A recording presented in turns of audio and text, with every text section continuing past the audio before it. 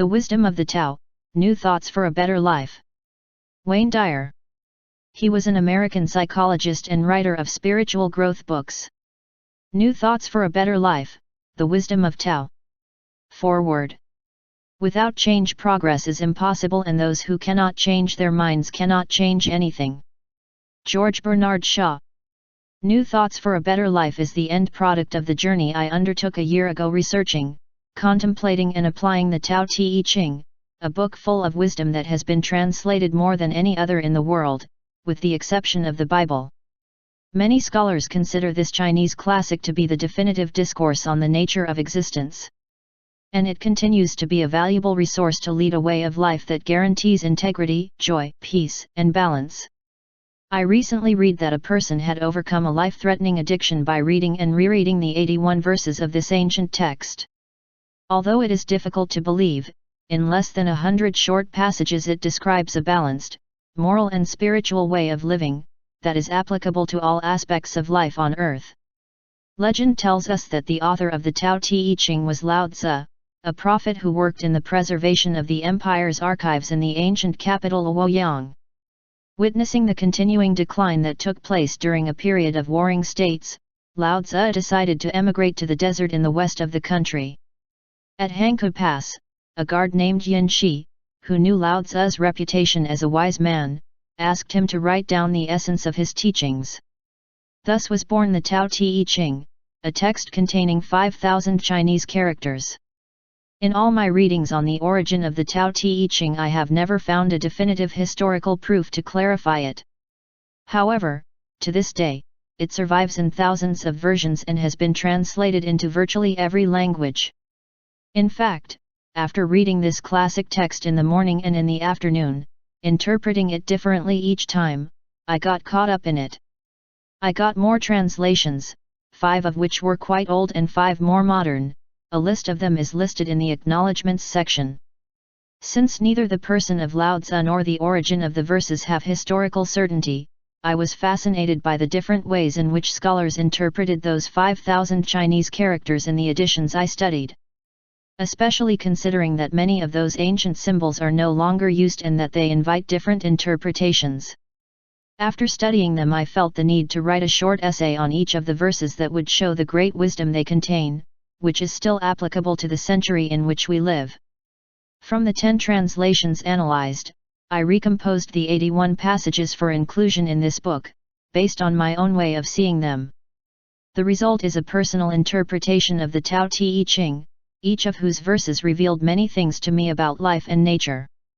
As you read them, I want you to know that what I have written reflects what I personally found most useful of the 10 translations I studied. I want to apologize for any omissions I've made, or inclusions that don't seem to fit perfectly. One of the many gifts that the Tao Te Ching offers is its ability to broaden our minds, especially due to the way Lao Tzu poses paradoxical and scathing concepts to illustrate the way we should view life. When it seems that a forceful attitude is the most appropriate at any given moment, Lao Tzu urges us to appreciate the value of humility. When a situation arises in which it seems that we must act, the great sage asks us to think about the possibility of not doing it. When we feel that ambition is going to help us achieve what we want, it advises us to be passive and patient. And what is really what we call the Tao? As we are told in the first verse, giving it a name leads us to lose it. So this is the best I can think of. The Tao is the supreme reality and the omnipresent origin of all things. The Tao never begins or ends, it does nothing, and yet it infuses vitality into everything in the world of forms and limits, often referred to as the world of 10,000 things. Commentators on the Tao Te Ching generally interpret the word Tao as the way, Te as the pattern and power, that is, the way the Tao manifests itself, and the word Ching as book. All the translations that I have analyzed referred to Tao as the way, with a capital letter, and to Te as what brings light and color to the way. When I think of the name that has been with me for more than 65 years, Wayne Dyer, I realize what it is that has attracted me to the study of the Tao and to writing these essays. As you can see, the first 3 letters of my name make up the word way, and a Dyer, in English, Dyer, is a person who brings light or color. That is why I am not surprised by the total commitment with which I have faced reading, writing, interpreting and especially the application of these 81 verses. In his work The Wisdom of China and India, Ling Yutang says, if there is one book in all of Eastern literature that should be read more than any other, it is, in my opinion, the Book of the Tao of Lao Tzu. It is one of the most philosophically profound texts in history. As you read New Thoughts for a Better Life, you will find your way into Lao Tzu's mystical and practical philosophy, and the joy of applying it to your life in the modern world. Writing this book has given me a surrender to ideas that did not always seem to agree with a linear rational approach, and it has changed me in a way that, like the Tao itself, is inexplicable and unnameable. When I learned that I was going to have to dedicate a whole year to this project, I approached it in the following way, which I describe as a diary. I get up before 4 in the morning, meditate, take some juices and nutritional supplements, and settle in the sacred space where I write. On a table I have some framed portraits of Lao Tzu. In one of them he is dressed simply, in another he is standing leaning on a staff, in a third he is sitting on the back of an ox. I quietly immerse myself in work and read a verse from the Tao Te Ching, letting its words accompany me and inviting the forces of inner and outer life to inspire me. Some of the passages contain ideas that seem to be directed at political leaders, but I always keep the average reader in mind. That is, I seek wisdom for everyone, not just for people who hold positions of political or economic power. I take some notes and, for the next 3 days, I think about what Lao Tzu offers us. I invite the Tao to accompany me as the backdrop for all my activities. I say to myself, following the title of the book Wayne, change your thinking and watch your life change. And my thinking changes. I feel that the Tao is with me, always present, always doing nothing, and always leaving absolutely nothing to do. As I see it, with a capital V, now, the environment is presented differently. The people I see are creatures of God who do not know their own nature or, sadder still, who need to interfere in the affairs of others. Now my point of view is different, I feel calmer and more patient. I stay aware of the cyclical nature of the world of 10,000 things and experience powerful insights that change what I see. I know that human beings are like the rest of the natural world and that sadness, fear, frustration, or any other disturbing feeling cannot last. Nature does not trigger a storm that never ends. Within misfortune, good fortune is hidden. After a few days thinking and applying the teachings of a certain verse, I look into the eyes of the portrait of Lao Tzu first thing in the morning and ask him, "What did you mean? How can anyone who wants to live up to this great advice apply this here today?" Then something impressive happens, the message reaches me. Through the centuries, through the atmosphere, through my fountain pen, down to the blank page, what only occurs to me to call spontaneous writing. I know it's not mine. I know I can't touch it, feel it, see it, or even name it, but words reach the world of 10,000 things. I am overwhelmed by a feeling of gratitude, bewilderment, and amazement, and immense joy. The next day I begin another 4-day adventure with the teachings that the Chinese master wrote 2,500 years ago, feeling blissful, honored, and completely shocked by the profound effect his words have on me. I am convinced that in the 21st century our world needs to elect leaders fully aware of the importance of Lao Tzu's words. Our survival could depend on our understanding that the concepts of enemy and war can cease to exist if a life is lived in harmony with the Tao. Governments would have to stop regulating our lives, overwhelm us with taxes, and invade our privacy. However, the lessons and truths of the Tao can be discovered and applied by all people. In this way, the Tao can bring you closer to the great miracle of your own being. Yes, you are the Tao in action. Your being comes from nothing and will return to it. So to enjoy it and get the most out of it, make reading this book a personal journey. First, carefully read one of the verses of the Tao Te Ching and the essay that follows. Then spend some time applying it by changing the way you've been conditioned to think and opening yourself up to a new way of conceiving your ideas. And finally, write something, write down quotes from the text, draw or express yourself in the way you feel called to do it, inspired by that verse. and move on to the next verse at the pace dictated by your nature. The following passage is taken from the book Tao, Daily Meditations by Deng Ming Dao, which I like to consult so much every day. Read this excerpt and watch the Tao come to life within you. If you dedicate a long period of time to the study and cultivation of yourself, you will enter the Tao. By doing so, you will also enter a world of extraordinary insights. You will experience unimaginable things, you will receive ideas and teachings that apparently come from nowhere, you will perceive sensations that could be described as prophetic. But if you try to convey your experiences, no one will understand you, no one will believe you. The more you travel this path, the further you will get away from the way society normally acts. You may see the truth, but you will find that people prefer to listen to politicians, comedians, and charlatans. If you are known as a follower of the Tao, there may be people who want to talk to you, but rarely are those people who truly understand the Tao. They would like to use the Tao as a crutch. Telling them about the wonders you have seen often becomes a futile contest with utter lack of communication. That is why it is said that people who know do not speak. Why not sit quietly and do nothing? Enjoy the Tao your way. Let others think you are stupid. You will know in your interior the joy of the mysteries of the Tao. If you find someone who can benefit from your experience, you should share it. But if you're just a wanderer in a crowd of strange people, the wisest thing to do is keep quiet. Perhaps the main message of the Tao Te Ching is that we must learn to recreate ourselves in the simplicity of what this ancient and sacred text tells us. As you put his ideas into practice, you will discover how profound he is. And at the same time, you will be very surprised by its simplicity and naturalness. The advice of this ancient master is so easy to apply that you should not complicate yourself. Simply agree to be in harmony with your nature, which you can trust, simply by listening to it and acting accordingly. I hope you fall in love with Lao Tzu and his wonderful Tao Te Ching, and that you add your light and color to the great way. I offer you my love and my commitment to a world centered on the Tao. I can't think of a better vision for you, for the world, and for the universe. Wayne Dyer. Maui, Hawaii. To my father, Melvin Lyle Dyer. Although I never got to know you, after having completely digested the Tao, I've finally done it. Everything is and always was perfect. I love you.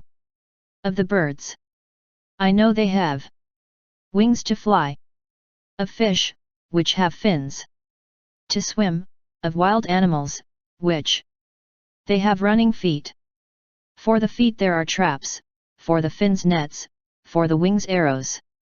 But who knows how dragons can to go up the wind and the clouds and reach the sky? Today I saw Lao Tzu and he is a dragon. These words are attributed to Confucius, having visited an elderly Lao Tzu for advice on etiquette and ceremony. Verse 1. The Tao that can be expressed is not the eternal Tao. The name that can be named. It is not the eternal name. The Tao has a name and, at the same time, it lacks it. Nameless, it is the origin of all things, with a name, she is the mother of 10,000 things.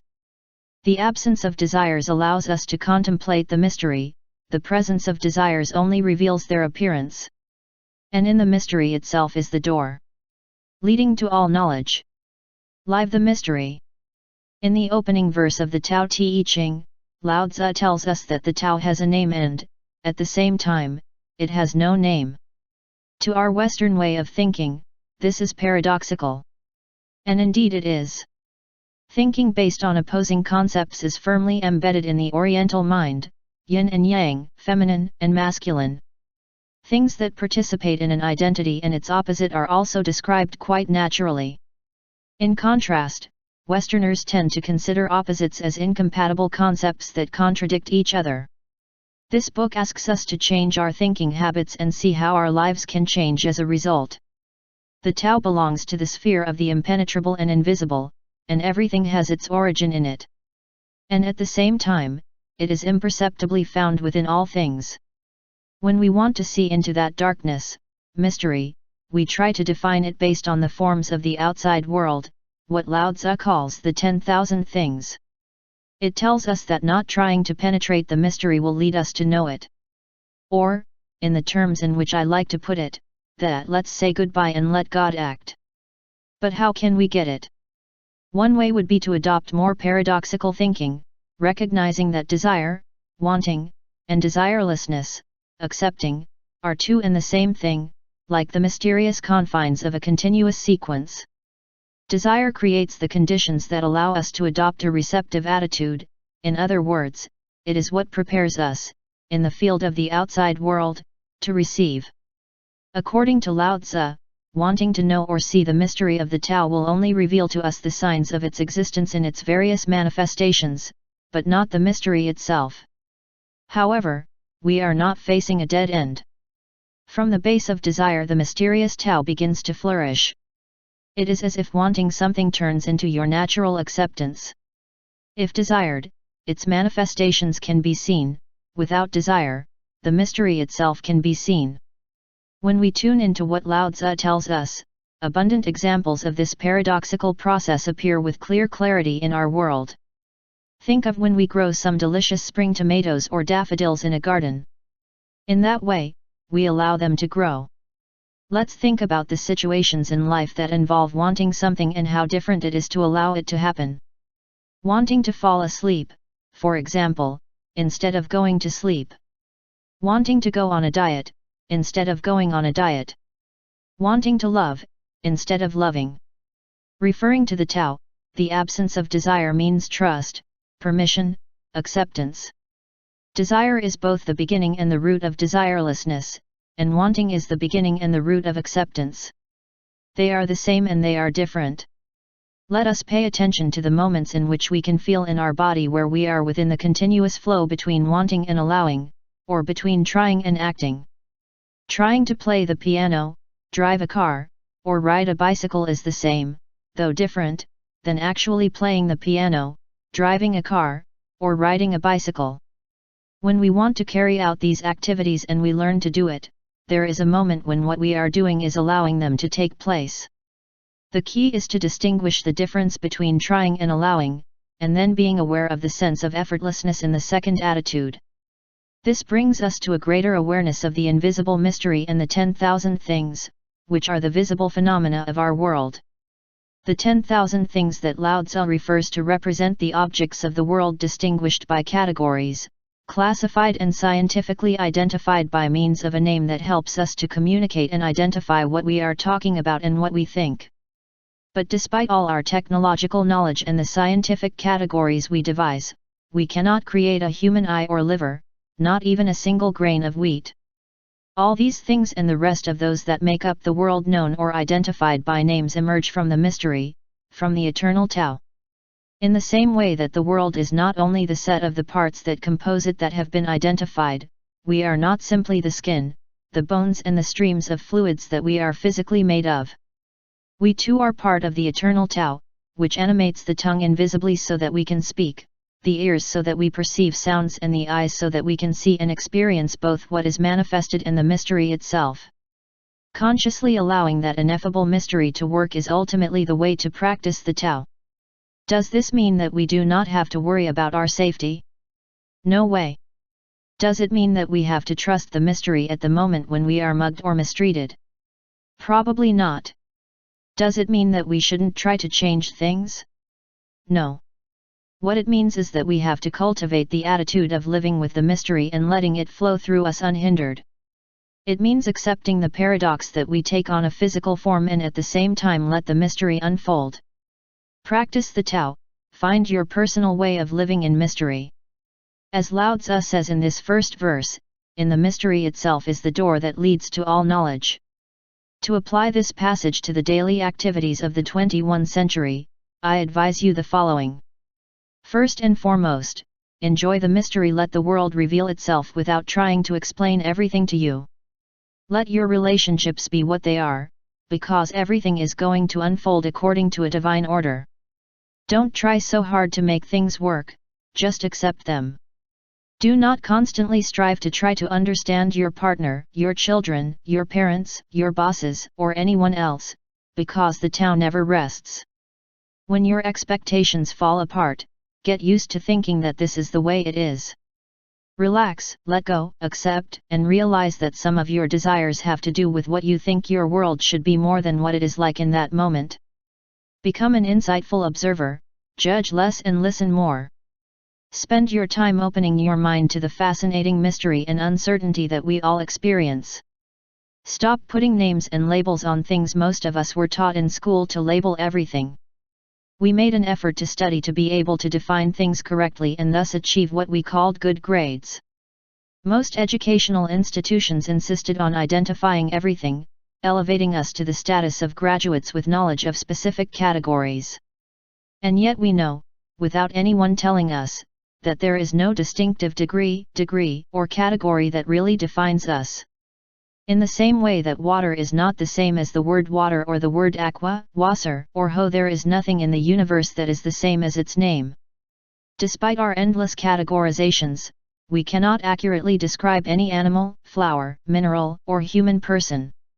And so the Tao tells us that the name that can be named is not the eternal name. We should revel in the magnificence of what we see and feel instead of always memorizing and classifying things. Practice the Tao, now. At some point during the day, reflect on the anger or irritation you feel towards another person or situation. So, decide to adopt the Tao posture, or practice the way, by searching carefully within yourself to know where you are in the continuous flow between desire and acceptance. Admit the paradox of wanting what irritates you to dissipate and allowing it to be as it is. Look for it within your thoughts and accept to feel it wherever it is, and as it moves within your body. Put all your attention on opening your mind, allowing tolerance to befriend the mystery that you find within yourself. Notice how that negative feeling manifests itself, perhaps causing cramps in your stomach, a stiff spine, palpitations, a lump in your throat. Wherever he is, accept him as an enigmatic inner messenger, and pay attention to him without judgment.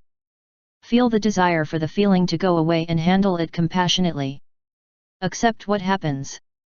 Live within yourself with the mystery without cataloging it, explaining it, or defending yourself against it. Its meaning is subtle and you must take care to identify it. Only you can prepare the ground for your being to experience the mystery. Verse 2. Under the sky, everyone can see beauty as beauty, but only because there is ugliness. Everyone can recognize good as good, but only because evil exists. Being and nothing generate each other. The difficult is born of the easy. The short defines the long, the low the high. The before and after follow each other. The wise man lives openly, with apparent duality and paradoxical unity. The sage can act effortlessly. And teach without speaking. Nurturing things without owning them. Works without seeking reward. Compete without chasing results. Once the job is done, you don't think about it anymore. That is why it lasts forever. Live the paradoxical unity. The idea that something, or someone, is beautiful is based on a belief system that promotes duality and judgment. This way of thinking is the one that predominates and is common in almost all people within our culture, and it even has a certain value in our society. I want to encourage you to carefully examine the concept of paradoxical unity based on this second verse of the Tao Te Ching. If you change your way of thinking, you can change your life and vividly experience the joy of unity. Has it ever occurred to you that beauty depends on something being considered ugly? If so, the idea of beauty originates the idea of ugliness and vice versa.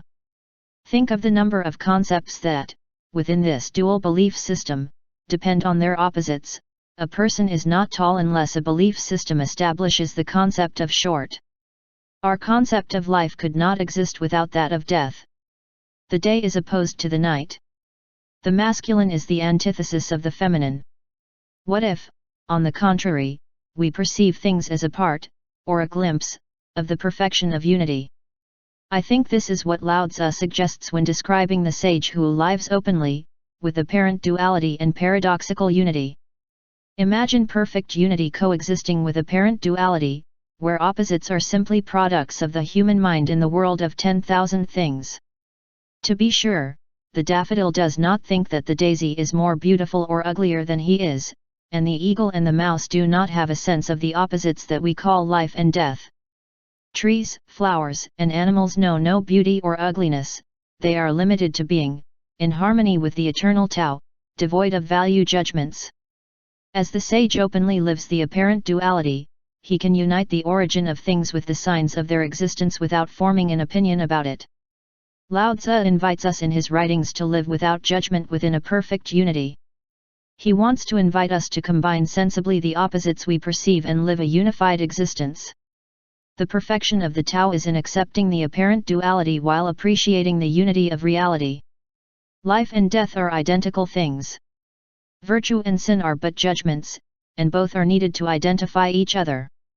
These are the paradoxes of a unified life. This is living within the eternal Tao. Once we transcend dichotomies or pairs of opposites, or at least appreciate them in their proper term, they flow in and out of life like tides. At all times, conceive of your being as a living and breathing paradox. The body has physical limits, it has a beginning and an end, and its substance is material.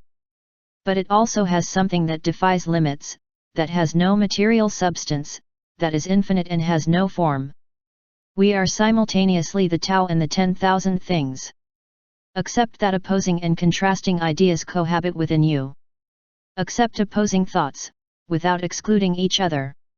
Firmly believe in your free will and in your ability to influence your surroundings and, at the same time, surrender to the energy that lives within you.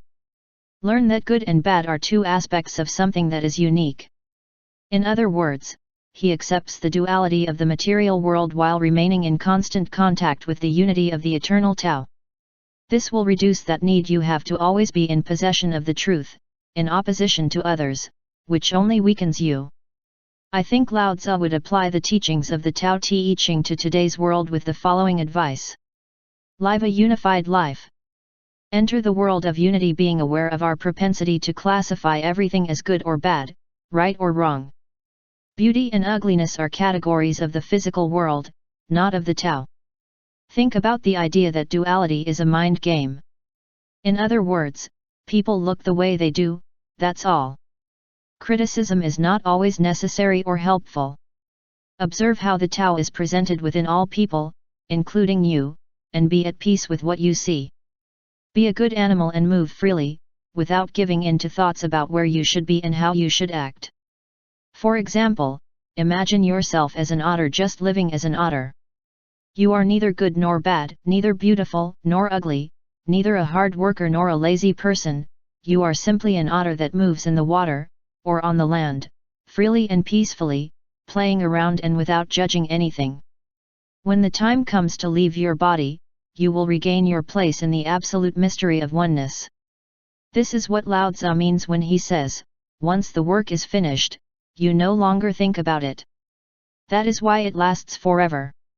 In other words, you don't have to wait to leave your body to experience eternity, you may know your eternal self despite living within a physical body. When you see duality and judgment arising, allow them to be part of the perfect unity. When other people raise dichotomies, you can know unity by practicing the Tao. You accomplish a lot by trying less. Effort is a part of the whole, another part is the absence of effort. Merge this dichotomy and the result will be action without effort and without attachment to the result. When we are dancing with someone, we act that way.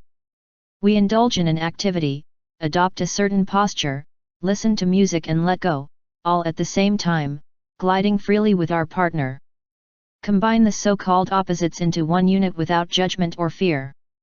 Calling an action a nice effort implies the belief that hard work is better than lack of effort. But this does not exist by itself, but only based on the idea of lack of effort. Trying hard to pick up some trash is actually just not picking it up. Once collected, it is irrelevant whether it was an effort or not. You have to understand that you can act without taking into account the judgment that is implicit in words such as effort and endeavor. You can compete without thinking about the result. Eliminating the opposites, paradoxically, unifies them in such a way that it is unnecessary to take sides with one of them. I can imagine that, in today's words, Lao Tzu would summarize this second verse of the Tao Te Ching with these simple 3 words: just be. Practice the Tao, now. Practice the Tao today when you experience a situation in which you can defend or explain yourself, deciding not to. Instead, look within and become aware of how you feel about the disagreement raised by observing how it traverses your physical system. Just live with it, instead of choosing to alleviate it from outside of yourself, explaining and defending yourself. Don't get caught up in the apparent duality of being right or wrong. Congratulate yourself for choosing to live in the paradoxical unit, a unit in which the variety of possibilities simply exists. Silently appreciate the situation and your willingness to put your wisdom into practice. Verse 3. Give value to prestige. Leads to rivalry. When wealth is overvalued, people start stealing. When what is desirable is not exhibited, hearts remain at peace. The wise man, in his government, empty minds and hearts, weakening ambitions and strengthening bones. Practice in action. When action is pure and disinterested, everything falls into place perfectly. Life satisfaction. The third verse of the Tao Te Ching advises us to reorganize our priorities to be satisfied with what we have. Dedicating yourself to obtaining more objects encourages the control that external factors exert over us. If we strive for preeminent status, be it financial or power, we close our eyes to our relationship with the eternal Tao and we turn away from the happiness that we could enjoy in our life. The overvaluation of the possession of goods and our achievements comes from the selfish fixation on getting more, wealth, belongings, status, power, and the like. The Tao recommends that we refrain from pursuing this kind of unhappy life that only leads to larceny, rivalry, and confusion. When we stop pursuing more and more things, the Taoist practice of gratitude leads us to a life in accordance with what we have. We must dispense with our personal desires by submitting to this Tao-centered question: how can I surrender? Simply by replacing our old way of thinking with this new approach, we will begin to experience major changes in our lives. The advice that we practice in action and trust that everything will stay in its perfect place may seem like an invitation to laziness and a formula for society's failure. But I don't think that's what Lao Tzu wanted to convey to us. It does not tell us to be indolent and do nothing, rather, it suggests that relying on the Tao is the way for the origin of creation to direct us, and for us to be guided by a higher principle than our selfish desires. The needs that the ego imposes on us can get in the way of the divine essence, so we must put them aside and be guided by the Tao in all our actions. Are you in a state of agitation? Trust the Tao. Seek what it is that makes you advance free from the yoke of your ego, and paradoxically you will be more fruitful. Allow what lies within you to act and let go of your worldly fixation. In this way, from now on, it will not be only you who leads that organization that you call your life. Much of the third verse gives us advice on how to govern. I do not consider them political or administrative councils, but rather related to our own lives and those of those who are responsible for serving as guidance, that is to say, our closest family and, in a broader sense, the small human family in which all the people with whom we are in daily contact are included. Encourage your family members to free their minds of thoughts about their social status and how to hoard wealth, instead thinking about giving themselves to others and contributing to their health and strength. It shapes the harmony that this attitude implies. After all, we all want something or someone to inspire us. The source of creation has no interest in material possessions or the status of people. It will provide whatever is needed and will guide, motivate, and influence you, just like everyone else. The ego, and its incessant countless desires, probably needs to be weakened in order to feel the beauty of the Tao. Set an example for others by becoming a guide who turns away the self-centered temptations that fuel envy, anger, and rivalry. If Lao Tzu could look at our world today from his 2,500 years perspective, I think he would offer the following advice based on the third verse of the Tao Te Ching. Remind yourself every day that there is no way to happiness, but happiness is the way. You may have a long list of goals that you think will satisfy you, but if you consider how happy you are right now, you will find that the fulfillment of certain ambitions that you had did not produce a lasting feeling of joy. Desires can cause anxiety, stress, and competitiveness, and you must identify which of them do. Bring your happiness to all the people you meet in life, instead of waiting for external events to bring it. If you are in harmony within the path of Tao, all the joy you could have dreamed of will begin to flow into your life. The right people will come to you, the means to pay for what you propose to do and the necessary circumstances for it. Don't pressure yourself, Lao Tzu would say, and feel gratitude and great respect for what exists. Your life is controlled by something much greater and more important than those little details of your arrogance aspirations. Trust in the perfection of the eternal Tao, as it is the ultimate origin of the 10,000 things. The Tao is working for you and with you, so that you do not have to remind it what it is you long for or what you think it has forgotten to do for you. Trust in the harmony of the Tao. He took care of everything you needed at the time of your creation and during your first 9 months of life, without you helping him in anything, totally independent of the wishes you might have. The Tao will continue to do so, simply if you trust it and practice in action. Make a list of your wishes and pour them into that nameless energy. Yes, throw them away and do nothing but trust. At the same time, listen and pay attention, letting yourself be guided, and connect to that perfect energy that sends everything you need into your life. You, I mean your ego, have no need to do anything. Simply allow the eternal perfection of the Tao to work through you. This is Lao Tzu's message for our world today. I have the impression that Henry David Thoreau very adequately expressed the message of this third verse of the Tao Te Ching when he made the following observation when he wrote at Lake Walden in the mid-19th century. Let us spend a whole day as leisurely as nature, without letting a walnut shell or a mosquito wing that fall on the track make us derail. If the locomotive whistles, let it whistle until it is hoarse with pain. If the bell rings, why should we run? I have always regretted that I was not as wise as the day I was born.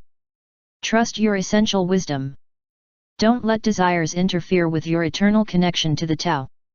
Practice the Tao, now. Think about a situation today in which you are considering buying something. Decide to practice the Tao and listen to their advice. Be grateful that you have the ability to make the purchase and then listen to yourself and do nothing for now. The Tao will reveal to you, through your feelings, what you have to do. Trust him. I could advise you to make the purchase and enjoy it with gratitude, or to give away what you have bought, or to get 2 objects, one for yourself and one for someone else, or to give the money for a charity instead of buying the object, or simply that you will not buy it.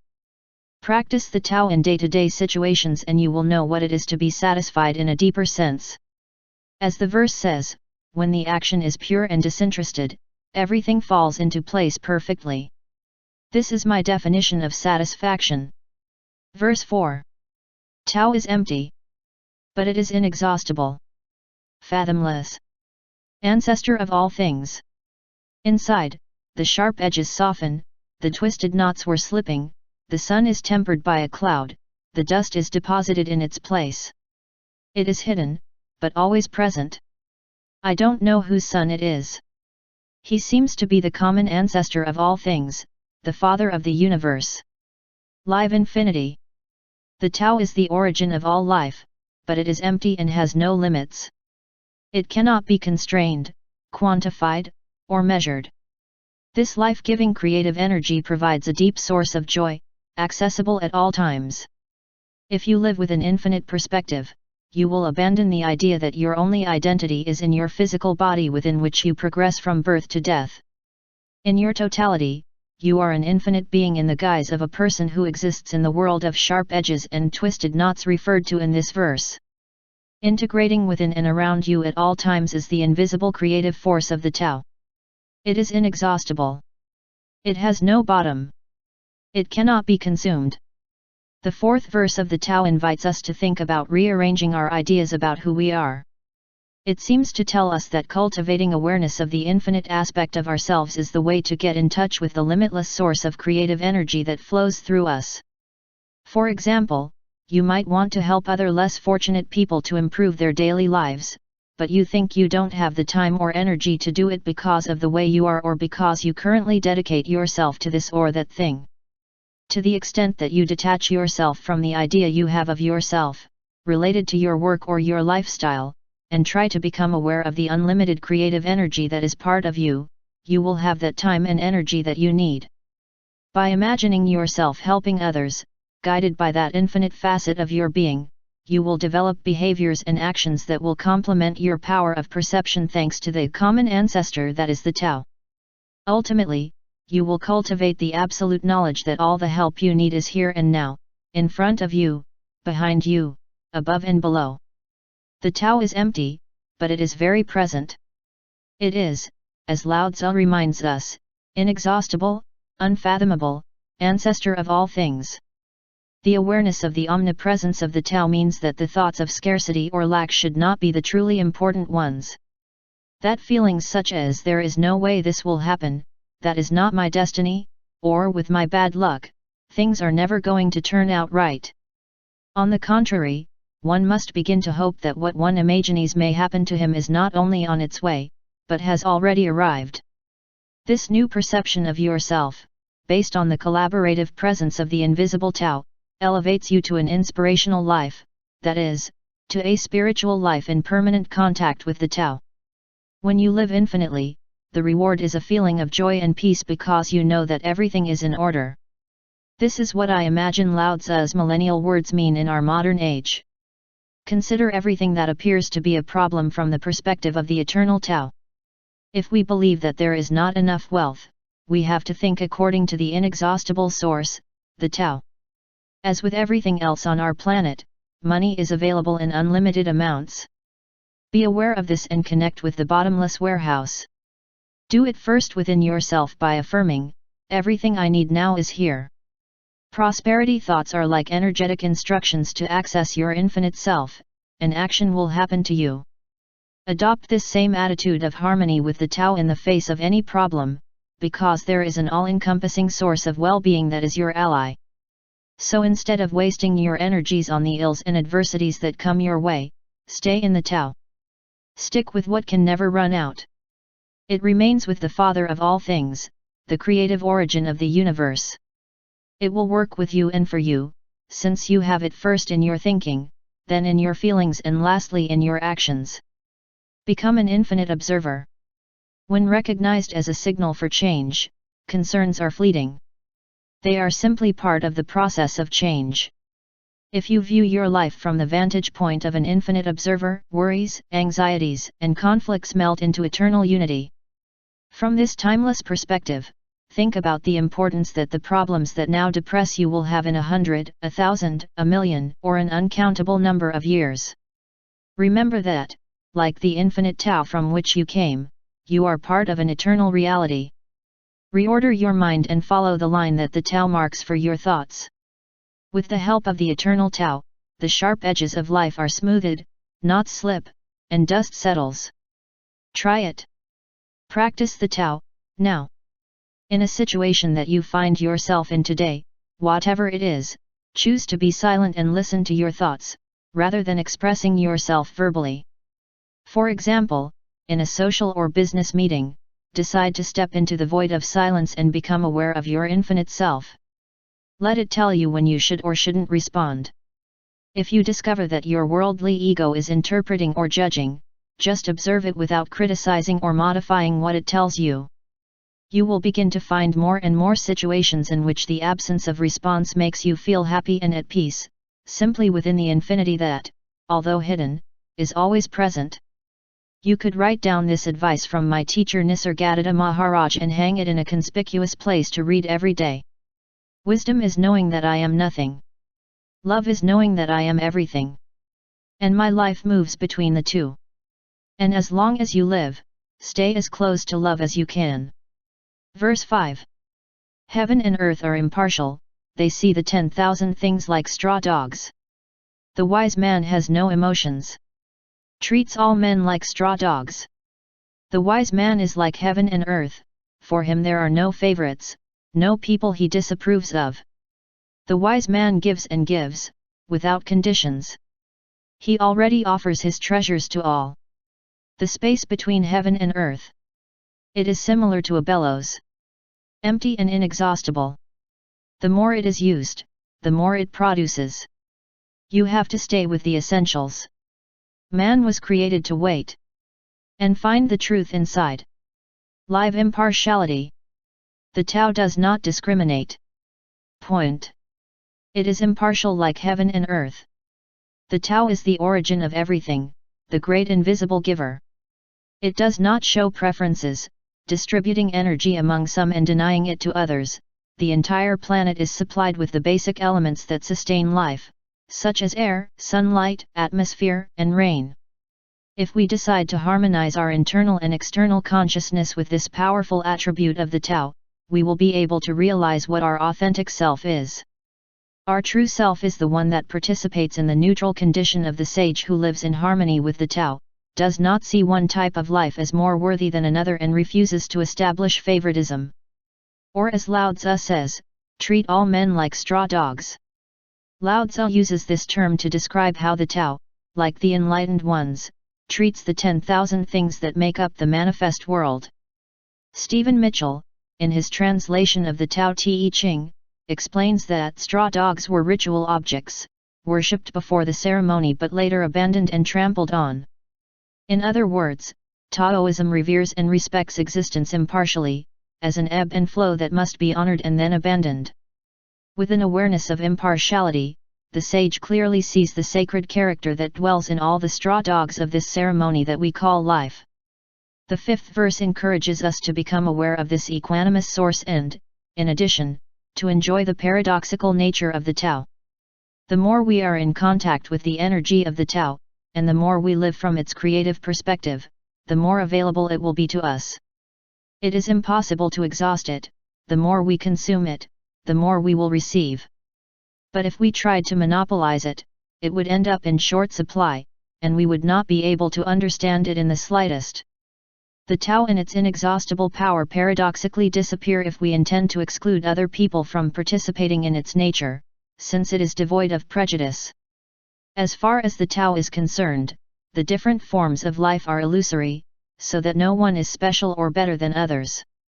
This sentiment is captured in the Christian Gospels. God sends rain to the just and the unjust, Matthew 5:45. By practicing fairness, you incorporate the fifth verse of the Tao Te Ching into your life and bring its wisdom to the world today. To do this, I think Lao Tzu was trying to teach us the following from his 2,500-year perspective. Remain in harmony with the impartial essence of the Tao in all your thoughts and actions. When you exclude others from your thoughts, you are deciding to consider yourself special and therefore worthy of exceptional favors from the origin of being. By promoting yourself to that category, you elevate your personal importance above that of those you have decided are less worthy. If you think like this, you will lose the power of the all-encompassing Tao. Organizations, including religious groups, that distinguish some of their members as favored do not pay attention to the Tao.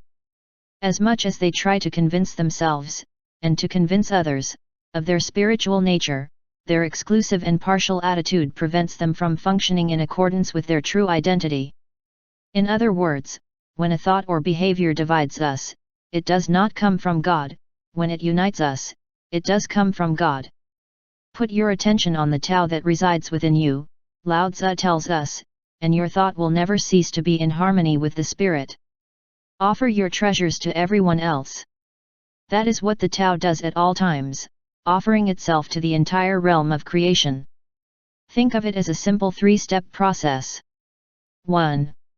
Eliminate as much as possible all judgments about other people. The simplest and most natural way to achieve this is to see yourself in others. Remember that you share something with those people whom you judge, the Tao.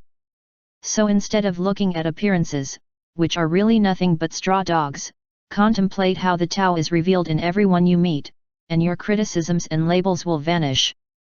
2. Eliminate the word special from your vocabulary when referring to yourself or others.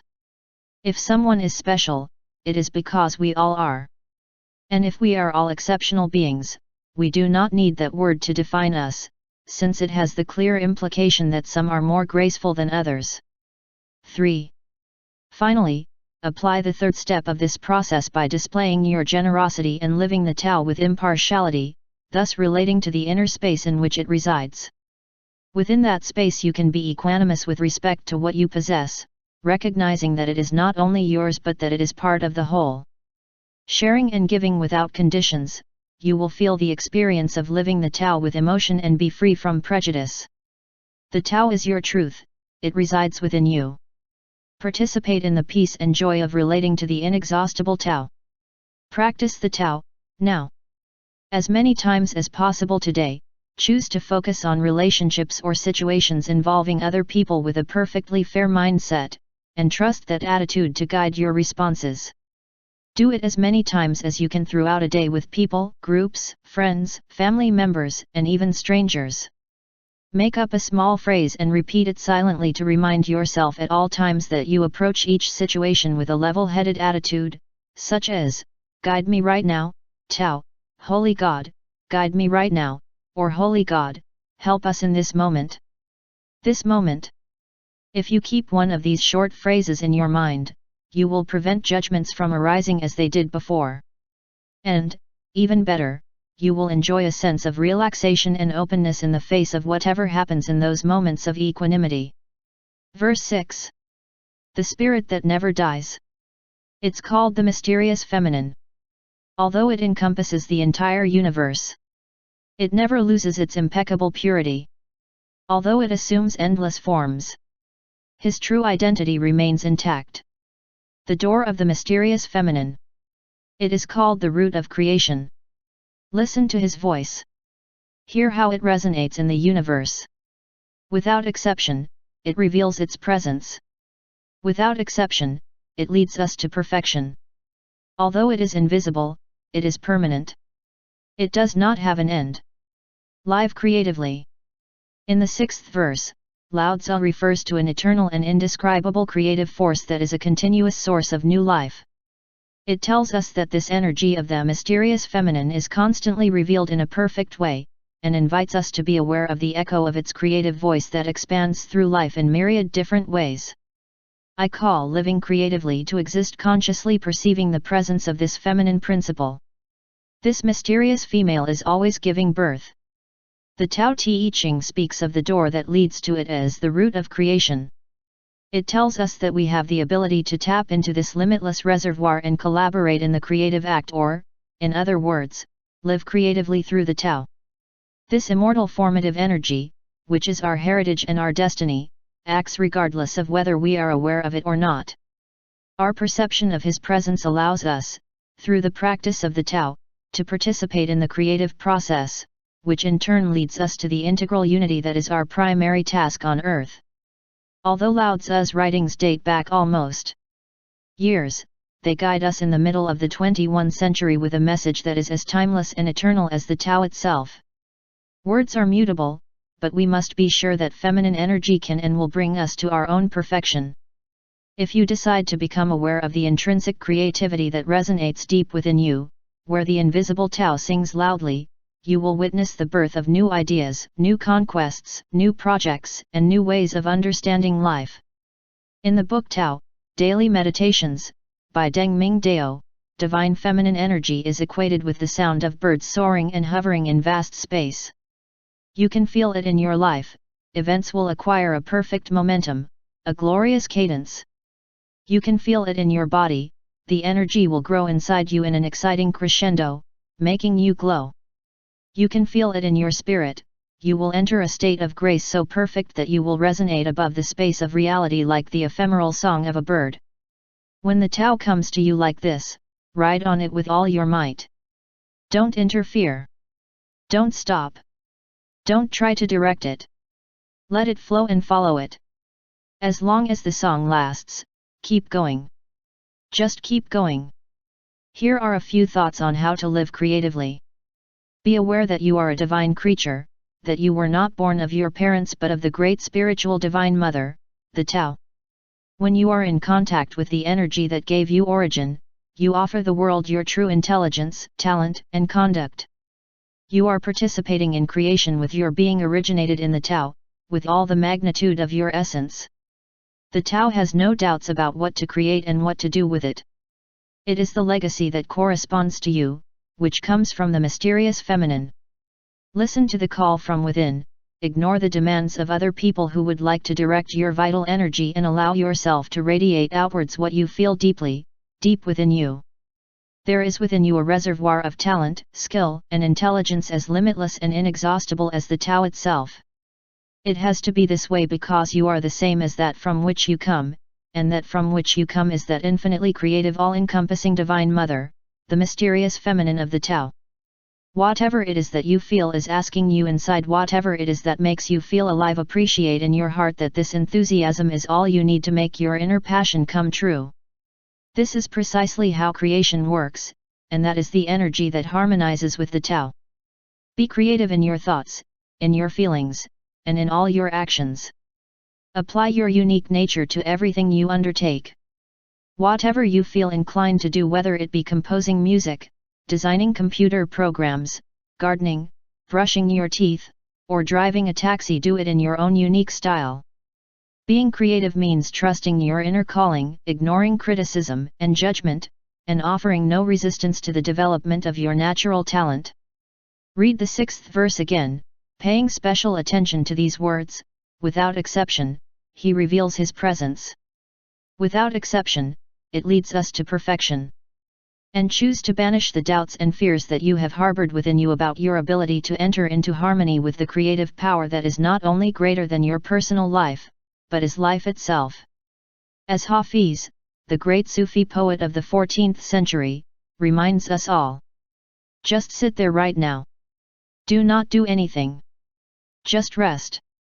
Because your distance from God. Of love. It's the hardest job. Of this world. When you regain communication with your Divine Mother, you will live creatively. You will, in fact, be living the Tao. Practice the Tao, now. Look at babies and toddlers today. Look for the nature of the mysterious feminine in boys and girls who have not yet adapted to the cultural and social demands that keep our true selves hidden. Can you appreciate in any of them that their intrinsic nature is still intact? Observe what appears to be his natural temperament, or the gift he has received from the Tao. Then try to remind yourself when you were a child, when the natural self originated in the Tao was not aware of the selfish self, before you started to believe that possessions or power are important. Who were you? Who are you? Yes, take a few moments today to be with a child and observe their communication with the Tao, watching how it unfolds perfectly and without interference. Verse 7. The sky is eternal, the earth remains. Why do heaven and earth last forever? Because they do not live only for themselves. This is the secret of its perpetuity. That is why the sage is placed last. And, therefore, it takes precedence. It stands as a witness to life. And that is why it subsists. Serve others. And all your needs will be met. Selfless action makes us realize ourselves. Living beyond one's own ego. The first line of this 7th verse of the Tao Te Ching reminds us that the Tao, origin of heaven and earth, is eternal. In the same way, the primeval nature of life is eternal and permanent. This quality of permanence has a foundation, which operates when we live from the Tao rather than from our worldly ego. Identifying exclusively with physical life, basing our existence on buying and achieving things, supposes ignoring our infinite nature and limits our awareness of the Tao. Within a finite system, it seems logical to strive to acquire possessions and achieve goals. In most cultures, civilization is fundamentally based on the dedication of all energy to achieve success in acquiring power and material objects, which are supposed to bring happiness and prevent unhappiness. The central idea that animates these cultures is that of an individual being, who inhabits an individual body, who has a name and a cultural and biological information similar to that of others, in relation to his scale of values and his loyalty to the homeland. The Tao suggests us, especially in this 7th verse, that we renew these concepts and opt for an existence that is beyond ourselves and our compatriots, that is to say, that we radically modify our ideas and thus change our lives. Lao Tzu tells us that the secret of the ineffable nature of the eternal Tao is that it does not identify with possessions or ask anything of its innumerable creatures. The Tao is like a machine that gives and never runs out of gifts to offer, without asking for anything in return. The Tao teaches us that it is this natural tendency to live for others that makes it eternal. Generosity and immortality go hand in hand. The sage, who grasps the eternal nature of the Tao, goes beyond false identification with the ego and chooses to live in communication with the Tao. He puts others first, asks for nothing in return, and serves them wholeheartedly. Thus, the sage experiences the ultimate paradox of the Tao: giving without asking, attracts everything that he can manage or could need. Putting himself last, he ends up coming first. Caring for others before himself, he abides, just like the Tao. The sage emulates the natural philanthropy of the Tao, and all his needs are satisfied. The ego is an urge that keeps asking and is never satisfied. Our ego constantly demands that we strive to have more money, power, material goods, fame, and prestige to fill that gas tank that it thinks it needs. But if we live centered on the Tao instead of on our ego, we will withdraw from this crazy race, achieving inner peace and satisfaction in our fulfillment. In my opinion, the wise message that the Tao Te Ching carries to the 21st century in this verse is the following. Try to detach yourself from your ego. Practicing the lesson of the Tao that says, serve others, and all your needs will be met.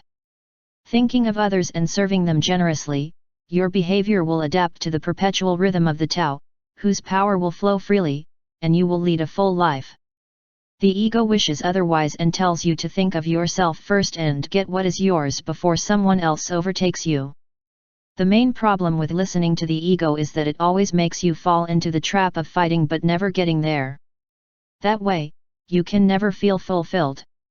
If you pour out your thoughts and actions, you activate your capacity to love, which is the same as giving. Put others before you, in every possible way, affirming, I can see the invisible and sacred origin of the universe in its perpetual generosity, giving without asking for anything in return. I promise to do it myself within my thoughts and in my behavior. When you're tempted to prioritize personal successes and failures in your thoughts, immediately think of someone less fortunate than you.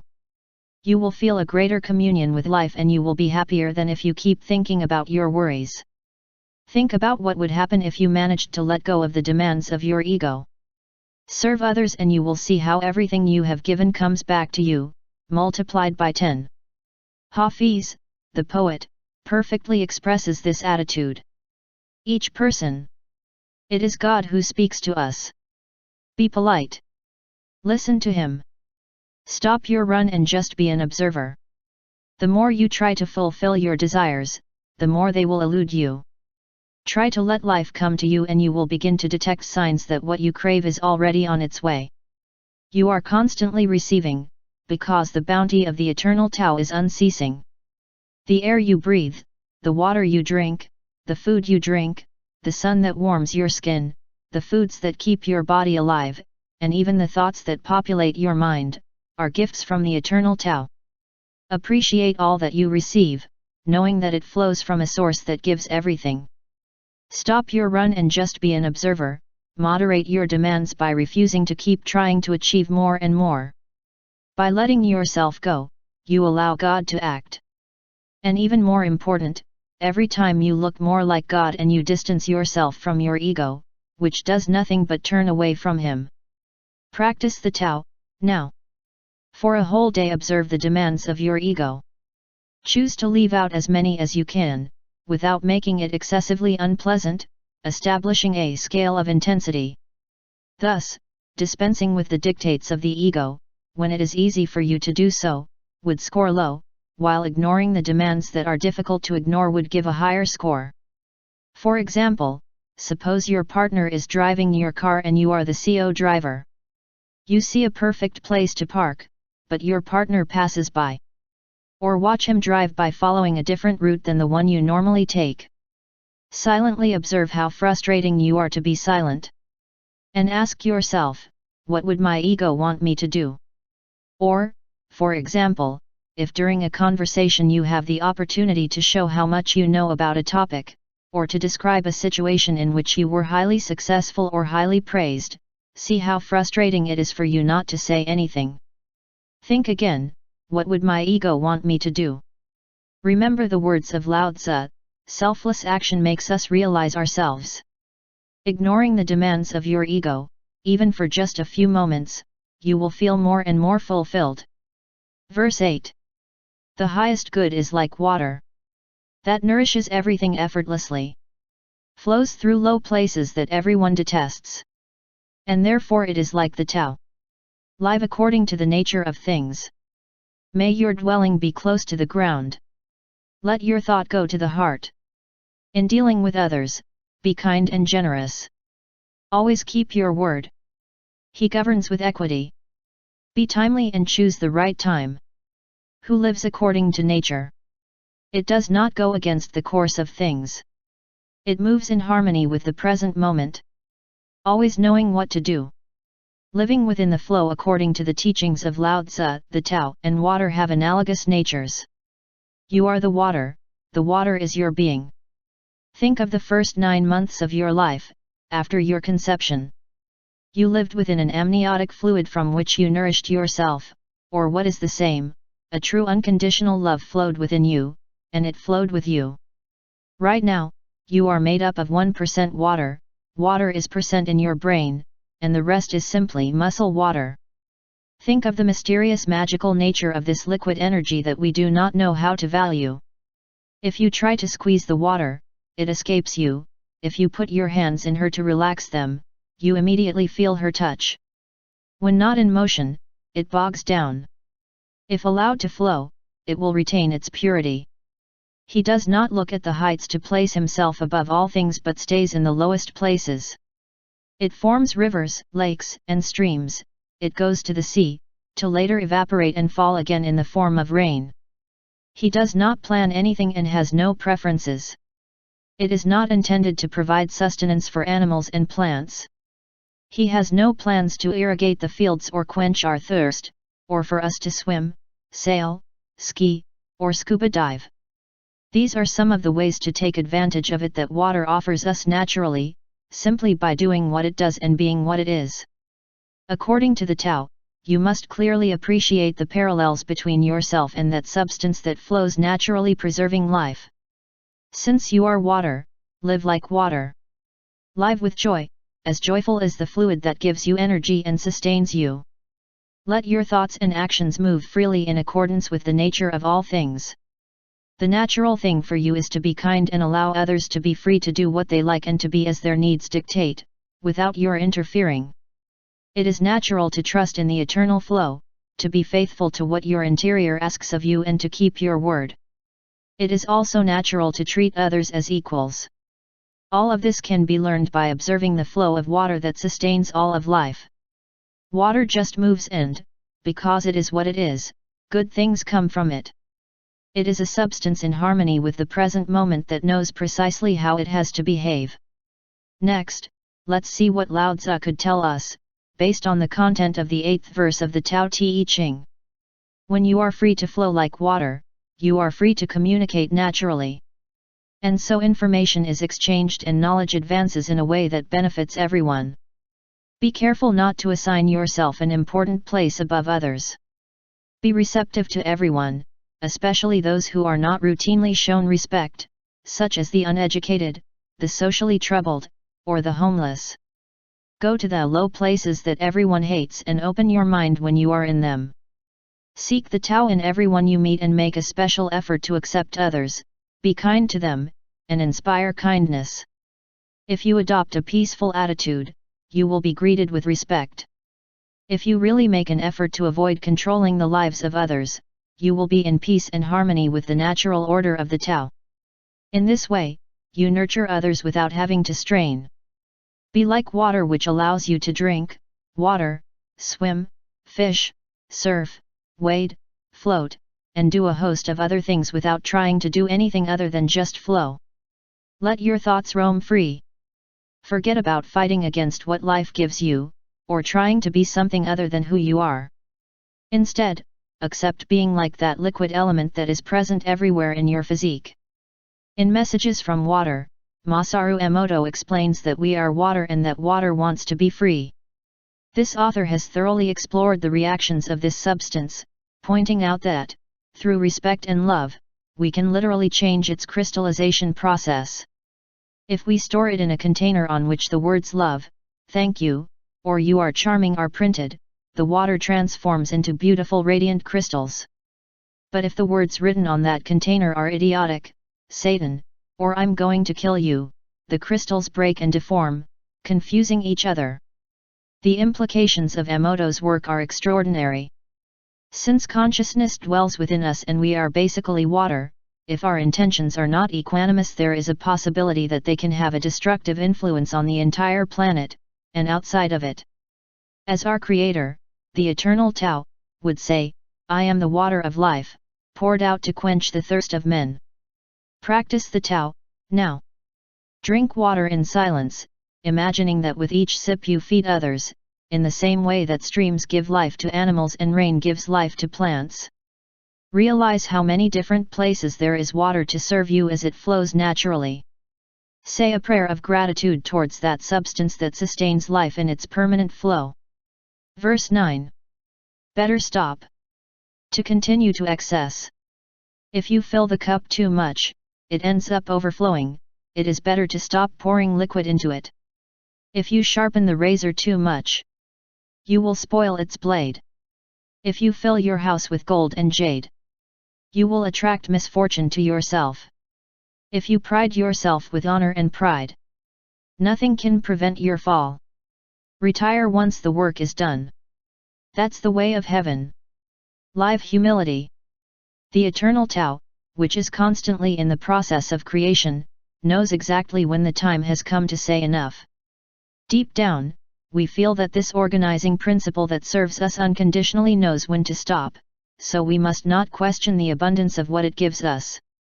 The creative source is wonderfully balanced according to the principle of humility discussed in the 9th verse of the Tao Te Ching. The Tao can generate anything in quantities that would amaze an observer, but, in its discreet humility, it seems to know when there are enough trees, flowers, bees, hippos, or any other living thing. The Tao flees from excess. You do not need to demonstrate your unlimited creative power, knows exactly when to stop. This verse invites us to communicate spiritually with this attribute of the Tao. Filling our lives to excess with possessions, pleasures, pride, and activities, when there is no doubt that we have reached a point where more equals less, is a sign that we are in harmony with our ego and not with the Tao. Living humility, we know when to stop, let go, and enjoy the fruits of our work. In this verse it is clearly stated that fighting to improve our status, obtain more money, power, acceptance, and endless objects is as stupid as continuing to sharpen a knife once we have already sharpened its blade to the maximum. Obviously, continuing to do so would cause the edge to go bad, when a well-sharpened knife is perfect. Lao Tzu advises us to beware of amassing a great fortune and then storing it. If we did, we would have to dedicate our lives to preserving our heritage safely, with the need to achieve even more persisting. He advises us to be content with a level of wealth that leads us to live humbly. If we want money and fame, we have to know when to get out of the bandwagon and act according to the Tao. This is the road that leads to heaven, in contrast to the world we live in, which is addicted to getting more. We have to realize that advertising is basically designed to sell goods and services by convincing us that we need a certain thing to be happy. Analysts would tell us that the economy collapses when it is not growing continuously, but it is easy to see that excessive growth, like cancer, ultimately leads to destruction. In the big traffic jams that form on many highways, the consequences of overproduction can be seen. It now takes more time to get from one end of London to the other than when the automobile had not yet been invented. When we go shopping, we observe the same phenomenon. I call it option overload. Pain relievers for back pain, menstrual cramps, headaches, joint pain, morning or evening, in capsules, in liquid or powder form. And it is always the same if we buy toilet paper, orange juice, or any other product. In my opinion, Lao Tzu sends the following advice to the modern world from his millennial perspective. Accept the radical concept of you have to say enough. Make this commitment even though you live in a world addicted to the idea that you never have enough. To paraphrase Lao Tzu, Do your job and then step back. Practice humility instead of ostentation and uncontrolled consumption. The obesity problem in the Western world, especially in the United States, is a direct consequence of not understanding, and living, the message of good sense that emerges from the 9th verse of the Tao Te Ching. Eat, but stop when you have satisfied your appetite. To continue gorging yourself when you are already satiated is to fall into the trap of believing that happiness is in having more and more. In reality, what you do is fill yourself too much with something that artificially symbolizes success. Instead, think of the infinite wisdom of the Tao, which tells us, it is better to stop than to continue to excess. Saying enough is not just that, it is making common cause with the eternal Tao. Look for joy in everything you do. Instead of keeping up with your ego wants you to get more and more rewards for your actions. If you enjoy the present moment with love, you abandon the absurd idea that you are on earth to strive to accumulate wealth and medals. Seek pleasure in what you do, rather than how it will ultimately benefit you. Begin to trust the infinite wisdom that brought you to this material world. After all, I knew exactly when was the right time for you to get here. The Tao did not say, if such a beautiful child is formed in 9 months, let us extend the gestation period to 5 years. Thus, the creation will be even more perfect. Nothing of that. The Tao states that 9 months is the exact time. You have that time and you don't need more. The next time you have a desire for more things, stop and think about the Tao. This creative principle fully understands the idea that when the work is done, thank God, it is time to stop. In the words of Lao Tzu, this is the way of heaven. Why are we going to discuss it? Practice the Tao, now. At your next meal, monitor your portion by wondering if you are still hungry after a few bites. If you don't have it, stop eating and wait. If hunger doesn't reappear, end your meal. In this way, you will have put into practice the last phrase of the 9th verse of the Tao Te Ching, withdraw after the work meal is completed, that is the way of heaven. Verse 10. Being body and soul. And embracing unity. Can you avoid dissociation? Can you let your body turn as flexible as a newborn? Can you open and close the gates of heaven, acting like the female does? Could you love your people and rule your domains without giving you importance? Give life and nurture. Have without possessing. Work without bragging. Direct without controlling or dominating. The one who takes into account this faculty. Bring the Tao to earth. This is the primary virtue. Live unity. This verse from the Tao Te Ching examines the paradoxical nature of life on earth. Lao Tzu encourages us to manage to reconcile the apparent incompatibilities between body and spirit that are revealed daily in our lives. We are in communication with the power of the eternal Tao while we dwell within a mortal body. When we assume this situation of ambiguity, we begin to appreciate that the world is revealed as something impeccable. In anything that is apparently absolute we can appreciate a paradoxical existence. This truth can be addressed with a series of questions. Can an adult body, with all that the aging process entails in the form of stiffness, pain, limitations caused by joint problems, etc., be as flexible as a human body? Newborn? Is it possible to work and fight while participating in the creative feminine spirit? Can you be successful in this and other things while not harboring feelings of vanity? Can you be true to the Tao and not allow the ego to dominate you, and at the same time function successfully in a world dominated by the ego? The 10th verse proposes a way of life based on the ability to embrace unity when an illusory impression of duality is clearly presented to us. Let's see what the poet Hafiz had to say about this thousands of years after the Tao Te Ching was written.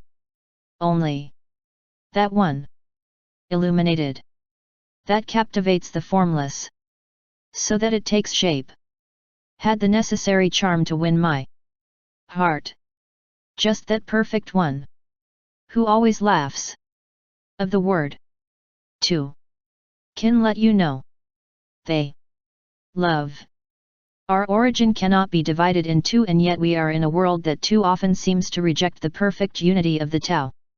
We can live the Tao on a personal level by challenging the belief in opposites and stimulating our consciousness of oneness, that is, we can renounce our ego and live in this world without being of this world. This is my interpretation of the advice that Lao Tzu gives us from his millenary perspective. Embrace unity by seeing yourself on everyone you come across instead of making judgments about people you consider marginalized or different. View others as an extension of yourself. This will diminish your vanity and link you to what Lao Tzu calls the primordial virtue. By detaching yourself from ego-dominated thoughts, you will feel the unity that you share with others and have the opportunity to feel part of the all-encompassing Tao. Awaken your inner conscience when you see that you are about to criticize a person or a group of people. Designed to reinforce your sense of detachment or superiority in relation to other people, newsletters can provide a perfect opportunity to do so. Put yourself in the shoes of those people or groups. In situations where you are expected to hate a supposed enemy, stop making judgments and mentally walk a kilometer inside their shoes. Do it with all the forms that life takes, even in the plant world. Recognize yourself in all creatures, noticing the presence of the Tao in this simple observation: we are the world. Enjoy the things you own without. Stick to them. Stop identifying with your things and your achievements. Instead, try to enjoy what you do and everything that flows into your life, for the simple pleasure of doing and watching the flow. Literally, neither you nor anyone else owns anything. Everything that has been formed will end up decomposing, everything that is yours will become someone else's.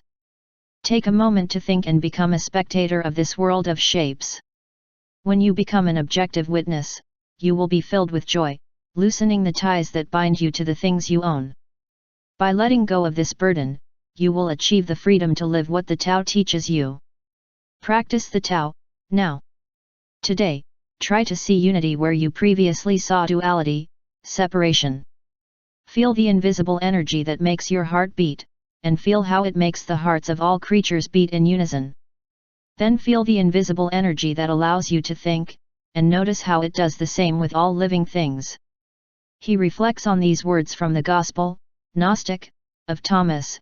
His disciples said to him, "When is the kingdom to come?" Jesus replied, "It will not come when you look outside. It will not say look here, or look there. The kingdom of the Father extends over the whole earth, and men do not see it." Today, you must realize that thinking unitary will help you see that kingdom. 11 verse 30 Spokes converge on the axle of the wheel, and in that empty space lies the utility of the cart. The pot is made of clay, and its emptiness enables it to fulfill its function. In a house, doors and windows are opened, but it is inside where you live. The usefulness of what is. It depends on what it is not. Live from the void. This 11th verse of the Tao Te Ching makes us reflect. In it, Lao Tzu highlights the value of emptiness that often goes unnoticed. He develops this idea with the examples of the hole formed in the axle of a wheel, the hole inside a clay pot and the hole inside a house, reaching the conclusion that the usefulness of what is depends on what is not. In other words, it is the interior of things that makes their component parts useful. The passage invites us to live from the invisible void that is the core of our being, and to change our way of conceiving it. When you reflect on your own self, think about the paradoxical concept of not being. You are made up of bones, organs, and fluids covered by a large sheath of skin that binds them together. In the arrangement of the parts of your body there are specific characteristics that distinguish the being that is you. But if it were possible to disassemble the parts of which you are composed and put them, still in operation, on top of a sheet, your being would not be there. Even if not a single one of them were missing, their usefulness would only make sense in terms of something that, in Lao Tzu's words, is what is not. Imagine that you put the walls of the room you are in right next to each other, with all the elements it contains.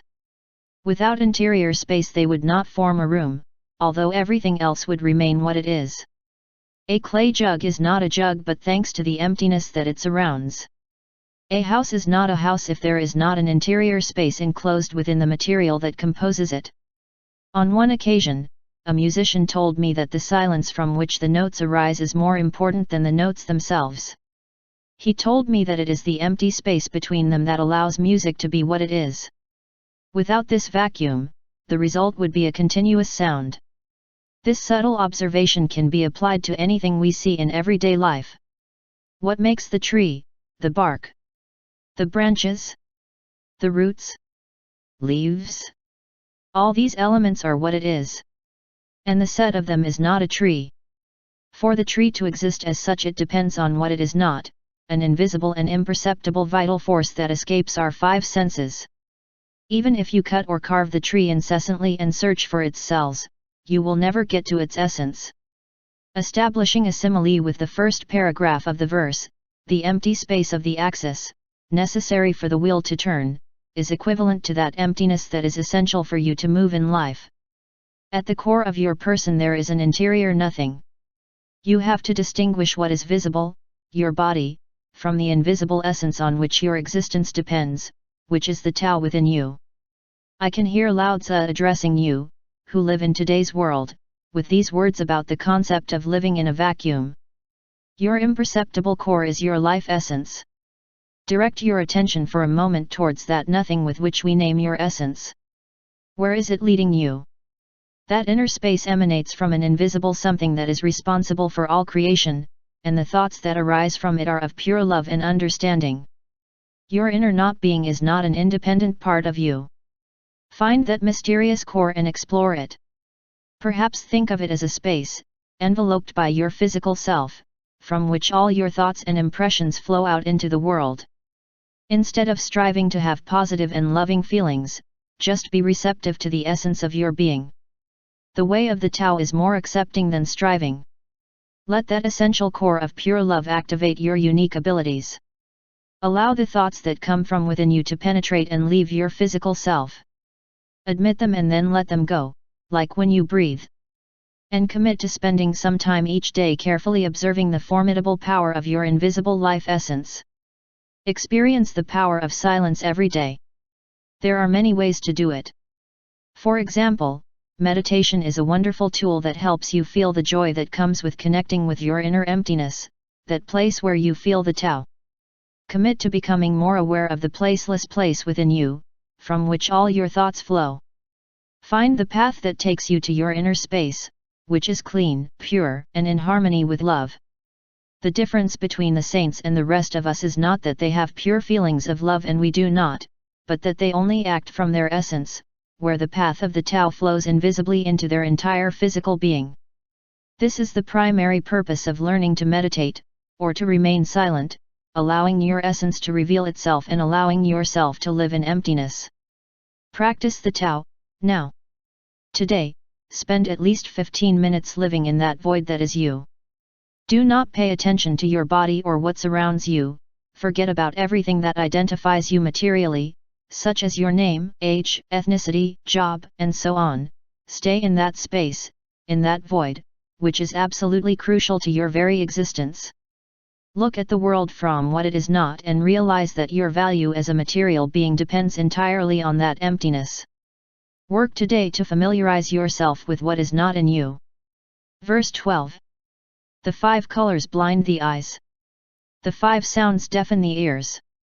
The 5 flavors ravage the palate. Racing and hunting drive the mind crazy. Spending energy to obtain precious objects prevents our own growth. The teacher watches the world. But trust your inner vision. It allows the coming and going of things. He prefers what he sees on the inside to what is on the outside.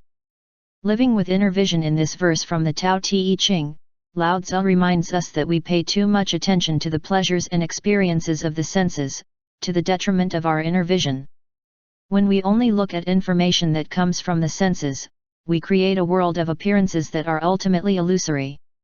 Since all things come and go, the very nature of the material world reduces it to something transitory. When our eyes only see colors, they become blind to what is beyond appearances. If we look only at the creation, we will not be able to know the Creator. In the same way, if we ignore what is behind the creative act, we will lose our own creativity. Sight, smell, hearing, touch, and taste belong to the world of the senses. If we cling to the idea that the purpose of life is the satisfaction of the senses, we will be devoured by what Lao Tzu calls the race. The effort to achieve money, power, and admiration is a waste of energy, because we will never have enough and we will dedicate our lives to fight for more. It is impossible to obtain inner peace and satisfaction when we are dominated by the feeling that we do not have enough. In fact, Lao Tzu claims that this relentless race drives us insane. A person who lives according to the Tao is said to be a sage or a teacher, an intelligent being who observes the world, but does not identify exclusively with what is in sight. He lives in the world, but is aware that he is not of this world. The teacher looks within, and there he finds the certainties that replace the race. In silence, he enjoys his livelihood regardless of the dictates of the palate. From that inner perspective, you don't need anything else. Aware of his infinite nature, the wise man realizes that this is a temporary world of physical appearances, among which is the body with which he arrived and from which he will leave.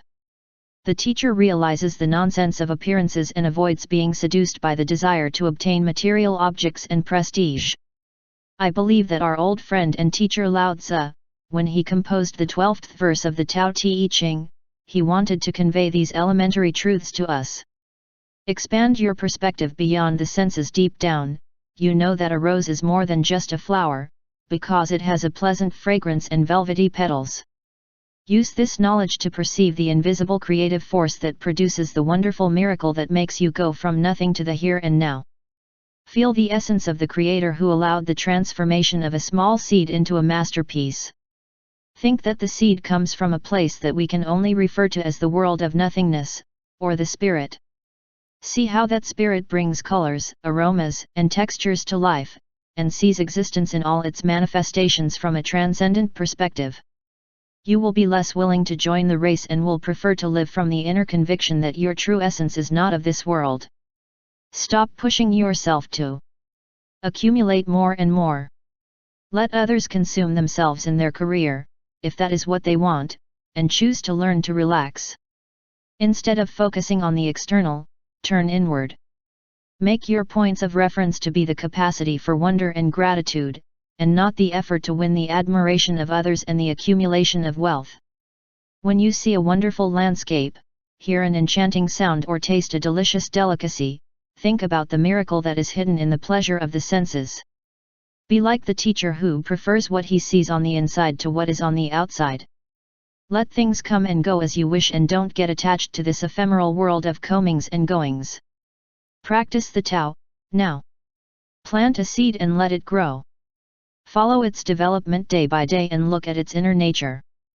Observe what is inside the bud, and admire the force that acts in the seed turning it into a flower. Feel the same reverence towards yourself and towards the seed within which you were. Let this be a reminder of the presence of the Tao that is at work within your invisible inner self. Verse 13. The approval and disgrace seem somewhat disturbing. Achieving great prestige will only grieve you. Why are approval and disgrace disturbing? Acting for approval is humiliating. Haunting when it gets. Haunting when lost. Why will great prestige only grieve you? The cause of our problems is in our ego. If we had no ego, what should we worry about? The true self of man is eternal. And yet we think, I am this body and soon I will die. If we are not a body, what disasters can befall us? He who looks at all things as he looks at himself is prepared to be the guardian of the world. Who loves himself like others? He is ready to be a teacher of life. Live with an independent mind. It seems that verse 13 of the Tao Te Ching essentially conveys the message that it is essential not to depend on the opinions of others, be they positive or negative. Whether they love us or despise us, if we give more importance to the judgments of others than to our own, we will be prey to grief. Seeking the approval of others is not the way of the Tao. Struggling for prestige stops the natural flow of divine energy into your mind. Your basic nature is uniquely yours. Learn to trust it, which is in line with the Tao, and free yourself from the influence of the opinions of others. Accept that your essential being guides you, that natural self that nurtures your independent mind. On the contrary, earnestly pursuing the attainment of great prestige and striking distinctions, to show your own importance, responds to a lifestyle of a mind that depends on external factors and not on its natural inner voice. The Tao does not force things or interfere with them, lets them work their way to produce results naturally. Any approval you receive should come to you in that magnificent way. Any misfortune that befalls you will also present itself as part of the perfect association with the Tao. Lao Tzu wryly points out that seeking approval is unsettling, whatever the outcome. When they praise you, you become a slave to the praise that comes from outside and someone else controls your life. If they disapprove of you, you try even harder to change their minds, and you are still being directed by outside forces. In both cases, the result is that a situation of dependency prevails, in contrast to the path of the Tao in which the independent mind flows freely. This 13th verse insists that the ego and the need to be important are sources of problems fueled by the worldly self. The way of the Tao is to become aware of our eternal nature and to separate ourselves from the bodily self. The absence of the ego suppresses problems, while an excessive ego is the source of great annoyances. The Tao Te Ching rhetorically asks us this question: if we are not a body, what disasters can befall us? If you ask yourself, you will discover an invisible divine soul that does not depend on the opinions of all those afflicted seekers that populate the world. Following the spirit of the Tao, your true nature will replace the search for external approval with the conviction that what others think of you should not matter to you at all. Adopt the following principles, following Lao Tzu's message, and you will achieve immense inner peace. You will come into balance with the natural law of the universe and you will live with an independent mind in accordance with the spirit of the Tao. Build confidence in your inner nature. Anything you think with all your might about how you want to conduct your life is proof that you are in harmony with your own unique nature. All you need is to believe fervently. If you see that your confidence tends to break down because other people disagree with you, remember the words of Lao Tzu when he tells us that acting seeking approval is humiliating, and you will be safe with your true self. Remember that the body is not everything in you, and that the opinions of others about what you should do surely do not take into account your true and eternal self. These people are not just their bodies either, so seeking their approval doubles the illusion that the physical part is everything in us. Your true identity does not reside in your worldly self. Let your eternal self communicate with you. It will do so within your inner nature, where you will honor it with your independent mind. Respect your own inner vision and trust your natural, passion-filled thoughts that are in harmony with the loving essence of the Tao. Try to be like the person Lao Tzu described in the 13th verse. Make the following statement: I am a guardian of the world and I am prepared to be a teacher of the world. Why? Because in this way you become aware of the connection that unites you to all people and things through an independent mind whose origin is love. Living from your eternal self, you will become a mystical teacher and guardian. You will feel that the approval of others that your worldly self was looking for was what it was. The struggle of a dependent mind to approach life as if it were subject to external approval. Practice the Tao, now. Ask yourself the following question right now: what is my true nature when I am not subject to external forces that tell me who or what I should be? Next, prepare to live a whole day in complete harmony with your own nature, ignoring the pressures that incline you to something else. If your interior calls you to peace, love, and harmony typical of a musical genius, for example, act that way today. Verse 14. What cannot be seen is said to be invisible. What cannot be heard is said to be inaudible. What cannot be felt is said to be intangible. These attributes cannot be defined. And together they form unity. His description escapes us. By intuition, we can see unity. Hear it. And notice it. And what is not seen cannot be heard. And it is not palpable. It presents itself as one. His birth does not bring the dawn, nor its setting the darkness. It goes on, ineffable, returning to nothing. You go to meet him and he has no beginning. You follow it and it has no end. You cannot know it, but you can be part of it, relaxed in your own life. Find out how things have always been. Leads you to harmony with the way. Live beyond the forms. Try to imagine the idea of eternity, what has never changed, what has no beginning and no end. What cannot be seen, heard, or felt, but you know that it exists and has always existed. Think about what now, in this very moment, as you read these words, is the knowledge that is within you, that essence that permeates you, and everything else, and yet escapes your reach. This primal principle has governed and continues to govern all beings. Everything that is, or ever has been, is a consequence of its unfolding. Lao Tzu emphasizes the idea that we become aware of this formless principle, without trusting our senses, and experience its unity. At the beginning of the verse, we are asked to see without eyes, hear without ears, and feel without touching. These three ways of living beyond forms should be part of your awareness. They are three expressions of the absence of form that merge in the unique world of the spirit, the Tao, which creates and governs life. Lao Tzu encourages you to live fully aware of this all-encompassing principle. Some scholars highlight this 14th verse of the Tao Te Ching as the most significant of the 81 that is recorded, because it emphasizes the importance of the single principle that is the basis of all existence. If you resort to that invisible, incomprehensible, and immeasurable force, you will be able to achieve the harmony that derives from the connection with the unit. And harmony is your ultimate goal, if you decide to live a spiritual life. You have to learn to renounce your ego, which identifies with a world of material objects, possessions, and success, and re-enter that place that is nowhere and from which, like all people, you originate. In doing so, you will regain the mystical, almost magical power of the eternal origin of your existence, and you will live beyond the world of forms. When you live exclusively in the form, you concentrate on accumulating information. The 14th verse of the Tao demands that you base yourself on inspiration rather than information to reach unity with what has always existed. And, as he so clairvoyantly concludes, discovering how things have always been brings you into harmony with the way. The way is devoid of conflict. How should I have them? It is only the unity resulting from the fusion of the invisible, the inaudible, and the intangible. Imagine a world in which there can be no conflict, in which, as Lao Tzu says, there is neither light nor darkness.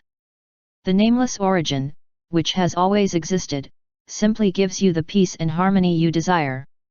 Be aware of that infinite unity and keep it within yourself. When you stop wondering why things have been the way they have been, you will come to know that the way is simply the way. If you free yourself from the fears that accompany your exclusive identification with this world of forms, you will be able to embrace your infinite nature. That is, you can love eternity instead of being terrified by the idea that life ends with the death of the body. You, your body and your entire life are the consequence of the passing of eternity.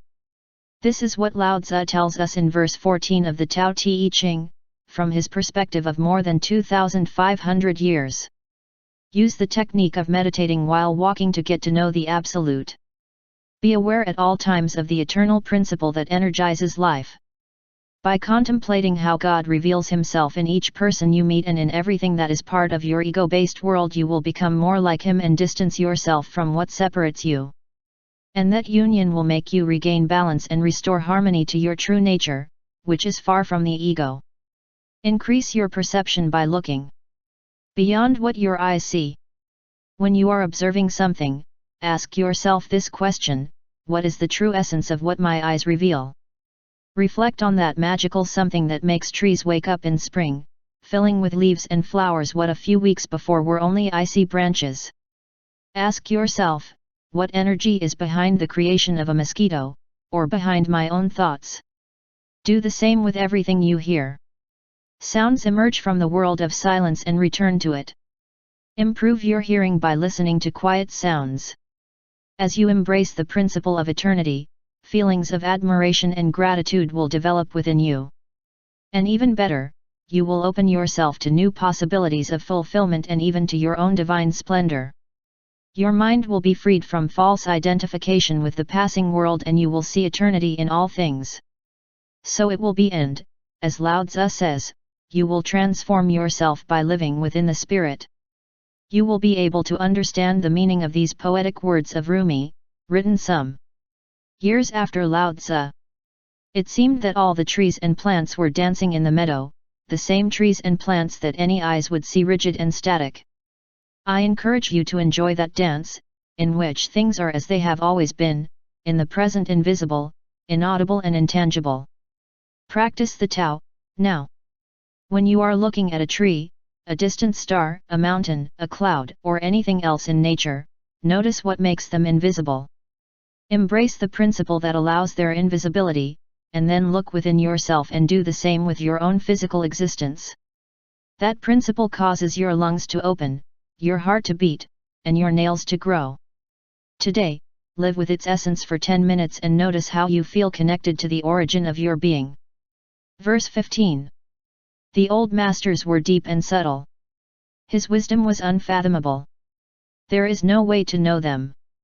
We can only vaguely describe them by their appearance. Cautious, like someone crossing an icy stream. Always alert, like someone in great danger. Simple as uncarved wood. Hollow like a cave. Moldable like melting ice. Confusing as cloudy water. But the murkiest water clears when serene. And of that serenity, life arises. Whoever lives the Tao does not want abundance. And since it never finishes filling up, remains as a hidden bud that does not strive to mature. Live a peaceful life. Verse 15 tells us of the ancient masters who enjoyed an incredibly deep level of collaboration with their world. Lao Tzu uses a few similes to illustrate the versatile and peaceful lives of these sages. Imagine them wading an ice-covered river in winter that could break at any moment, remaining cautious and vigilant, and at the same time on the alert for imminent danger. This description composes the picture of people who live slowly, but at the same time fully consciously. Consider the two attitudes described in this verse from the Tao Te Ching, being fused and in union with your surroundings and remaining relaxed and calm, so that everything is in its place around you, resulting in intense clarity. Be alert and subtly aware and, at the same time, with a great inner stillness, without rushing or demanding anything but totally in charge of your inner world. This passage from the Tao Te Ching reminds me of these words from the Bible, "Be still, and know that I am God," Psalms 46:10.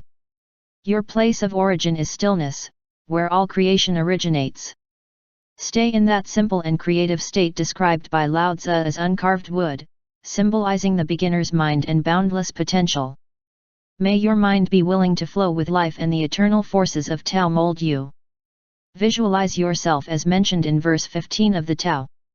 Alert, but relaxed, and at peace, cautious, leisurely, and confident, moldable, but wishing for stillness and waiting for the waters to clear.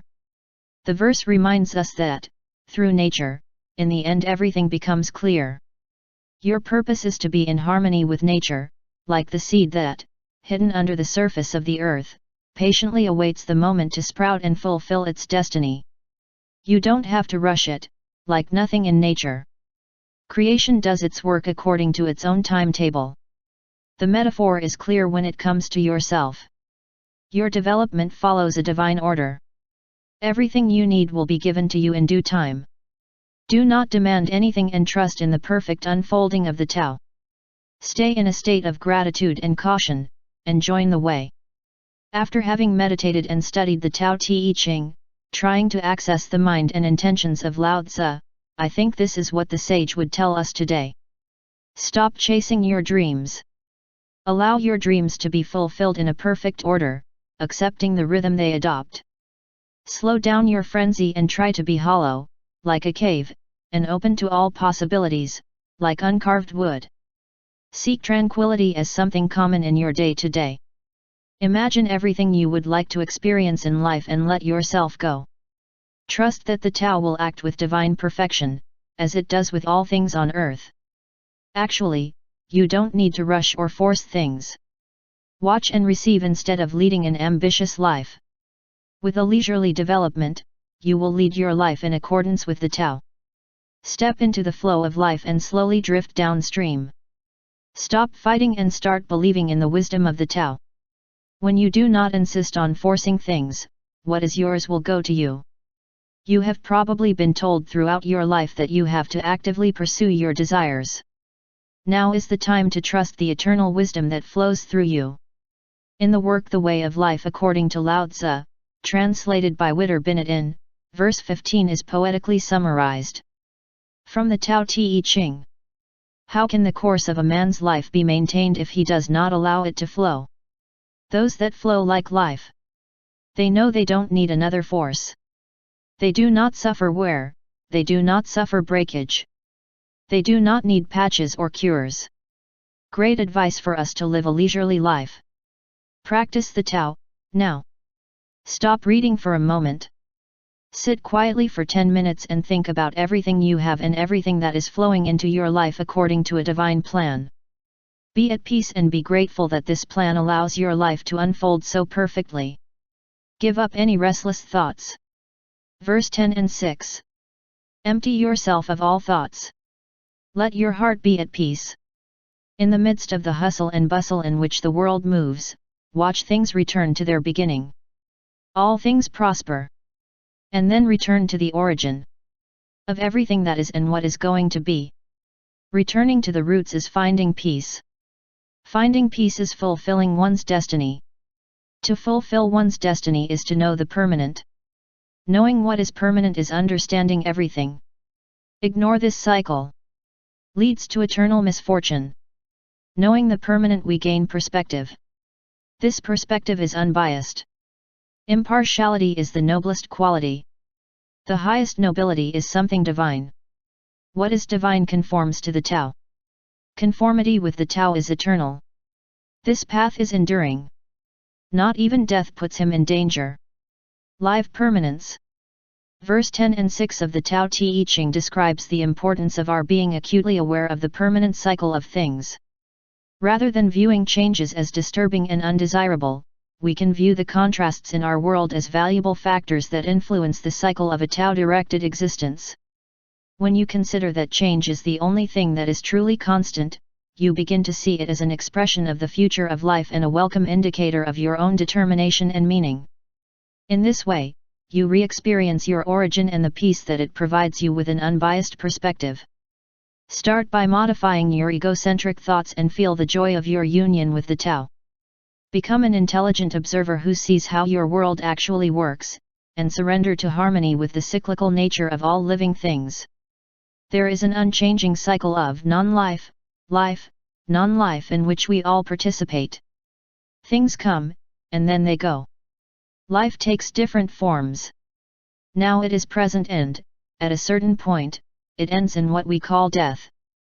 This coming and going might seem like a fleeting thing, but in reality it is the only thing that is truly constant because the process never stops. Accept the nature of this cyclical change and your being will unfold. Any ending can make us feel sad, be it the conclusion of a phase of life, the completion of a project, the end of a relationship or death itself. But Lao Tzu invites us to realize that things prosper, and then return to the origin, of all that is and what is going to be. The persistence of the cycles of life gives us the possibility to return to the roots, where we find what is and what is going to be. Ultimately, peace and enlightenment lie in the continual return to that nameless, placeless region from which we come. Lao Tzu tells us that, returning to the origin in which the cycles begin and end, a great inner peace is felt. This is the realization of our personal destiny, that is to say, we are in this world to know and integrate ourselves into the Tao, that permanent energy that is above the ups and downs of life. You have inhabited many bodies in the past, and now you are in a new one each day. You have maintained and abandoned many relationships, and yet your eternal self survives despite the transition between beginnings and endings. Now you have to recognize yourself as a physical creature that is part of the eternal Tao. The Tao that gives life to existence, including your own, is absolutely impartial. It has no preferences. Bring winter regardless of your wishes. It separates you from those you love, sending them to other people, and then brings them back to you, whether you want it or not. Every living being has to return to Tao, no exceptions or excuses. If you are not aware of this constant influence, you will be trapped in one of the phases of a life cycle, leading to what Lao Tzu calls eternal misfortune. When a person leaves you, it seems as if the end of the world has come. When you fail in a business project, fail in an exam, or suffer a painful illness or injury, you feel depressed. If you get caught up in these emotional endings, not letting them also become a natural part of life, you feel disconnected from your origin. You get stuck in the midst of the hustle and bustle in which the world moves, unable to perceive the sense of permanence produced by the return of things to their beginning. The reality is that beginnings often take the form of painful endings. But when you know that there is something permanent beyond the disappointments of the present moment, you can feel that this too will pass. It has always been like this and always will be. If you change the way you see things, the things you see will change. This is what Lao Tzu seems to want to tell us in this verse 10 and 6 of the Tao Te Ching. Dedicate yourself to observing life impartially. Especially when you despair that something has ended. Remember that your origin is acting on what has happened to you and decides to connect your thoughts with it. Every ending is part of a cyclical process. You are simply returning to a life that is permanent, as Lao Tzu tells us in this passage. You do not have to learn anything new, or change your behavior or adopt new action plans, just think of the word return and find comfort in the permanent Tao, which brings peace to your hopelessness. The Tao does not abandon you or disappoint you, and it is always impartial. At whatever point in the emotional cycle you are, nobody and nothing is going to judge you. You are learning to be in all phases of the cycle, free from judgment and living permanence. Put these words in writing and hang the text clearly in the place where you live, this too will pass. This phrase will remind you that the only permanent thing in life are changes. Everything you see before you is in a cycle back and forth. Absolutely everything. Without exception. Be aware of it and let your thoughts flow into constant change. That is the root, the origin of all cyclical events. And that origin is perfect. It is divine. You can fully trust Him. It makes flowers bud, triggers the aging process as well as rebirth, and brings new relationships.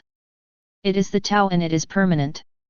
Come back to it and experience your eternal existence here and now, within that temporary receptacle that you call your body, with all the vicissitudes that affect it. Your body will pass too. You can be sure. Practice the Tao, now. Spend a day consciously looking for situations in which you can practice fairness, viewing endings as beginnings. Challenge yourself to experiment with a certain number of them in one morning.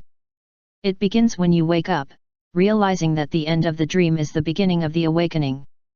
Divide the time it takes to get going into several parts by observing, without judgment, each ending, which is the prologue to a beginning. Begin to consciously live the sense of permanence, opening your mind to the fact that the only certainty is change. Put all your feelings within their own circle. For example, observing with impartiality a feeling of sadness makes its natural end become a beginning. You are practicing the Tao. Verse 10 and 7. When the best of leaders rule, people hardly notice their work. This is followed by another whom the people love and admire. Then comes one whom the people fear. And another happens to him that arouses nothing but contempt and contempt. When a leader is distrustful, it in turn produces mistrust. A great leader speaks little. And he never does it without pondering. Works unselfishly. Without a trace. And so when they are done, people say, we have governed ourselves. Live like a smart ruler. Reflecting on what this verse from the Tao Te Ching teaches us, we feel compelled to modify the concept of authority, which means considering that great leaders are those who do not lead anyone. From the point of view of the Tao, these people create an environment in which everyone feels personally involved in a process of which they are part. If we accept the idea of the intelligent ruler, we will very likely change our criteria when it comes to criticizing, or approving, leaders of the economy, government, or religion, as well as the way we advise other people ourselves. The verse 10 and 7 is addressed to leaders of all kinds. In fact, we could apply its teachings to parents or teachers. Examine the way you approach your own actions and make the necessary changes to contribute something enriching to the lives of others.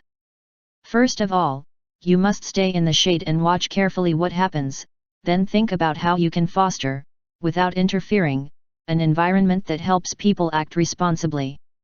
The Tao advises us to be as inconspicuous as possible if we really want to be effective leaders. Thus, perhaps the best thing you could do is to leave the room and let others act without feeling that they have to make a good impression on you. Maybe you should make a little suggestion and then walk away. A smile, or a gesture of complicity, that conveys to the group that you trust their ability to solve things could be the best option. Perhaps what you should do is tell an anecdote about how other people solved a similar problem. Or, you could simply meditate transmitting positive energy to help the group resolve the conflict. Whatever you do, you should be aware of the need to create an environment in which everyone is inclined to think, we have solved it ourselves without anyone interfering, we don't really need to be controlled. Obviously, this way of acting implies that you have to suppress your desire to be considered an influential authority. Leaders with true motivational skills achieve what they set out to do by leading by example. They encourage others to be responsible and to do things the way they should be, but not by bragging about their great skill as leaders. They create the space necessary for others to be inspired and demonstrate their own worth. At the time of the distribution of medals, they vanish behind the scenes, wishing that others would be left with the impression that what they have achieved was possible thanks to their own leadership skills. A great Taoist leader always leaves people to choose and follow their own way of life, their own conception of what is good. Smart leaders do not act in the manner of a capricious dictator, but raise the energy level by bringing an altruistic point of view that elevates lower instincts. In this verse, the Tao Te Ching exposes us 3 other ways to face leadership. One of them is to influence the lives of others by resolving conflicts through love. As an emissary of love and praising others, the leader is in harmony with the Tao. By praising people, they see their self-esteem rise and act collaboratively rather than competitively. The downside is that using the approval and affection of the leader to motivate people makes control of their lives pass to him. In any case, if a decision had to be made between love and fear, the Tao would always consider love better. The ineffectiveness of fear as a form of leadership is evident. If someone can get us to do something by using fear as an instrument, we will only behave according to his designs to the extent that he has the possibility of threatening us. When that person was not present, his influence would disappear with her. Studies have measured the effectiveness of teachers applying strict discipline. Students behaved well when the person they feared was inside the classroom, but as soon as they left the classroom the situation became chaotic. In the case of teachers who understood education as an opportunity to express approval and motivate students, the opposite situation occurred. Their presence or absence from the classroom did not have a significant impact. This is something very important to keep in mind for mothers and fathers. Do you want your children to behave only when you are with them, or do you want them to be self-disciplined and behave reasonably even when you are not around?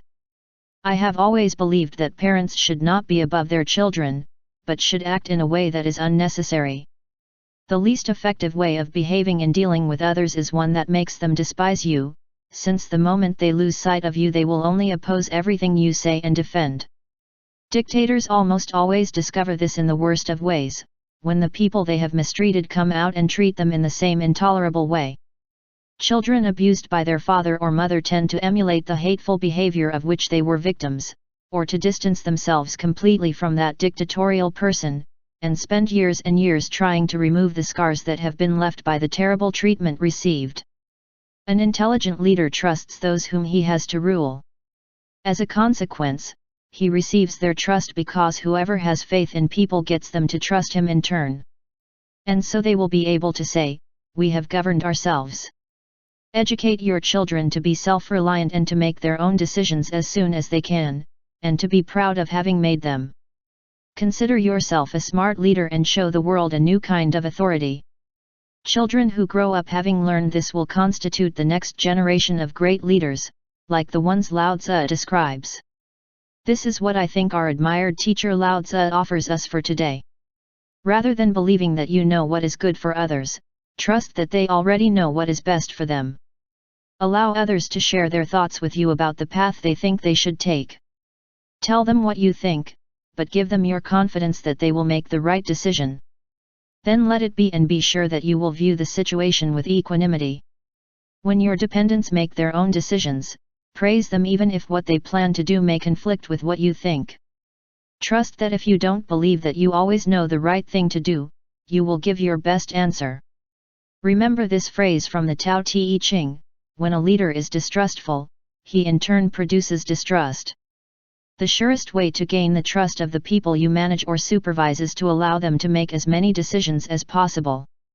When you reject the compliments you receive be proud of other people's accomplishments. If you think that other people's accomplishments earn you a reward, a promotion, or a compliment, change your point of view. Let the accolades go to the people who have benefited from your leadership. Talk less and put aside your own interest, let those in your care speak for themselves. Modify the way you view your actions. Don't take them as a display of your own ability, and enjoy the thrill of what they have done. You will stop needing to be recognized and, in return, you will feel the same happiness and pride as them. This is how Hafiz described it in a poem, in the 14th century. Even after all this time the sun does not say to the earth, "You're in debt with me." Sight. What happens? With a love like this, illuminates everything. Heaven. Love those whom you have to lead in the same way that the sun loves the earth. Just be with them to serve them, without demanding anything in return. Practice the Tao, now. Pick a few situations that come up with your children, or someone in your care, and act as an active observer in them. Nod your head, smile, frown, or gesture, keeping quiet, rather than immediately interfere as usual. Be aware of the influence your attitude has on these people. Verse 10 and 8. When the greatness of the Tao is present, actions come from the heart. When the greatness of the Tao is absent, the acts come from the rules of goodness and justice.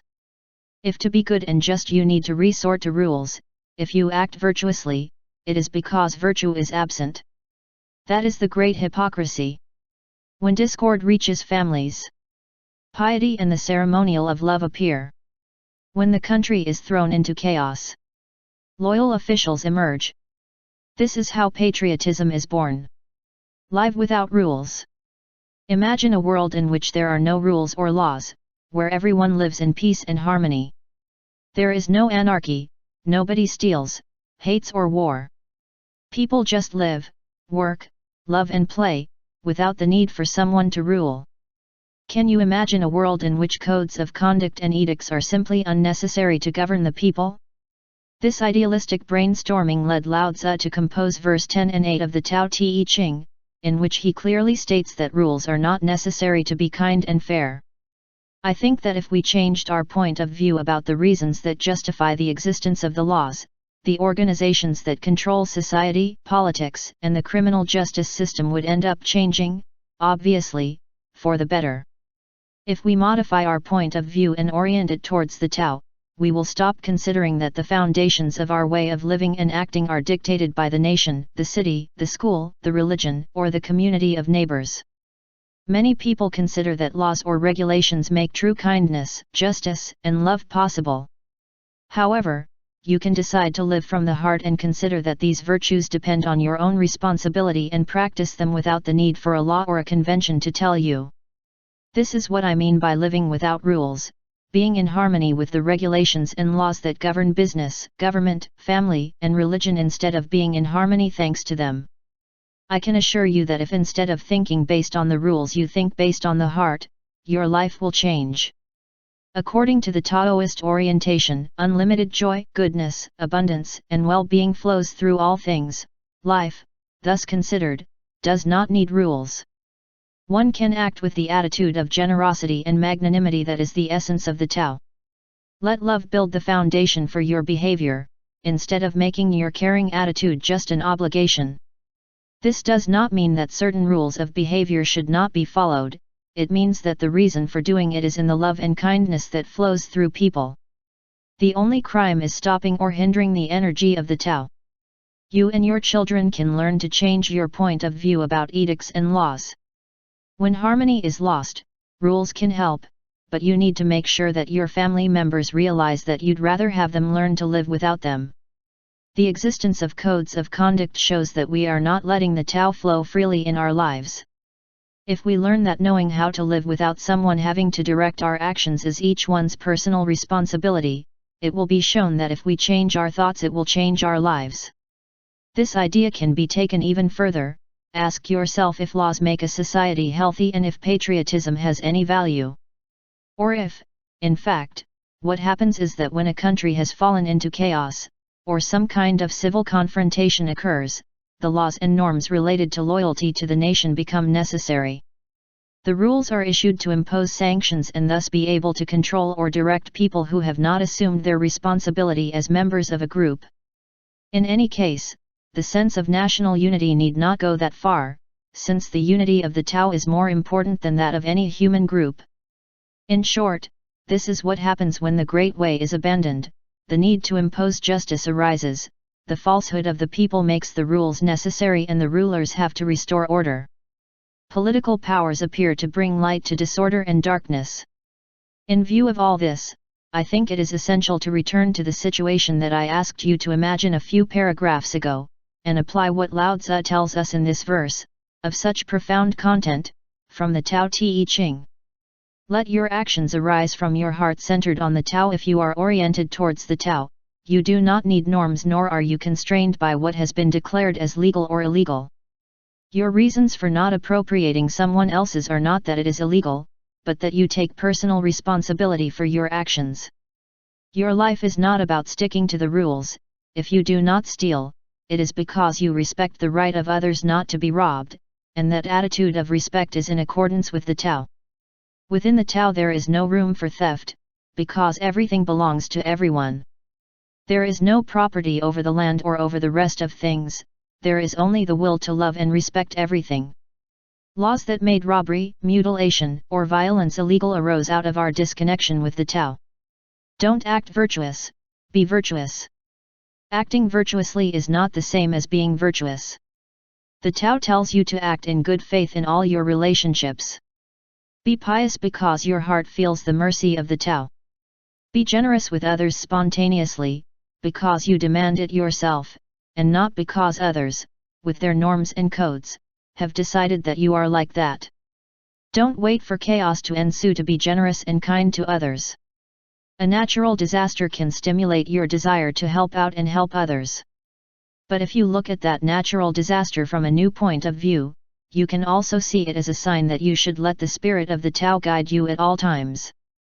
This will broaden the scope of your patriotism to all of humanity, rather than being confined to the part of the world where you happen to be born. I would like to remind you once again of the feeling of solidarity expressed by Hafiz, the great Sufi poet. Each person. It is God who speaks to us. Be polite. Listen to him. And each person means all people, not just those who are subject to your rules and laws. Practice the Tao, now. Think carefully why you obey man-made rules. For a while, think about what makes you stop when a red light is on, get your driver's license, put on your seatbelt, pay for theater tickets, or not drive when you've had a drink. See if your ego enjoys breaking rules in its own interest. Make a list of all the rules and laws that you obey and disobey on a daily basis, and then become aware of what your true rules of the heart are. Verse 10 and 9. Give up holiness, give up wisdom, and it will be 100 times better for everyone. Reject morality and justice, and people will do the right thing. Reject industry and self-profit, and there will be no thieves. Those are but external forms, insufficient by themselves. It's more important. Perceive simplicity. Understand our true nature. Abandon selfishness and moderate desires. Live detachment. The first impression left by reading verse 10 and 9 of the Tao Te Ching is that Lao Tzu is prompting us to abandon the higher principles of the Tao. Renounce holiness, wisdom, morality, industry, and self-profit, the great sage tells us, and all will be well. But Lao Tzu adds that they are but external forms, insufficient to live according to the most sublime way. The first of the external forms relates to education and the way we view the institutions in which we learn. In this regard, he advises us to modify the concept of holiness, because we tend to follow the teachings of an organized religion, as well as our point of view on how important we are that is based on the degrees awarded by academic institutions. Lao Tzu subtly argues that it is much more important to cultivate our true nature. As with virtually all the teachings of the Tao Te Ching, what we must truly trust is our access to the sacred center of the Tao within us. There is something divine within us that instinctively knows what we should do and how we should be. Trust yourself, the wise man tells us, and rethink what is the true importance of educational and religious institutions. If you change your point of view about them, you will realize that your true essence is 100 times better for everyone. The bottom line is that a truth is a truth until you organize it, and then it becomes a lie. Why? Because the objectives of the organization itself go above what it originally intended to put in order. Reject morality and justice, we are told, and people will do the right thing. Lao Tzu is revealing the second of the external forms, a system of norms that claims to be of greater importance than our natural internal integrity. When we know that we come from an impeccable source of honor and equality, we do not have to trust the justice system. The wise man reminds us that it is very important that we do not feel relegated to a lower level because moral norms are intended to dictate who we really are. We must take as a reference the perfection of the Tao, which is in our nature, instead of having to consult a code of laws or go to court to determine our moral stature. These labyrinthine organisms created to decide on good and evil are proof that we have strayed from the simplicity of our innate nature. The last of the external forms is the world of economics. It could be expressed like this. Do not pursue profit, renounce cunning, do not keep track of your business and theft will disappear completely.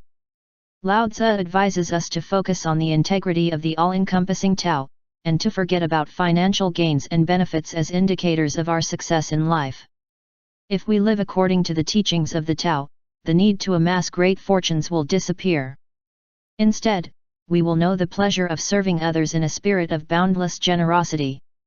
Or, in the words of the Tao Te Ching, we will come to abandon selfishness and temper desires. Therefore, the three external forms are education, justice, and the economy. In relation to these spheres of life, we are asked to reconsider how we view the reasons, the methods, and the ways that some well-meaning people have taught us to value.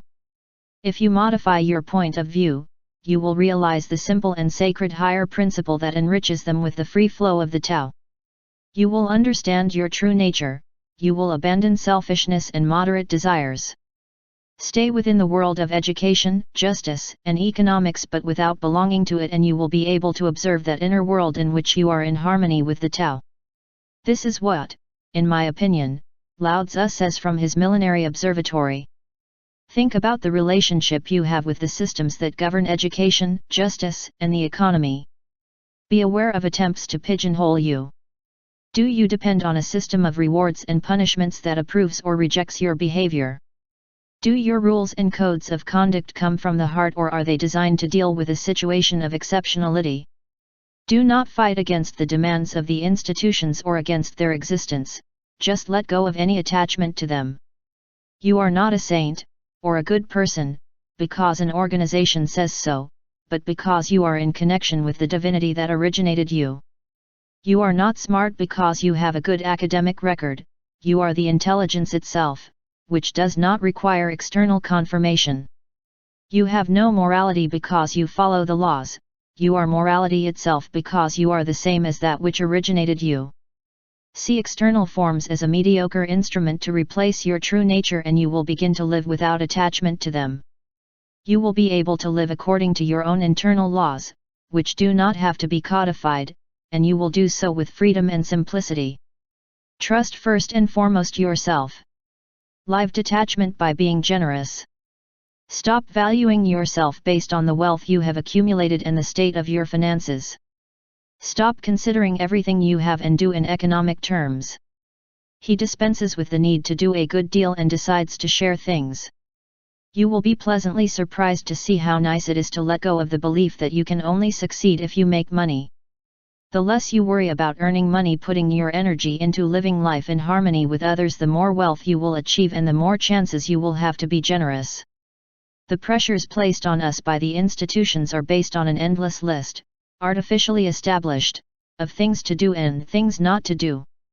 Lao Tzu advocates that we discover the true desires of the heart, remembering at all times that no one can discover them for us. Practice the Tao, now. Write the following, leaving it in a place where you can see it often: I am a moral person, fruitful and of extraordinary talent, whatever my academic record or my checking account says. Repeat it like a mantra until it becomes your way of being. As you free yourself from the bondage of external forms, you will feel great inner peace. Verse 20. Dispense with the study and you will free yourself of all your worries. What is the difference between yes and no? What is the difference between good and evil? Should I fear what others fear? Should I fear unhappiness when there is abundance? Should I fear the dark when there's a light that always shines? In spring, some go to the park and to the terraces, while I wander alone, not knowing where I am. Like a newborn who still can't laugh. I'm alone with nowhere to go. People live in abundance. Only me seems to be missing something. My mind is that of an illiterate. Of complete simplicity. I am just a guest in this world. While others bustle with their things, I accept what is offered to me. Only I seem foolish. That earns little and spends less. Others fight for fame. I avoid being the center of attention. I like more to be alone.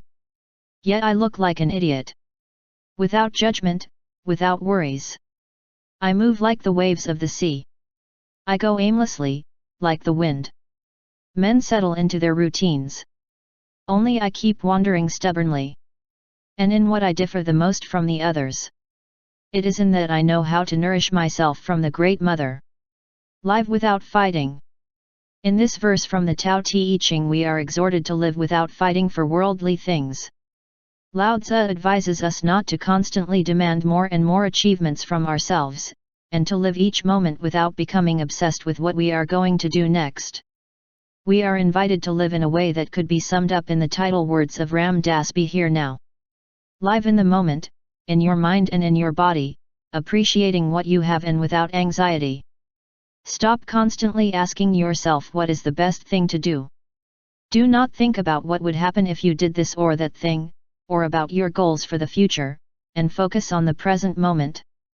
Live here and now, because if you dedicate yourself to thinking that you want to be in another place, you will spoil the precious moments present. The wise man has a good habit of immersing himself completely in the now of every moment of his life. Being here and now is achieved by accepting things as provided by the Great Mother, the Tao. This is a resignation process, if you want to call it that, to limit yourself to that great source, which has created everything and nurtures everything, to take you wherever it wants. To abandon the idea that you have to get more things, or be in another place, and to see yourself as a complete whole, which is what you are. This process of renunciation allows you to witness the limitless abundance and eternal light that are always present. You learn to let go of your ideas about lack and scarcity and instead trust that the Great Source will provide what you need, as it has always done with all beings.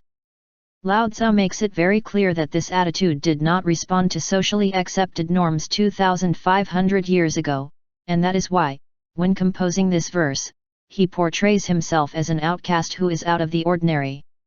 At that time, as today, striving to satisfy desires was considered an appropriate life attitude. The narrator of the verse admits that he is drifting, not knowing where he is going, but his tone is ironic. It is as if he were thinking, if no one really knows where he is in this infinite universe without beginning or end, why not admit it and let himself be carried away by the Tao that brought us out of nowhere? He exhorts you to simplify your life and not look for other things.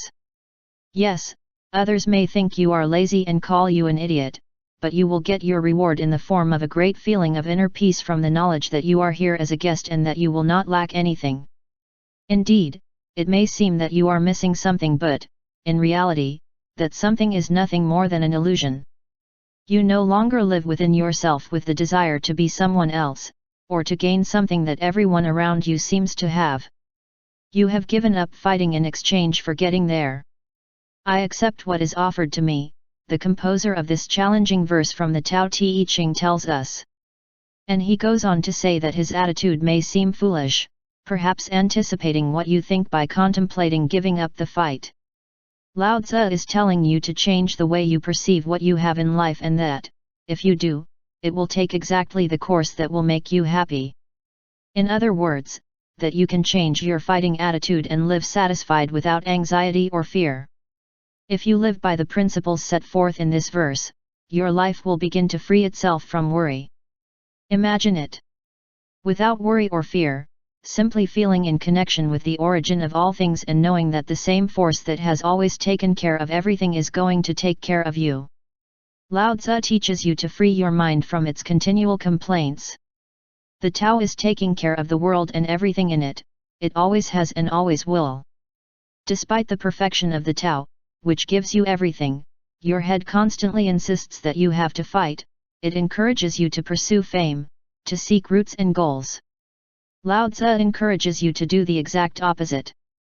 Get out of that mad rush and let your mind be at peace and harmony with the Tao instead of worrying and agitated.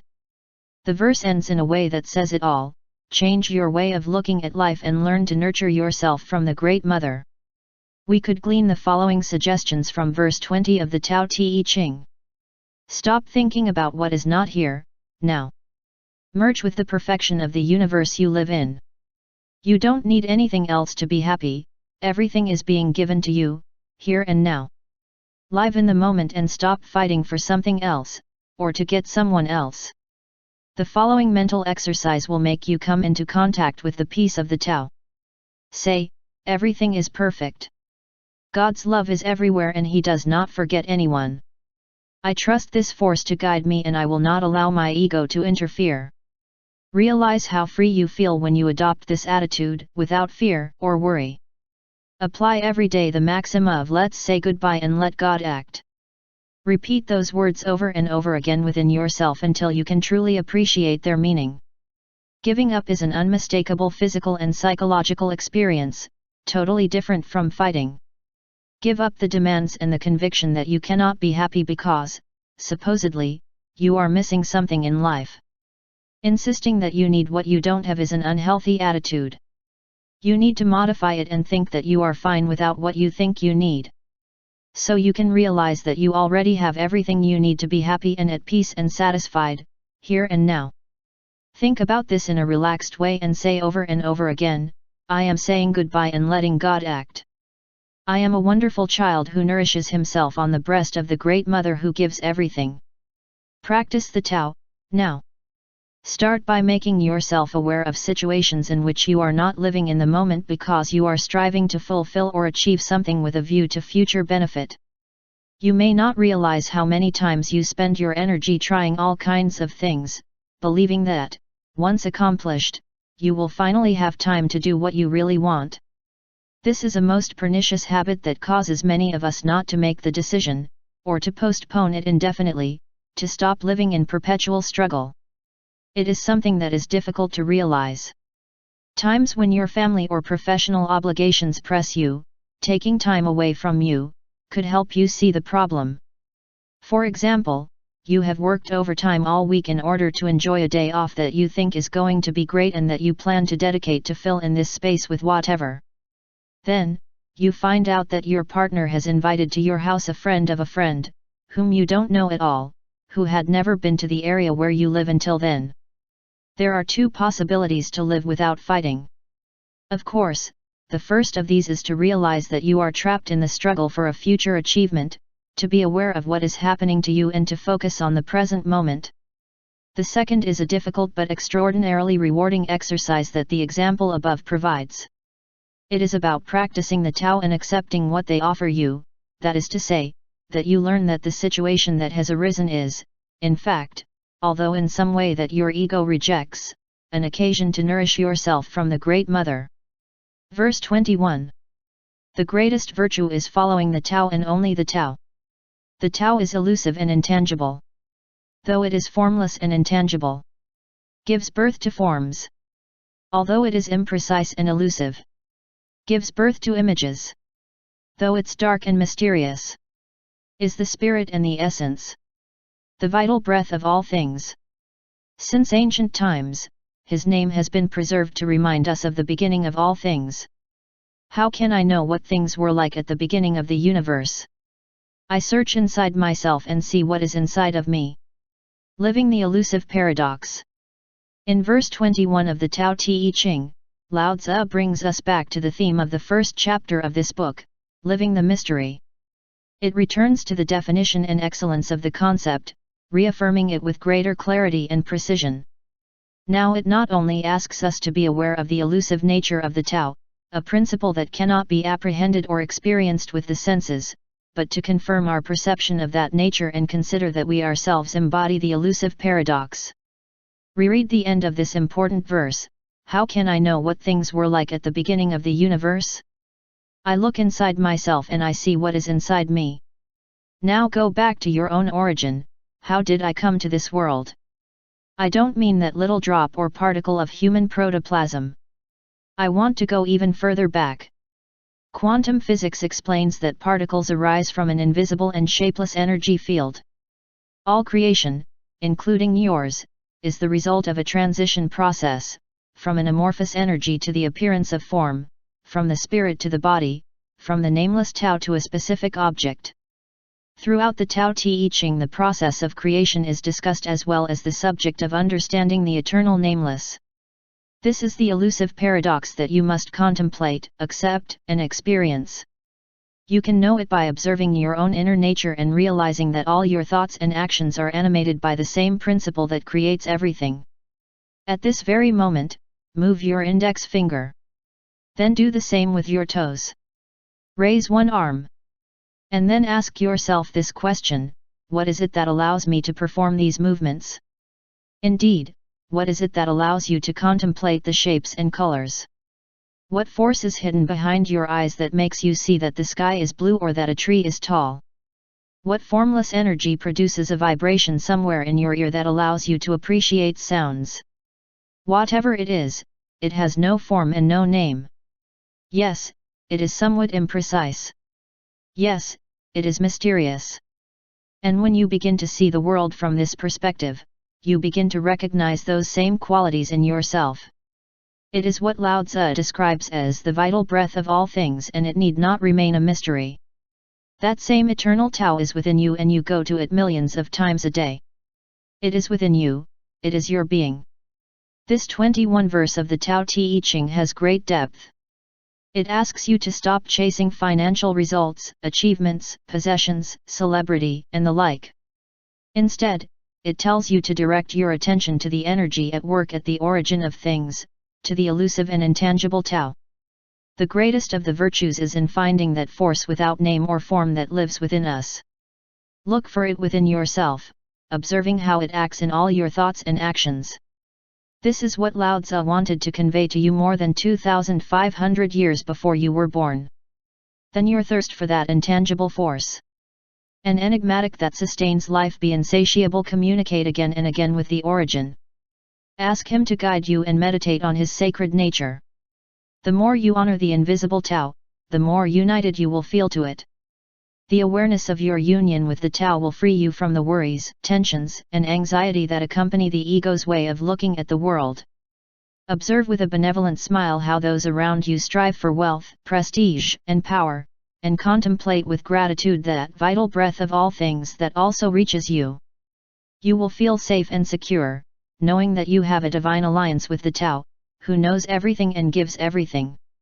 I suggest that you spend a little time, several times a day, saying out loud, "My God, I thank you for everything. Make it a personal right of reverence. I myself, a moment ago, just said, I thank you, my God, for allowing these words to come from my pen. I know that the origin of everything, including that of these words, is the elusive and intangible Tao. Commit the last 2 lines of the verse by heart and recite them silently when you need to. Repeat these 2 sentences. How can I know how things were at the beginning of the universe? I look inside myself and I see what is inside me. As you do so, you will remember that the Tao comes from the truth that lives within you at all times. Do not try to convince others of the veracity of what you perceive. When you are ready, you will find your own teachers. The poet Hafiz wrote, many centuries after Lao Tzu's death, these definitive words about the elusive nature of the Tao. If you think you can know the truth from the words, if you think that the sun and the sea, they can pass through that tiny opening which we call a mouth, someone will laugh. He will laugh out loud. Now. Practice the Tao, now. Today, become aware of the force that allows you to move. Stay 5 minutes, while you meditate, within the space between your thoughts and observe that invisible source, elusive but omnipresent, that allows you to speak, hear, feel, and move. In my book Getting in the Gap I explain a way to meditate that can help you do it. Verse 20. The flexible never breaks. What bends is straightened out. What is empty is filled. What is consumed is renewed. The poor get rich. The rich are confused. That is why the sage embraces unity. And since it is not ostentatiously displayed, people can see its light. Since he has nothing to prove, people trust what he says. Since he doesn't know who he is, people recognize themselves in it. Since it has no goal, everything he does is successful. Surely the old adage that flexible never breaks is true. If you have truly managed to stay intact, all things will flow to you. Live flexibly. After having lived many years by the sea, I have been able to contemplate the beauty and splendor of those tall palm trees that grow by the water's edge, which often reach a height of 10 or 12 meters. These majestic giants can withstand the impressive force of hurricane-force winds that blow at more than 300 kilometers per hour. Thousands of other trees succumb to the storm, uprooted, utterly shattered, while majestic palm trees stand firmly rooted, waving proudly in their decimated realms. What is the secret that allows the palm tree to remain intact? The answer is, its flexibility. There are times when it bends downwards, reaching almost to the ground, but its twisting means that it does not break. In verse 22 of the Tao Te Ching, Lao Tzu invites us to try to achieve that same quality of elasticity. Begin to feel the unity of the Tao, which gives you resilience and stability and helps you endure the vicissitudes of life with the ductility and flexibility of a palm tree. When a destructive energy opposes you, resist its power by nimbly dodging it. Choose to weather the storms that threaten you, letting them pass without fighting them. When you decide not to fight and relax, without facing what is opposed to you, you are entering the orbit of the Tao. The verse also tells us that, by keeping us intact, things flow to us. That is, if you want to achieve abundance, wisdom, health, love, and the rest of the things that accompany the Tao, you have to be receptive to them. Lao Tzu tells us that, in order to fill ourselves, we have to be empty, since the attachment to what we have reduces our capacity and makes us not fit anything else. In this sense, being empty means not being possessed by ego-inspired beliefs, possessions, or ideas, but open to all possibilities. This is in accordance with the ineffable Tao, which is not limited to a specific point of view, or a specific way of acting, but gives life to everything. Similarly, a flexible person is open to all possibilities and has nothing to prove, because it is the Tao, and not his ego, that takes care of him. The perception of the Tao helps us to be flexible. And by eliminating intransigence, we create an atmosphere of trust. If we live from a perspective that allows us to say I'm not sure, but I'm willing to listen, others identify with us. Why? Because that open attitude makes them see that we respect their opinions. If we accept all possibilities, the people we meet feel that we value their ideas and that we are not going to raise conflicts with them. As you connect more and more with your Taoist nature, you will begin to know that this principle is always present and at all times within your reach. Or what is the same, the Tao does not change place. It has no goals or desires, it makes no judgments, it flows everywhere, because it is the energy of creation. Harmony with the Tao means giving up the achievement of objectives and immersing oneself in what one does, without worrying about the result. Keep your attention focused on each moment and accept the union with the flow of the creative source, which infuses everything and everyone in the universe with vigor. Living with this perspective, failure is impossible. How are we going to fail in the desire to be ourselves and to trust completely in the wisdom of the origin of all things? With failure removed from your life, you will understand what Lao Tzu meant by the words "everything he does succeeds." These are the messages that Lao Tzu transmits to us in verse 20 of the Tao Te Ching, composed 2.5 millennia ago. Change the way you see the ups and downs of life. Eliminate the ego as the predominant force in your life. Free yourself from the need to receive the attention of others and see how people come to you naturally. Give up the idea that you have to impose yourself in discussions and always be right. Change the mood in these situations by saying something like, "You may well be right. Thank you for giving me a new point of view." This type of comment makes everyone temper their intransigence, because it eliminates the need to assert themselves and prove that others are wrong. Changing the way you think will change your life, so say "I don't know" or "I'm not sure why I did this." As Lao Tzu reminds us, when we let go of affectation and intransigence, others identify with our flexible nature and trust us. Imagine yourself as a tall and majestic palm tree. Become a creature without goals or objectives. Stay vigorous and triumphant, able to adapt to the forces of nature. Accept what stands in your way, feeling the force that opposes you, as does the tree that bends before the hurricane wind. When they criticize you, listen to what they say. If some powerful force pushes you in one direction, lean into it instead of fighting, rest on it instead of breaking it, and free yourself from all attitude of rigidity. If you do, you will be intact. Internalize the image of the wind as a symbol of a difficult situation while stating, "There is no rigidity inside me. I can bow to a gale and remain intact. I will take advantage of the force of the wind to make me stronger and keep myself better." This lesson is so satisfying that you wonder how it is that you did not realize before what it teaches you. Enter the orbit of the Tao and accept the storm, letting your body feel it. Observe it without judging it, just as the tree bows to the wind. When you feel the stiffness coming back, become aware of it as well, and continue to let the wind blow while you adopt a Taoist attitude, leaving no room for the ego. Try to discover the cause of your stiffness and become more flexible in the face of life's storms.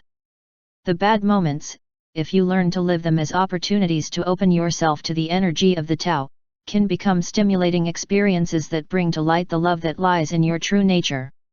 Practice the Tao, now. Today, listen to someone expressing an opinion that you disagree with. It could be related to different topics, like politics, the environment, religion, drugs, war, the death penalty, or whatever you want. Don't try to impose your position. Instead, make the following comment: "I've never considered it from that point of view. Thanks for sharing your ideas with me." By heeding an opinion contrary to your own, you reject the conceit of your ego and welcome the flexibility of the Tao. Verse 23. Speaking little is something natural. A hurricane doesn't blow all morning. A deluge does not last a whole day. Who originates them? The sky and the earth. These are extreme, inordinate phenomena. Therefore they cannot be prolonged. If heaven and earth cannot sustain excessive action, how much less can man do? Those who follow the Camino, they become one with the Camino. Who follow goodness, they become one with goodness. Those who mislead the way and goodness, they become one with failure. If you act according to the Tao, His power will flow through you. Your acts will become natural. Your ways, heavenly. Open yourself to the Tao. Trust your natural responses. And everything will stay in place. Live according to nature. Everything that is formed eventually decomposes. Notice the emphasis I have placed on the word thing. I have done it because all things in the world are temporary and are in a constant process of change. However you are in this world, you too are part of the principle of permanent change and decay. In this 23 verse of the Tao Te Ching, we are asked to observe how nature works and choose to live in harmony with it. Nature does not have to insist, pressure or force anything. After all, storms don't last forever. The winds blow hard, but then abate. The Tao creates from an eternal perspective, but all things, from the moment they begin to exist, undertake the return journey. That is why Lao Tzu tells us that if we live in harmony with this simple principle, we will be in tune with nature. Give up your desire to influence someone, or to force things, and choose to consciously participate in the cyclical essence of nature. Lao Tzu reminds us that not even heaven can sustain excessive action. The passing existence is inherent to every event. Sooner or later, calm returns. Using modern language, we would say that in the end everything comes to nothing. The passage invites us to pause in the midst of struggle or conflict and to remember that the time for serenity and peace has come. The verse emphasizes that we always have the ability to choose. We can use a lot of energy in a situation, trying to control it through words or cursing the way events in life occur. Or, conversely, bad times can give us the opportunity to open ourselves to the Tao, even in a situation of chaos and anguish. This is the way to follow the path. Remember that nature hits us hard, and then we return to calm. Follow the goodness of the Tao and you will become your own goodness. Deviate from goodness and you will become one with failure. You participate in the law of forms, in space and time. You form and you decompose. All existence is returning to its origin. The question is, do you want to consciously participate in natural goodness or do you prefer to live in a state of anxiety and failure? The Taoist answer to this crucial question does not lie with your ego, as it strongly believes in your ability to force circumstances, to make things happen, or to put yourself in front of a situation. The Tao tells us that the way takes care of all things with a naturalness that is never forced. It reminds you that what at one moment appears to be devastating at another moment is magnanimous and perfect. When you are in harmony with the naturalness of the universe, you collaborate with the creative power that flows through you. Abandon the plans your ego dictates and instead collaborate with the power that created you, allowing it to be the governing force in your life. This is what Lao Tzu transmits to you, through me, from his millennial perspective, in this verse from the Tao Te Ching. Change your life by carefully observing how nature works. Think that storms and gales are temporary events, instead of seeing them as destructive and problematic events. When you find yourself in an apparently violent or uncomfortable situation, follow the cycle of nature by affirming, "This setback is temporary. I'm going to release myself from the pressure of having to take charge of the situation." Then, with an open mind, observe what you feel in that moment. Remember that this is how nature works. Conduct yourself in accordance with it, in perfect communication with the imperturbable attitude of the omnipresent Tao. Change your life, trusting in your ability to respond, according to nature, to the circumstances of life. At first, you could observe your feelings, with a benevolent attitude, instead of responding immediately. When you notice that you want to give your opinion, let your feelings reveal without words what they really want. You already know how to stay at peace to face the storms of life, but you have yet to feel that you welcome the signs that announce them. Stay calm and come into harmony with the creative Tao, opening yourself to its power. T.S. Eliot evokes the cycle of nature in his poem Ash Wednesday, in which he says, "As I know that time is always time, and that a place is always and only a place, and that what happens in a moment only happens once, and only in one place, I rejoice to see that things are as they are." That is the idea, rejoice in the stillness of the Tao. Practice the Tao, now. Spend a whole day observing nature and the countless cases in which it completes its cycle. Find at least 3 ways you would like your response to life to be more natural. A cat slowly stretching in the sun could represent a symbol of how you would like to be. Or maybe you will be inspired to observe how, at dawn, the darkness gradually fills with light. Or perhaps you prefer to notice the calm ebb and flow of the tide, which comes and goes, seemingly without judgment. Find your symbolic images, whatever they may be, and let their reflections in the Tao mature within you. Verse 24. When you are on tiptoe, you cannot stand your ground. When you stride forward, you can't get far. Trying to stand out doesn't reveal intelligence. Boasting does not produce any results. He who boasts is not respected. He who boasts will not be able to resist. These attitudes are hateful, in bad taste. They are only superfluous excesses. They are like a stomach ulcer. Like a tumor in the body.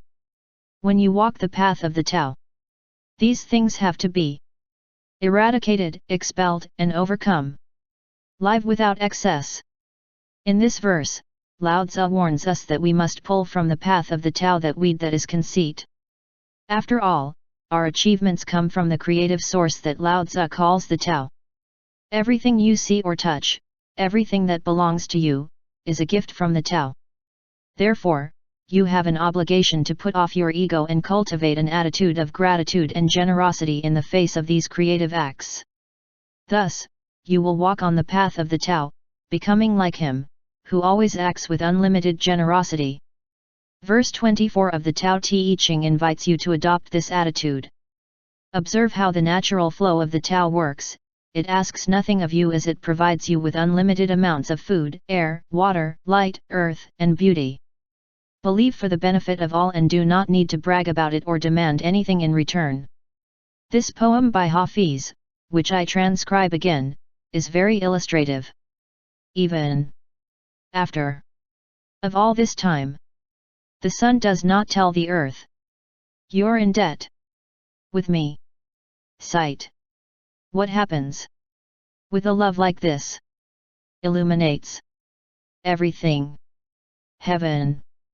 The sun symbolizes the Tao in action. It offers its warmth, light and life-giving energy to everything, illuminating the earth without demanding any recognition. Suppose the sun needed our attention and demanded that we praise it for its services. If so, he would only shine where he felt loved, or where he would get a reward for the energy sent. Before long, part of the world would no longer receive the splendor of sunlight, and eventually the earth would be left in darkness and disputes would proliferate over how to appease the sun god. It is easy to understand why Lao Tzu says that the tendencies to boast and boast are hateful and resemble a tumor in the body. Walk the path of Tao, giving more than receiving and caring for others without asking for anything in return. And consider that the desire to show off and seek approval is like the weeds that sprout up the road. To consider that you are important and special because of your artistic talent, for example, is to walk the path of the ego. The Tao, on the other hand, tells you to express your gratitude for having hands capable of creating a sculpture. This is how Lao Tzu advises you to walk the path of the Tao, free from the selfish desire to be recognized for your actions and achievements. Change your life by consciously adopting an attitude of gratitude. The future of your life will change if you cultivate an attitude of gratitude for all that you are, achieve, and receive. Quietly repeat "I thank you" when you are awake and when you go to sleep, as well as when you wake up. Deep down, it doesn't matter whether your gratitude is directed to God, Spirit, Allah, Tao, Krishna, Buddha, or Origin, because they all traditionally symbolize wisdom. Give thanks for the sunlight, the rain, your body, and all the organs that compose it. Dedicate a day of gratitude to the brain, heart, liver, and even toenails. The expression of gratitude causes you to focus on the true origin of everything, while noticing when you are allowing the ego to dominate you. Make it a daily practice. Give thanks for your bed, the sheets, the pillow, and the room where you sleep, and when you wake up say "I thank you" for everything that awaits you that day. And then start the journey by doing something nice for another human being. Change your life by analyzing your need to brag and boast. When you are about to brag to others about your merits or achievements, stop to think about the need you feel and remember that Lao Tzu warns you that these things have to be eradicated, expelled, and overcome. On the path of Tao, inner approval is wholesome and pure while vain bragging is simply superfluous. When you realize that you are used to enjoying your successes, decide to return to the path of the Tao by remembering verse 21 of the Tao Te Ching. The pretentious comments you make to feed your ego will become like weeds that are of no use to you. By returning to radical humility and contemplating the greatness that dwells within all people, you will suppress excesses of self-reliance. This is the way of the Tao. Practice the Tao, now. Tomorrow morning, do something that expresses your appreciation for someone, taking them completely by surprise. Send him an email in which you express your affection and love. Call up a lonely relative, or even someone you don't know. Notice how your gratitude to another person feeds the path of the Tao, and not that of your ego. Verse 25. Before the universe was born, something perfect and formless already existed. It is serene, empty, lonely, immutable, infinite, eternally present. She is the mother of the universe. For lack of a better name, I call it the Tao. I call it big. Big and unlimited. Unlimited, because it flows eternally. Always flowing and permanently returning. Thus, the way is great, the sky is great, the earth is great, the people are great. You have to understand what the earth is like. To know humanity. And to know the land. Understand what heaven is like. To know the sky. Understand what the Camino is like. To know the way. Understand the greatness that is inside you. Live from greatness. Many scholars who have written about the Tao Te Ching throughout history consider verse 25 to contain one of the most important lessons in the entire manuscript. I have found in my research that the word great is used in all translations of this verse. The verse tells us that, before the beginning of the universe, there was something perfect and without form. And he goes on to say that this formless perfection is the mother of the universe. Although it has no name, it is called Tao, and it is synonymous with what is great. That is to say, in the Tao nothing is devoid of greatness. Nothing is small, insignificant, weak, unimportant, not even mediocre. What we are told is intended to make the reader realize that there is a pure and imperishable energy, present in all things, that is not adulterated by the physical condition that the forms adopt. The verse concludes with advice to the reader, which in this case is you. To know this formless perfection, you have to understand the greatness that is within you. You are the main character in this wonderful tale. Since it is the eternal Tao who gives you life, the message of greatness in this short story invites you to change the way you live and see how your life changes. You can start by examining those of your thoughts and ideas that do not agree with this wonderful message from Lao Tzu, which other people have echoed throughout history. Lillian Smith, in her book The Journey, published in 1954, describes it this way. The need you feel every day of your life, even if you don't realize it. Being in communication with something bigger than oneself, more alive than oneself, prior to oneself, even if it has not yet been born, which will last in time. That enduring something confirms your greatness, your total connection to infinity. It makes you feel that you are in permanent union with a, so to speak, superior companion, which is greatness itself. Lao Tzu tells us to look at the earth, the people who inhabit it, and the sky, and appreciate its greatness. And then we look at ourselves, seeing ourselves as participants in all of this. That is, that we approach what is presented as the great mystery of creation and discover our own inner greatness, while enjoying the joy of sharing it with heaven, earth, and all who inhabit it. If we cling tenaciously to our heritage of greatness, the omnipresent Tao will surely be open to us. From a perspective of greatness, nothing but greatness can arise from us, while from an inner perspective of inferiority, everything we attract will be a reflection of that negative attitude. You will not find greatness in the study, in the learning of a trade, in a teacher or in the compliments that your family, friends, or lovers constantly give you. It is within you. It is essential that you realize the greatness that flows uninterruptedly within you. To do this, get to know it in your moments of meditation and gratitude, without being influenced by thoughts that contradict it. In particular, watch and listen to criticism that comes from your own self-talk. When these thoughts come to your mind, let them express themselves.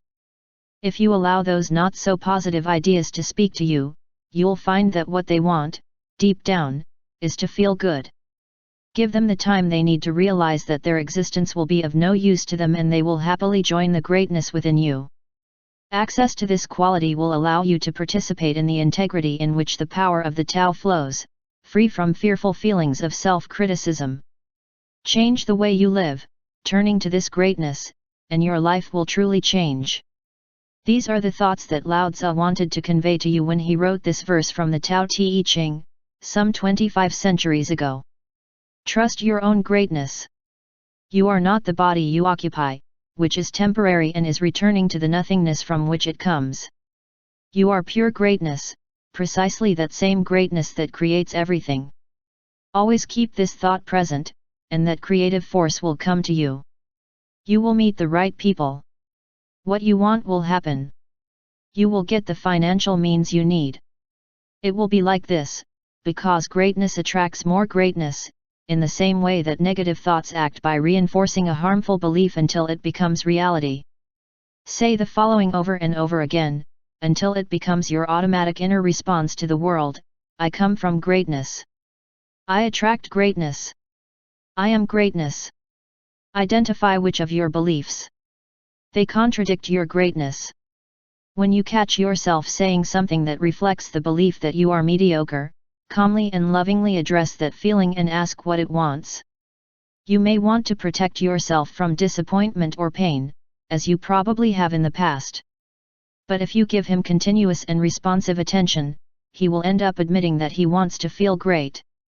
Let him do it. You have enough with having to endure the disappointments and fleeting pains that afflict life in this world. Don't try to protect yourself by believing that you don't embody greatness, that's going out of line. Detect your wrong beliefs and give them the opportunity to transform into what they really want, and want. Whatever you aspire to be, or attract into your life, change your mind from "this is probably not going to happen to me" to "it's on its way." And then try to detect any sign, no matter how small, that what you want is actually getting to you. It is very important to keep in mind the old axiom: I get what I think about, whether I want it or not. Think how lucky you are to harbor greatness within yourself. Thus, you will live the great paradox. You can be greatness and be nobody, simultaneously. Practice the Tao, now. Write the following words and apply them to yourself: I come from greatness. I have to be like my origin. I will never abandon faith in my greatness and that of others.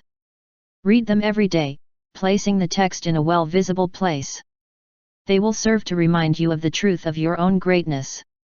Meditate for 10 minutes today, focusing on your inner greatness. Verse 26. The heavy is the root of the light. Calm subdues restlessness. Aware of this, the person to whom success smiles is settled and concentrates in everything he does. Although surrounded by wealth, don't let it influence you. How could the lord of a country stagger like a fool?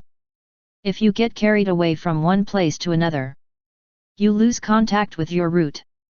If you are restless, you lose control of yourself. Live calmly. This verse from the Tao Te Ching advises us to maintain serenity, no matter what happens around us. It also tells us that the true teacher knows that the ability to remain calm lies within.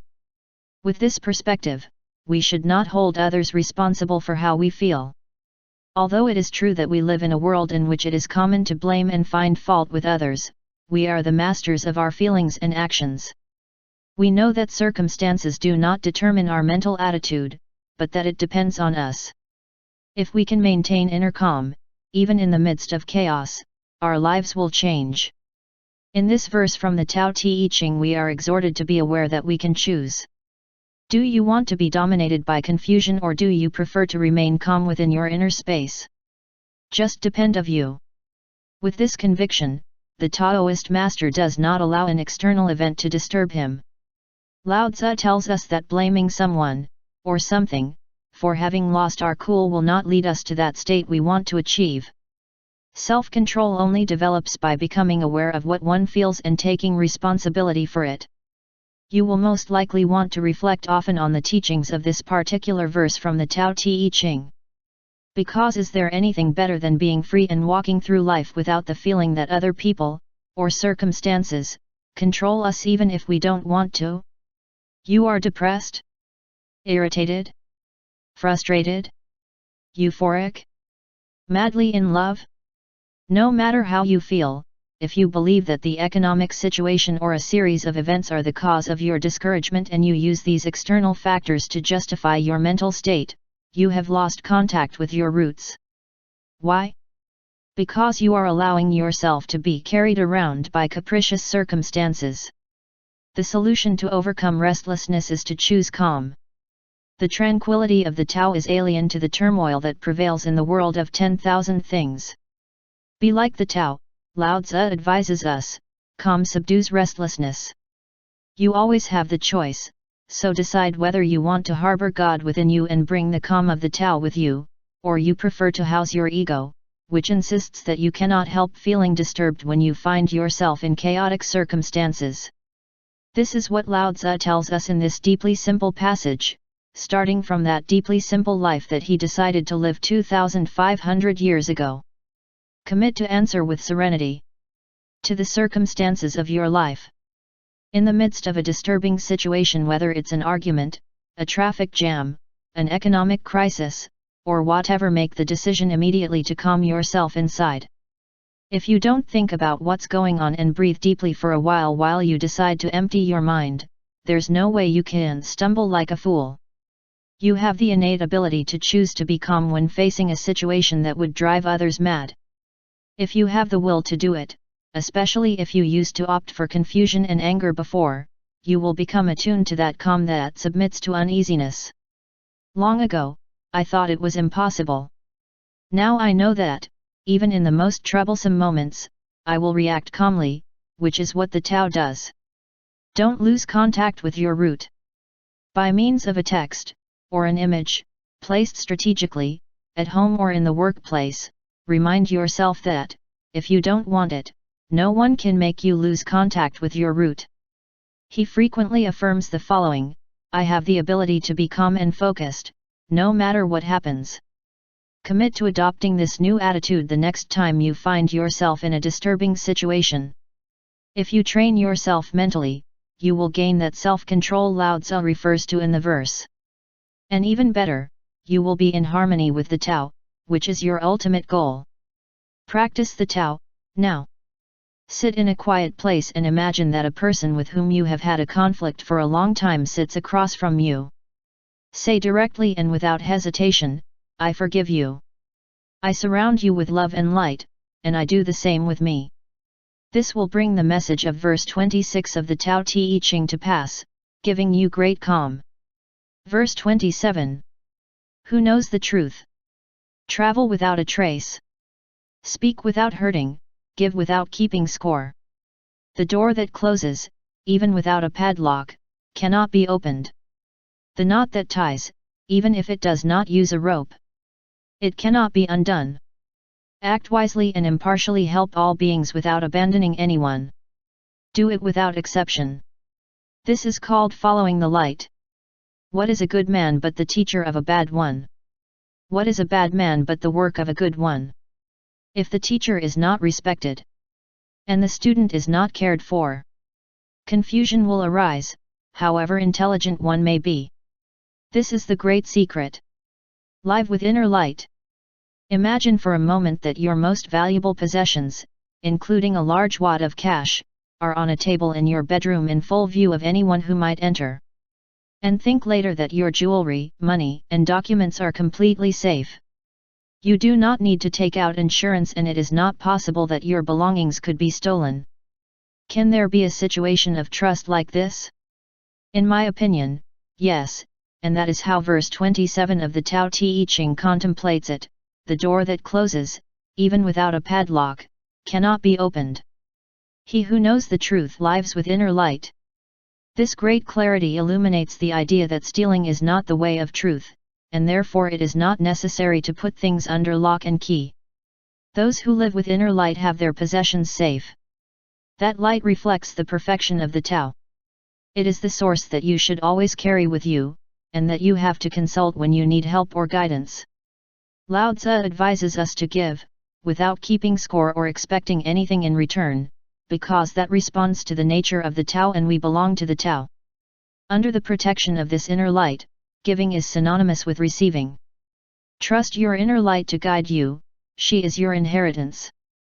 You come more from the Tao than from your parents, or your culture or your homeland. It is also important that you live more spontaneously. You don't have to program your life in detail. If you understand this, you can travel without sticking to a plan that foresees all the different possibilities. Your inner light is more reliable than any travel guide and will point you in the best direction for you and everyone you meet. If you trust more and more in the Tao, it will change the way you see life. You will be amazed at the brilliance and clarity of what you begin to see. Fear, anxiety, tension, and unease, seen in the shining light of the Tao, will become just another aspect of yourself, like candles that show your way and help you to love the whole world as part of yourself. Lao Tzu says, act wisely and impartially, help all beings without abandoning anyone. That is, for you to reach out to others, they do not have to impose rules on you. By following the inner light of the Tao, your natural response will be one of surrender. Giving, like receiving, becomes something inherent to you. In this way, you and the others are the same thing. The most revealing phrases in this verse remind us that a good man is but the teacher of a bad one, and that a bad man is but the task in which a good one must be employed. This way of looking at life, and eliminating tension and anger, has extraordinary power. If you consider yourself a good person, you have to deal with those you call bad, including convicts and those enemies on the other side of the world. It encourages the idea that you are here to learn something and teach it to others, and that what you need to do is raise the collective energy level of the universe. Cultivate awareness of the inner light that dwells in all people. Be the Tao. Virtually all the translations of the Tao Te Ching that I have studied refer to humanity as a unit, of which we are part for each other. This is the great secret: do not make exceptions. Do not abandon anyone, respect your teachers and take care of your students. After 2,500 years, the Tao continues to be elusive for most people because it is practiced so infrequently. However, we have to impregnate ourselves with it if we really want to ever walk under the luminosity of the Great Way. Get to know the truth, as Lao Tzu advises, and forget about locks, chains, maps, and plans. Travel without a trace. Trust in goodness, which is the root of everything, and instead of cursing the darkness that seems to hang around you, bring your inner light and let it shine on those who do not see their own legacy in the Tao. From his millennial spiritual throne, Lao Tzu tells you to put the following into practice. Believe in yourself. Create an inner code of conduct, based solely on your irreversible connection to the Tao. If you trust this force that created you, you are trusting yourself. Know that nothing can separate you from your inner code of honesty and living up to it. If an occasion arises where you can easily fool someone, such as a store cashier in a hurry giving you back more money than the account, behave honestly and tell them so. And have faith in yourself when it comes to taking a trip that you have barely planned. Trust the energy of the Tao to guide you, rather than relying on the detailed plans someone else has prepared for you.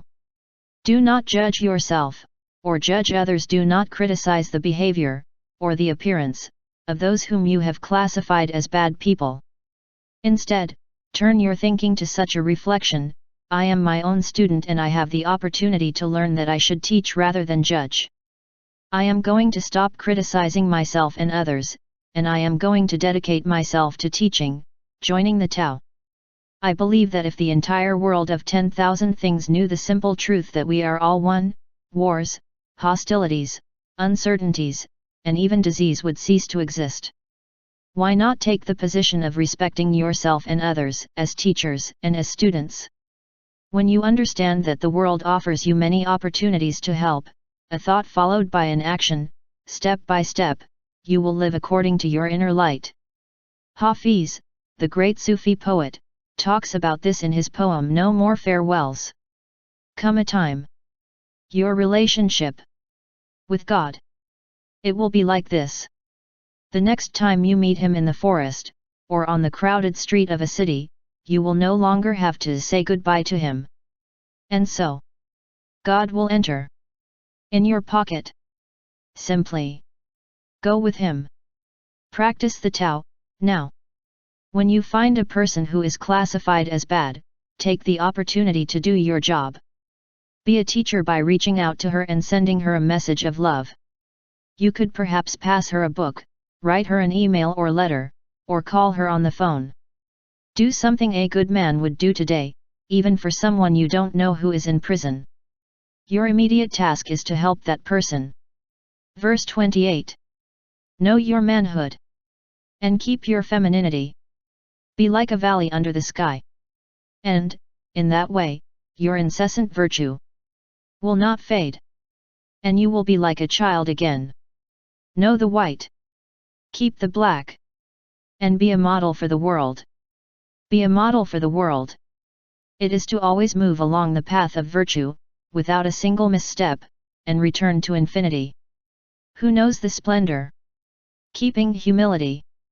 Act in accordance with eternal power. To be the source of the world, you must live the abundance of virtue. When I inform it takes shape, it loses its original qualities. If you keep your original qualities, you can rule anything. Certainly, the best ruler rules less. Living virtuously in this verse, the word virtue is synonymous with nature or the Tao. In his union with nature, the sage is in harmony with the Tao and behaves virtuously in life. Lao Tzu tells us about a personal path and a Tao-oriented way of leading others. They can be your family members, co-workers, partners, friends, or the citizens you govern, if you are a politician. In fact, many passages in the Tao Te Ching are dedicated to teaching us how to organize an administration that is in accordance with the high principles of the Tao. It is my firm intention to disseminate these teachings throughout the world, to facilitate the transformation of those who call themselves leaders and are destined to occupy, or already occupy, positions of power. All people have the intrinsic ability to cause important changes in themselves that can lead to calm, harmony, and peace, which are our heritage. Lao Tzu calls them our original qualities. These qualities require that they be governed as little as possible, so it seems natural to consider that we will be better leaders if we allow our Taoist nature to develop, since the Tao only governs the essential. When you allow the Tao to guide you, you are living virtuously. The advice that Lao Tzu gives us to achieve this are reflected in this verse through 4 clear images. 1. The first one is, be like a valley under the sky. Let the river of life flow through you. Like a valley under the sky, you become a place of fertility and harmony that receives everything and allows everything. You can think of it as the place that is at the bottom of the spectrum of the 10,000 things, or also as the point from which you can see how everything flows above you. In that place of modesty, the permanent virtue of the Tao never fades. I interpret it as the image of a life of radical humility. Get yourself, if you can, at the eye level of a young child. Looking from bottom to top, see if the original qualities become more visible. Be like the valley under the sky, ready to embrace and care for the seeds you find on your way. 2. The second of the images that invite you to live virtuously is, be a model for the world. See nature, untainted by culture, as perfect as a rock or uncut wood. The model of the world, unaltered by the action of man, is created by the Tao. Rather than insist on turning things around, or offering resistance, Lao Tzu encourages you to gently row downstream. Trust in the perfection of the Tao to make you happily return to your place of origin. The message is, basically, that you let go and let the Tao act. Give up the ego that you have created, and accept being in the world by changing the way you look at the world. 3. He acts in accordance with the eternal power. This is the third image that symbolizes a virtuous life. Think for a moment of the image of a fountain that supplies the world, does not lose its intensity, never runs out and exists outside the ups and downs of the 10,000 things. It is a power that creates and then withdraws, that shapes things and then makes them form. It is always there, it is an infinite geyser from which the abundance of virtuous life emanates. When you do not let your ego act and become aware of how the Tao flows from that source, you enter into union with the eternal power. Imagine yourself acting, rather than from your ideas of self-reliance and your need for power over others, from an unceasing source of goodness and virtue that is in harmony with your infinite nature. Change the image you have of yourself, thinking that your being is in line with the eternal power, and you will be able to appreciate in yourself that virtuous life that you want. 4. Preserve your original qualities is the fourth image about the virtuous life. I especially like it. Your original qualities are what defined you before you came into existence as a concrete entity. This is what Jesus meant when he said, "Now therefore, Father, glorify me in your presence with that glory that I had with you before the beginning of the world." John. Imagine, if you are capable of it, what before the beginning of the world means. The original qualities that Lao Tzu talks about are love, goodness, and beauty that defined your essence before you took on the form of a particle and then became a human being. In other words, living virtuously has nothing to do with abiding by the laws, being a good citizen, or complying with an idea, inspired from outside, about how you are supposed to be. This incisive verse from the Tao Te Ching tells us how to live virtuously. Be like a valley under heaven, with humility and letting what is seemingly contradictory flow through you. Be a model for the world, perceiving the model of your world and living in harmony without imposing your ego on others. In accordance with eternal power, be a source for the world that consciously emanates from the boundless ocean of goodness and virtue that is your heritage. Preserve your original qualities, recovering and internalizing your relationship with the essence of the Tao, which is prior to your birth as a human being. This is what Lao Tzu offers us in this 28th verse of the Tao Te Ching, from its distance in time. Take into consideration ideas that are opposed to those you have been conditioned to believe. Instead of trying to believe that you are superior to others, choose to imagine yourself as a valley. Be ready to listen and receive from that well-established, fertile, and receptive position. When you think you should give advice, listen carefully. Be a humble source on earth, rather than a conceited person possessed by his ego. At the end of verse 28 of the Tao Te Ching, the great sage clearly tells us, certainly, the best ruler rules less. With this he does not pretend that you do not value your actions, but rather he wants you to consider yourself united to the origin of your being through powerful ties that let you know and trust that you are part of it. Let your negative feelings become feelings of love. Khalil Gibran, the Lebanese poet, once said that if you cannot work with love but only with displeasure, it is better that you abandon your work and sit at the doors of the temple, receiving the alms that those who work with joy give you. Begin to take care of your original qualities, being an instrument of the Spirit, especially where you see that you can easily forget your true virtuous self. Practice the Tao, now. Be like a child, at least once a day. Pick a typically stressful situation and be like a valley from heaven. Play instead of work, even when you're at work. Laugh instead of looking serious. Spend some time gazing at something in awe. For example, if you see a spider web, look at the mystery before you, a tiny creature weaving a perfect web, in the form of a net, larger than its own, to catch insects on the fly, no less. Verse 29. Do you think you can take control of the world and improve it? I don't think it's possible. Everything that exists under heaven is a sacred vessel that cannot be controlled. If you try to control it, you will ruin it. If you try to grab it, you will lose it. Allow your life to unfold naturally. She is also a vessel of perfection. Like we breathe in and breathe out. There is a moment to be ahead. And a moment to be behind. A moment to move. And a moment to rest. There are moments of vigor. And moments of exhaustion. Moments when we are safe.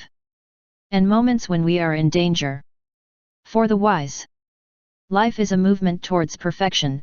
What need does it have, then, for excesses, extravagances and extremism? Live according to natural law.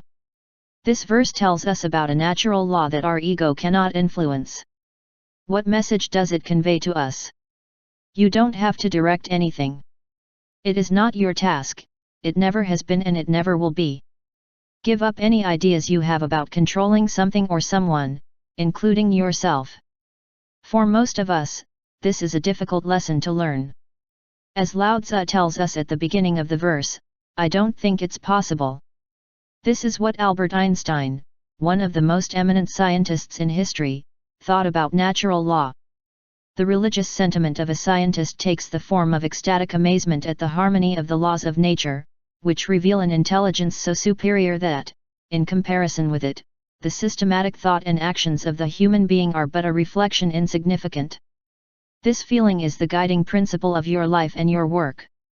You must draw on this feeling to put into practice the message of verse 29 of the Tao Te Ching. By tuning in with that ecstatic wonder at the sacred perfection of the world, we will free ourselves from the desire to control something or someone. In this way, we will experience the harmony of the laws of nature, as Einstein describes them. Lao Tzu reminds us that everything that exists under heaven is a sacred vessel that does not need any input. Since you are part of that whole, you may have to modify your way of conceiving life, and everything that permeates it, as well as your vision of the future. Whether you agree or not, like it or not, this is all outside the influence of your ego. It develops according to the same natural law that makes the seasons happen, the moon waxes and wanes, whales cross oceans, and birds migrate and return without the help of a map or an artificial system to guide them. When you look at your life this way, you start to see how it unfolds naturally. The Tao is a natural law, not a force that controls and manipulates us. In the Tao of philosophy, Alan Watts reminds us that Lao Tzu once said, "The great Tao flows everywhere, left and right. He loves and nurtures all things, but does not own them." The Tao is the principle that gives content to the divinity, not the lord and teacher of nature. He is not obsessed with control, greedy for power, or dominated by ego. The feeling of superiority is a creation of man. The Tao does not act like a boss, using its power over people. Simply allow all of creation to be revealed in perfect order, and all that is revealed is sacred because it is part of the Tao, which is egoless. I suggest you spend some time quietly rereading this verse and reflecting on the sacred nature of everything in your life. Think about the experiences you have gone through, which you blame for not having been able to achieve the wealth, health, or happiness that you would have wished for and that you even hoped for. Reflect on the idea that everything has its moment. As you breathe in and breathe out, you can experience what it is like to be in front by having also gone through the experience of being behind. All the moments when you felt betrayed, abandoned, abused, scared, anxious, or incomplete came to you in accordance with natural law that also made you feel cared for, protected, loved, comforted, and whole. There is a time for everything, even for what is happening to you today. Start by accepting that every moment of your life is in accordance with the divine Tao. As you do so, you will go from judging them and perhaps revealing yourself to being grateful for being able to feel both exhausted and rested, scared as well as safe, unloved as cared for. Everything is part of the natural law. Your self-centered mind tries to protect you from pain by insisting that you can learn to eliminate some aspects of your life. However, the sage who lives in you wants to be in greater harmony with the perfection of the Tao. How can this be achieved? Lao Tzu urges you to avoid extremes, excesses, and extravagances, knowing that everything unfolds perfectly, even if your mind tells you otherwise. Negative thoughts also have to have their moment and, within the natural flow, they will be replaced by new ones, that will also have their moment.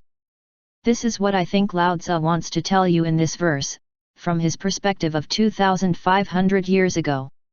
Give up the need to control. Begin to apply a plan of renunciation, allowing everything that is part of your world and the people who have to do with it do what corresponds to them according to the natural order. Renunciation is a mental process that involves spending a few moments stopping your judgments and frustrations, and talking to yourself. Remember to step back and be a witness rather than a protagonist, which you can do by sheltering the feeling you are examining. Invite the divine natural order into that refuge, simply allowing your feeling to unfold without criticizing or controlling it. In this way, you place yourself in the essentials. Think of your need to control things as a signal that you have to allow the Tao to flow freely in your life. At first, your selfish mind may openly scoff at the idea that the Tao is the cause of the perfect unfolding of everything.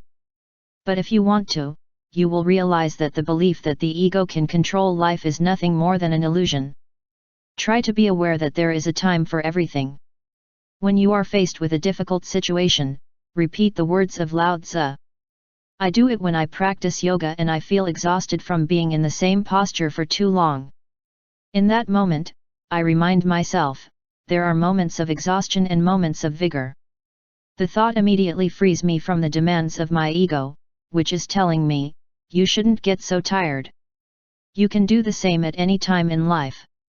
Pain, loss, fear, anger, and even hatred seem to vanish when you remember that they are part of the perfect development of natural law. Soon the moment of comfort, peace, and love will come. Put the teachings of this verse from the Tao Te Ching into practice, composing some texts to suit you and then reciting them when you observe unpleasant things such as a crime, a person with AIDS, someone who is starving, or a war situation. Try something like this. Yeah, there seems to be a time for these things. I have decided not to get carried away by resentment and anger. But I also want to do something about these events. This feeling is also part of the development of natural law. I will act in accordance with my desire to remedy these things. Remaining in a situation of inner peace and avoiding extremism, I will influence the world in the same way that the Tao always does, from love and kindness. It is not what you see around you that keeps you in touch with the Tao, but the understanding of how that eternal flow works. As Ralph Waldo Emerson said, the sky works through atoms, trifles, drunks. The compass is nothing, magnetism is everything. Practice the Tao, now. Find something in your life where control is everything, and give it up. Suppress your desire to intervene, remembering that all things have their moment and that you are increasingly determined to calmly observe events instead of controlling them.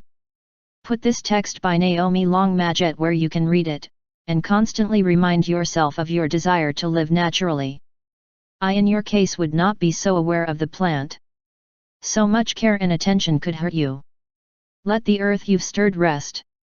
And wait for it to dry before watering it. The leaf tends to find its own way. Let herself seek the sunlight. Growth is stunted if excessively eager affection is lavished. We have to learn to leave the things we love alone. Verse 30. Anyone who advises a leader on how to act will warn him against the use of arms. Weapons often turn against the wielder. Where armies encamp, only brambles and thorns grow. After a great battle, the field is cursed, the harvest is spoiled, the earth is orphaned of its mother. Once your goal is achieved, you must not boast of success. You must not boast of your ability. You should not feel proud. Rather you should regret of not having been able to prevent war. You should never think of conquering others by force. Whoever uses force will soon faint. It is not in tune with the Camino, and being separated from the way. Its end will not be long in coming. Live without using force. If we followed exactly the advice that verse 30 of the Tao Te Ching offers us, we would be free from conflict. Imagine it. If the entire world population understood the guidelines of this verse from the Tao Te Ching, and lived in accordance with them, we would finally free ourselves from the tensions of war and the havoc that it has produced in the world since our time. Historical record. Let us remember that verse 21 explained to us with good judgment that all things have their time. Is this not the moment to abandon the force?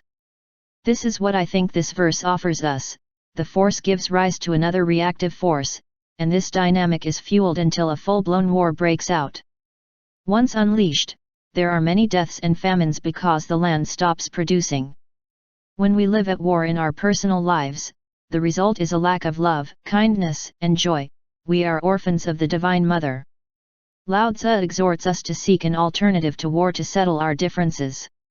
And in the event that the war conflict is irremediable, he advises us not to present ourselves as winners or conquerors. Force includes any physical or mental violence in which the weapons are hatred and intolerance. It always gives rise to a reaction. The use of force is never in tune with the way. Ultimately, we will always lose.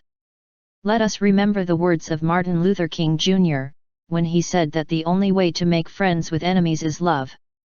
Unfortunately, when force is used, the consequence is resentment and, ultimately, revenge. If we think of war conflicts located in a certain place, the killing of a large number of people who are considered enemies makes their children grow up feeding hatred for the victors. And in the end, that new generation takes up arms to take revenge on the people of the children of whom they defeated their parents. The use of force pushes entire generations to continue the conflict. Or, in the words of Lao Tzu, weapons are often turned against the wielder. Taoist thinking can be applied to any conflict situation in which we find ourselves immersed. If you use force, disputes with your spouse, children, partners, and even your neighbors will escalate. That is why the great way of the Tao is that of collaboration, not that of rivalry. The source that creates everything always gives without asking for anything in return and shares the love that is inherent to it. He knows that we are all part of the 10,000 things and that we have to collaborate with each other because we share the same origin. When your encouragement prompts you to use force, you have lost your sense of connection to the Tao. Furthermore, any group of people, communities or countries, who resort to arms to settle their accounts is in dissonance with the Camino. They make the earth and hearts uninhabitable, sowing them with brambles and thorns. Your personal commitment to practice the Tao prevents you from participating, in any way, mental or physical, in anything that goes against the advice offered by this powerful passage of the Tao Te Ching. Possibly the simplest lesson given to us in the verse at hand is to avoid being boastful and ostentatious when we have achieved something by force. Remember that everything that is achieved in this way provokes a reaction that, ultimately, turns victory into defeat. If, for whatever reason, you believe that you have had no choice but to resort to force to protect yourself, or protect your loved ones, immediately regain an attitude free of conceit and complacency. Commit to working to regain your balance of love, overcoming feelings of hatred and doing your best to compensate for the damage you have caused by the use of force. That is the way. This attitude, which involves adopting the level of minimum resistance in all acts, thus creating greater force, has been called Wei Wei, which means absence of force. This is what I think you can learn and practice based on the advice that Lao Tzu gives us in verse 30 of the Tao Te Ching. Avoid physical or verbal violence in any situation. Think about those in your relationships in which there is conflict. Make a firm decision to try not to use unpleasant language and to completely abandon the use of physical force in any altercation. Get into the habit of stopping thoughts that incite you to violence, immediately moving into a listening attitude. Bite your tongue. Content. At the moment, please do not reply in any way. These are great tools for you to tune into the Camino. Remember that any act of violence will surely produce a reaction.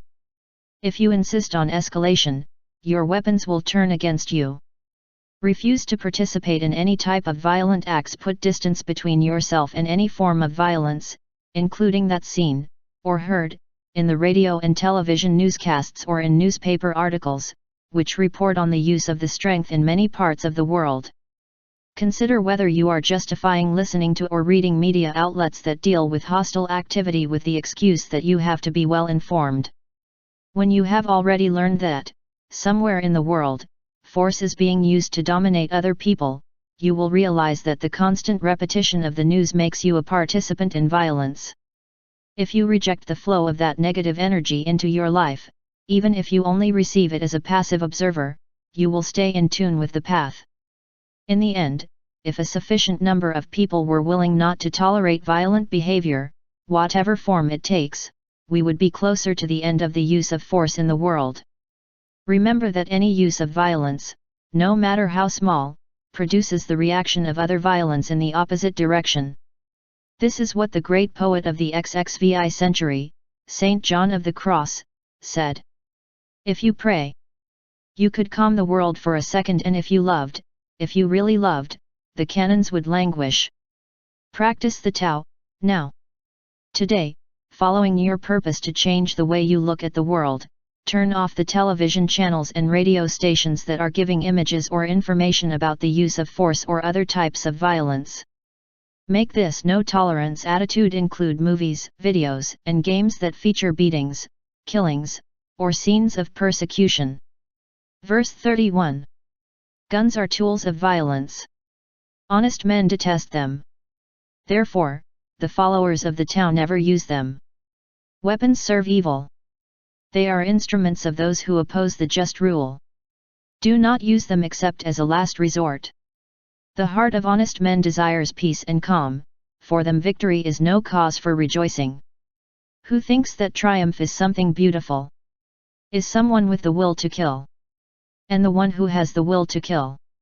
It will never prevail in the world. Let man show his nobler side. Bodes well. When you show your lowest instincts, the omen is bad.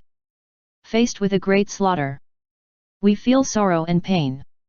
Every victory is a funeral. When a war is won, it should be celebrated with great mourning. Live without weapons. The verse 31 of the Tao Te Ching affirms unequivocally that the utensils of violence only serve evil. Lao Tzu knew very well that murder weapons are useless tools that we must avoid if we decide to live according to the principles of the Tao. They should not be designed, manufactured, marketed, distributed, or, of course, used in the business of death. The Tao is life, weapons are death. The Tao is a creative force, weapons are destructive. Humanity has not yet learned this wise teaching from the Tao Te Ching, which was written when the only weapons of war were the bow and arrows, the spear, the machete, and others of that kind. From his position as an observer endowed with divine wisdom, Lao Tzu realized that there is no victory when he kills himself. Why? Because all people, regardless of where they live, or what their beliefs are linked together by the spirit that originated them. We all come from the Tao, we remain in it and we return to it. When we eliminate each other, we lose the opportunity for the Tao to act on us and flow freely within the body in which we live. What is presented to our ego as a victory to be celebrated is but a funeral, a cause for grief. Lao Tzu reminds us that enjoying victory in battle is comparable to the egotistical desire to kill. The vocation of the Tao is to create, nurture, and love. On the physical plane, our noblest feelings are expressed by following the precepts of the Tao, while our lower instincts incite us to kill. Wars are as old as the history of mankind. We measure our supposed advance towards civilization by the degree of sophistication of the weapons at our disposal. We have moved from the simple spears, useful in close combat, to the bow and arrows that kill from a relatively short distance, to the shotgun and explosives that kill from further afield, and to the bombs that, dropped from the air, produce great devastation. We have gone to such extremes that new terms such as megadeath, a word used to designate 1,000,000 deaths, or weapons of mass destruction have been invented to illustrate our current capacity to annihilate millions of people and other forms of life with a single nuclear explosion. The current level of sophistication, and supposed progress, has led us to the possibility, with all the weapons we have accumulated, of destroying all life on the planet. Man has come to this dangerous situation by ignoring the basic principle of the Tao Te Ching, weapons serve evil. They are instruments of those who oppose the just rule. In my opinion, Lao Tzu was not referring only to physical weapons but also to equally destructive psychological behaviors, such as insults, hostile gestures, and threats that have nothing to do with the highest of human nature. In your process of changing the way you see the world, you should pay attention to the language you use and your behavior. Do you act like a human being who values life in all its manifestations? Are you willing not to wield a weapon of any kind, physical or otherwise, against another person, unless you have exhausted all other alternatives? And, in case you had no choice but to hurt someone, would you be able to feel compassion for your enemy? Deadly weapons are incompatible with the very essence of the Tao. You must do everything possible to be in peace and harmony with this creative energy of life. The proliferation of firearms in modern society represents a gigantic step backwards that takes us away from the highest of human nature. Adopt a Taoist conscience and do not defend the right to own and use weapons. Rather, he dreams of a time when collective human energy rises to such a high level that mere consideration of the possibility of killing someone is impossible. Start by changing your point of view on the need for weapons. The process must begin in each and every human being and, first of all, we should become aware of what the Tao Te Ching teaches us. Make this verse a personal line of work and you can help prevent life from disappearing from our world. This is what I think Lao Tzu is telling you personally from his perspective of 2,500 years ago. Begin to view the use of physical or verbal weapons as an undesirable response. Don't feel the need to defend yourself. Realize that this need is a demonstration that you are ignoring the teachings of the origin of your being. Don't even take into account the possibility of using weapons, of whatever type. Watch what you say and eliminate the word hate from your vocabulary. Instead of defending the right to own and use weapons, convince yourself that all deaths caused by them are a symptom of a departure from the wisdom of the Tao.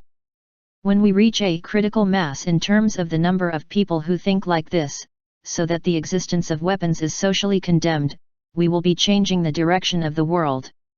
It will no longer be possible to assess the degree of civilization of humanity by the sophistication of our weapons, but we will measure it according to the Taoist scale of the extent to which we are capable of supporting and loving each other. In this way, the word civil, sociable, educated, attentive, in one of its meanings, would acquire its full meaning as the root of the word civilization.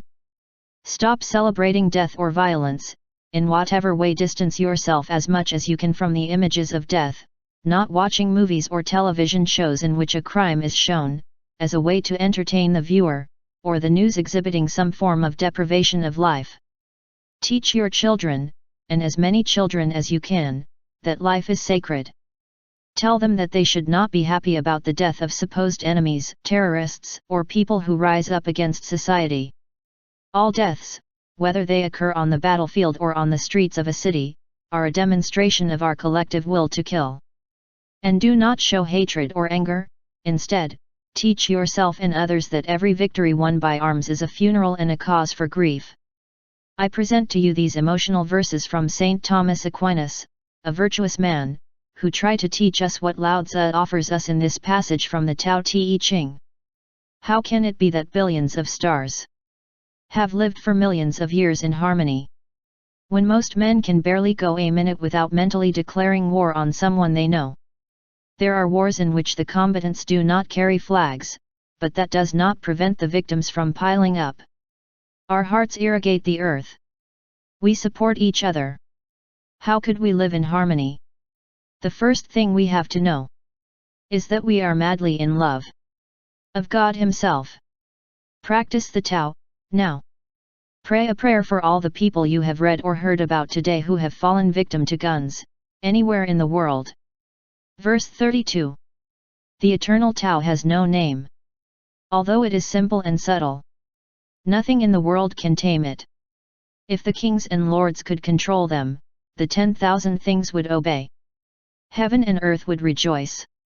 With the sweet drip of dew, men would live in harmony, without the need for government laws. But because of His own goodness, when the whole is divided, the parts need names. We already have enough names, you have to know how to stop. Know where the limit is, and avoid danger.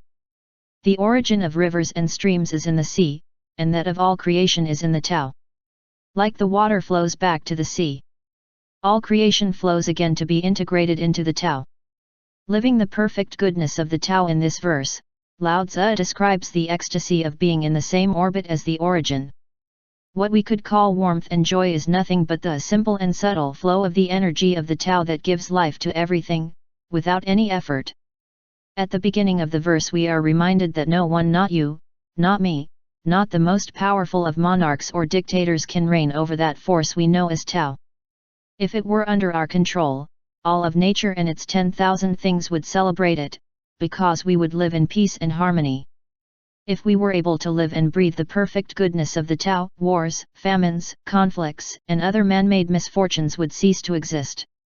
The challenge posed by verse 89 of the Tao Te Ching is how to live, in our physical world, in union with the eternal Tao, which shapes everything and creates everything.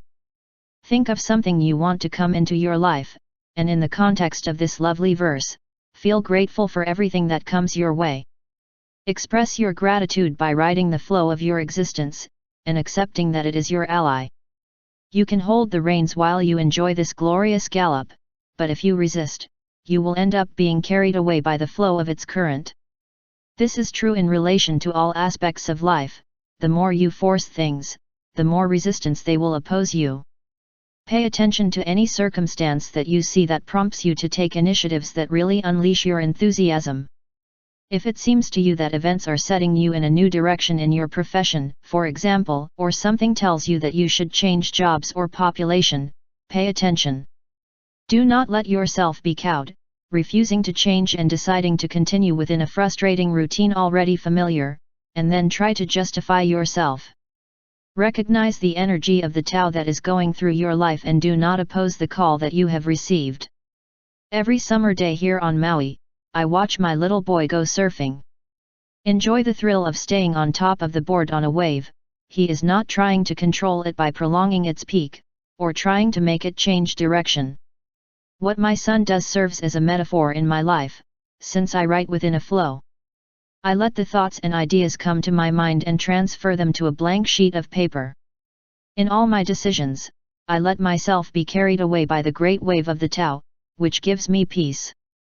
I do it because I trust that the perfect goodness of the Tao will guide me, direct me, and take me where it wants. You and I are like the rivers or streams that Lao Tzu talks about in this verse. We have been born from the Tao, which is the origin of our being, and we are returning to it. The return journey is inevitable, it cannot be stopped. Observe the changes that your body undergoes, and note its similarity to those of the rivers when they go to the sea to immerse themselves in their unity. Lao Tzu exhorts you to learn to stop, advising you to immerse yourself in unity and avoid all kinds of difficulties which he calls danger.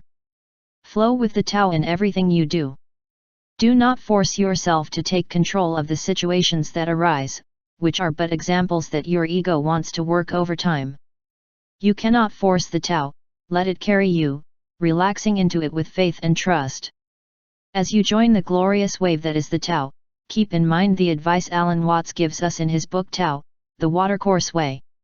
Let your ears hear what they want to hear, let your eyes see what they want to see, let your mind think what it wants to think, let your lungs breathe at their own pace. Do not expect a special result, because in this state in which there are no words or ideas, where do the past and the future fit, and where does the mere notion of what a purpose is? Stop, watch, and listen right now, before reading any further. Yes, step into the perfect goodness of the Tao right now, in your work, in your relationships, in your career, in your everything. Stop, listen to your passion, and let that incessant tide of creation carry you to it, which continues to act despite what your ego thinks. This is what Lao Tzu seems to want to tell you, through me, to apply the ideas contained in verse 32 of the Tao Te Ching. Pay attention to the flow of your life. Remind yourself that you don't have to be in charge. Which, in fact, it is impossible for you to be. The nameless force, which Lao Tzu calls Tao, moves everything. Your continued dispute with her only causes you dissatisfaction. Every day, as a mental practice, let yourself go and see where your thoughts are going. Take note of who appears in your mind and when. Observe the strange coincidences that seem to be collaborating with destiny and somehow move in a new direction. Follow up on situations that come up unexpectedly, or outside of your control. Look for a new and joyful feeling within. As you move with a tendency to, so to speak, loosen the ties, you become deeply aware of the joy that Tao brings to you as it flows through your being. Begin to notice what kinds of passions are awakened in you as you allow it to be your source, rather than your ego, to direct you. These feelings of joy are signs that you are beginning to come into harmony with what Lao Tzu calls your own goodness. Your enthusiastic inner receptivity acts as a reminder that everything is perfect, so believe in that energy. Practice the Tao, now. Pick a time today, perhaps between 12 noon and 4 p.m., to consciously free your mind from its desire to try to control life events. Take a walk and let yourself go, let your feet go where they want. Observe everything in sight. Pay attention to your breathing, the sounds you hear, the wind, the formation of clouds, the humidity, the temperature, well, everything. Just be immersed and transported, and appreciate what you feel going with the flow. Now decide that your guide is freedom. Take a look at how traffic, the people close to you in life, the stock market, the weather conditions, the tides, etc., develop at their own pace and in their own way. You too can move with the eternal and perfect Tao. Be the Tao, now. Verse 33. Whoever understands others has knowledge, who understands himself is wise. Beating others requires strength. Beating yourself requires strength. If you realize that you have enough, you are truly rich. Who stays in his position will live many years. Who surrenders to the Tao will live forever. Live self-control. In the modern world, an educated person is thought of as someone who has generally obtained several diplomas and is capable of intelligently dealing with all kinds of subjects, especially academic ones. In addition to accumulating degrees, highly educated people often understand and help others. In fact, they seem to have the ability to read what other people are like. The power and status of these individuals tends to increase in proportion to the number of men and women in their charge, as in the case of university rectors, CEOs of a company or generals of an army.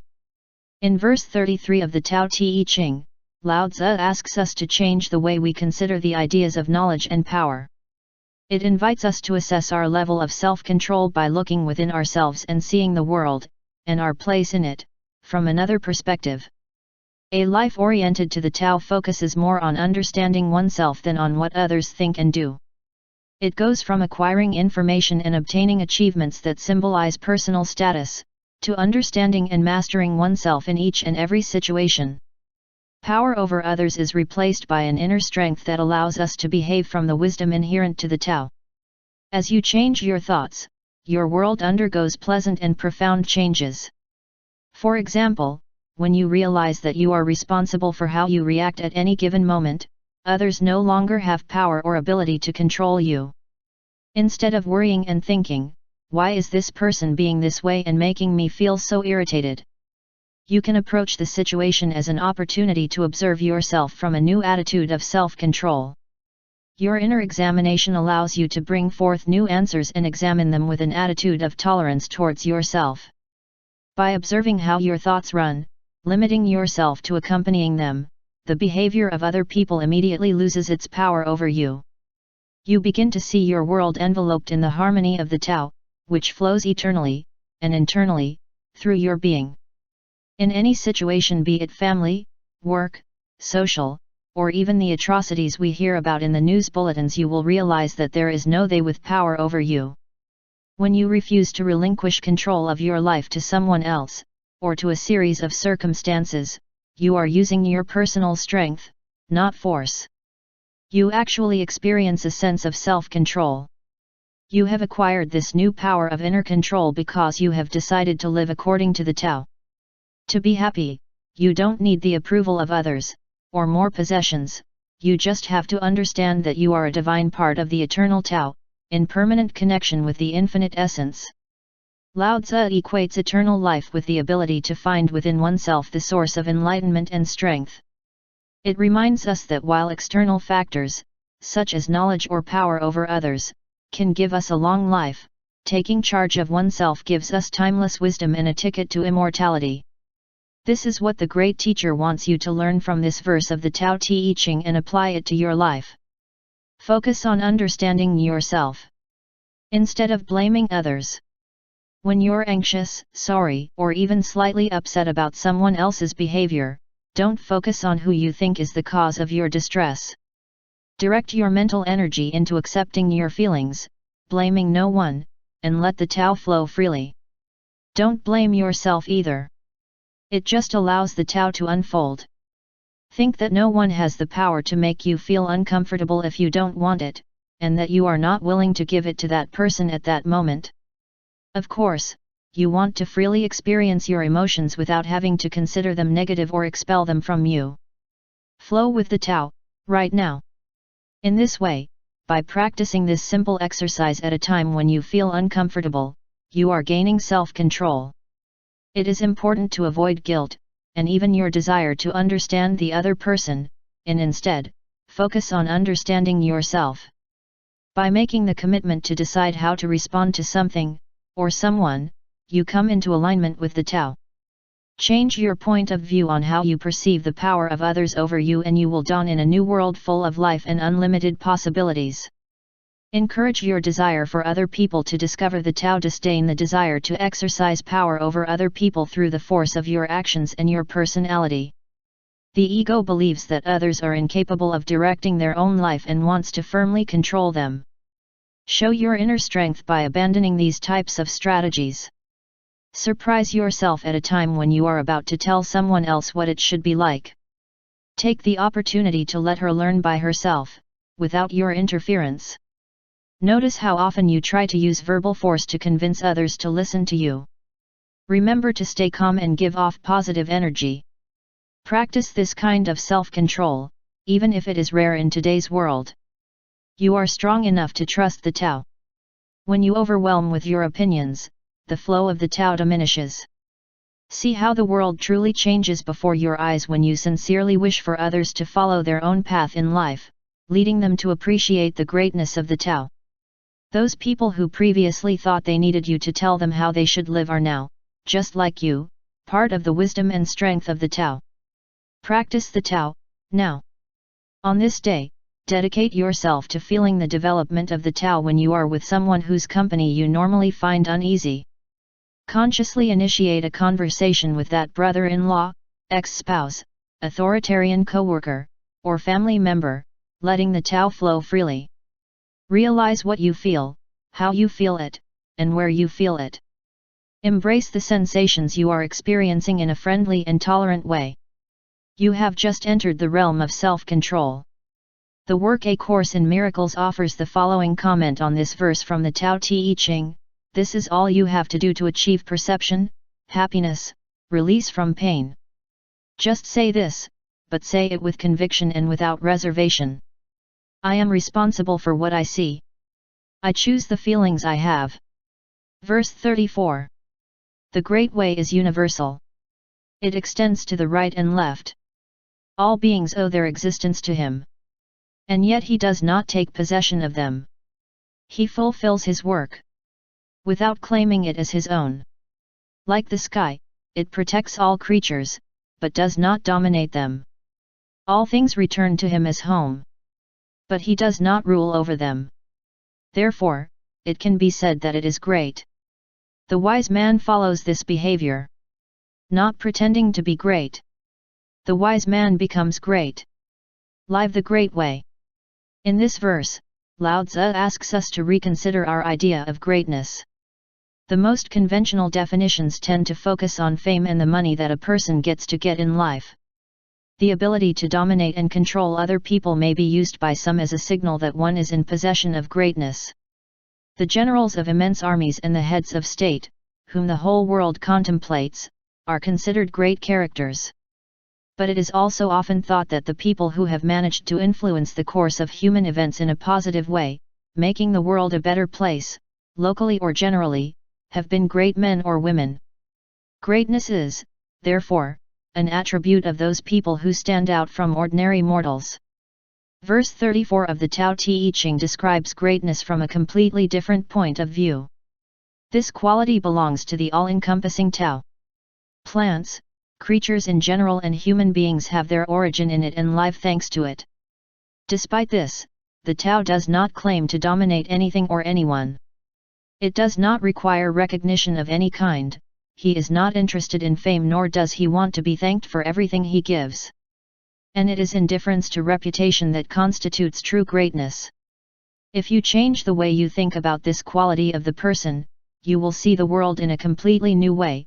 You will stop making evaluations based on appearances and the accumulation of possessions, and you will not notice how much power you use, or others use, to dominate or control others. Rather, your new way of seeing things will allow you to contemplate the development of the Tao in all people. Perhaps for the first time in your life you will appreciate the greatness that resides in others, and in yourself, in the light of the all-encompassing Tao. By looking at the sky, you will be able to see its grandeur, which makes it not demand anything in exchange for what it gives. As you change your concept of greatness, disfigured by certain cultural conditions, you will see a different world. You will realize the importance of all people, including those that you previously considered difficult or irrational. You will begin to understand that the same sacred energy that generates the galaxies is acting within you, me, everyone. You will realize that greatness is a legacy we receive. The Tao is everywhere, therefore, greatness is evident in all things and people. As an application to daily life of what verse 34 of the Tao Te Ching teaches us, I suggest the following. Stop deciding what others should or should not do. Avoid thoughts and activities that involve you having to tell other people, perfectly capable of making their own decisions, what to do. Remember that none of your family members belong to you. The poet Khalil Gibran tells us, "Your children are not your children. They are the sons and daughters of the great desire that life has for itself. They come into the world through you, but they do not come from you." This is always true. In fact, you must put a break in all your relationships to the tendencies that incite you to want to dominate. Listen instead of elaborating. Observe yourself when you are expressing opinions that involve value judgments, and see where this self-analysis takes you. If you change your possessive mindset to a more tolerant one, you will begin to see the true development of the Tao, in yourself and in others. From then on, other people's behaviors that don't conform to your egotistical expectations won't leave you frustrated. Discover a new definition of greatness. Come up with a definition of greatness that dispenses with looks and other traditional external indicators to measure success. Look at people who give a lot, brag little, nurture others, and don't want their actions recognized, and add them to your catalog of greatness. Encourage that kind of behavior in yourself. Notice how the Tao always flows, giving everything, without boasting, without demands, without possessiveness. Do you realize how big this is? Many of the people around you in everyday life behave like this. Discover them and get to know them, modestly emulating their actions. Remember that a great sage never claims greatness for himself. In other words, when you modify your concept of it, you will see how it arises everywhere, especially within you. Practice the Tao, now. Spend a day looking for a few people who fit the pattern presented in this verse from the Tao Te Ching. Quietly convey to them that you feel their greatness as a manifestation of the Tao. And notice how your relationship with them changes when you do not assess their age, gender, academic distinctions, manners, dress, height, weight, skin color, religious beliefs, or political ideas. Verse 35. All men go towards him. That remains in unity.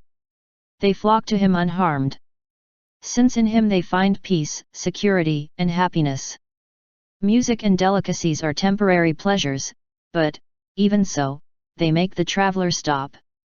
How empty and insipid are the things of this world compared to the Tao. When you look for it, you can see nothing.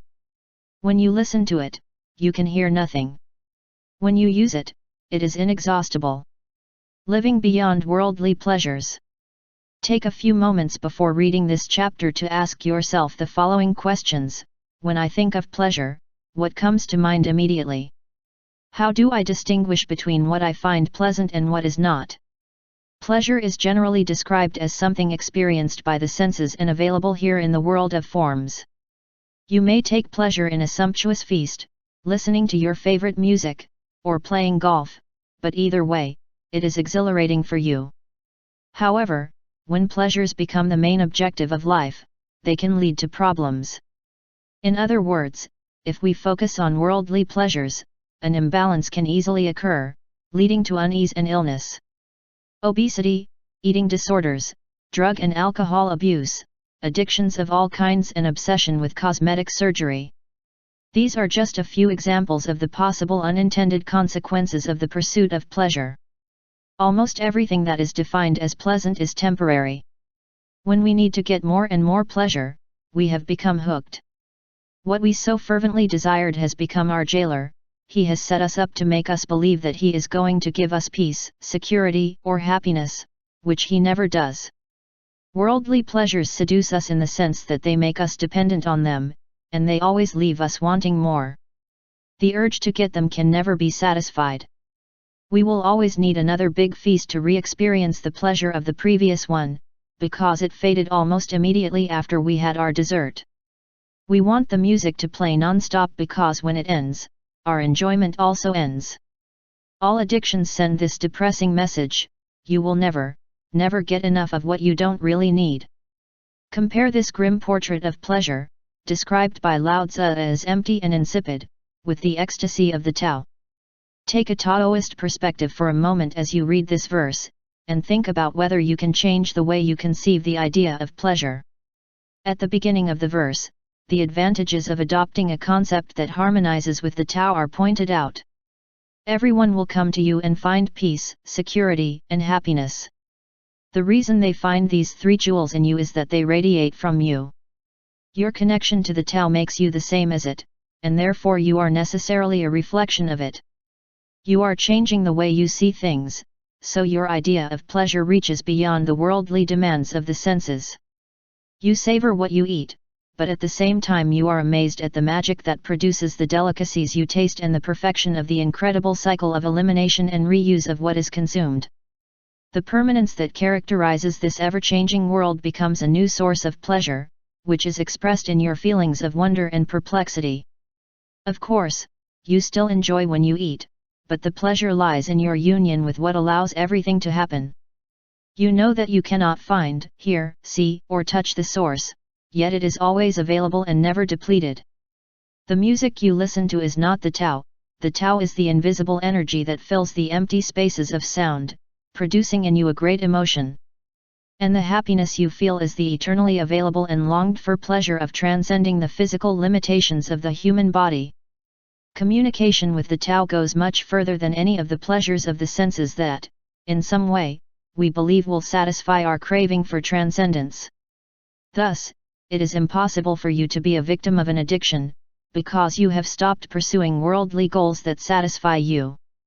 It is like realizing that you can fly, when what you have been doing up to now is walking faster and faster, trying to achieve, without achieving it, sufficient speed or altitude. You were trying to satisfy the natural longing to reach the top, through the pleasure of walking quickly. Now, you watch nature flow, you see clearly that it never asks for more, never consumes to exhaustion, and never demands that it be given more than it needs to maintain perfect balance. Obtaining fleeting pleasures is no longer a primary goal for you. You are at peace and you feel safe and content, because you have modified your vision of the world by admitting the infinite Tao into it. What a difference between the Tao and worldly addictions! Imagine a heroin addict who believes that he can achieve peace, security, and happiness as long as he has an inexhaustible supply of opiates. This is impossible, because the pleasure that drugs provide lasts for a short time, to immediately give way to feelings that are not exactly peace, security, and happiness. The addict keeps trying to fly by walking faster and ends up despising his life and destroying himself. That is the destiny of those who seek the pleasures of the world of the senses to satisfy their cravings and develop their natural capacity to transcend the plane of the physical. This is what Lao Tzu offers you in this profound verse from the Tao Te Ching. Appreciate the eternal joy that always accompanies you, even outside the delights of the senses. Stop thinking of yourself as only a physical being. Instead, realize that pursuing worldly pleasures, the importance of which tends to be exaggerated, is just an attempt to transcend the physical, which is impossible without resorting to natural communication with the Tao. Do not equate the delight of the senses with the joy that the Tao inspires and that is available to you. Enjoy everything you experience through the senses. Savor a good meal, recreate yourself with the sound of your favorite music and enjoy the excitement of sexual energy. But be aware that all this comes from the sensory self, which adapts with pleasure to this world. And look for your Taoist self, which transcends the world of the physical, and explores its pleasures. Rethink what true and lasting enjoyment is. Although the effects of the Tao may, at first, not be appealing to the senses of sight, hearing, touch, taste, and smell, they will achieve the fulfillment of the yearnings that you are trying to satisfy with worldly goals. When pursuing some fleeting desire, don't stop recognizing its value in the here and now, but don't try to get it to fulfill a higher aspiration. Introduce a transcendent sense of gratitude into your daily life. Get into the habit of giving thanks every day for the presence of the eternal Tao that is always with you. With this perspective, the world you wanted before will seem different to you. With awareness of the Tao, the feeling that we are not full if worldly pleasures are not available is replaced by transcendent gratitude. What was previously the need for pleasure is replaced by the gratitude and contentment produced by the perception of our Taoist facet, free from the chains and physical and earthly limitations. Conscious appreciation of the Tao will attract other people and experiences to you, enriching your balance between mortal and eternal perception. Open yourself to the limitless love and abundance of the Tao and you will attract that same love and abundance to yourself. Your world has changed because you see the Tao where before you were only aware of your mortal self yearning for pleasures. Practice the Tao, now. Do a 24-hour fast. When you feel the pangs of hunger, think of how grateful you are for the eternal strength that is always with you. Comfort your physical self by telling it that it will be able to feed when the fast is over, and then return to your non-starving Taoist self. Enjoy contemplating the different nature of that Taoist self, concentrating on appreciating how its energy flows through your body. Perhaps he will be happy, jubilant, or joyful. Notice the difference in how you feel compared to what worldly pleasures bring you. Verse 36. If you want to reduce something, you have to let it expand first. If you want something to weaken, you have to let it grow strong. If you want to delete something, you have to allow it to flourish first. If you want something to go away, you have to give it access first. Here is the lesson. From the wisdom of darkness. The kind survives the strong. The dark outlives the obvious. The fish cannot leave the deep waters, the weapons of a country must not be exhibited. Live the darkness. Much of what you learned as you got older revolved around the words "look at me." You were taught that the more attention you received, especially for being a good boy, the more preeminent status you would achieve among your peers and the more approval from them, and from the adults you knew. Be number one, they told you, get that medal, win the championship, get the best grades, get the course farewell speech commissioned, get the pennant they give to the best student, collect trophies, and so on. It was about standing out above the rest and evaluating yourself based on the result of the competition with your peers.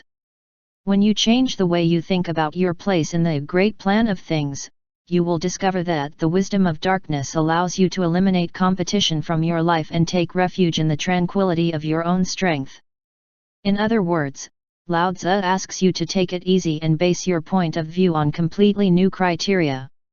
If you do, your world will reflect a kind, minor soul that will outlive those who measure their strength by their status in comparison to others. The verse begins by developing the idea of understanding the bipolar nature of the material world and then encourages us to become astute observers of our lives. To feel lowered, you must first know how you feel when it is important. The idea that one is weak arises from having known what it is to feel strong.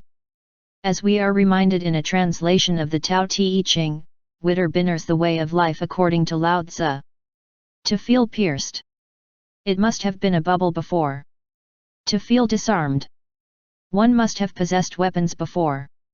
To feel stripped. You must have had privileges before. Avoid feeling weak, unimportant, stressed or scared, overcoming the mental attitudes that led you to it. Keep in mind that if you feel weak, you have had to go through the opposite experience of feeling strong, at least once. If you have stress, you have to have an idea of what it feels like to be stress-free. If you no longer need to compare yourself and make your place in society, you are choosing to follow the path that Lao Tzu calls the wisdom of darkness. That is to say, you abandon the need to be more what is in the eyes of others. Lao Tzu concludes this elegant verse with the metaphor of the fish that cannot leave the deep waters. When he tries to explore the surface and see the big world that lies beyond the depths of the sea, the poor little fish does not survive because he is caught in a fishing net. Herein is contained the great lesson of verse 36. Stay out of the limelight and you will outlive everyone who struggles to be recognized. If you take this perspective, your desire to remain in the dark will outweigh the need to be considered strong and to be respected by all. And besides, you won't end up alone, locked in your trophy room. This is what Lao Tzu offers you from his perspective of 25 centuries, when he composed these verses still valid and full of wisdom. Strive to know oneness by becoming aware of opposites. Do your best to keep a state of oneness in your mind. For example, if you are tired, remember that you already know what it is to be rested. Recall the opposite feeling from the moment, so that you can appreciate them simultaneously. Do this for any sensation. If you find yourself depressed, weak, jealous, unloved, whatever, think that surely you have also experienced the opposite of what is happening to you. Instantly look for the opposite feeling, and become one with it mentally. This will give you a sense of balance and inner peace.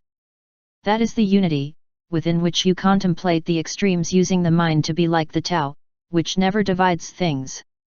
How can unity be broken? It could not continue to exist if it could be divided. Withdraw and give way to the others. Control your tendency to compare yourself to others or to stay within the system. A system is designed so that you behave like everyone else, and it manages to make comparisons that determine success or happiness. The Tao Te Ching exhorts you to seek darkness, draw little or no attention to yourself, and do not ask for your merits to be recognized. Instead, accept, accept, accept. Let others prosper, boasting of their strength and popularity. As Lao Tzu says, you have to grant others the right to grow in importance, but learn the lesson of the fish and survive within the deep waters of your Taoist soul. Practice the Tao, now. Commit to staying out of the limelight as much as possible for an entire day. Suppress your tendency to compare yourself to others or to attract attention. You can achieve this by being interested in other people, substituting the word I for the word you. Instead of saying, I have been doing this work for many years, let me tell you what to do. Make this observation: you seem to be doing very well in your new job. Put in Taoist terms, be forgiving and kind, and you will endure. Verse 37. The Tao is inactive, but it leaves nothing to do. If powerful men stick to it, the world would transform itself, adopting a natural rhythm. If you live simply, deception disappears, and our essential nature comes out. When nothing is desired, serenity appears and the world stabilizes. When silence is made, we find in ourselves the anchor of the universe. Living simplicity. I call this verse from the Tao Te Ching: bite your tongue, shut your mouth. The paradox that arises at the very beginning of the verse intrigues me extraordinarily. The Tao is inactive, but it leaves nothing to do. Imagine what we are asked to think: do nothing and everything will be done. Clearly this contradicts everything we have been taught. In our culture, the idea of doing nothing suggests a lazy, unsuccessful, and quite possibly useless individual. So, for a moment, let's take a spin on what we think about living simply and doing nothing. Of all the problems reported to us by the media, wars, terrorism, famines, hatred, crime, and disease, among others, how many of them are the consequence of an interference in the natural development of creation?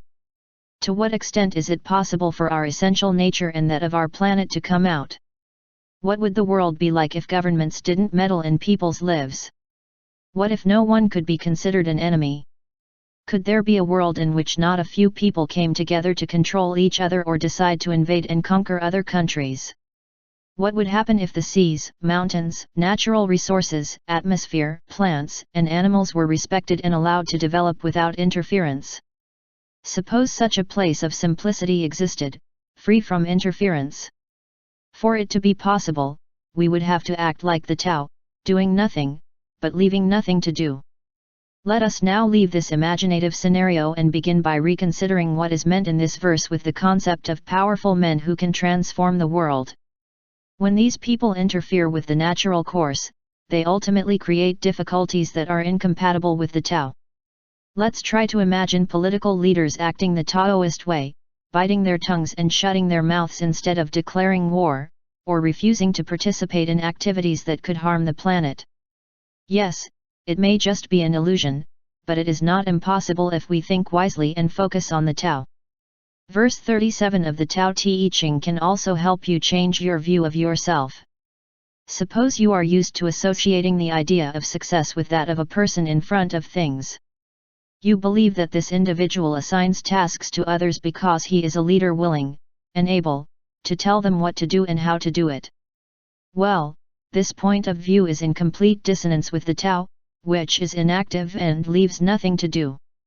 If you change your perspective on your own power and success, you will begin to stop experiencing strong desires, replacing them with a feeling of peace and joy.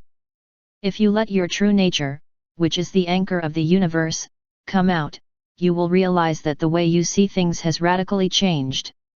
I have used this lesson on simplicity in dealing with my children. When I get in the way and ask them a question like "How is it?" I create resistance from them.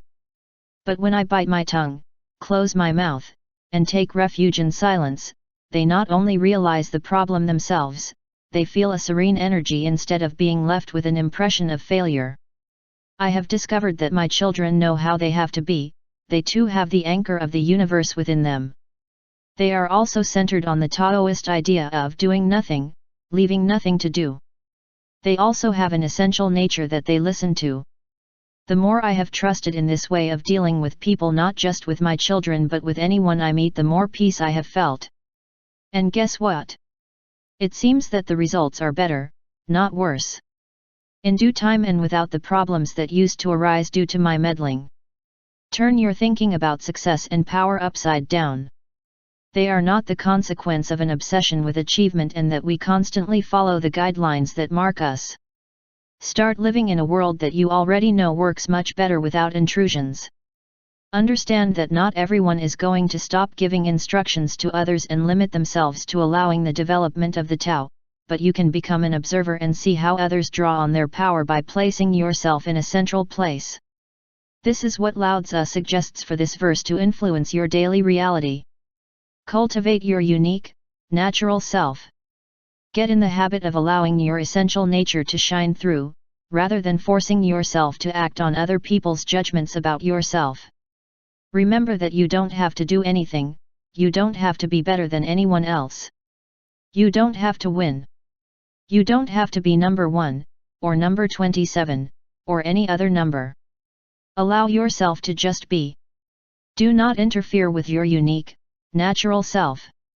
Lighten that burden that you carry with you, which makes you have to be effective, rich, and successful in the eyes of others, replacing this obligation with an inner affirmation that allows you to access the Tao. Say, I am centered in the Tao. I trust that I am capable of solving my problems, just like the world is. I take refuge in silence knowing that everything is fine. Trust in seeing the essential nature of others by remaining silent. Bite your tongue and close your mouth at the very moment when you are about to step into the lives of those around you. Be aware of your tendency to tell others, especially family members, how they should handle their life. Even if you only hold back for a few moments before meddling in someone else's affairs, you are already on the way to being able to adopt an attitude that allows those around you to find their anchor of the universe within them. This discipline of not giving in to the habit of meddling, pausing before intervening, will allow you to see the extent to which everyone is truly competent when they are within the energy field of someone accepting rather than giving orders. Practice the Tao, now. Copy the first two lines of verse 37, the Tao is inactive, but it leaves nothing to do. Read this phrase many times until you memorize it. Then take a 30-minute walk and think about the truth behind it. The air, the sky, the clouds, the grass, the wind, and the flowers, nothing that you see in nature is yet to be done and, at the same time, nothing is happening to make that happen. It is the truth of these words that achieves it. I remember a 13th century poem written by Rumi called Taste Me in Small Bites, which is very relevant to this verse from the Tao Te Ching. Try me in small bites. Don't gobble me up. How many times do you have a guest at home that can fix it all? Let that all-knowing guest fix things while you live naturally. Verse 38. A truly good man is not aware of his goodness, and that is why he is good. A stupid man tries to be good, and that's why it's not good. The teacher does not act, but it leaves nothing to do. The common man is always doing things, and yet many are left undone. The supreme virtue is in acting without a sense of self. The supreme kindness is in giving without conditions. The supreme justice is to see without preferences. When Tao is lost, goodness remains. When goodness is lost, morality remains. When morality is lost, rights remain. Rights are the surface of true faith, the beginning of chaos. The great teacher follows his own nature, and not the paraphernalia of life. It is said of him, he keeps the fruit and not its skin. It stays with what is firm and not with what is weak. He stays with the truth and not with the falsehood. Live within our own nature. This is the message behind this seemingly paradoxical verse of the Tao Te Ching. Our nature is good because we come from the Tao, which is goodness. But when we try to be good, our essential nature cannot act. In our effort to be good, moral, or obedient, we lose touch with our Taoist nature. There is a phrase in this verse that I have circled for several days before writing this little essay: when Tao is lost, goodness remains. It puzzled me because it seemed contradictory to the teachings of the Tao Te Ching. Finally, in a moment of contemplation as I pondered a drawing depicting Lao Tzu, everything cleared up in my head. In my meditation I could hear these words: nature is good without knowing it. Then I understood what apparently Lao Tzu wanted me to convey about this verse, something difficult to understand, for me. Live through your essential nature, the Tao, which is unity and therefore has no polarity. However, the moment you know that you are good, you introduce the dichotomy good versus bad, which makes you lose connection with the Tao. So, you introduce a new concept: you think that if you can't be good, you will try to be moral. But what is morality but a set of conventions about right and wrong that we try to respect? As it seems, Lao Tzu is saying, the Tao is unity, it lacks conventions that we can follow. In other words, the Tao simply is, you are doing nothing and yet you are leaving nothing to do. It is not a question of morality, it is only about the Tao in all its freedom. You don't need reasons or be fair, it is simply the essential nature. Lao Tzu encourages us to be true to our own nature. When morality is lost, the idea of rituals comes to the surface, so we try to live according to rules and customs that have defined our people for centuries. But I can almost hear Lao Tzu's voice saying, the Tao is infinite and excludes no one. The rites keep you disconnected from the Tao and you can abandon them if you try. And you start to trust the laws, which really only divide your person by plunging you into chaos. Again, the Tao is simply the true essential nature. It lacks laws, rights, morality, or goodness. Observe it and live within its nature. In other words, act without worrying about your ego. Give as the Tao does, without conditions and without trying to be good, moral, or just. Simply give to everyone, without preference, as Lao Tzu advises. I agree that living by what this verse says may be in complete contradiction to what you have learned throughout your life. There are times when it is challenging for me, both intellectually and behaviorally. It should be borne in mind that many of the scholars that I have relied on in the course of my research on this verse are of the opinion that Lao Tzu wrote it, as well as the next verse, in response to his disagreements with Confucius, who at that time dictated a series of edicts and codes of conduct for the people. What seemed to me, through meditation, was that Lao Tzu was conveying the following to me: trust your own essential nature. Forget the polarities and live within the indivisible unity of the Tao. Dichotomies good/bad, right/wrong, adequate/inappropriate, legal/illegal, and the like can present problems. Remember that when they come out, the Tao is lost. These would be the advice that Lao Tzu transmits to you, through me. Live in your essential nature, rejecting artificial principles. These principles are, in descending order, goodness, fairness, rights, and laws.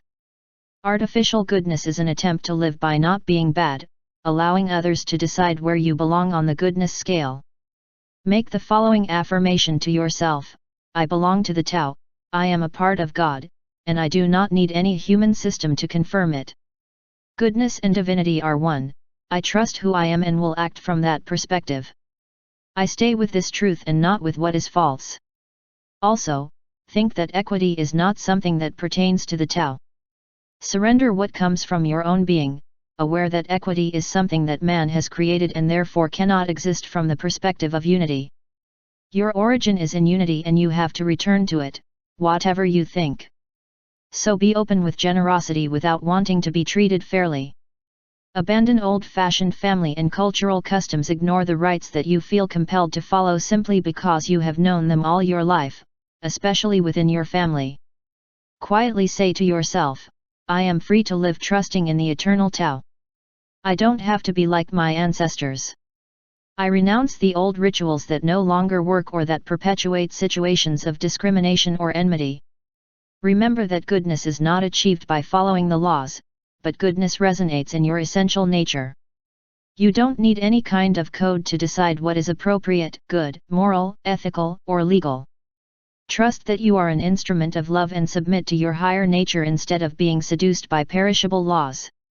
This poem, composed by the 16th century mystic Saint John of the Cross, entitled A Rabbit Realized What Was Happening to Me, describes this attitude with great beauty. I was sad one day, I went for a walk. And I sat in the field.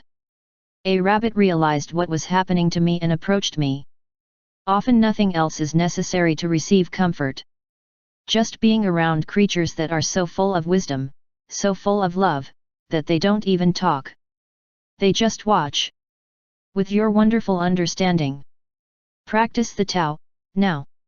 During a day, consciously notice one of God's creatures, such as a dog, butterfly, firefly, spider, ant, fish, cat, deer, or some other animal that attracts your attention.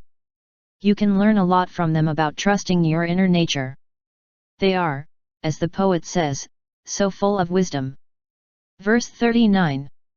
The sky, which is whole and clear. The earth, which is whole and solid. The spirit, which is whole and complete. The 10,000 things that are whole, and the country that is honorable.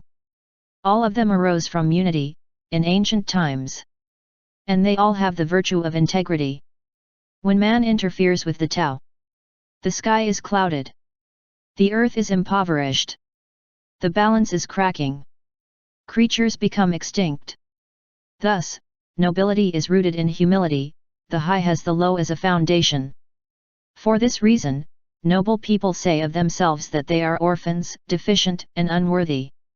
The parts of a car are useless unless they act in accordance with the whole. A man's life leads to nothing unless you live according to the whole universe. True humility is in doing our part according to the universe. Certainly, too much honor equals lack of honor. It's not wise to shine like jade and ring out like a great bell. Live integrity. We traditionally think of integrity as something that is complete. He walked the path in his entirety means that he covered the entire distance. He ate it whole means he left nothing on the plate. However, Lao Tzu seems to view the concept differently. Integrity, he tells us, is rooted in humility. When it is humility that evokes our integrity, we experience the reality that we are parts of a whole. With this attitude, we want to exist in harmony with the universe, collaborating with the different ways in which integrity is manifested and submitting to them. We should not even think of interfering with any part of the whole because we are one with it.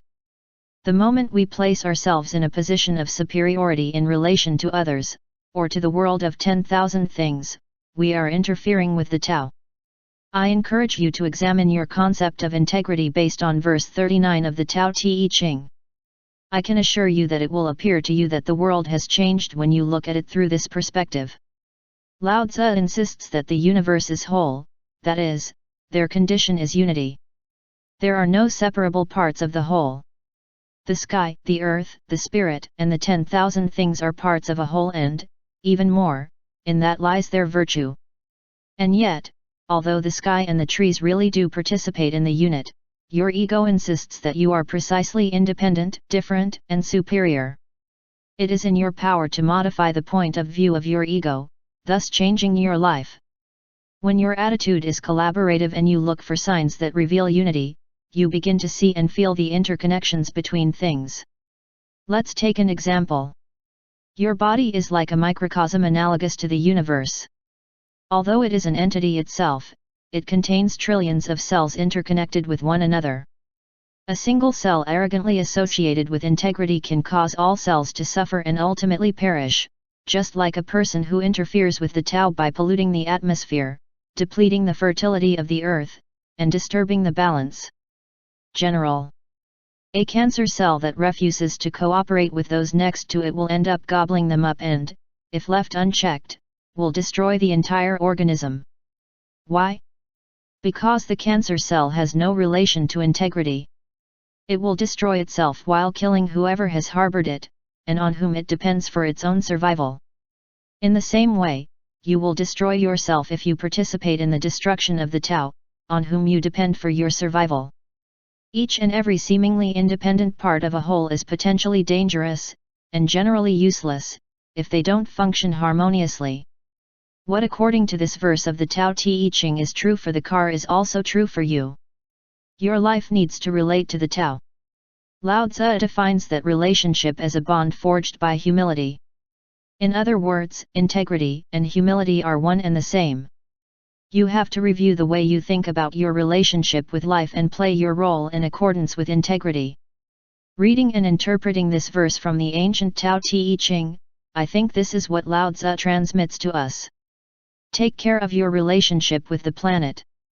Live within the spirit of integrity, knowing that you have a role to play as part of the Tao.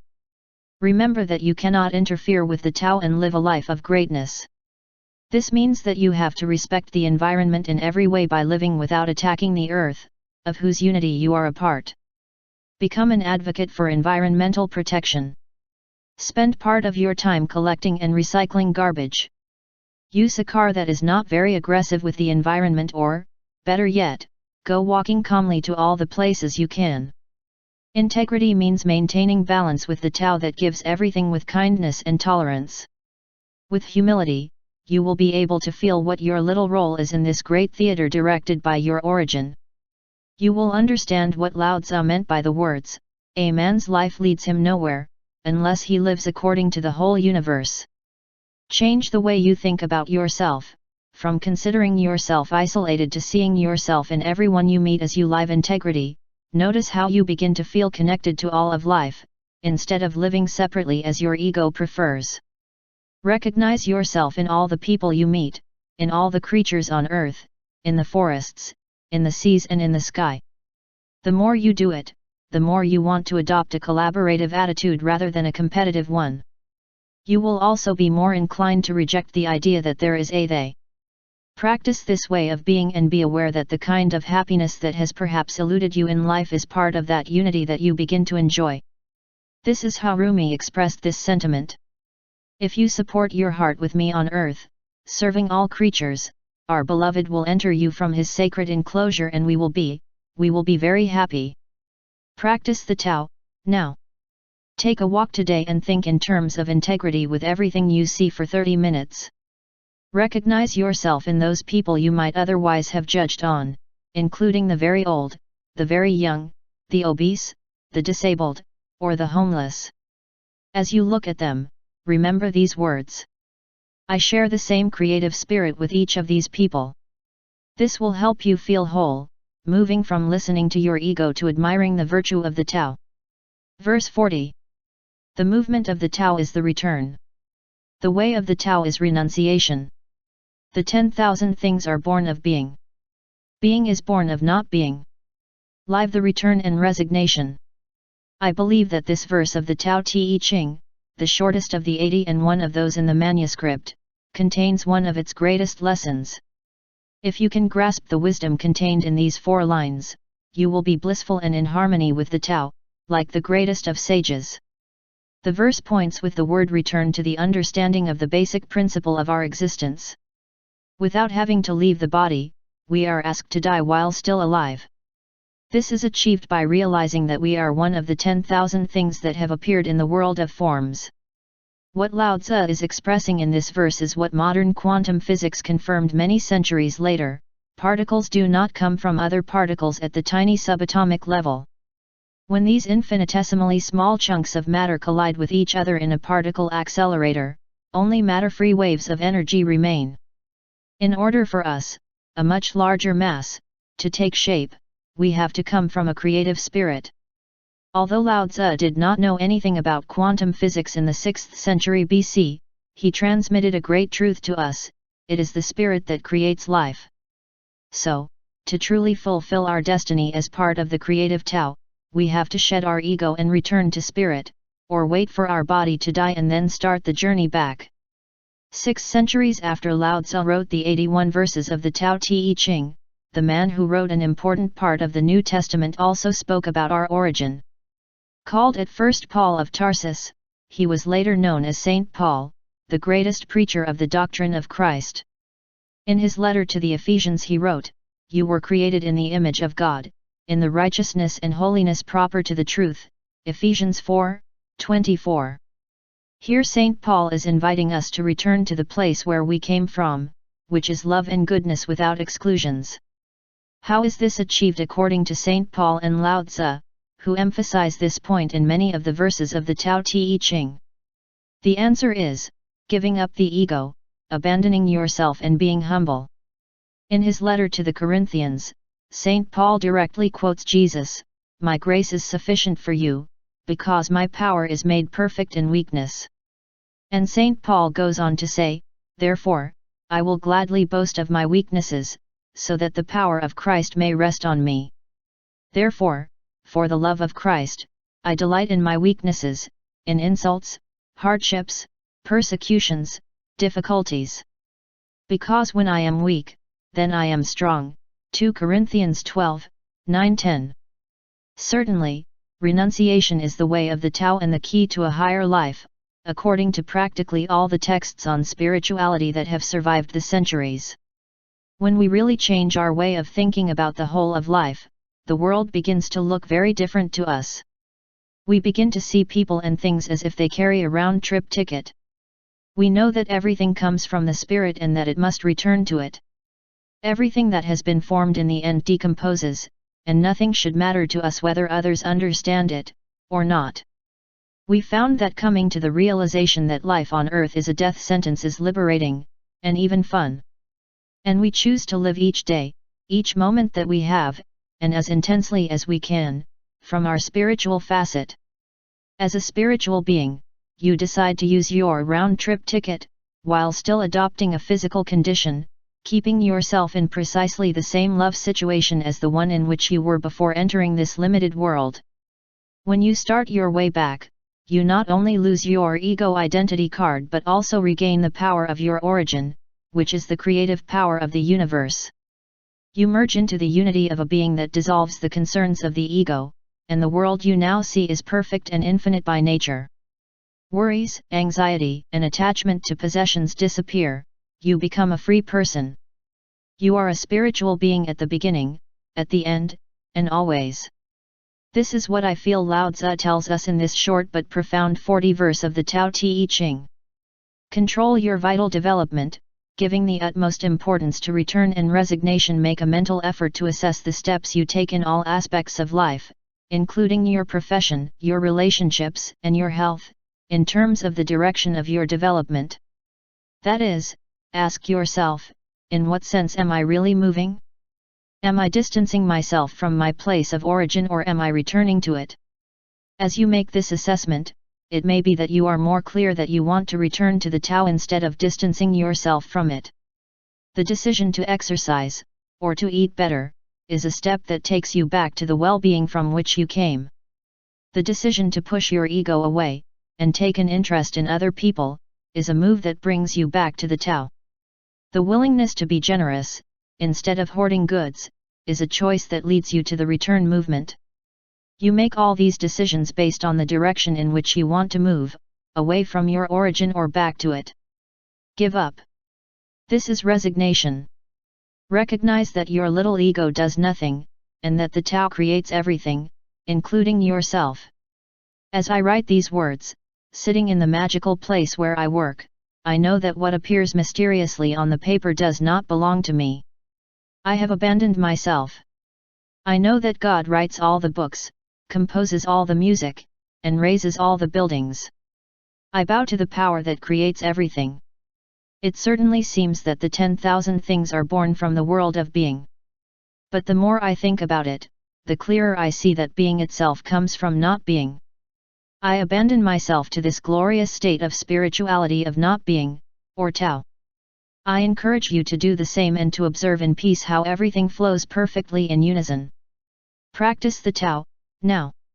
Place in a strategic place, where you can see it well, a photograph of a yield road sign.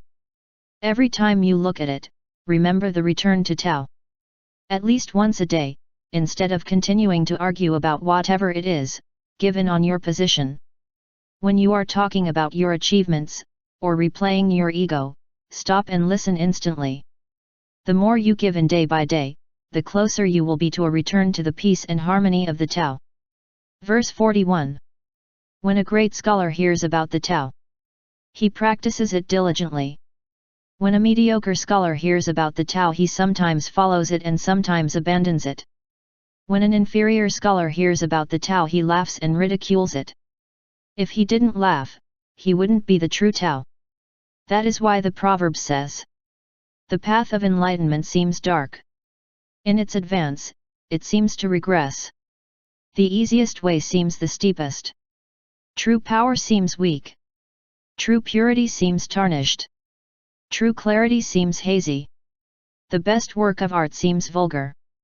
The greatest of love seems indifference. The deepest wisdom seems childish. The Tao is hidden and has no name, only the Tao nourishes and fills all things. Live beyond appearances. The 41 verse of the Tao Te Ching influenced my choice of the title of this book. When we change our thoughts so that they are in harmony with the Tao, we can see that everything that until then we called reality is not, in fact, but an external form, an appearance. At first, this new way of thinking about unity is overshadowed by old ego-inspired habits. What we are used to still resonates within us as if it were real, and our Tao-inspired world may not be recognizable as consistent. But then we begin to look beyond what appears to be the truth and begin to experience the Tao directly, unfettered by our limited views. Reread the first part of this verse from the Tao Te Ching, observing how you feel. Ask yourself if, when you try to understand and apply the wisdom of the Tao, you act like a great scholar, a mediocre one, or even an inferior one. In my case, I can say without any qualms that I am a great scholar who has dedicated many years to deepen and write about the Tao. And the more I have studied it, the more carefully I have practiced it.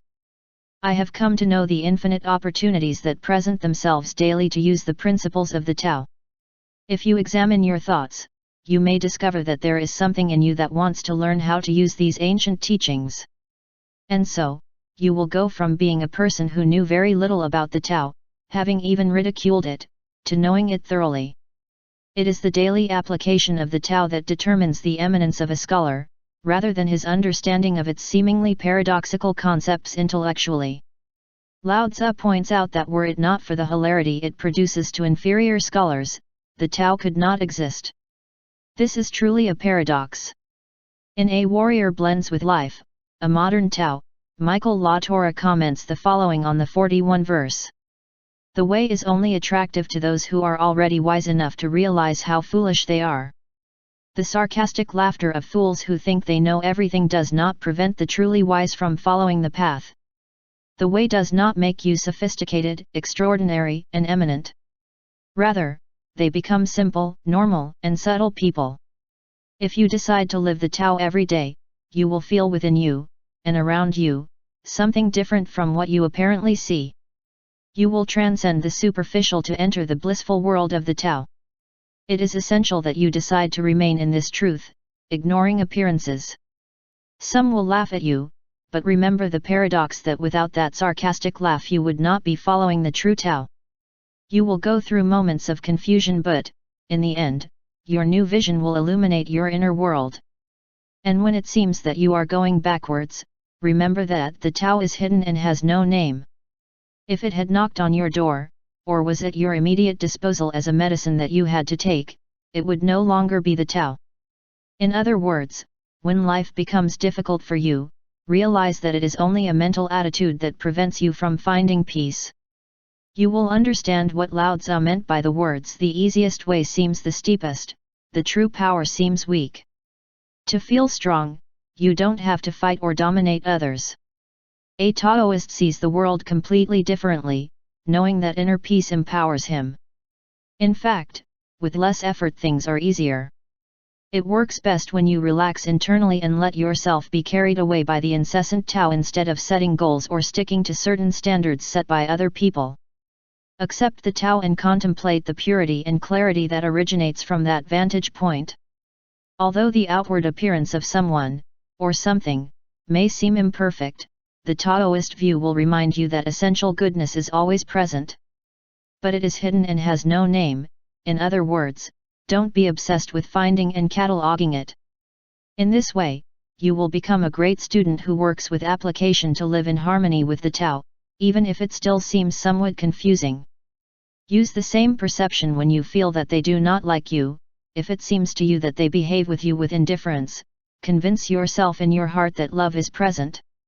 The Tao is not concerned with proving his fidelity. It seems that nothing interests him, but he is always present, everywhere. If you change your thinking and go from being carried away by the dictates of the ego to transcending it, you will know a truly welcoming, enlightened world. The ego convinced you to see a cold and indifferent world, while the Tao, which transcends the ego, radiates pure love for everything around you. Let him bring his magic to your life. This is what Lao Tzu seems to advise me to convey to you when wondering how I could help those who read this book. Take care. If you are reading these lines, you are not an inferior student of the Tao. If you are a mediocre scholar who sometimes follows him and sometimes abandons him, commit to working toward greatness. Apply yourself every day to developing these inner perceptions. Work on it, give up the tendency to bewilder or argue, and practice the Tao freely and consistently. Even if you only dedicate yourself to repeating some of the affirmations that I advise you or rereading a verse every day, you will enter the path that leads to a life according to the Great Way. Lao Tzu tells us to live it simply by zealously practicing the perception of Taoist inner visions. These verses by Walt Whitman remind us that we are not what we appear to be. Oh, I could sing such great things and glories over you. You have ignored what you are. You have been asleep on yourself all your life, as if your eyelids have been closed most of the time. Whoever you are, claim what is yours through thick and thin. Those east and west displays are bland compared to you, those immense meadows, those endless rivers are not more immense and endless than you. The truth of the Tao cannot be demonstrated in physical terms. Give up the need to obtain proof in the physical world before believing that something is true. The Tao is permanently hidden and has no name, accept it as fact. You will not find it in material form. It has no limits, and as soon as you try to name it, you lose it. See verse 1. Just as modern scientists have to accept the fact that quantum particles originate from waves of formless energy, or spirit, without ever having seen that infinite creative realm, so do you. You can dispense with the need to see and touch the Tao in order to believe in it. If you change the way you look at the world, you will see a territory that lies beyond the appearances of darkness, difficulty, weakness, indifference, and death. As the poet Rainer Maria Rilke observed, behind that world confined by names is the unnamed, our true paradigm and home. Practice the Tao, now. During this day, spend an hour with a child and appreciate the wisdom locked in what seem like childish behaviors and beliefs. Observe their fascination with seemingly insignificant things and echo their nonsensical phrases, tantrums, or laughter. Write down your impressions of the wisdom behind what we call childhood urges, and commit to being a child again as many times as you can. Verse 42. The Tao generates the One. The One generates the Two.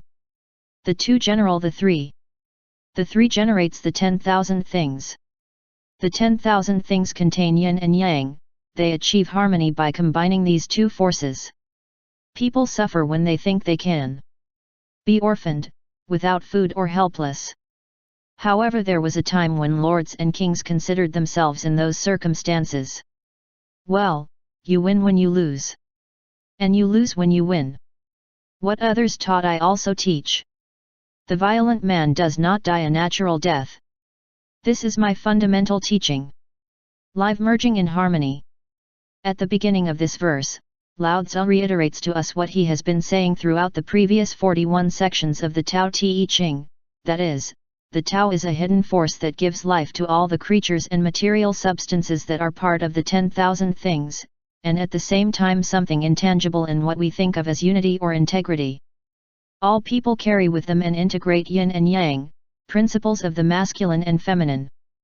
This verse reinforces the idea that the fusion of these two seemingly opposing forces leads to harmony. Lao Tzu mentions some situations that we think can cause us suffering, and points out how especially painful being orphaned, starving or feeling helpless.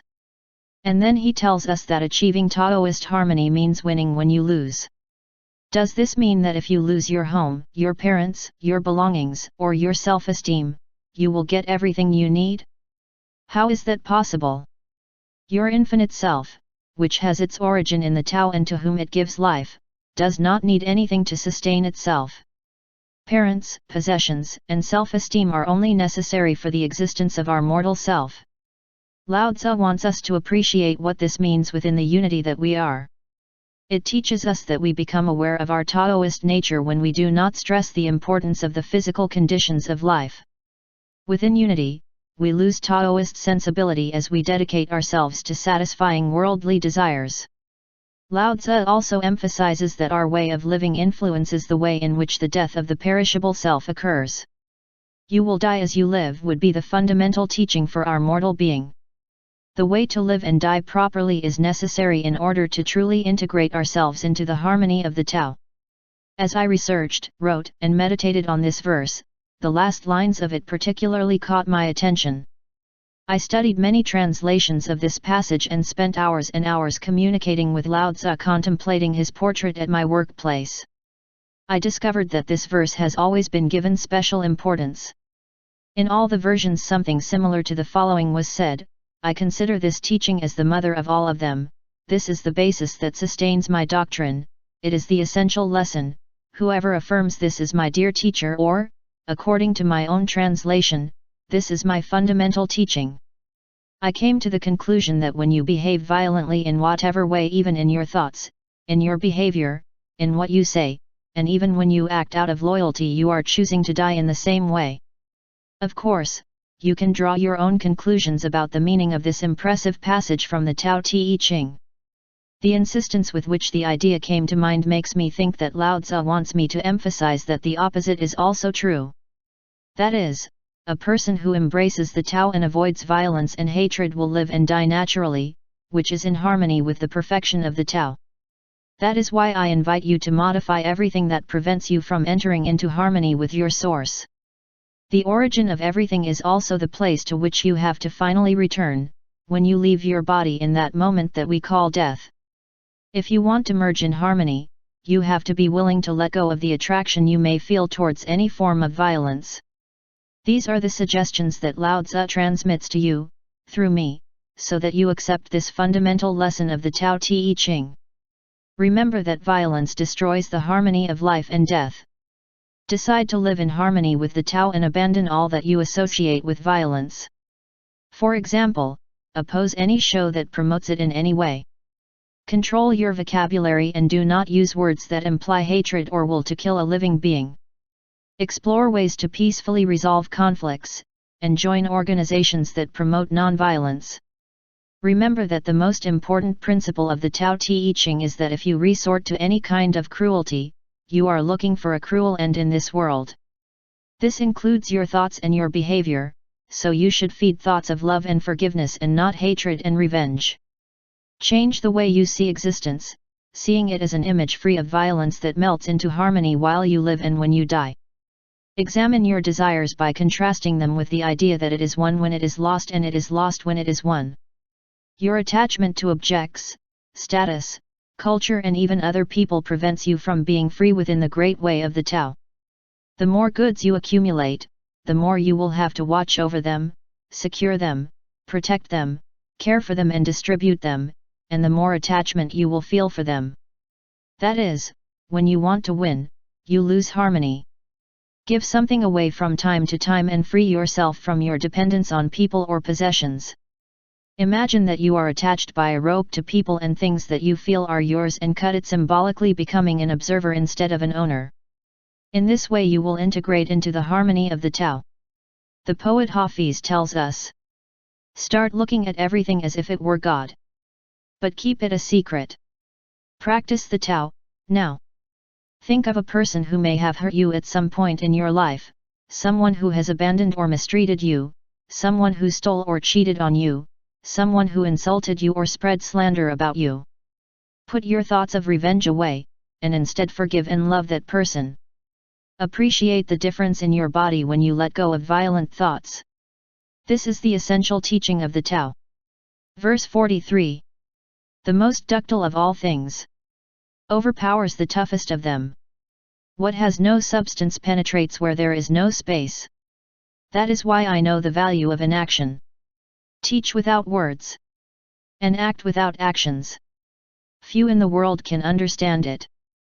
This is how the teacher behaves. There are few people who get the abundance of this world. Live ductility. The Tao Te Ching makes many comparisons based on nature, and indeed the essence of its teaching seems to be in helping us to become Taoist sages through unity with the environment. The beginning of verse 43 reminds me of the way water behaves, its lightness and its ability to penetrate anywhere, even when there is apparently no room to do so. Water is used symbolically in many references to Taoism, such as in the title of Alan Watts' recent excellent work, Tao, the Watercourse Way. Living ductility is living the path that the watercourse follows. In this verse, Lao Tzu invites us to change our way of seeing harshness. For you, the concept probably equates to strength. You train because the more you develop your muscles, the stronger you think you are.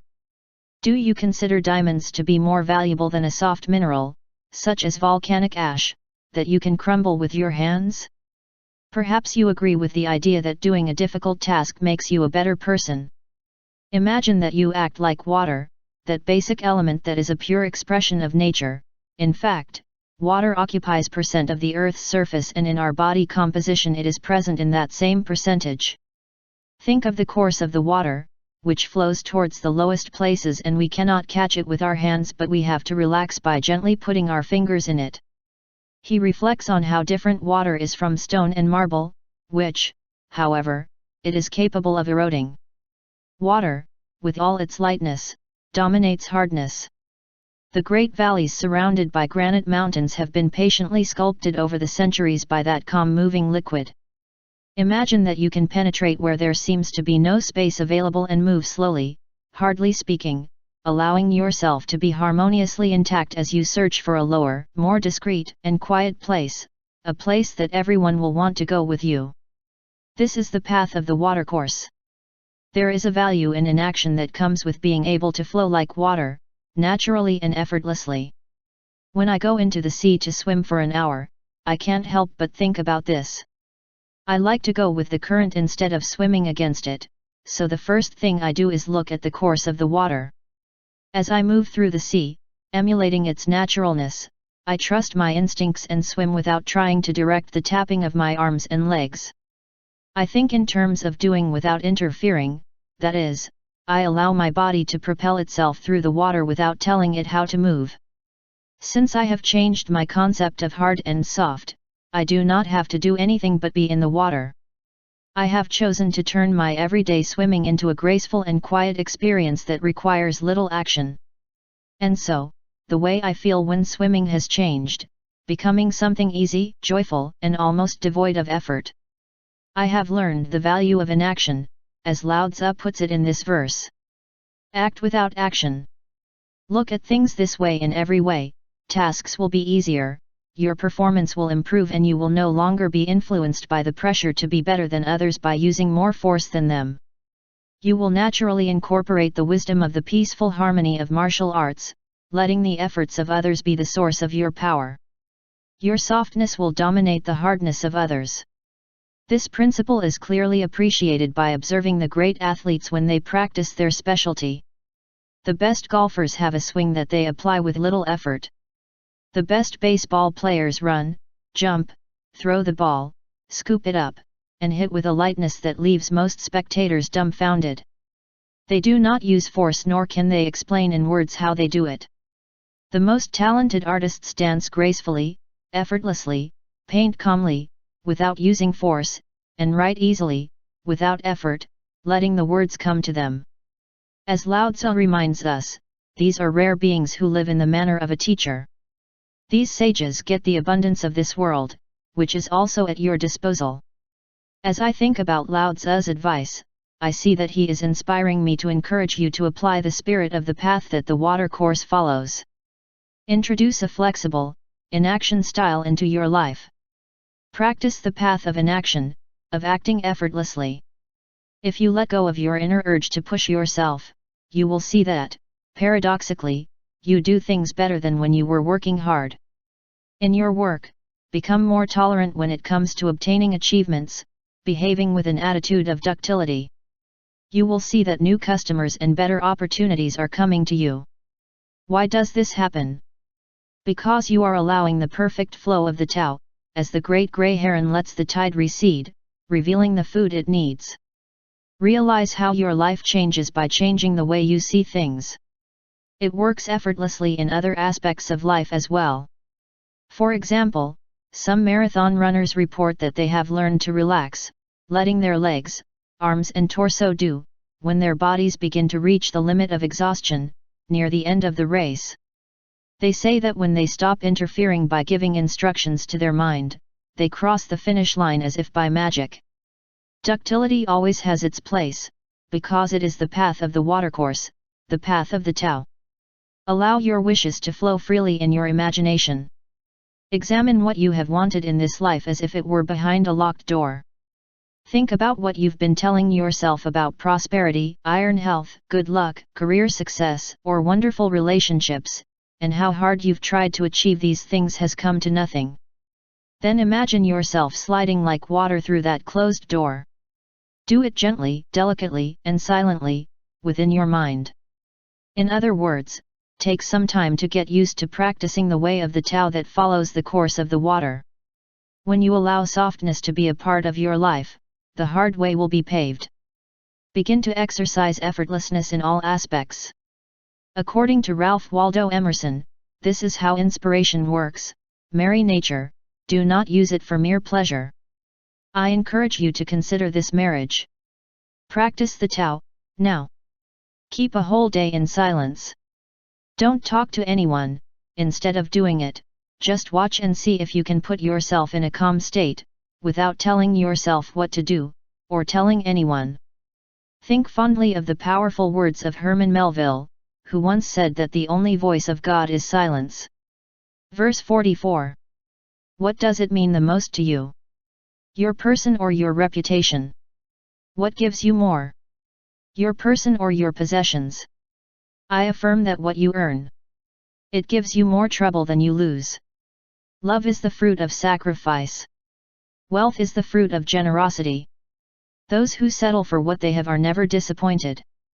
Who knows when to stop is protected from danger, only in this way can one last a long time. Live knowing when to stop. The verse 44 tells us that if we change our order of priorities we will lead a fruitful life. I call this passage from the Tao Te Ching that of knowing how to say enough. When we review our point of view on the most important things in life, the world around us presents itself very differently. Lao Tzu encourages us to search our hearts and examine what really matters. In previous verses of the Tao Te Ching we are advised that we make the essential work of our life be to return to the original source, or to know it, before our physical death. In other words, it is not necessary to die to start the journey back. It is not only possible, but essential, to feel our connection to the Tao while we are alive. Knowing when to stop is an important factor on the path to being essential, where there is no need to pursue fame and wealth. It is not the things, nor the desire to acquire a good reputation, that prevents us from maintaining a living connection with the Tao, but it is our attachment to it that gets in the way. So you must downplay success and possessions, which obscure your contact with the Tao. Realize the nonsense of demanding more and more, and exhausting yourself chasing something that keeps you trapped in a vicious cycle where you fight and never get there or are trying to find satisfaction. This verse exhorts you to learn to know when to stop. I'm sure you know a lot of people around you who spend their entire lives chasing after more things, possessions, money, reputation, accolades, friends, places to go, illegal substances, food, or whatever you can think of. If you live with that philosophy, you are doomed to a life full of frustrations and disappointments because it makes you captive to your own search. It is easy to see why Lao Tzu warns us that what we win poses many more problems for us than losing.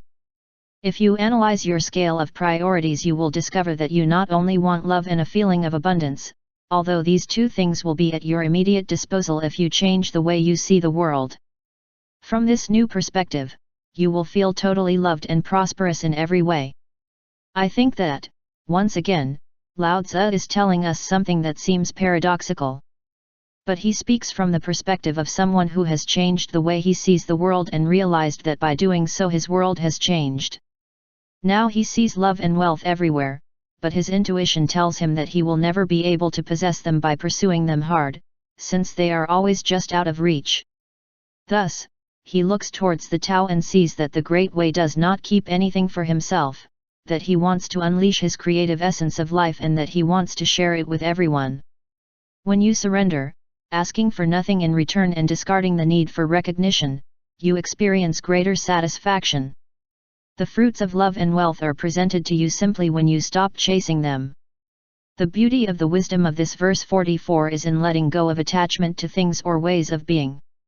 This is what I mean when I talk about knowing how to stop. If chasing your wishes is undermining your health, stop. If it's wreaking havoc on your relationships, stop. If it's leaving you exhausted, stop. If it prevents you from enjoying life, stop. If you know when to stop and give up, you are protected from all these dangers and enjoy a long and satisfying existence, connected to the Tao.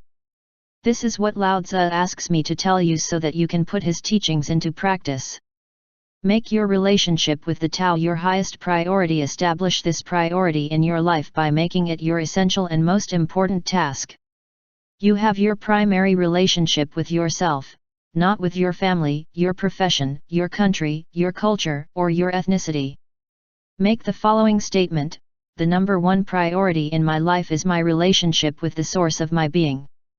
Consider this before anything else, and you will automatically stop demanding more in any terrain. You will begin to emulate the Tao without any effort, living heaven on earth. Learn to know when to stop. Be alert to recognize when is a good time to stop demanding, rushing, talking, walking, working, sleeping, playing, shopping, complaining, fighting, and so on. If you force yourself to learn to give in, you will begin to prioritize what is important in your life at all times. Are business going well? Stop growing them. Have you satisfied your appetite? Stop eating immediately. Have you saved enough money? Give a part of it, not to deduct taxes, and without asking for your generosity to be recognized. The more you need, want, or pursue, the more you lose in your relationship with the Tao. But when you know when to stop, the problems that plague those who dedicate their lives to fighting, sacrificing more important achievements, disappear for you. Practice the Tao, now. Choose an aspect of your life to learn to free yourself from a certain attachment by deciding to stop. For example, you decide to leave the butcher shop 10 minutes before you have finished buying everything you wanted, or stop buying something that is not on your shopping list. At work, refrain from having another cup of coffee or writing one more private email. In a relationship, don't say anything else when you're discussing something that leads nowhere. These are just a few examples of ways of attachment to being, or doing, something. You can also practice detachment by giving something away. Very recently, for example, my son caught me doing this with me. I was eagerly examining a t-shirt that he had just bought and he said, "Hey, Dad, you like this t-shirt so much that even though it's my favorite, I want you to keep it." It was the overcoming of an attachment assumed in a simple and spontaneous way, and we both felt the richness that is the fruit of generosity. Verse 45. The greatest perfection seems imperfect, and yet it is inexhaustible. The greatest fullness seems empty, and yet its effectiveness is unlimited. The great straightness seems crooked. Great intelligence seems stupid. The great eloquence seems stammering. The great truth seems false. The great debate seems quiet. The activity beats the cold. Inactivity beats heat. Stillness and tranquility put things in order in the universe. Live beyond superficiality. In this verse we are subtly asked to look at the world with new eyes. We have probably been conditioned to value practically everything we see almost without taking it into account. However, Lao Tzu asks us to stop seeing things mediated by a culture dominated by the ego and to start looking at the invisible, quiet, and calm space that is within everything. When we look beyond the surface, we realize that what was presented as imperfect, empty, stammering, or even stupid, seems perfect, full, eloquent, and intelligent to us. The way you've always thought about the world told you that it is full of imperfections. The people who were part of your life should be different. Politicians should be in line with what you valued, the weather should be more constant and reliable, crowds should be more peaceful, young people should study more diligently, and older people should be more tolerant. These kinds of incessant and endless evaluations are based on what we have been taught. Although they might seem sensible and correct, these views are simply a consequence of looking only at the superficial. Wait a minute, this verse from Lao Tzu seems to tell us, try looking at it differently. What appears to be imperfect carries perfection within itself, and what appears to be empty and false is supported by a deeply spiritual truth. Here is an obvious paradox: hunger exists in the world as an element of the perfection of the Tao, and yet the desire to help those who are starving is also part of that perfection. We are asked not to qualify what we see as imperfect, stupid, or empty but to seek stillness and tranquility within ourselves and translate it into these superficial appearances. When we avoid making judgments based only on the external aspect of things, we begin to produce a change. Study the first lines of this verse. What seems imperfect is, nevertheless, inexhaustible, what seems empty has no end.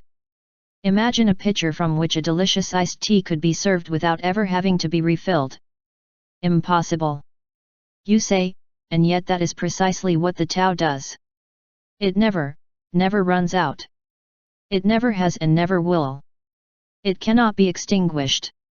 You are asked to be inextinguishable like the Tao, always full. Do not judge, remain still and, above all, be calm. Let the world and all its creatures unfold while remaining attached to that invisibility that allows everything to happen. Accept that what you feel deep inside, in that space of stillness and peace, guide you to your true destiny. I recently attended a talk given by my friend, colleague, and mentor Ram Dass, who suffered a seizure in 1957 that affected his speech. To this day, you still have to spend most of your waking time in a wheelchair. His lecture lasted approximately 45 minutes. At the end, the audience, standing up, gave him a great ovation, and I felt happy and full of happiness for having been able to be present at the event. It may be that some only saw the surface part. The conference may have seemed choppy and slow to them, because of the illness that afflicts my friend, and perhaps they considered it painful or had to strain to be able to follow it.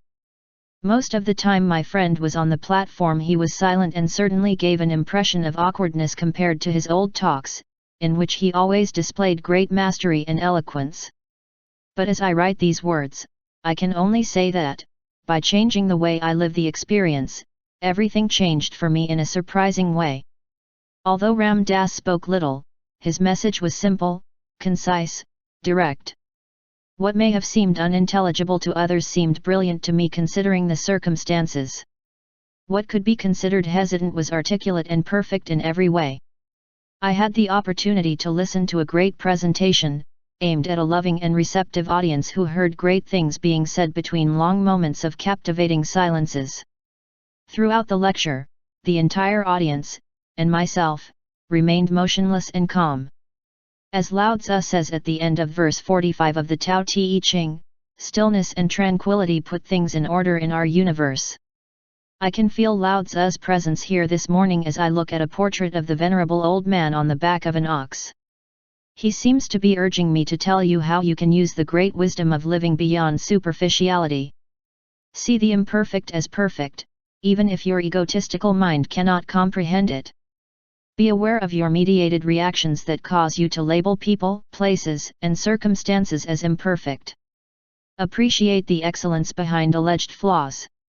For example, while my children were growing up, there were many times that their behavior, somewhat defiant at a certain age, was actually brilliant.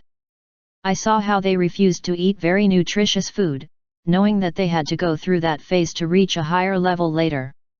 Refusing outright to eat vegetables is not something stupid or abnormal, at that time it was perfect and necessary for them. You can adopt this kind of patient and calm attitude in your life. Little by little, we evolve as people towards a more complete union with the Tao. One of the most important mystical thinkers in history, Meister Eckhart, put it poetically several centuries ago.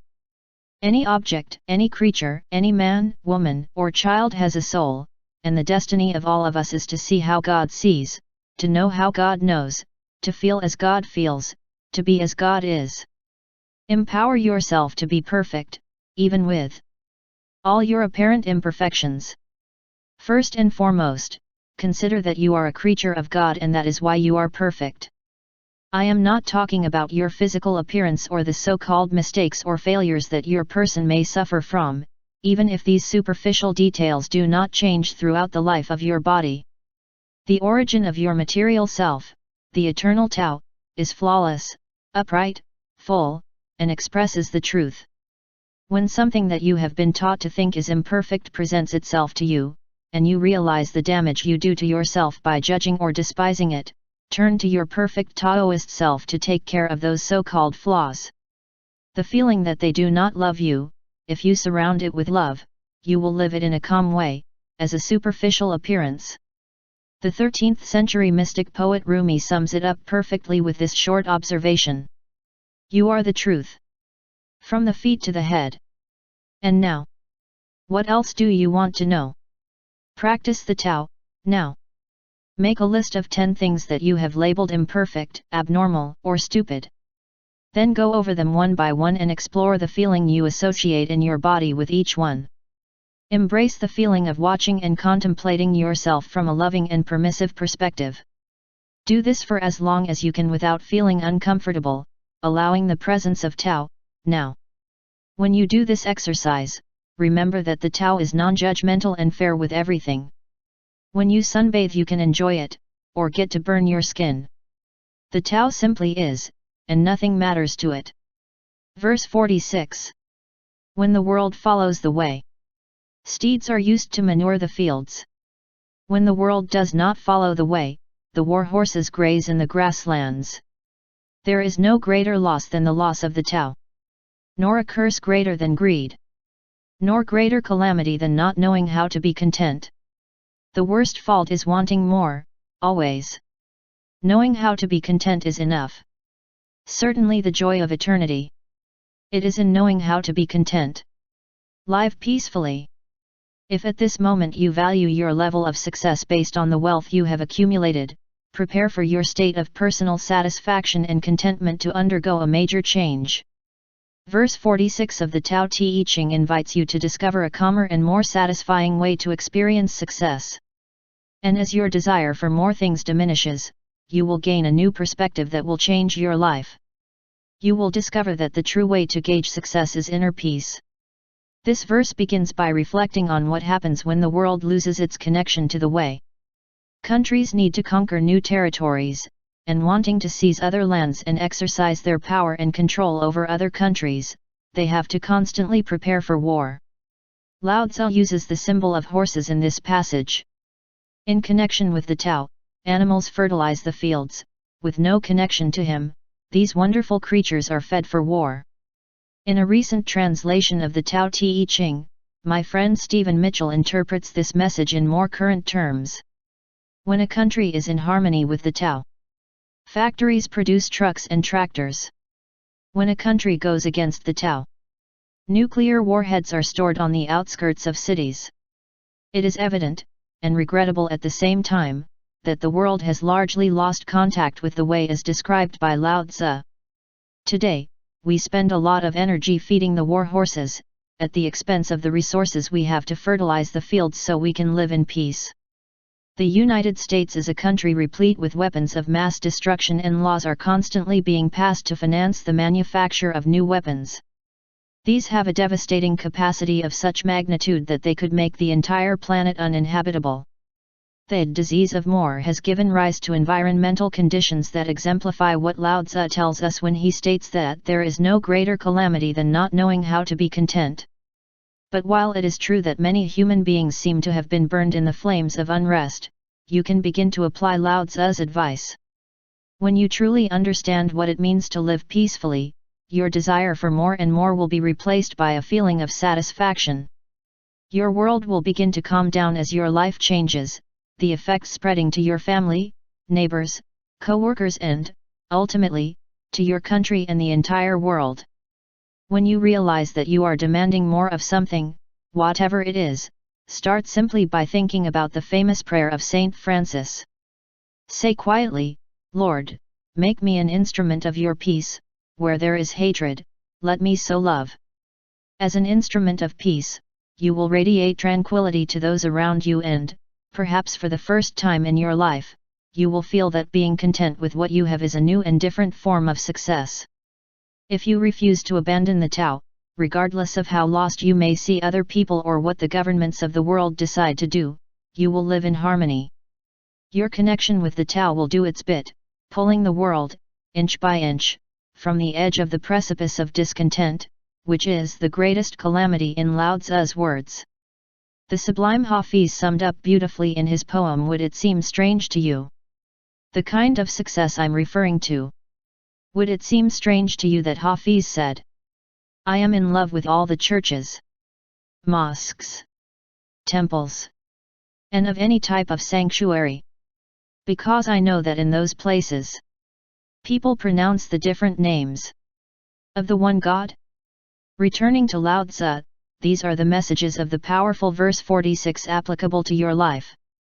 Adopt an attitude of gratitude and contentment every day, every morning, without exception. When you get out of bed, say, "Thank you for giving me the opportunity to live in a state of contentment."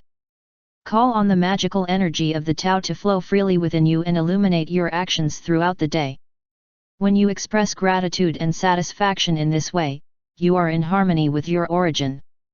Become one with your own nature. In a world that seems to develop more and more violence, choose to be an instrument of peace. May your nature be like the steeds used to manure fields, feed the hungry, and offer comfort to the disabled and unfortunate. Live as if you and the Tao are one, which of course is true when you are in your natural state.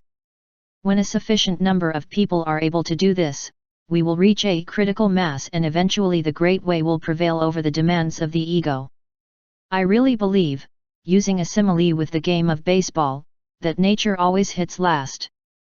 Practice the Tao, Now, spend a little time making a conscious effort and sending peace energy to someone, or group of people, that you consider enemies, including a competitor of yours, an outcast member of your family, a person with other religious convictions, or members from the government or a political party with whom you disagree. And send them something, literally, if it seems appropriate to you, such as a flower, a book, or a letter. Start doing it today, right now, surrendering to the Tao and knowing true success that knows no divisions. Verse 47. Know the world. Without leaving home. Without looking out the window. You can see the paths of heaven. The further we go, the less we know. That is why the wise man does not venture. And yet he knows. Don't look. And yet he names things. Don't fight. And yet it achieves fullness. Life simply being. I encourage you to stop believing that effort and struggle are necessary instruments for success. In verse 47, Lao Tzu suggests to us that they actually take us away from harmony and away from the fullness that the Tao offers. The alternative is to live by being rather than by striving. As Lao Tzu says, more can be seen and accomplished without looking out the window. How is this possible? Let's take an example to clarify this puzzle. I would like you to put all your attention on one of the most perfect things that God has created. I mean the heart, that mysterious set of arteries, blood vessels, muscles, and blood that constantly beats and we carry with us permanently. The heart persists in its boom, boom, boom, without us having to do anything, even when we sleep.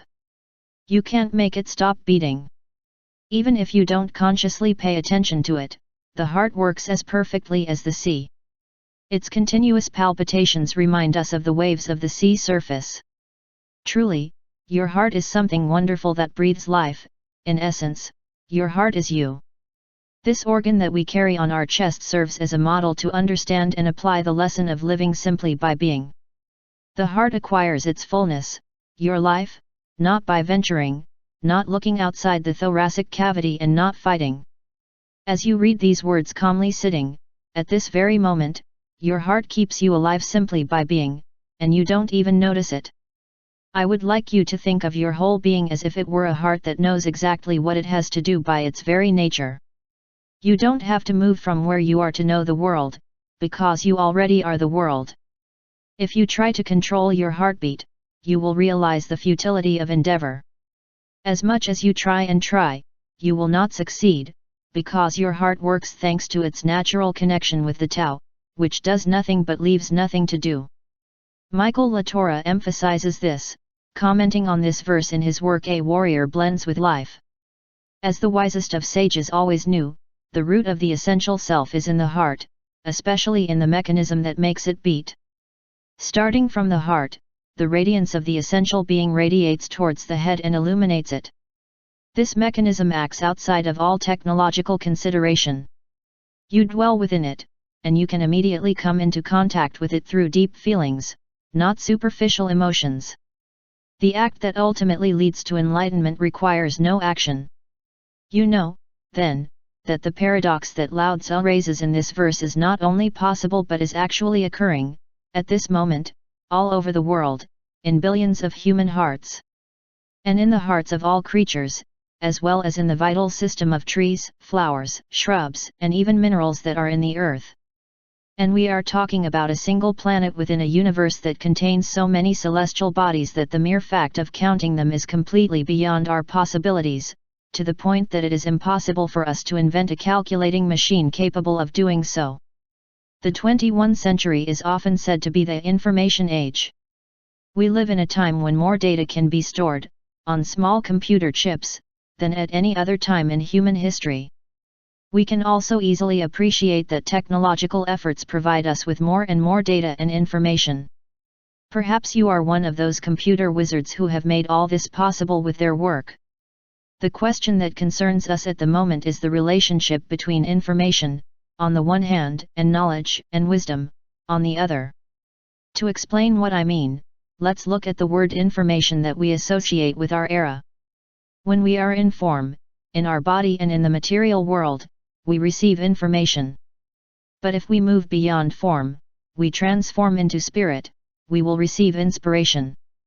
Thus, information does not always provide knowledge and knowledge does not always provide wisdom. Wisdom connects us with the heart when we are awake, it is the Tao that is at work. Lao Tzu asks us to appreciate the difference between striving for more data and simply being in a world that is complete as it is. When we live from this perspective of wisdom or connection to the Tao, the world looks very different. You are a single beat in the unique heart of humanity. You don't have to look out the window or venture, all you have to do is just be, in the same way that you allow your heart to be. This concept was difficult to understand 2,500 years ago, and I am aware that it can still be difficult to grasp today, but you have to. In a world crazed by information and devoid of the harmony that the Tao provides, you are one of the beats that maintains the free flow of its wisdom, simply being. Lao Tzu encourages you, through me, to strengthen this new awareness by following the following suggestions. Start trusting your heart. By listening to your heartbeat you can clearly appreciate the presence of the Tao and assume the paradox of doing nothing and, at the same time, leaving nothing to do. Let the deepest thoughts and feelings of the heart space speak to you.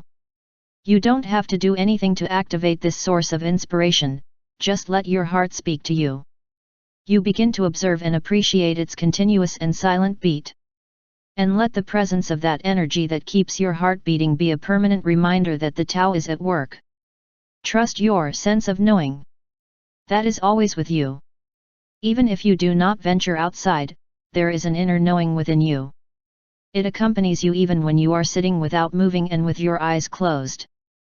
This does not necessarily mean that you have to become addicted to television.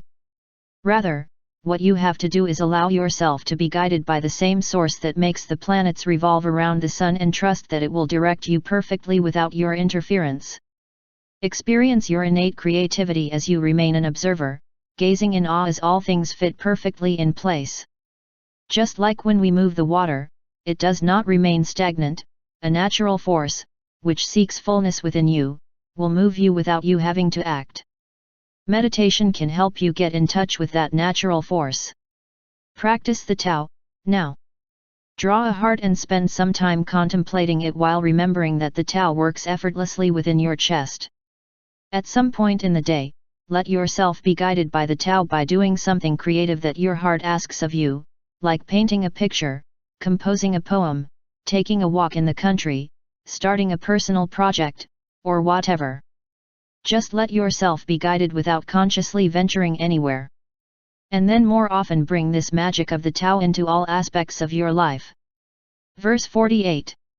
Learning consists of accumulating knowledge on a daily basis. The practice of the Tao consists in diminishing daily, decreasing and decreasing, until reaching inaction. When nothing is done, nothing remains to be done. True mastery can be achieved. Letting things go freely. It cannot be achieved by interfering with them.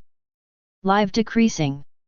We live in a society that seems to tell us the more things you accumulate, the more you are worth as a human being. In the verse 48 of the Tao Te Ching we are asked to change the way we consider this idea. Instead of valuing ourselves for all that we are acquiring, we can change the long-held idea of increasing as a criterion for measuring mastery in life.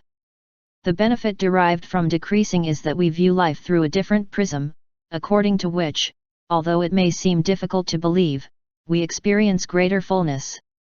During the years of your academic training, they encouraged you to assimilate more knowledge about different subjects, mathematical formulas, grammar rules, knowledge of ancient and modern history, information about the human body, galaxies, religion, chemicals, etc. and so on. You obtained a series of transcripts, diplomas, and degrees that summarized your process of obtaining, gathering and accumulating evidence of your learning. Lao Tzu suggests that we reconsider this criterion and base our level of success on something that appears to be the exact opposite of what we have so far sought. The Tao asks us to forget the external indicators and symbols of the educational level. Although learning is related to the accumulation of information and knowledge, the Tao, which deals with wisdom, does not give importance to these things but tells us to live in harmony with our origin. In order to revitalize our Taoist experience and live according to its principles, we must choose not to depend so much on the things we have. As we have seen earlier in other parts of this book, everything we add to our lives also involves a bondage. Wealth means that we have to secure it and protect it from possible thieves or natural disasters. In addition, it is necessary that we take care of, paint, clean, store and pack our belongings, in addition to moving them from one place to another. There is great wisdom in the ideas that Lao Tzu expounds in this verse, especially the one referring to true mastery, which can only be obtained by freeing ourselves from attachment to things and by making our possessions diminish. If you take this idea seriously and change your point of view about accumulating wealth, you will realize that it is not really possible to own anything. The ancient settlers of America did not have a word in their vocabulary to designate land ownership. Today, the purchase of a parcel involves an endless series of legal steps that includes the monitoring of the property title and liens, attorney's fees, mortgages, taxes of all kinds, etc., etc. We have created inordinate complications to buy and own a simple parcel of land that, in the end, we only occupy temporarily. Lao Tzu exhorts us to think that we are guests of this world rather than owners. Do not interfere with nature and do everything you can to minimize your impact on the environment. That is, live in harmony with that state of non-existence from which you came and to which you are destined to return.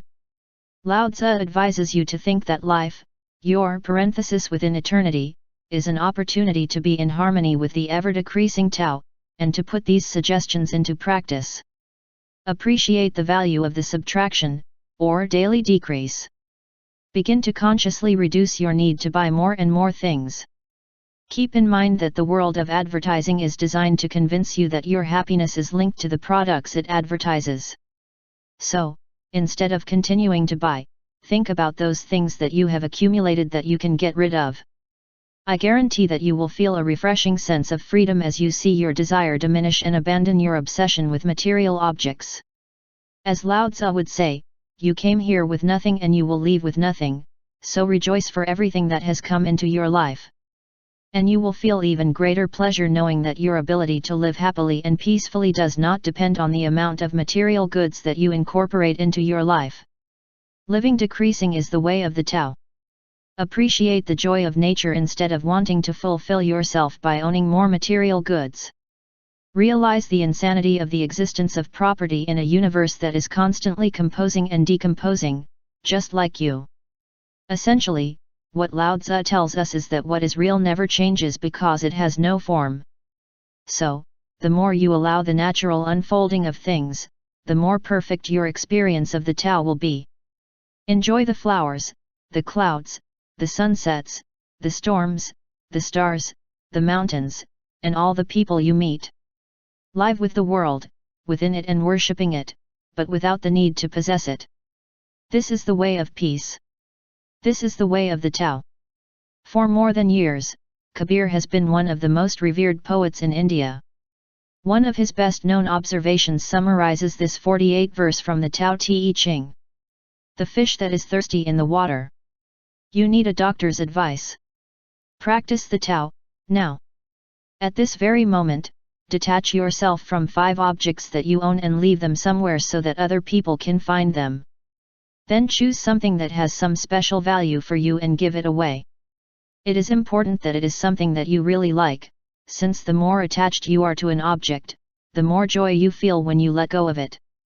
You can practice it as a way to live a life of decline from day to day. Verse 49. The sage does not have a rigid mind. Is aware of the needs of others. He treats the good ones with kindness. He treats the bad ones with kindness too. Because the nature of his being is good. He is kind to the kind. He is also kind to those who are not.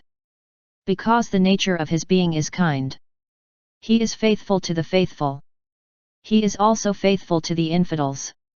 The wise man lives in harmony with everything that is under the layer of heaven. He sees all things as if they were himself. He loves everyone as his own son. It attracts all people. He behaves like a small child. Live without judging. In this magnificent and powerful verse, we are encouraged to change the way we view virtually all creatures.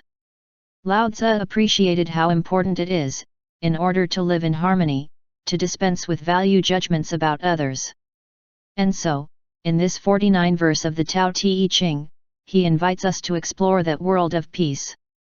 It encourages us to substitute criticism of others for the acceptance of a self free of value judgments. Imagine the possibilities that would open up for humanity if we eliminated prejudices and could live in harmony with all that is under the layer of heaven. You can begin to change your point of view that value judgments are something useful or important, becoming aware of the times when you criticize yourself. Start by simply going from passing judgment to realizing that you are doing it. From this perspective, you will quickly understand that you prefer to observe what you do or feel rather than criticize yourself.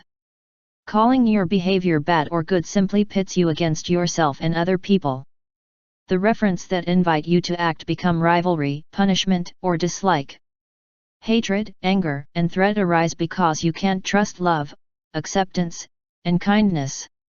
When you stop judging yourself, you no longer need, or want, to have what Lao Tzu calls a rigid mind. In this way, the sense of loyalty towards something, which pitted you against people you considered the others, will begin to fade. The myriad categories that helped you sort your labels become totally superfluous and insignificant when you change the way you think about their value. You choose to live without judgment, despite being conditioned by the fact that you were born in a certain country, by the religion that you were taught as a child, the culture that was transmitted to you, or even the family in which you grew up. You live in harmony with the Tao, which does not exclude anyone and does not conceive of divisions or loyalties. The unity of the Tao leads you to abandon the belief that others are different. In this way, wars and conflicts could be ended. If you stop judging people and start seeing yourself in others, you can't help but love the uniqueness of all of them as if they were your own children. And so, exclusions and alliances disappear, and the unity of the Tao dignifies everyone, without limitations. And instead of saying, "May God bless America," or the country you live in, "Allah save our people," or "Krishna, bless those who believe in you," you can say, "God, bless the humanity. Let me do all I can to treat everyone, without exception, with kindness and kindness, as those whom we revere as spiritual teachers taught us by their example." As your view of the world changes, your goodness will reach everyone you meet. You will discover that you can feel compassion, devoid of judgment, towards people battered by life, even when their way of seeing things causes sadness to you or yours. You can radiate kindness, not just in response to kindness, but especially when you are a victim of cruelty. Why? Because, as Lao Tzu reminds us in this poignant verse, the nature of your being is kind. It is impossible to give other people what you do not have, and you do not like to judge anyone. You see yourself in everyone else, without needing to criticize or criticize yourself. Change your thoughts and live without judgment. And don't consider yourself bad if you ever do, or holy when you respect this principle. Keep in mind that you are a mixture of infinite honesty and finite limitation, as we all are. In other words, it can sometimes happen that you need to make judgments about someone, without having to judge yourself. This is what I feel Lao Tzu is asking me to tell you in relation to this verse from the Tao Te Ching. Change the way you see yourself. If you pride yourself on having a principled mind, be aware that it is usually conditioned by prejudice. You better see yourself as a flexible person, as having an open mind is a great quality. Be proud that your kindness and kindness are everywhere, even when these qualities run counter to what you have been taught. Start to see yourself as a person who is aware of things rather than judging them. Avoid adopting a point of view and holding on to it regardless of the circumstances. Instead, cultivate harmony with all people, especially those whose opinions differ from yours. And remember to include yourself when you spread kindness and refrain from making value judgments. Change the way you see others. There is a version of this verse that says, "I trust people who keep their word and I trust liars. When I am true enough, I feel how the hearts of others beat above mine." Whether you call it judging or labeling, when you think other people are mean, lazy, dishonest, stupid, or ugly, be aware of it. And make the following statement: I see myself in this person and I choose to remain in goodness instead of judging him. There is a Sanskrit word, namaste, that can help clarify this. When used as a greeting, it can be translated more or less like this: I honor the place in you where we are all one. So start saying to others, quietly or out loud, Namaste, to remind yourself to love all people as if they were your children. Practice the Tao, now. Commit to spending the day trying to be nice in circumstances where you normally make value judgments. Notice what you are thinking or saying about a beggar, a relative you dislike, or a politician or television commentator who says something that provokes a barrage of negative thoughts. Take the opportunity to become a person who appreciates things, decreasing your criticism and increasing your courtesy and kindness. Verse 50. Between birth and death. 3 out of 10 people are followers of life and 3 out of 10 people are followers of death. And the men who simply transit between life and death are also 3 out of 10. Why is this so? Because they cling to life. Clinging to this passing world. But they say that there is 1 man in 10 who is so sure of his life that tigers and wild bulls avoid him. On the battlefield, weapons do not touch him, rhinos find no place to goring him, tigers do not know where to sink their claws, and soldiers find no place to cleave his sword. Why is this so? Because it lives in space, where death cannot enter. Understand your essence, and you will witness the end without end. Live immortality. In this passage, Lao Tzu asks us to change our thinking about mortality. The Tao teaches us that death is an insignificant detail, not to be consciously fought against and not to be feared. As this verse from the Tao Te Ching tells us, there is a space where death cannot enter. And it is no longer a question that changing our thoughts changes our life. This is something definitive, since the fear of death is the factor that produces the most anxiety in almost all human beings.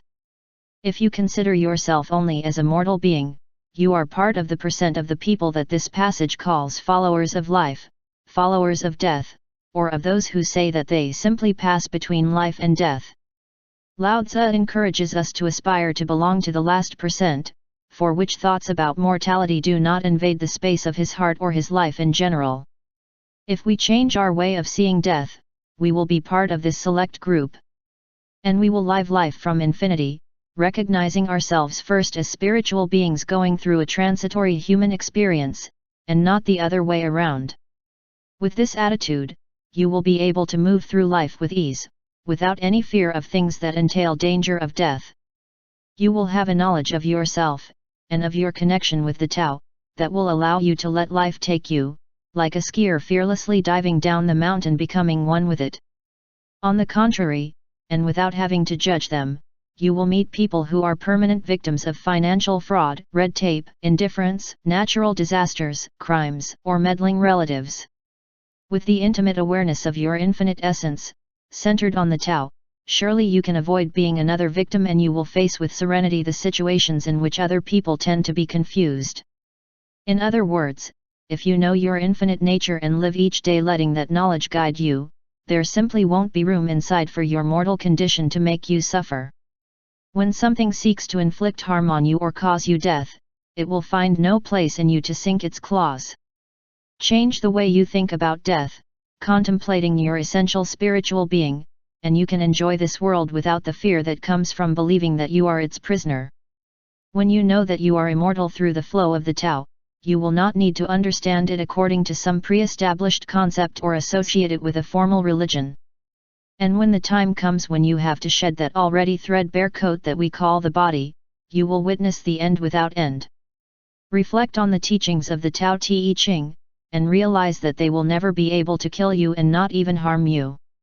With this vision of life, you will be able to throw off your inner battlefield, that army of beliefs that has insisted on parading above your essential self. Fear and terror are weapons that cannot hurt or threaten you. Not even the natural elements symbolized by the claws of the tiger or the horns of the rhinoceros will be able to inflict any damage on you because they ram or try to tear a space that does not have the necessary solidity to be damaged. You live in an impenetrable place for death. You no longer hold on to the 10,000 things, nor do you consider your short journey between cradle and grave as your only life experience. You are now the infinite Tao, living your true essence. Although Lao Tzu lived 25 centuries ago, he is still very much alive. I feel how it pushes you to follow the following wise advice. Create affirmations. Remind yourself, nobody dies and neither do I. Affirm that they can never harm or destroy you, because you are not your body. If you remain aware of this reality, you will easily avoid the dangers that could have invaded your physical space before. For example, it is said that when Mutananda, the Hindu guru, lay on his deathbed, his followers surrounded him, begging him, "Please don't go." Mutananda said to them, "Don't be foolish, where could I go?"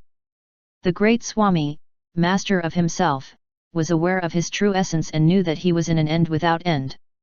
Die while you are still alive. Contemplate in your imagination the death of your physical body, visualize it lying lifeless and observe how you, who are observing it, do not identify with the corpse. Next, pay equal attention to your body when you get up to go about your daily tasks. Nothing could harm your human form when it was dead, and nothing can harm you now because you are not that body. You are the invisible essence that observes. Keep imagining the same, knowing that you have witnessed the removal of your earthly receptacle as the first identifying reference. With this new awareness, you are impenetrable and free. Leonardo da Vinci expressed the message of this verse from the Tao Te Ching this way: "When I thought I was learning to live, I was learning to die." Do it now, while you're still alive. Practice the Tao, now. This Taoist exercise consists of the search for an inner vision in which you imagine that you are immune to damage.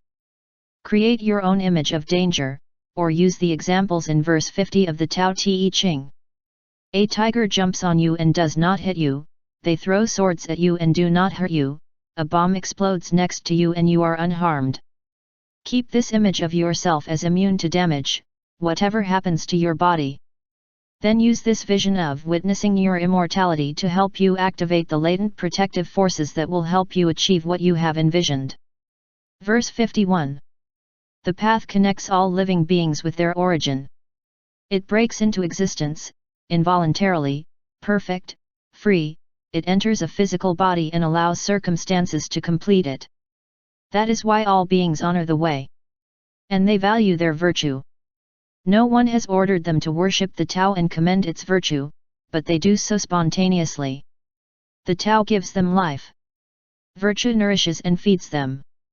It nurtures, shelters and protects them. The Tao produces but does not possess.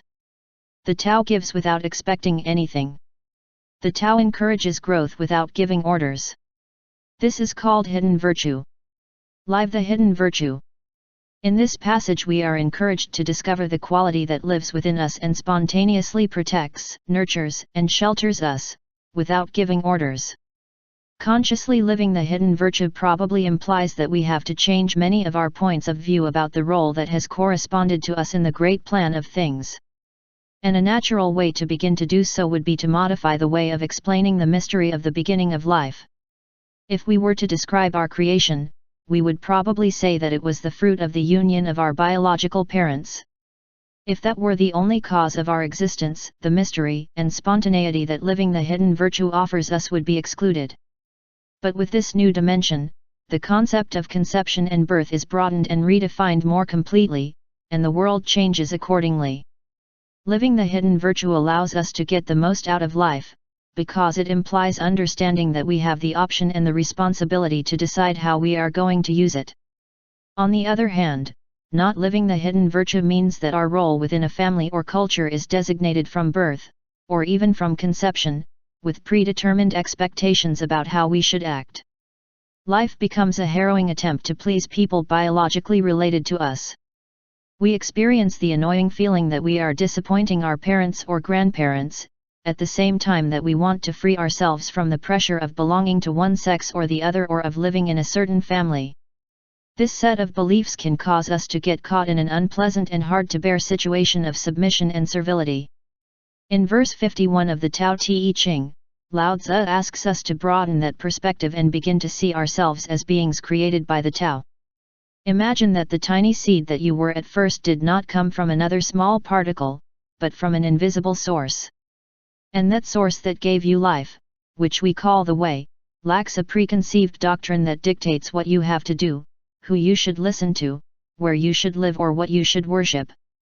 The source, your Great Mother, does not get any revenue from what you do on your personal journey. Know that the seed that you were is perfect and free to be realized as it wants. That Mother, who is the Tao, does not expect anything from you. It does not require you to fight battles or to live up to certain ideals. The Chinese call this hidden entity Te that brought you to life. I give the word Te the meaning of virtue or essential quality. Jonathan Starr, in his translation of the Tao Te Ching, interprets it like this in this verse. Although the Tao gives life to all things, it is what cultivates them, is the magic power that raises and instructs them, completes and prepares them. It comforts and protects them. Te is, therefore, the virtue that resides in your deepest interior and in that of all creatures. It is not a force that guarantees that the physical container you live in will never die.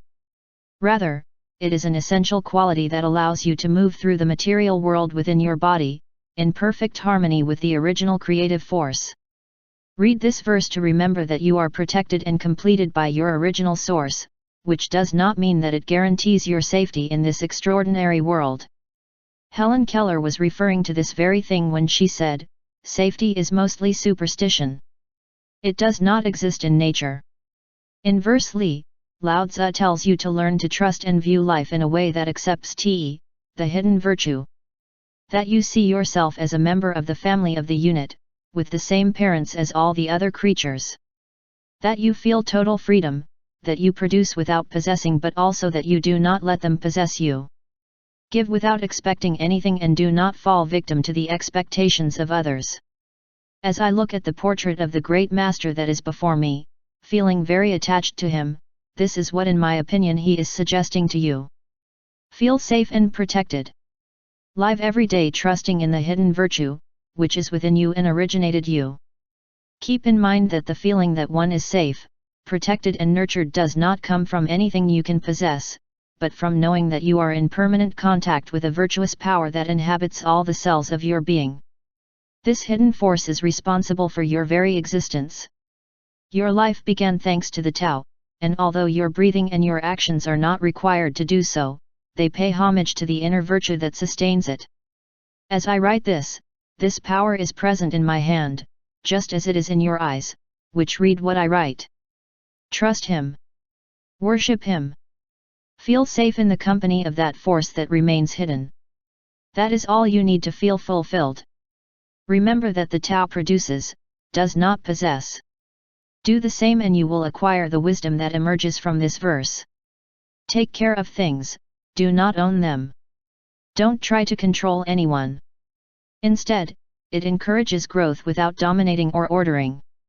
When it is your responsibility to supervise certain people, allow them to activate their hidden virtue as much as possible.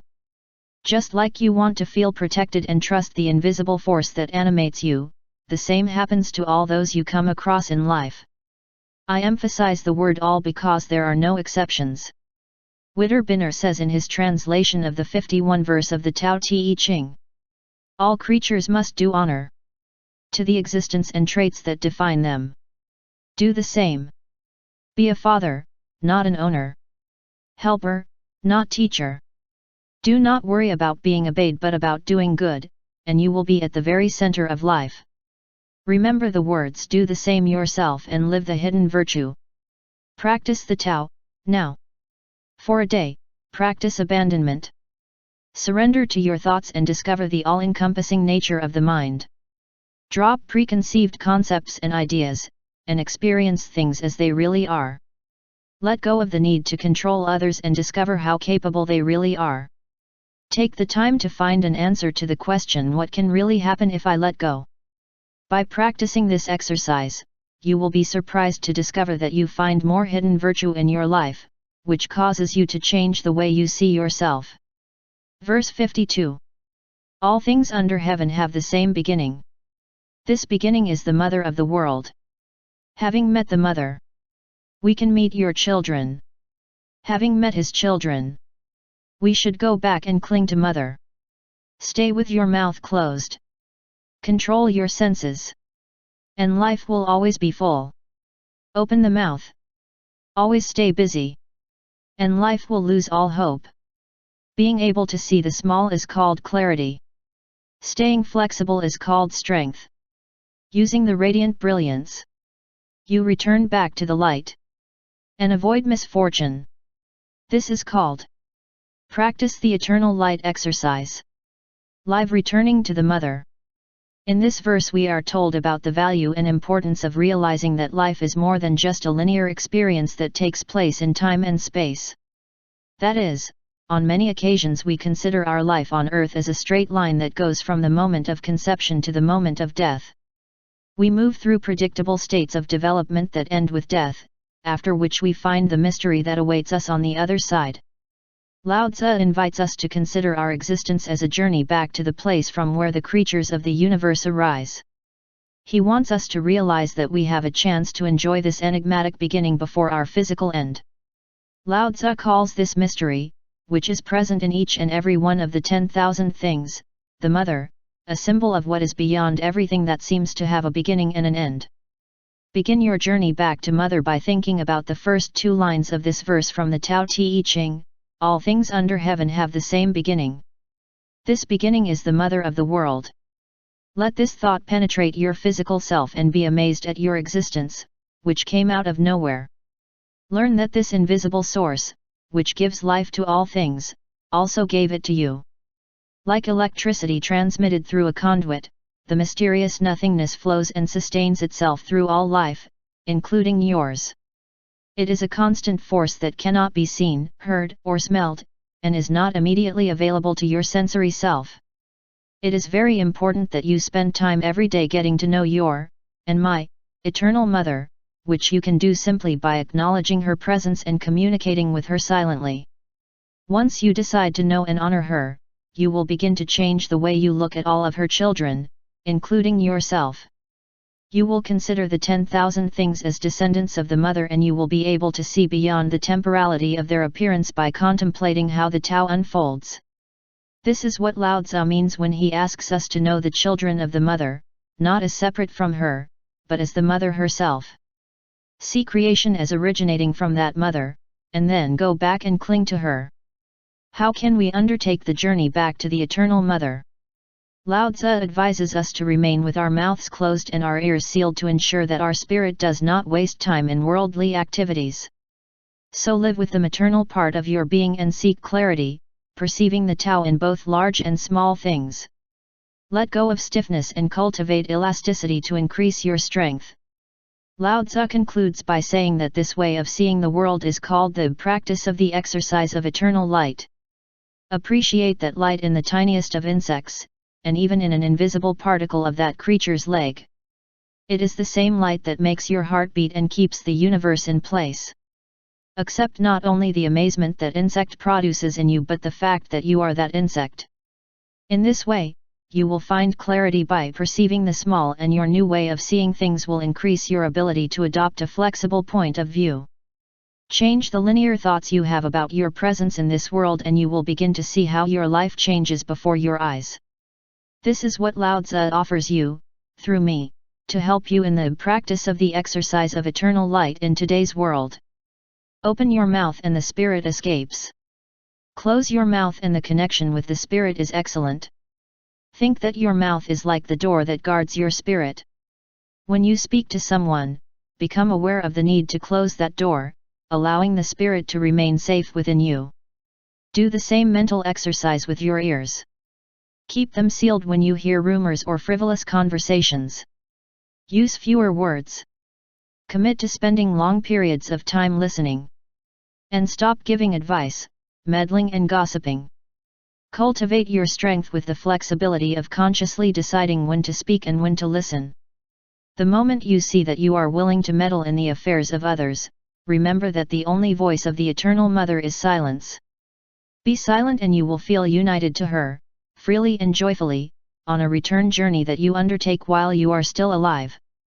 Seeing the smallest of mysteries reveals the greatest of them. By paying attention to the little things, you can develop your desire to see the light. Contemplating the same energy that animates your being in a microscopic creature is a way of looking at life as a return journey rather than a dead end. What seems to be the smallest of life's mysteries makes you see the brilliant radiance that comes from knowing how to appreciate everything you encounter. You are one with the Mother who gave life to you and everything else. Seeing the little things, you gain clarity, which is the return journey that Lao Tzu encourages you to undertake while you are still alive. Now, your world begins to be very different, since you appreciate everywhere the presence of the original spirit. Nothing seems vulgar, inferior, or undesirable to you anymore. Practice the Tao, now. Spend a day examining the smallest life forms you can find. Watch a spider spinning its web, a sand crab scampering on the beach, or a fly flying along the wall.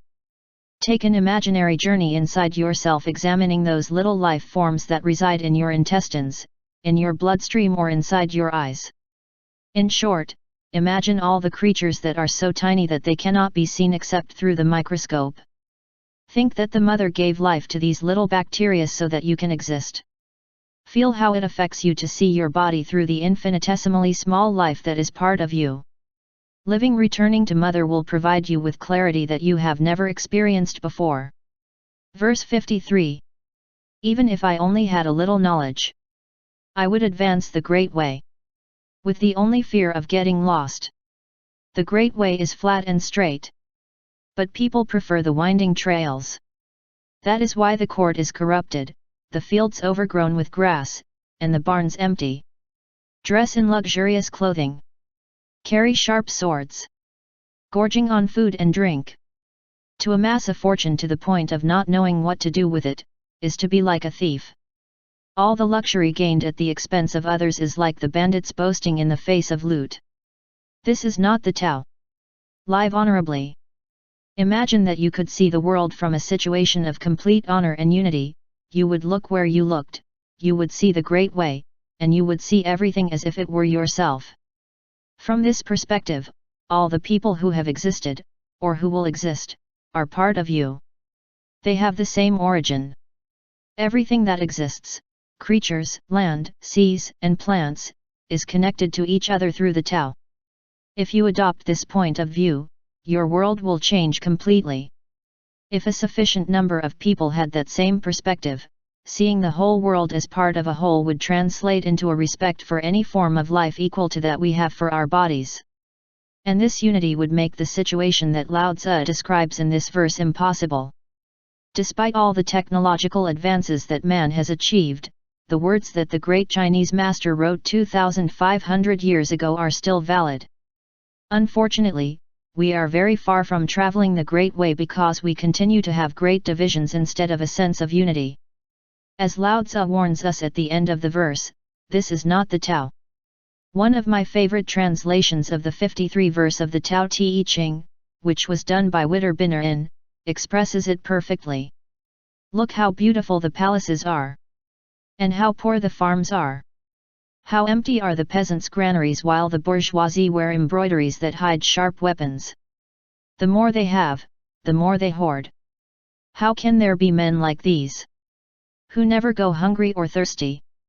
And still eat and drink until they burst? It can be seen that these situations continue to exist today.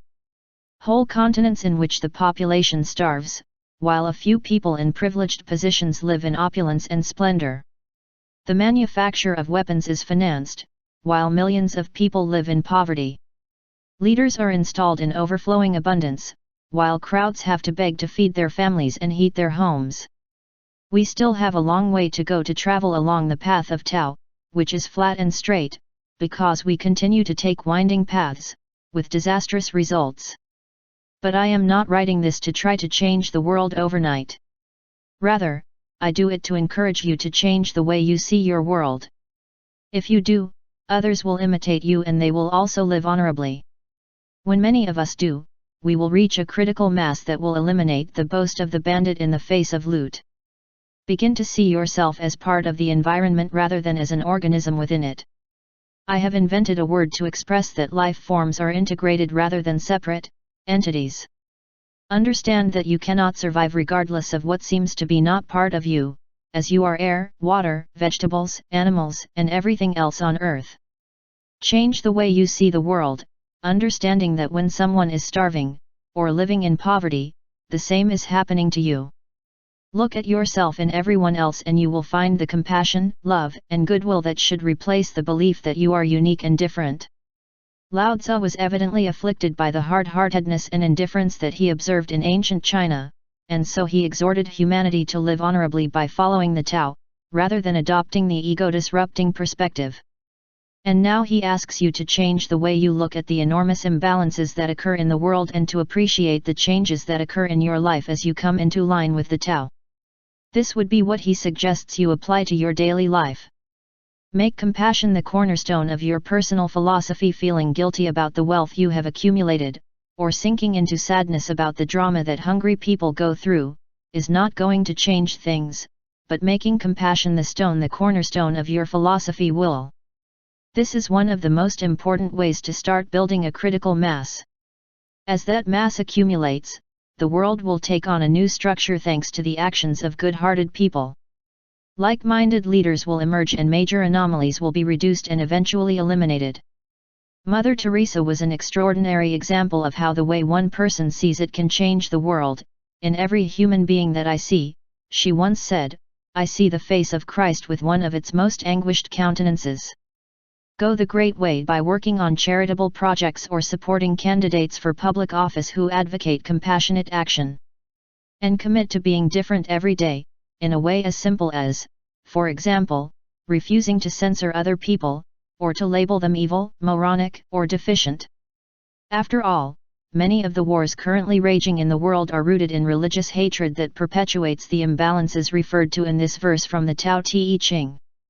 In this excerpt from the Quran, the great Prophet Muhammad tells followers of Islam to act compassionately. Behave benevolently with others. May it be a relative of yours and with a neighbor whom you do not know and with the partner who is by your side. Whoever misbehaves with his neighbor is not believer, nor can he ever be. He who eats his fill while his neighbor is starving by his side is not a believer. Practice the Tao, now. Open your heart with compassion every day when you see someone less fortunate than you. Silently bless that person, instead of thinking of them with feelings of contempt, mockery, reproach, or indifference. Do the same when you find out how many enemies were killed in a melee. Instead of rejoicing over his death, silently say a prayer of love and compassion. Live honorably. You just need a little knowledge. Verse 54. Who roots in the Tao? It cannot be ripped from it. Who embraces the Tao? It will never leave it. All generations honor previous generations. Cultivated in one's own being, virtue is realized. Cultivated in the family, virtue flows until it overflows. Cultivated in community, virtue develops. Cultivated in the state, virtue abounds. The Tao is everywhere. It has become all things. To really see it, see how it is. In a person, see as a person. In a family, see as a family. In a country, see like a country. In the world, see as the world. How do I know this is true? Looking inside myself. Living as if our life makes a difference. In this verse from the Tao Te Ching we are invited to contemplate our role in transforming the world. Instead of considering ourselves as insignificant individuals among billions of people, we are exhorted to see ourselves as Tao himself. We are the world is everyone's song. We make a difference. When we live happily aware that we potentially have an infinite effect on the universe, we will radiate Taoist consciousness. We will be like a wave of energy that lights up a room. Everyone will be able to see it and will be affected by it. Those who were unaware of their Taoist nature will appreciate the difference, and those who were already aware of it but did not live as if their life mattered will be drawn in and begin to change. Recognize and live your life as part of the Great Way and help bring balance to the world. In this 54 passage, Lao Tzu encourages us to see our divinity and rejoice in our magnificence. You must know that in the silent space within us, where the Tao animates our breathing and thoughts, our life makes a difference. This is what the great sage advises, expressed in current terms. Choose some aspect of life and focus on making a difference. Have no doubt about the impact you have on the world. Develop an idea about what the world should be like and convince yourself that you are perfectly capable of helping to make it come true, whether it is great or modest. See a world without hatred, contempt, or violence, in which the environment is respected and cared for, and in which cancer, AIDS, hunger, child abuse, weapons of all kinds and other harmful things disappear and degrading. Anthropologist Margaret Mead gave shape to this idea with the following observation: do not doubt that a small group of citizens, aware and committed, can change the world. In fact, when the world has changed, it has always been this way. Realize the importance of your life. It is said that when a butterfly moves its wings, the resulting energy expands until it reaches thousands of kilometers away. That is, everything you think or do radiates outward and multiplies. Live knowing that your goal of difference leads to wholeness, not destruction. Although no one sees it, or is aware of it, an act of hostility contains an energy that impacts the entire universe. And a gesture of silent approval, or a thought of love, produces a vibration that is felt throughout the cosmos. William Blake expresses this idea thus: to see a world in a grain of sand, and the sky in a wild flower. Keep infinity in the palm of your hand, and live eternity in a single hour. Be aware of how much you matter to all of creation. Practice the Tao, now. Spend a day thinking and acting kindly towards your family, your community, your country, and the world at large. In the family environment, encourage someone with low self-esteem. In your community, collect garbage and recycle it without judging others. In relation to your country, pray for a while in silence, sending energy and love to the people in power. Do the same for the entire world, including supposedly enemy countries. Verse 55. Who is in harmony with the Tao? It is like a newborn. Deadly insects won't bite you. Wild beasts will not attack you. Raptors will not fall on him. His bones are soft, his muscles delicate, but he is able to grip firmly. He has not experienced the union of man and woman, but he is a complete being. His manhood is powerful. Scream all day without getting hoarse. This is perfect harmony. To know harmony is to know the immutable. To know the immutable is to have inner vision. What is in harmony with the Tao remains. Forced things grow for a time, but then they perish. This is not the Tao. And that which goes against the Tao soon ceases to exist. Live letting go. You may have noticed that there are people for whom everything seems to go well, and who are never affected by the aggressions that bring destruction to many lives. For example, don't you know someone who rarely gets sick, despite going through a flu epidemic in close contact with people who are coughing and sneezing around them? And what about those other people who are unharmed, having been present at the scene of a massacre? You might think that these lucky few seem to have a guardian angel who protects them from the attacks of the symbolic deadly insects, wild beasts, and raptors mentioned at the beginning of this passage. But Lao Tzu already knew that these kinds of men and women are simply in harmony with the Tao, in the same way that there seem to be some who are presented with the right people at the right time, and there are others who seem to have the ability to attract money when they need it most. Lao Tzu tells us that we should look at children, who have not yet come to have the egotistical belief that they are separate from the source that originated them. Because of this, they have what we might consider magical powers. They can scream all day without losing their voices as an adult would. Even though their muscles have yet to develop, they can grip things firmly. In addition, young children are very flexible and are rarely injured by a fall that would have resulted in a broken bone for an adult. Lao Tzu calls this perfect harmony. The 55th verse of the Tao Te Ching invites us to realize that what we call luck is not something that happens by chance. We have it for life when we decide to live by letting go. When we abandon the need to control our life, we attract the power of the Tao. So change your thoughts and watch your life become very lucky indeed. Let go and live in harmony with the Tao to strengthen your immune system and have the luck to be protected from disease and illness. I know that letting go looking for safety sounds paradoxical, and I suppose you think the same thing. But try to see it as a way to let the natural rhythm of life flow through you unhindered. Letting go means letting go of worries, stress, and fears. When you bring a sense of well-being in the face of what seems dangerous to others, your agreement with the source frees you from the need to act in a forced way. Lao Tzu reminds us that forced things grow for a time, but then they perish. Get your nature to protect you as described in this powerful verse, and know the unalterable by applying the following inner visions to the world today. Visualize yourself as an indestructible being. Imagine an event in which you are in danger. As you visualize it, remove the image of your physical body from the scene and instead contemplate the part of you that is as permanent as spirit or thought. That is your essence, and it cannot possibly be harmed in any way. From this perspective, nothing threatens you, not crime or cancer, not a cold or a wild beast. When you live in harmony with the enduring part of your being, it will make you feel that you are indestructible.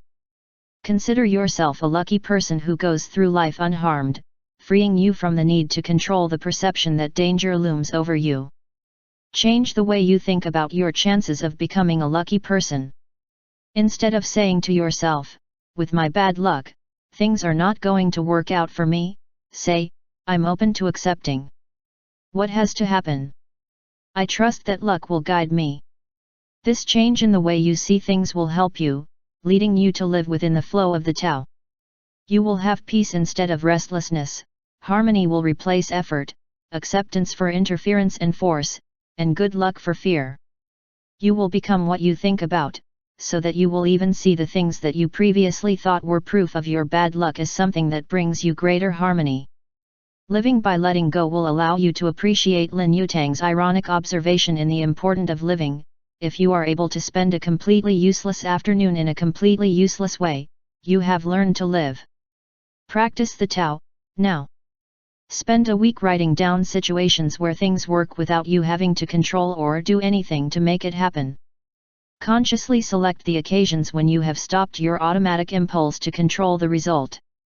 Relax when you are forced to put yourself under tension and be confident in all the situations you can. At the end of the week, realize how your life has changed by changing your way of thinking. Verse 56. Those who know do not speak. Those who don't know speak. Close all communication channels. Keep your mouth shut. Save your senses. Temper your sharpness. Untie your knots. Soften your gaze. Goes unnoticed. This is the primal union or the secret embrace. Those who know this secret are not moved by attachments or aversions, are not influenced by profit and loss, nor are they affected by honors or humiliations. It is very far from the concerns of men, but it happens to occupy the most precious place in their hearts. This is, therefore, the highest state of man. Live the silent knowledge. This is probably the best known verse in the Tao Te Ching. In fact, the first two lines, "Those who know do not speak. Those who do not know speak," are so popular that they have already become almost a cliché. However, the essential message of the passage is often not well understood and few people practice it. Lao Tzu asks us to live in the highest level of silent knowledge, in that place that is deep within us and that cannot be communicated to anyone. Consequently, we may choose to modify our thinking about who we consider to be wise or educated. It is generally believed that people with the power of conviction and command of language, who are firm and confident when giving an opinion, have superior knowledge. Well, Lao Tzu suggests just the opposite. Those who talk a lot, he tells us, do not live from silent knowledge and, therefore, do not know much. By changing our approach to this question, we can see several differences in the way the world presents itself to us. In the first place, we find that people who have a tendency to pontificate and persuade others almost always have a particular special inclination. Maybe towards a certain point of view, to always be right, to always win or to benefit in some way. And the more they talk, the more influenced they seem to be by their inclinations. Second, we become aware of something else, we observe our own tendency and desire to persuade and convince others.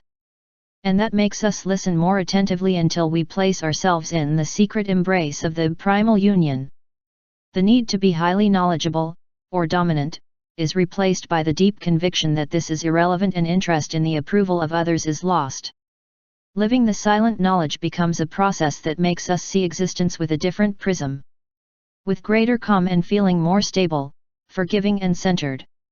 By thinking differently about what it is to be smart and wise, you come into contact with the contradiction that this wonderfully paradoxical section of the Tao Te Ching summarizes. Lao Tzu tells us that the sage who lives in accordance with the Tao is far removed from the concerns of men, but that he occupies the most precious place in their hearts. I would sum it up this way: the people who care the least about the approval of others are the most accepted by everyone.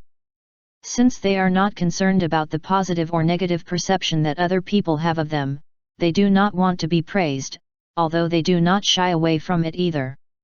Even though their unflappable wisdom may make them look proud, they actually end up earning the respect of others. At this very moment, you can find within yourself that place of silent knowing. This is what Lao Tzu suggests you do to adapt the paradoxical words of this verse from the Tao Te Ching to your personal life. Close all communication channels. When you want to win the favor of others, be honest with yourself.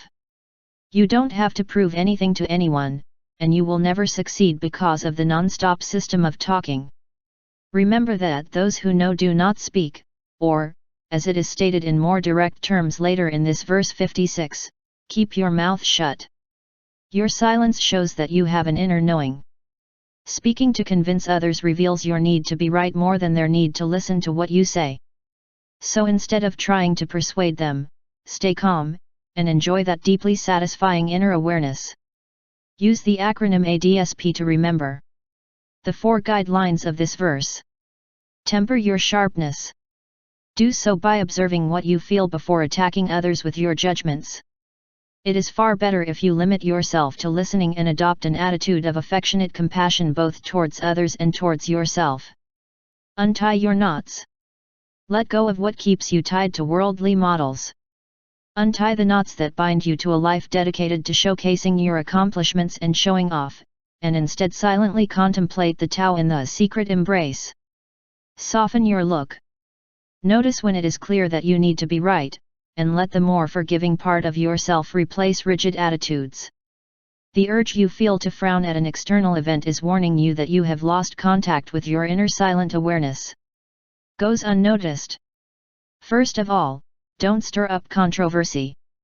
When you see that you are about to launch an invective about how another person should behave, notice your tendency to raise dust.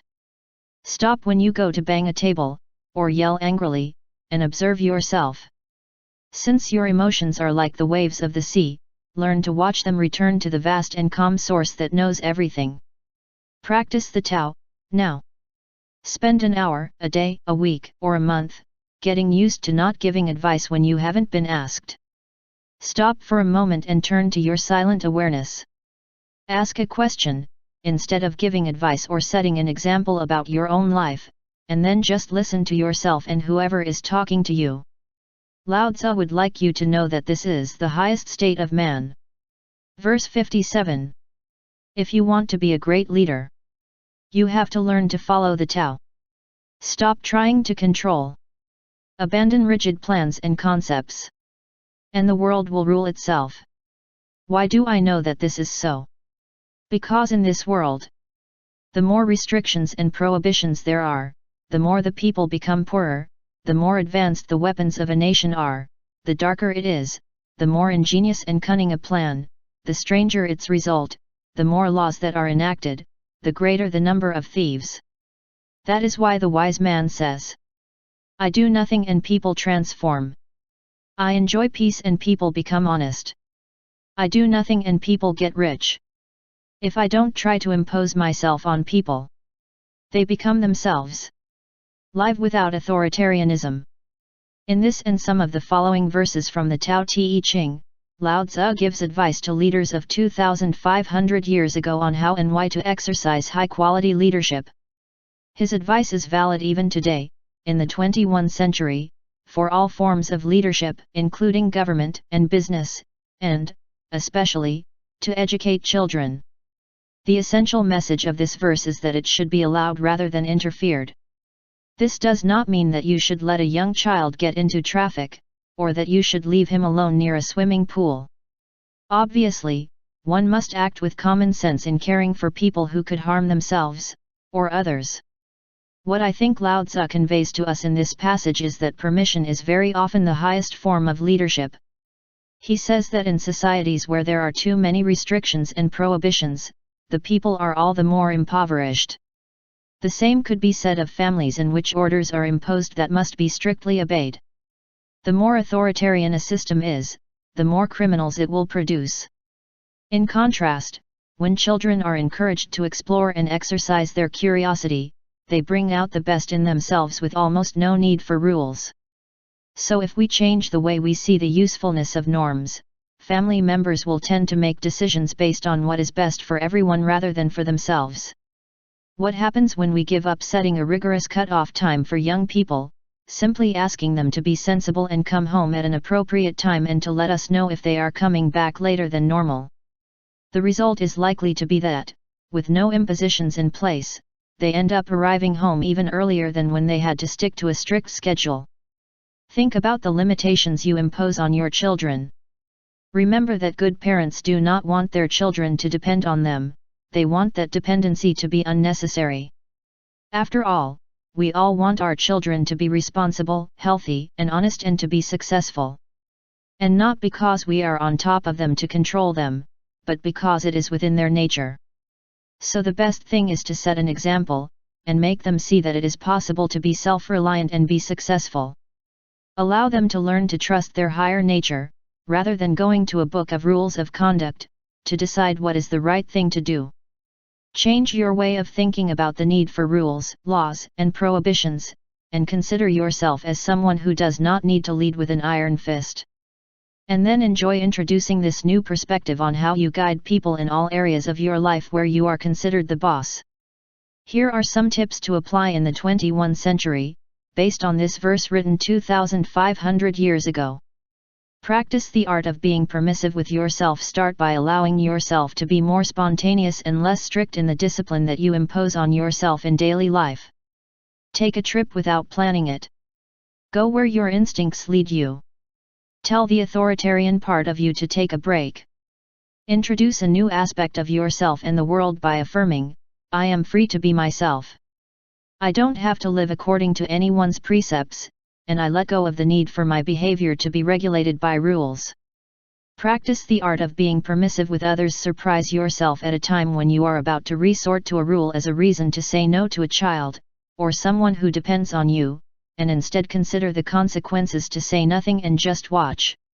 If you change your perspective on your role as a leader, you will find that very few instructions are necessary for people to direct their affairs. Everyone has a strong sense of what they want to do, the limits they are bound to, and how to make their dreams come true. Be like the Tao, be permissive with others, and enjoy seeing that your tolerant attitude helps them to be themselves. Practice the Tao, now. Spend some time doing something you've never done before, like walking barefoot in the rain, signing up for yoga classes, public speaking at a public speaking club, playing a tapping football game, parachuting from a plane, or whatever else you've always wanted to do. Realize that you have imposed limitations on yourself that have prevented you from living new and rewarding experiences. Find the time to close your notebook of personal rules and go where you've never ventured before. Give the people in your charge the opportunity to do the same, enjoying what they achieve with little or no intervention on your part. Verse 58. When a leader knows his own heart, people are simple and pure. When it intrudes on their lives, they become restless and upset. Bad fortune is what fortune relies on, good fortune is hidden in bad fortune. Who knows the end of this process? Is there no model of what is correct? But what is exemplary immediately becomes not. People's confusion goes back a long way. Thus, the teacher is happy to serve as an example and not to impose his will. It is sharp but does not pierce. Correct but do not create problems. Illuminates but does not dazzle. Live without worrying about good or bad fortune. The world of 10,000 things is also called the world of change. In our own life we can see change, even if we want everything to be stable and predictable. However, all things on earth are in constant motion. As Albert Einstein once observed, nothing happens until something moves. The 58th verse of the Tao Te Ching emphasizes that there is a way of looking at the world that practically guarantees that there is no need to worry about good or bad fortune.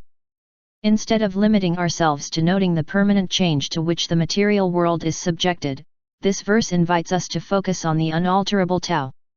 Like most human beings, you probably want your surroundings to be permanent, firm, reliable, safe, and predictable. But your reality insists, without a doubt, that you take into account the unpredictability of the experiences you go through. After all, even the landscape around you is far from set. The mountain ranges emerge to later become valleys. Trees rise above bushes and cloud formations turn menacingly black at times, turning silky white at others. In every sunny day the storm hides, and after a storm the drought is waiting for its time to come. Up and down, and the unexpected, are the norm of nature. The 10,000 things consist of hills and valleys. Change your point of view on the peaks and valleys of your life to give way to an attitude that allows you to discover what is behind those experiences. You start to see integrity instead of good or bad fortune. Value contrasts as part of unity, rather than as surprises that upset you. In a world of pure Taoist unity, there is no such thing as good and bad fortune, it is indivisible. What you call bad fortune is waiting for something good because it is your other half. Lao Tzu's advice for applying the message of verse 58 to today's world may include the following. See integrity instead of good or bad fortune. When someone is going through an experience that you think is fortunate, such as a very happy relationship, financial success, excellent health, a great job with a new promotion, some children who excel at school, you should know that everything is subject to change. Wealth has poverty hidden within it and popularity has a lack of recognition camouflaged within it. And, of course, the same can be said for periods that are generally regarded as unlucky. Your own life is the ideal place for you to develop the ability to live without worrying about good or bad fortune, since at all times you have the possibility of contemplating integrity. So instead of seeing youth as an aspect of good fortune and old age as a sign of bad fortune, know that youth is part of the integrity of old age. The elder you can become is part of the integrity of your development through the changing stages of your physical existence. Life hides death inside. Know your own heart and let your behavior be in accordance with the Tao, not imposing your will. Be sharp, straighten and illuminate without piercing, creating problems or dazzling. When bad fortune seems to cause you so many problems that you can't overcome them, see good fortune leaning on it. When you feel overwhelmingly despondent, traveling through the valley of despair, it may seem that your situation is the only possible one. If you are not able to see a circumstance, or situation, as part of a panorama from another dimension, remember that good fortune is leaning on the bad fortune you are going through, in the same way that dawns after the blackest night. With integrity as a backdrop, trust that day will follow night. Keep in mind that when you reach the bottom of the valley, the only direction you can walk is up. Things will surely improve, your luck has to change, scarcity will turn to abundance. This is so because good fortune is present invisibly in all moments of despair, and you want to live without worrying about either. Practice the Tao, now. Spend a day thinking about what circumstances in your life are lucky or unfortunate. At the end of the day, make a list of them, naming them. And then explore them when no one interrupts you. Allow yourself either to feel each of them physically in your body, or to see them as images that are presented to you. Without trying to change things in any way, look at them with your eyes closed. As if it were a kaleidoscope, or life itself, look at them and allow them to flow through you, just as clouds plow through the sky, nights give way to days, or rain evaporates. And see how embarrassment comes and goes when you live without worrying about good or bad fortune. Verse 59. To rule men and serve nature, there is nothing like prudence and moderation. Control begins with the abandonment of one's own ideas. It depends on the virtue acquired in the past. If virtue has been gathered, nothing is impossible. If nothing is impossible, there are no limits. If a man knows no limits, he is ready to rule. This is the way to become firmly rooted in the Tao, the secret of longevity and lasting vision. Live prudence and moderation. There are 4 words that recur in many of the translations of this passage from the Tao Te Ching: control, austerity, moderation, and prudence. Lao Tzu advises us to examine how we view these qualities in relation to our duties of supervising others and raising children. It doesn't tell us to step aside and do nothing, but it does advise us to practice self-control. If we tend to a leadership style that produces a good store of virtue, nothing is impossible, since there are no limits. Living prudence and moderation means being in harmony with the world through the magnanimity of our nature. Instead of constantly pushing, directing, giving orders, setting rules, and demanding obedience, it is important to know how to lead, having made a good store of virtue by living according to the Tao. When we radiate virtue, we naturally interfere less in the lives of others. Rejoice in knowing that the example you set helps others make the right decisions. This is the essence of the Taoist way of leading people. As Lao Tzu says, if a man knows no limits, he is ready to rule. People whose lives are governed by rules, dogmas, and fears can only do what they have been told to do, and nothing more. For people who obey blindly, there is no possibility of making decisions. Act with control, moderation, austerity, and prudence when you have to tell other people how they should behave. Children who grow up in families in which blind obedience is required are full of prejudices as adults. Why? Because they have been taught to prejudge what is acceptable and what is not, according to the criteria of someone who is above them. That is why it is so important to give children an example of leadership that encourages them to make decisions based on high principles. I have placed on my work table a gift that my daughter Sage gave me. I have named it Nothing is Impossible. It is a green plant that grows out of a small rock, without soil. And it grows strong, despite what we have been taught to believe. When Sage gave me this gift, he told me that it reminded him of me, because he had always heard me say that I refused to admit that there is something impossible. The plant helps me to remember that nature knows no limits, and that I am part of it, the same as the rock and the plant that grows from within. Lao Tzu reminds us that if nothing is impossible, there are no limits. So we must live without limits, gathering virtue and being an example of it. If we do so, we can appreciate that those who have been responsible for leading, in one way or another, are endowed with this enduring vision, and they will appreciate it in us as well.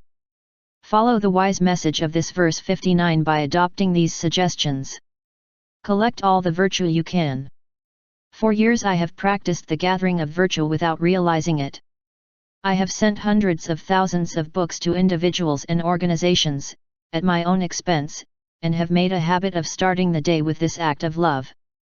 I have spent a lot of time shedding much of what I have earned, almost always anonymously. At the time I was not aware of it, but what I was doing was accumulating virtue, or what I somewhat mockingly called divine points. Later I discovered that in my life not everything had to be peaks and peaks. And when I got out from under what felt like a mountain, I was practically unscathed. And this was so because I was so deeply rooted in the Tao that my original vision had to be enduring, invulnerable to external circumstances. Moderate your ego. Change the way you approach life by moderating the impulses of your ego. Consider yourself a being who gives rather than possesses, and lives according to your needs rather than conspicuously consuming. You will begin to appreciate that what you want to achieve is more related to awareness of the Tao than what your ego dictates. If you moderate your demands and only make use of what your family and you need, you will accumulate virtue by serving instead of enriching yourself. Lao Tzu reminds you that this is the secret of longevity and lasting vision. William Shakespeare described it more than 2,000 years after Lao Tzu, writing the following in his play Henry VII, Part 3. My crown is in my heart, not on my head, it is not adorned with diamonds and stones from India. It is not made to be admired. My crown is called content, and that crown very few kings enjoy. Practice the Tao, now. Commit to earning 5 divine points today. Imagine how the divine source of 10,000 things has to act to maintain the cycles of life, and do 5 things that emulate it. Pick up trash that someone else has carelessly left behind. Anonymously give something to someone in need. Or take other actions that help you accumulate virtue. And it remains deeply rooted in the Tao. Verse 60. Rule a great country. It is like frying a small fish. If you stir it too much, it spoils. Bring the universe closer to the Tao. And evil will have no power. Although evil is powerful, his power will not be used to harm others. Not only will he not harm others, but the sage himself will be protected. Only with the ruler and his people did not hurt each other. All the benefits of life would accumulate in the kingdom. Live immunity to evil. What this verse from the Tao Te Ching tells us is that we change the way we see the presence of evil in our life, and in the whole earth. This can be done by acquiring an inner awareness that evil simply cannot affect us if we step into the protective net of the Tao. When we live according to the Great Way, refusing to feed negative thoughts about ourselves, or about other people, the power of evil and cruel acts will be useless. The Tao does not want destruction or harm to anyone, but to provide the energy that sustains us all, without exception. When someone violates this principle, the only thing they get is that they respond with the same coin. And then wars break out and conflicts arise in families and communities. Harmful begets more harm, and the leader or ruler is ultimately destroyed, while society is thrown into chaos. Change your point of view about the presence of evil in the world, replacing it with the following statement: the presence of evil in any part of the world cannot and will not affect my loved ones or me. Your inner landscape will also begin to change immediately. So when you see or hear news about violent thoughts or actions, your immediate reaction should be, this is not for me. I choose not to feed thoughts about inflicting harm on someone. I am a being of light and love and, therefore, the only thoughts that can arise from within me are in harmony with the great affectionate Tao. In other words, whatever happens to you because of the actions of other people, do not think of revenge plans or feed hatred. You will achieve this because you have been immunized against evil by being centered in the Tao. You might think this is too simplistic, but imagine what would happen if a large number of people started to see things like this. And imagine that rulers with this kind of consciousness began to emerge. As Lao Tzu says in this verse, only if the ruler and his people did not harm each other, all the benefits of life would accumulate in the kingdom. Ultimately, the world has to live according to this principle, or humanity will cease to exist.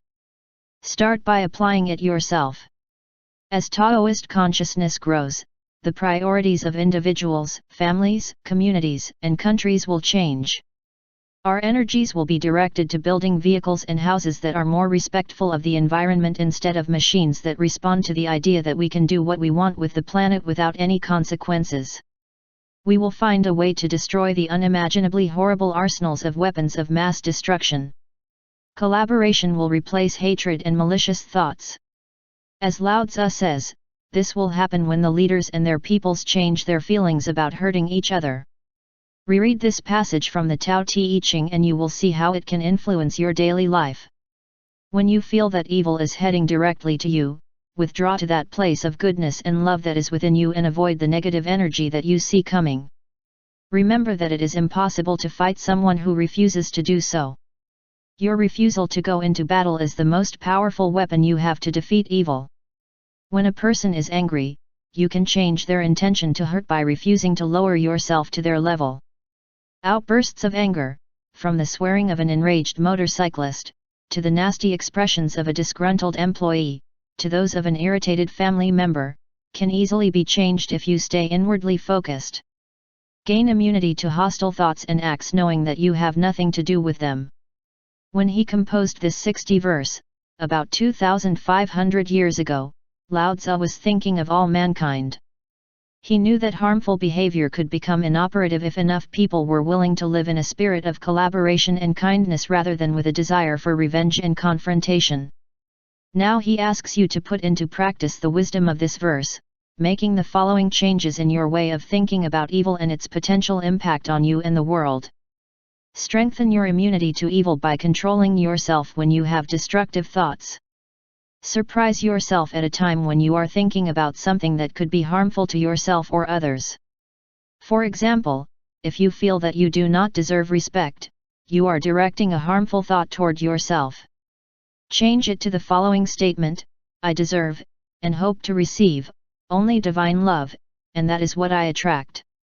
When you are listening to news that reflects the hatred and evil in the world, take away your fantasies of revenge against those who caused them. Shift your mental energy to something like, I send thoughts of love and kindness to all, and I trust that this love will help you see the madness of your hatred.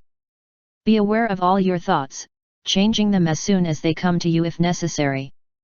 Become a person who brings the benefits of the Tao to the world. Declare yourself immune to the lures of evil. Visualize a shield around you that protects you from what is considered bad in the world. Your shield only lets through the energy that harmonizes with the Tao.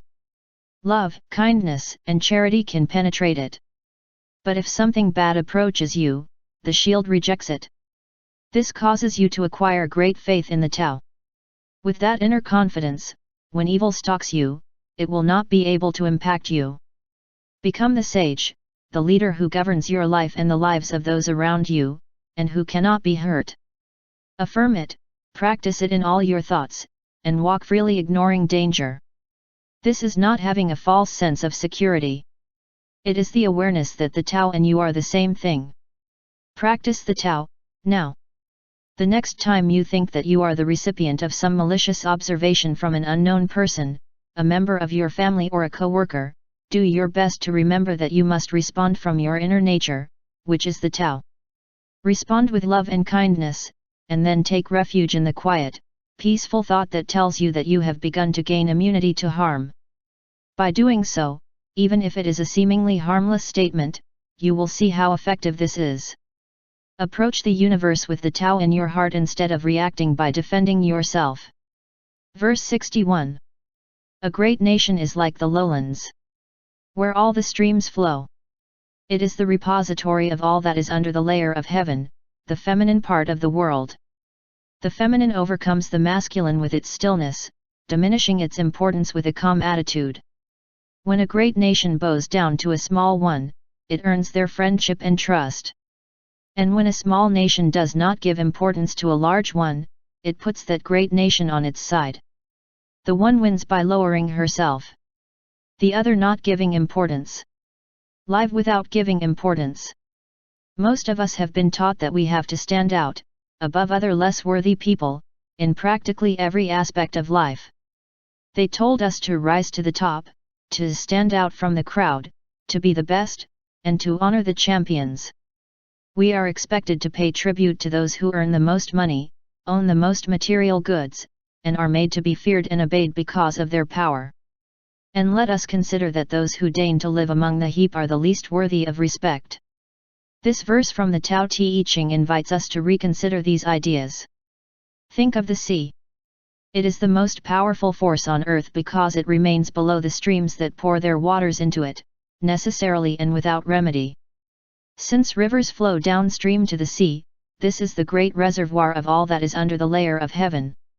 It is like the Great Mother or the feminine part of the world that Lao Tzu constantly refers to throughout the Tao Te Ching. This feminine energy, or yin, is the true recipient of everything. By remaining calm, he ends up imposing himself on the efforts to dominate and conquer that of the masculine, yang. In this 61 verse, Lao Tzu tells us about the positive aspects of leading others without giving himself importance. To this end, he gives the example of relations between nations. Advocate that these, both large and small, behave like a great ocean. Observing how two territories that go to war try to defeat each other using force, Lao Tzu realized that peace and harmony are only possible when acting in accordance with the Tao, that is, dominating the ego instead of neighboring territories. Lao Tzu's reflections were directed at the nations and their political leaders. But in fact, states are inhabited by specific men and women. We have to become a critical mass of individuals who wish to follow the example that the great Chinese master proposes to us. We must be aware of the importance of completely changing the way we think about ourselves and about others. It is true that this requires a 180-degree turn, but if we start to ignore the thoughts dominated by the ego, sooner or later we will end up understanding the message that Lao Tzu transmitted to us many years ago. Nations around the world will find that it is in their best interest that their leaders are endowed with great feminine yin energy. After all, this is how nature works, it is the Tao in action. The lesson in this verse can also be applied to the world of business, or to relationships with anyone. To do this, we must reconsider the idea that the way to prevail is to put yourself above others, following the male yang point of view. Instead, we have to appreciate the value of living with others by adopting an attitude of friendship and trust from the feminine yin perspective, which is receptive and calm. With this new attitude and behavior, dedicate yourself to contemplate with serenity the influence that the energy that you can obtain has on your reality by following these tips. Reconsider your idea of what constitutes strength. Can you appreciate the power that comes with maintaining a humble and still attitude, downplaying yourself and staying on the sidelines? In martial arts, the most effective fighter is the one who uses the least force and finds his power in his opponent's lunges. Think about the consequences of violence throughout history. People obsessed with power always end up resorting to brutality and consequently attract the same kind of behavior on themselves that they dispense with others. The same is true in the lives of all human beings. If you remain calm and go unnoticed, others will eventually come to you, wanting your friendship and your trust. If you act in this feminine, yin way, typical of the Divine Mother, you will radiate strength and energy and everyone will take your side, even those most reluctant to accept different things. Think of yourself as the sea and stay low enough to allow other people to flow to you, thus constituting a great nation wherever you decide to settle. Emulate those people who had a great influence on humanity without using violent methods. You can find many examples of people who lived with humility, following the principles of stillness and yin energy: Jesus Christ, Buddha, Muhammad, Zoroaster, Saint Francis of Assisi, Gandhi, Mother Teresa of Calcutta and other people with a very high level of spirituality. All of them are extraordinary models for us. Behaving in a way completely alien to the power of the Force, they changed the course of human history. And besides, everyone remembers them with the utmost esteem. You can become, in your immediate environment, a Taoist leader who sees himself, with an inner smile, as the humble and patient sea. Anyone who wants to overcome you by force will end up flowing to you. Practice the Tao, now. Every day, when you consider what you need to do to be an effective leader in your family, in your country, or in the world in general, apply the following advice from Sai Baba. When your stunned eyes are horrified for the cruelties of life, when your mouth is dry, and you can barely speak, I will quench your thirst with a sip of cool water. Think of me.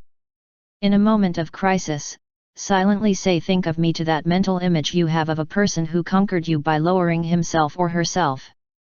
You will immediately find a way out of your situation, as if she is helping you overcome your problems, addictions, or ego-dominated thoughts that seem to separate you from your Taoist feminine nature.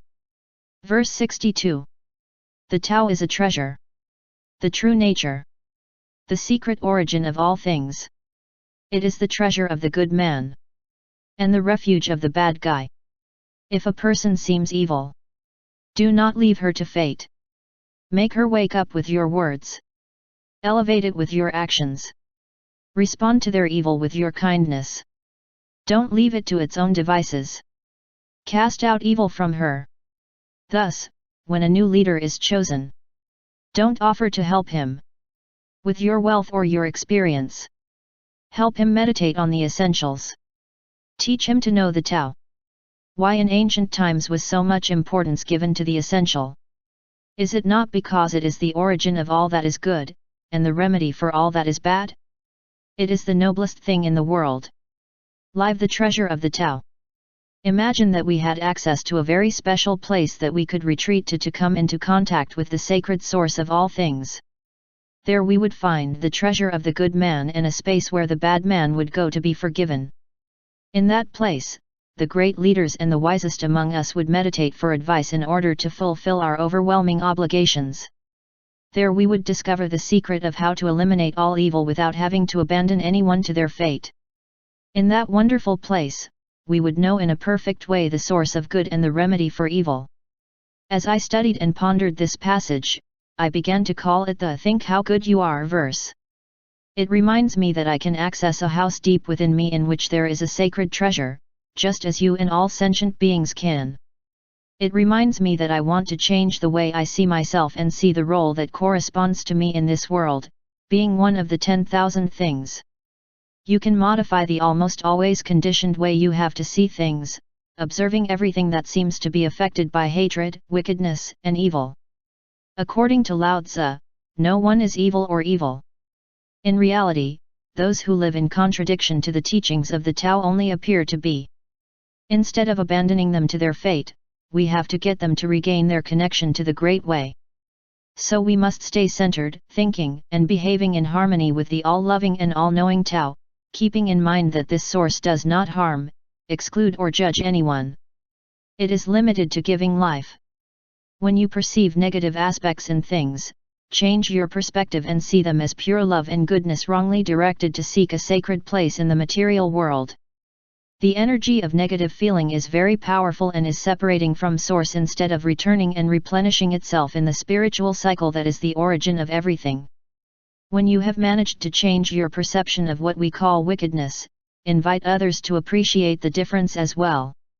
Thanks to your new point of view, you will find yourself comfortable talking about the difference between the satisfactions of the material world and the richness of the Tao. And if they ask, you can even show them the path that leads to the sacred treasure of the Tao. In a translation of the Tao Te Ching, by Gia Fu Feng and Jane English, verse 62 concludes with the following words. Why did everyone like the Tao in the beginning? Is it not because in him you find what you seek and are forgiven when you sin? That is why it is the greatest treasure in the universe. This is what Lao Tzu offers you in this jewel of a verse that I call Think How Good You Have. Imagine you see the door of the treasure house open for you. Consider that you are a divine creation of the eternal Tao and that the gateway to a sacred place is open before you. What you have thought is negative cannot be so if you have access to the treasure of the Tao. Visualize a house in which the front door opens to you and welcomes you, inviting you to indulge in the sacred warmth of what is behind it. And imagine that, when you cross the threshold, you leave behind all your anguishes and fears. Make the house of Tao a haven you can enter using this meditative visualization technique. It is a divine place and can be your sanctuary at any time. Practice forgiveness and avoid judgment when you witness reprehensible or malicious behavior. When dealing with people who seem evil to you, take Lao Tzu's advice and do not mentally identify them with their destructive behavior. Remember that they are divine creatures of the Tao who believe that the ego has to control their life. Erase your thoughts about vileness, misdeeds, and addictive or harmful customs, and look at people without regard for their behavior. Observe how the Tao unfolds in them and imagine that they are like innocent children who are under the excessive but temporary influence of their ego. Forgive their malicious behavior and do your best to lovingly hug those children you see in front of you. Lao Tzu encourages you to proceed in the same way with yourself. Reject within yourself the behaviors that you do not like, accept the pain that leaving them causes you, and absolve yourself. Once you have pushed them out of your thoughts, embrace yourself in your imagination as you observe yourself as a being that radiates light. Dignify yourself by acting in accordance with the Tao and transmitting kindness to others and to yourself. This is the way you apply the teachings of this verse of the Tao, which is undoubtedly the remedy for all evil. Practice the Tao, now. Today, you decide to help a person meditate, even for a short time, on the principle behind this verse. But do it without mentioning the Tao Te Ching and not even this book. Send a message of love when you find yourself in a situation where you could have chosen to be angry. Or write a congratulatory letter, with a verse from the Tao Te Ching that you consider especially significant, to someone who has just entered a position of power. Whatever you do, your intention should be to help that person open the door of their own treasure house, offering them your Taoist thoughts and behaviors as keys. Verse 63. Practice in action. It works by not acting. Taste the insipid. It magnifies the small, it increases the scarce. Reward bitterness with sweetness. See the simplicity in the complicated. Find greatness in the little things. Tackle difficulties when they are still affordable, do great things when they are still small. The wise man does not undertake great works, and thus acquires greatness. If you promise too easily, they won't trust you, since the sage always opposes difficulties, he never goes through them. Live without difficulties. This verse conveys many things with a great economy of words. Every time I read what Lao Tzu tells us here, I feel that it is impossible for me to have difficulties in life if I am determined to accept his wise advice. The sage advises us that we learn to narrow our thoughts to the dimension of the moment, rather than trying to span days, weeks, months, decades, or a lifetime. What we achieve in the moment, it is so. So we have to avoid the tendency to dramatize small events and stop worrying about a future that may never come. It's the little things that make the difference in our world. Keeping life simple prevents chaos from occurring. As Lao Tzu says, see the simplicity in the complicated, do great things when they are still small. In working on this book, I have followed this advice. As you can imagine, writing an essay on each of the 81 verses of one of the most revered and imperishable spiritual texts in history has been a huge challenge for me. A project of this magnitude involves spending at least a year researching, reading, writing, and correcting. So instead of focusing on the challenge of the project as a whole, I have chosen to see the simplicity and face the difficulties when they are still achievable. I immerse myself in a single verse in the morning, letting the words flow through my heart to end up on the sheet of paper. I feel that I have come to understand the paradoxical conclusion reached in this passage, that is to say, difficulties are not experienced when we face them. This is the lesson of this verse. Difficulty does not exist when living in the present moment, doing only what can be done precisely then. So you must examine what you think about what you call the problems of life. Can you change your thoughts and consider that any initiative you undertake is not only practicable but also easy and small? For example, how do you approach a complicated multi-year course of study? Not by projecting the mind into the future, wasting time out of worry. How do you deal with the long and difficult process surrounding the birth of a child? Moment by moment. I was able to observe how my wife did just that during the years that she was pregnant or raising the 5 children we have had in 8 years. As Lao Tzu teaches us, if we don't undertake great things, we achieve greatness. Almost every morning I have a minute yoga class, practicing postures and 2 breathing exercises.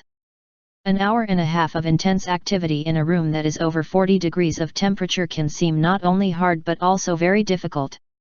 I have learned to shift my focus from this daily routine that I enjoy so much, and now I find it easy. When the first breathing exercise begins, I fully focus my mind and body on what I am doing at the start time. If my mind wanders to what to do an hour later, I bring it back to the present. I look in the mirror and remind myself that the exercise or posture is easy and simple. Bingo! Difficulties disappear. Living in the present moment and preparing to stay in simplicity, I have turned my minute yoga class into something like a movie with a single image. I have acquired what I consider greatness in the small progress and improvements that have come naturally. It's like a job where I don't have to do anything, it is inaction, because I have faced what could be considered somewhat difficult. The consequence is that I don't feel the difficulty. Lao Tzu invites you to change the way you look at life by following the following tips. Look for simplicity in what you consider complicated, seeing that at this moment it is not difficult. Stop worrying about what will happen tomorrow and all the tomorrows in the future.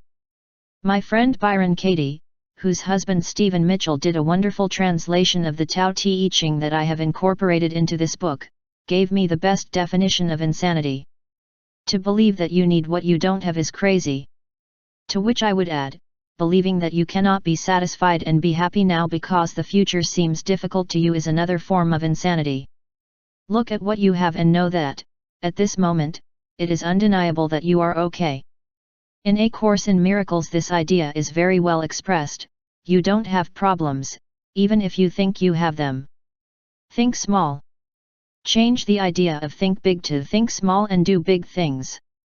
Think of any one thing that you are horrified to start because you consider it to be of overwhelming magnitude. Then move on to weighing what you can do today in the precious present moments you have, completely ignoring the big picture. Your achievements will become great when you face the small. By doing so, you will achieve paradoxically great results. Practice the Tao, now. Take some time today to focus on the biggest challenge in your life. Whatever it is, narrow it down to something you can do today. Erases the overall image. Just do what you can do now and let everything else fade. Write the first paragraph of your novel. Design the plan of the house you want to build. Sign up for a course at an educational institution where you live.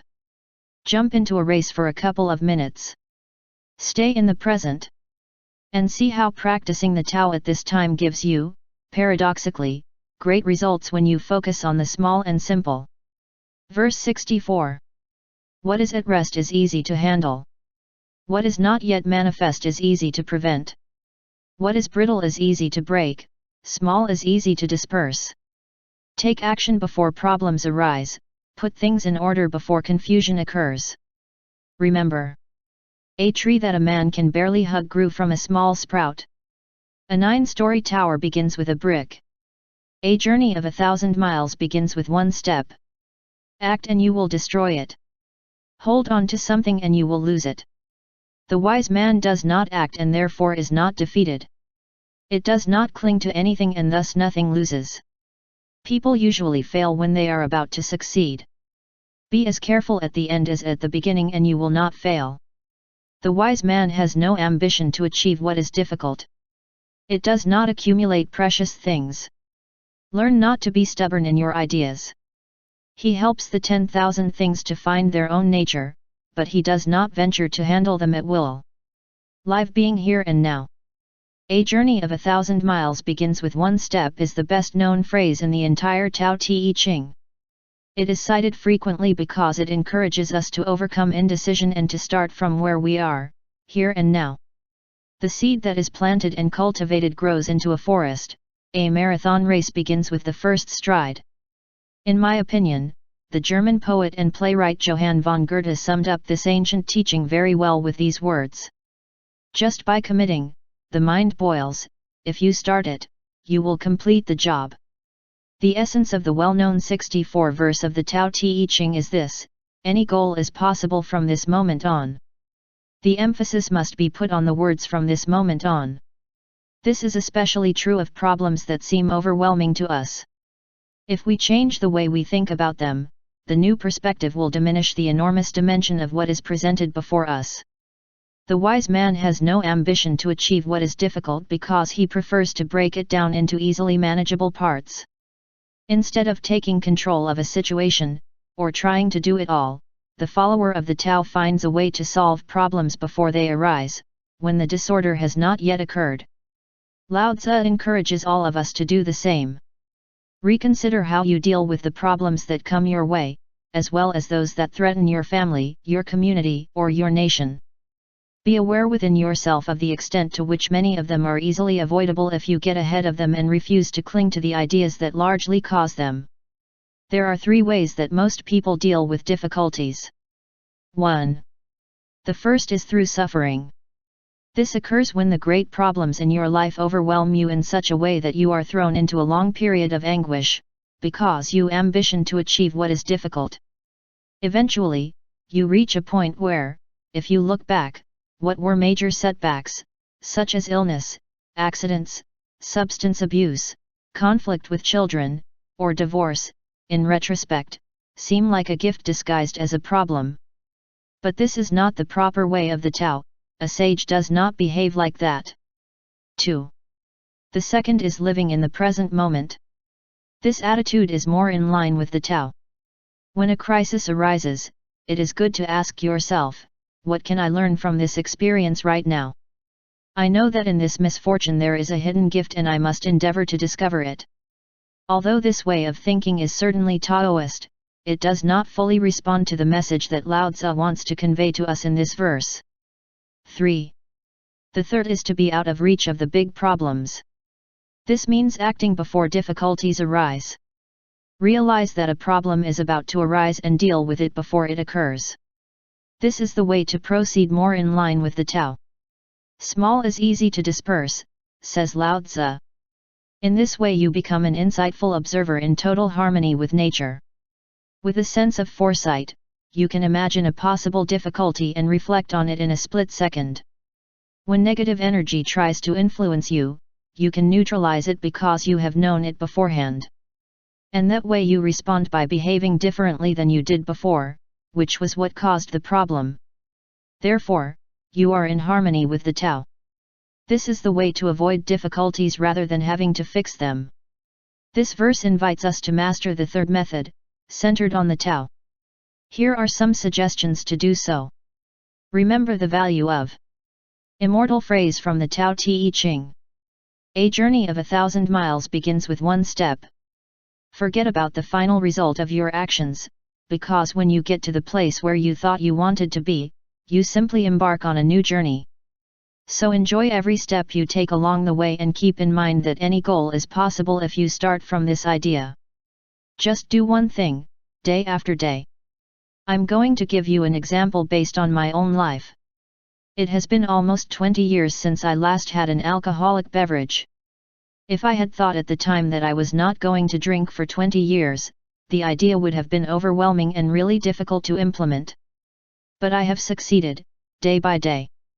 I cannot say what will happen in the next 20 years, but I am absolutely sure that today, at least today, I am not going to drink. One step, one moment, day by day, is the Tao in action. Become a master of foresight. Decide that you are perfectly capable of preventing problems from arising long before they manifest themselves. Anticipate your possible health problems, for example. Be aware of the importance of prevention rather than waiting for illnesses to strike. Adopting a lifestyle that includes a correct diet, taking supplements that eliminate toxins from your body, washing your colon, eating more fruits and vegetables and less animal products, doing physical exercise and meditating, you get away from big problems. You are acting with foresight when you are still able to scatter the little, controlling your health in harmony with the Tao, long before illness occurs. Choose other areas of your life where you can become a master of foresight. Practice the Tao, now. Focus on a habit that you want to eliminate from your life. Something that you think constitutes a weakness or maybe even an addiction. Today, without promising anything for tomorrow or the future, take a single step to overcome the habit you want to eliminate. Don't smoke or drink beverages that contain caffeine. Just for today. Eat only vegetables and fruit. Just for today. Speak affectionately to neighbors who are annoying to you. Just for today. Reflect at the end of the day on how you have felt. Then, and only then, decide whether tomorrow morning you are going to continue practicing the teachings of the Tao Te Ching, which was written word by word and day by day, and has endured for more than 25 centuries. Verse 65. The ancient Taoists were simple-hearted people who mingled with ordinary people. They weren't trying to shine. They did not rule with their intelligence. And that is why the nation lived in prosperity. When people think they know the answers, it is difficult for them to be well governed. When people know they don't know, they can find their own way. That a leader does not use cunning to rule a nation is a blessing to the people. The simplest model is the clearest. If you are satisfied by leading a normal life, you can show men the way back to their true nature. Live the simplicity of heart. If you are in a position of power in government right now, I encourage you to think about these teachings with your heart. If you do not occupy it, I suggest that you study verse 65 of the Tao Te Ching from the perspective of your personal life, in which you will most likely have to lead other people. Supervising others, or raising children, should not imply the imposition of rigid rules or the need to impress with our supposed intelligence and superiority. A person who truly influences others does not use cunning, does not try to shine or rule with his intelligence. It is not intended to inspire fear in the people in your charge. As Lao Tzu says, when people know that they do not know, they can find their own way. In other words, a good leader guides people so that they can address their own nature. In this verse we are invited to consider that what we have to do is help others to know that they do not know. If you believe that you have great capacity for discernment, you will never find the way back to your Taoist nature because you will trust the information that your ego provides, which tells you that your true essence is in identification with the physical or material world. Those who live according to the Tao know that the ego is a false teacher that leads people away from the knowledge of their own nature. Apply the teachings in this verse by giving up a sense of superiority or intellectual ingenuity. Show others how to live from a Taoist perspective, showing yourself willing to admit that you don't know what is best for them and that you don't even know for sure how you should lead your own life. Tell them that you are willing to ask for advice. Show them that you are not in a position of power, not in relation to them or in relation to what happens to you.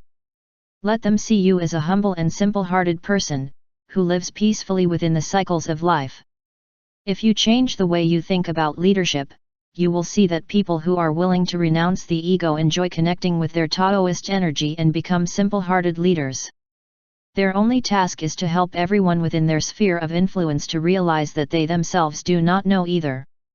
I seem to see how Lao Tzu smiles wryly as he highlights this wonderful paradox. Mix with those whom you feel you have to guide, trying to think and act as follows. Be willing to say I don't know. To the people who are in your charge. It is actually a sign of strength rather than weakness. Often acknowledge that you don't know something. If you teach other people to do the same, they will begin to allow the highest part of their being to be guided by the Great Way. Keep in mind that nature never forces the development of things, but that it is always present in a silent and invisible way. Imitate it as much as you can, not imposing yourself on anyone or imposing your ideas, with the logical precautions that should be taken with people who are too young or immature to assume the obligations of an adult. Neither we nor anyone really knows what is perfect for oneself or for others. This is the simple reality. There is a destiny that at all times is acting silently. Whatever our ideas, in everyone's life there are fortunes and misfortunes.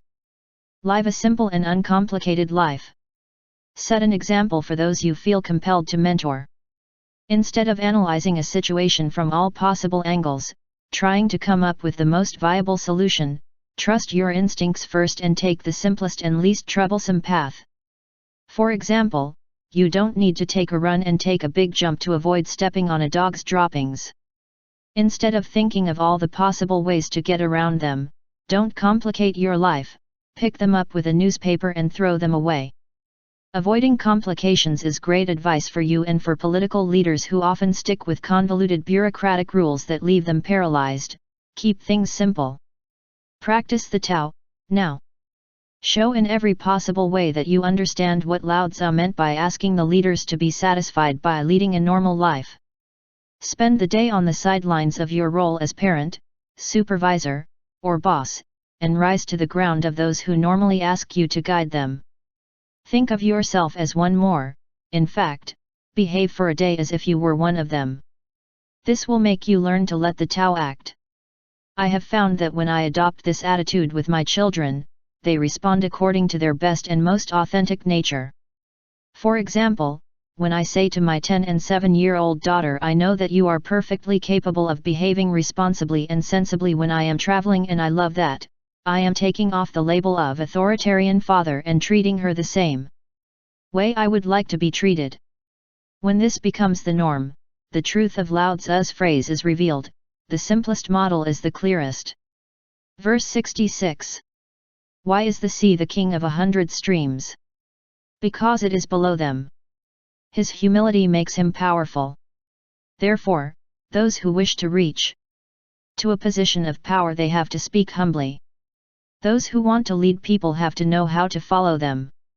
So it happens that when a wise man rises above the average person, they do not feel the oppression of his weight, and that when he stands in front of them, people are not offended.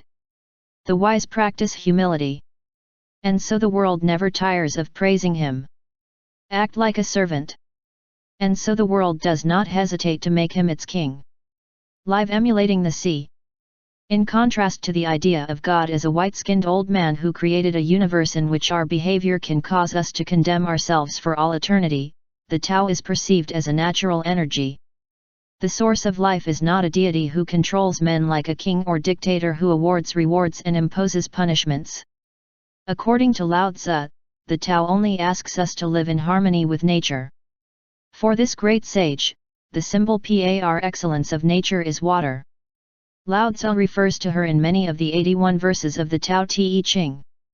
Emulating this element, we quickly realize that the concepts of judgment and exclusion have no place in the Tao. Be like water, Lao Tzu advises us, and the world will never tire of praising you.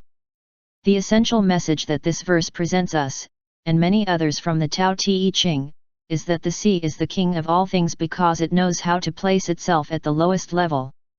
Ultimately, all the streams flow into the sea, which thus becomes its servant. The lesson conveyed here is very clear: be humble. Never put yourself above others or consider yourself superior to anyone. The Cozy Valley has the maximum power. Become a servant, not a master. Even the smallest streams, when there are no obstacles in their way, form a path that leads to the sea. And the vast ocean never boasts of its greatness and its power over rivers and streams. He does not boast by demanding admiration, nor does he threaten to punish or eliminate them if they refuse to behave as expected of them. The sea instinctively knows that streams and rivers will naturally tend to slide downward. Using this metaphor, Lao Tzu repeatedly reminds us throughout the Tao Te Ching that people also tend to instinctively address people who are endowed with an intrinsic greatness that comes from their humility and their tendency not to want to stand out. Not only the great Chinese master defends this position. Peter, the servant and apostle of Jesus Christ, gives us an almost identical message in the New Testament, centuries after the death of Lao Tzu. Be shepherds of the flock of God that is in your charge, not ruling it by force but in accordance with the will of God, not lusting for money but eager to serve, not showing off but as models of the flock that you have been entrusted with. 1 Pedro 5:2-3. Modify your concept of what a model leader is, both in relation to yourself and in relation to other people, contemplating how the immense sea favors life in a patient and tolerant way, and it always remains below the streams that flow into it. And imitate the power of water, ignoring the desires of your ego and making your need to impose yourself disappear. The people in your charge will gravitate towards you and follow the natural flow of the Tao. Lao Tzu exhorts us to learn from the behavior of water and to imitate it as much as possible in our lives. You could apply the teaching of emulating the sea by following these tips. Never take it for granted that you know what is best. Even if you are older, more sensible, wealthier, more influential, and more powerful than other people, never take it for granted that you know what is the best they can do. Instead, imagine that you are like the great ocean that allows small streams to flow into it and encourages them to do so. Stay modest, speak sweetly, and be humble. And let others control their lives as much as possible. Seeing yourself as the all-welcoming sea, you remove your ego from the scene and become like the leaders described in this verse from the Tao Te Ching. No one should feel the weight of your suggestions or take offense at your giving instructions. The day I wrote this chapter, a situation occurred that allowed me to apply this advice. I live in Maui and my mother, who is 90 years old, in Florida, where my daughter Sage also resides.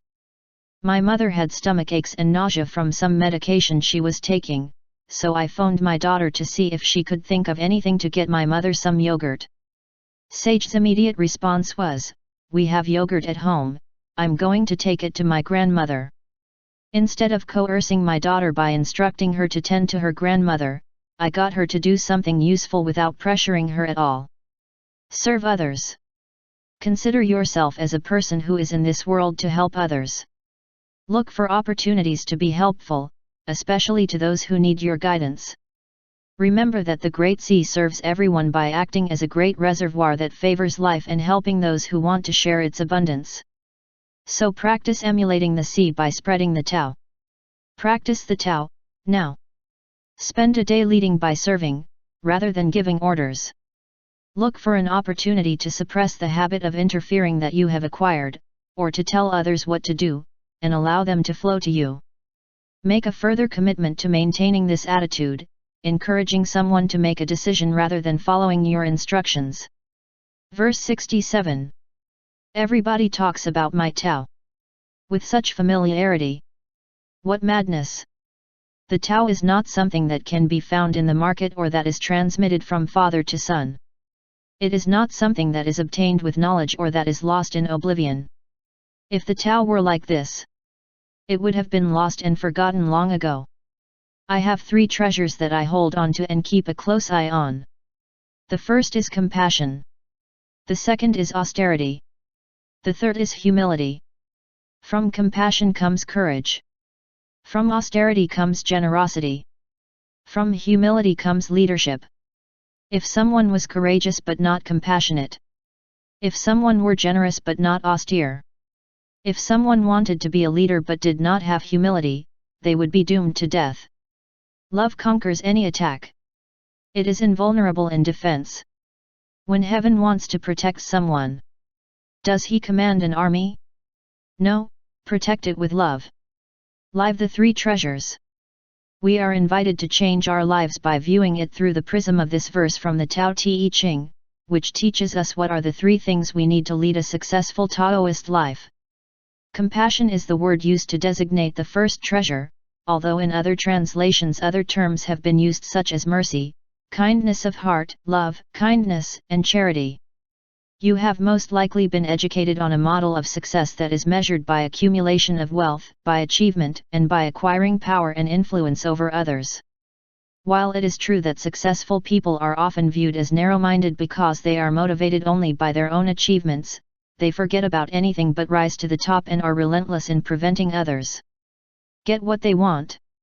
In any case, Lao Tzu tells us that courage comes from the first and most important of treasures and not from a ruthless and cruel attitude. He even goes so far as to say that courage without compassion is a passport to death.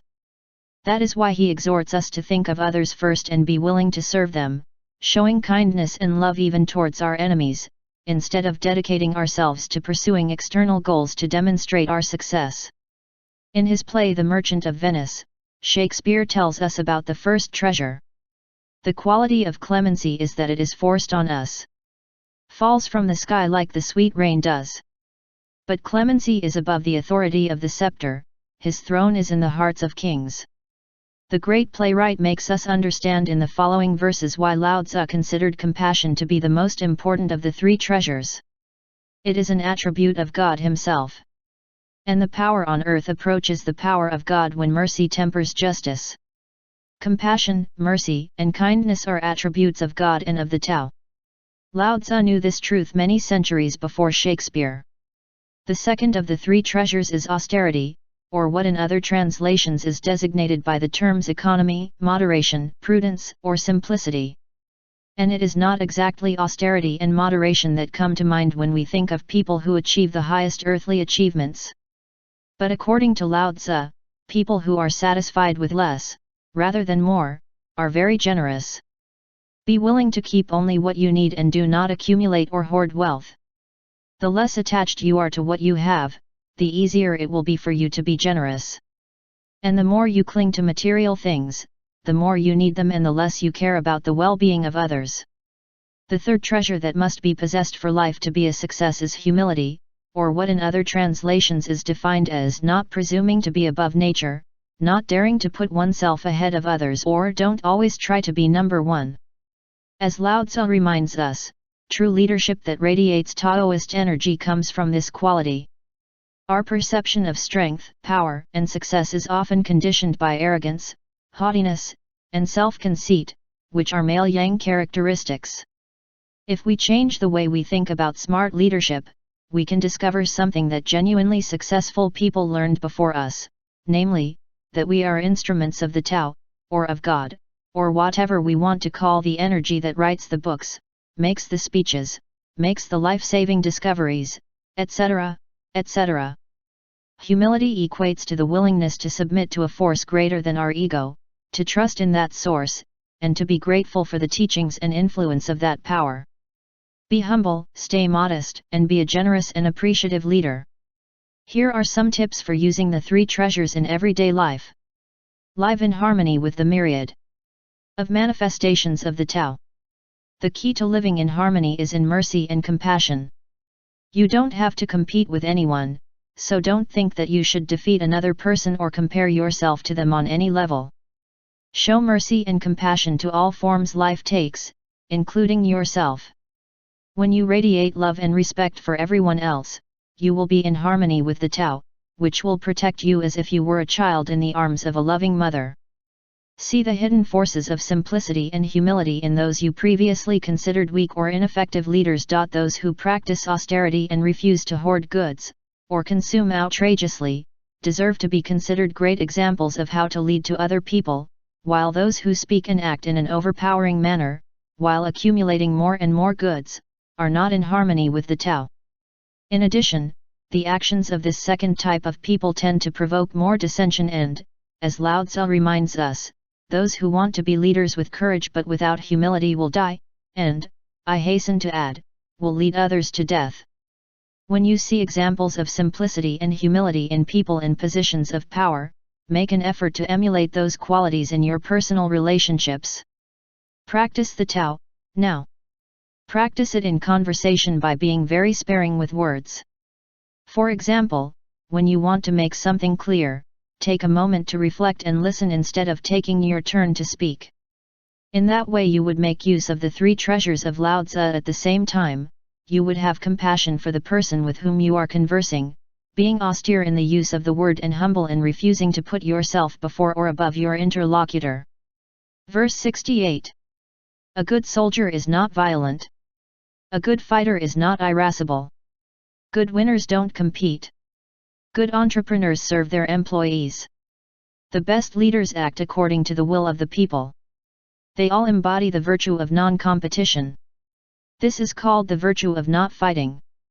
This is called using the power of others. Since ancient times this has been known as the ultimate unity with heaven. Live collaboration. In this verse from the Tao Te Ching we are asked to reconsider what we think we have to do to be winners. In the Western world, to be ahead of others, you have to adopt an attitude of struggle and competition. It's basically about defeating other people, getting what you want before they get it. Lao Tzu asks us to change this way of looking at things and acquire the virtue of non-competition, which can work in our favor even in a society in which the winner who becomes number one is highly valued. The Tao Te Ching teaches us that all 10,000 things emerge from the same state of non-existence. From this perspective there is only unity, which requires complete collaboration and the absence of competition. Who could we defeat if we see ourselves in everyone else? We would be fighting a battle against ourselves. Lao Tzu asks us to follow his advice and choose to live collaborating with each other. Although it seems incredible, this can, in fact, work in our favor, for example in a sports competition.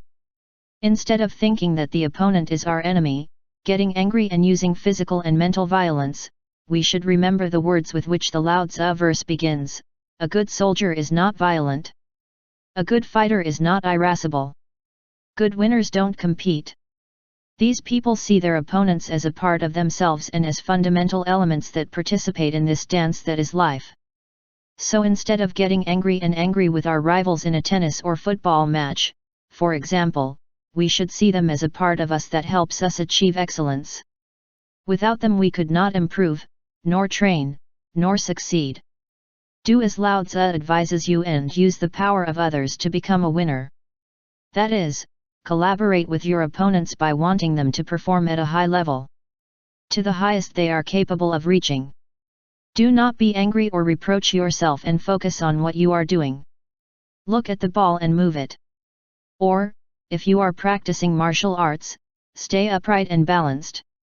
If you don't indulge in anger, your performance will level up.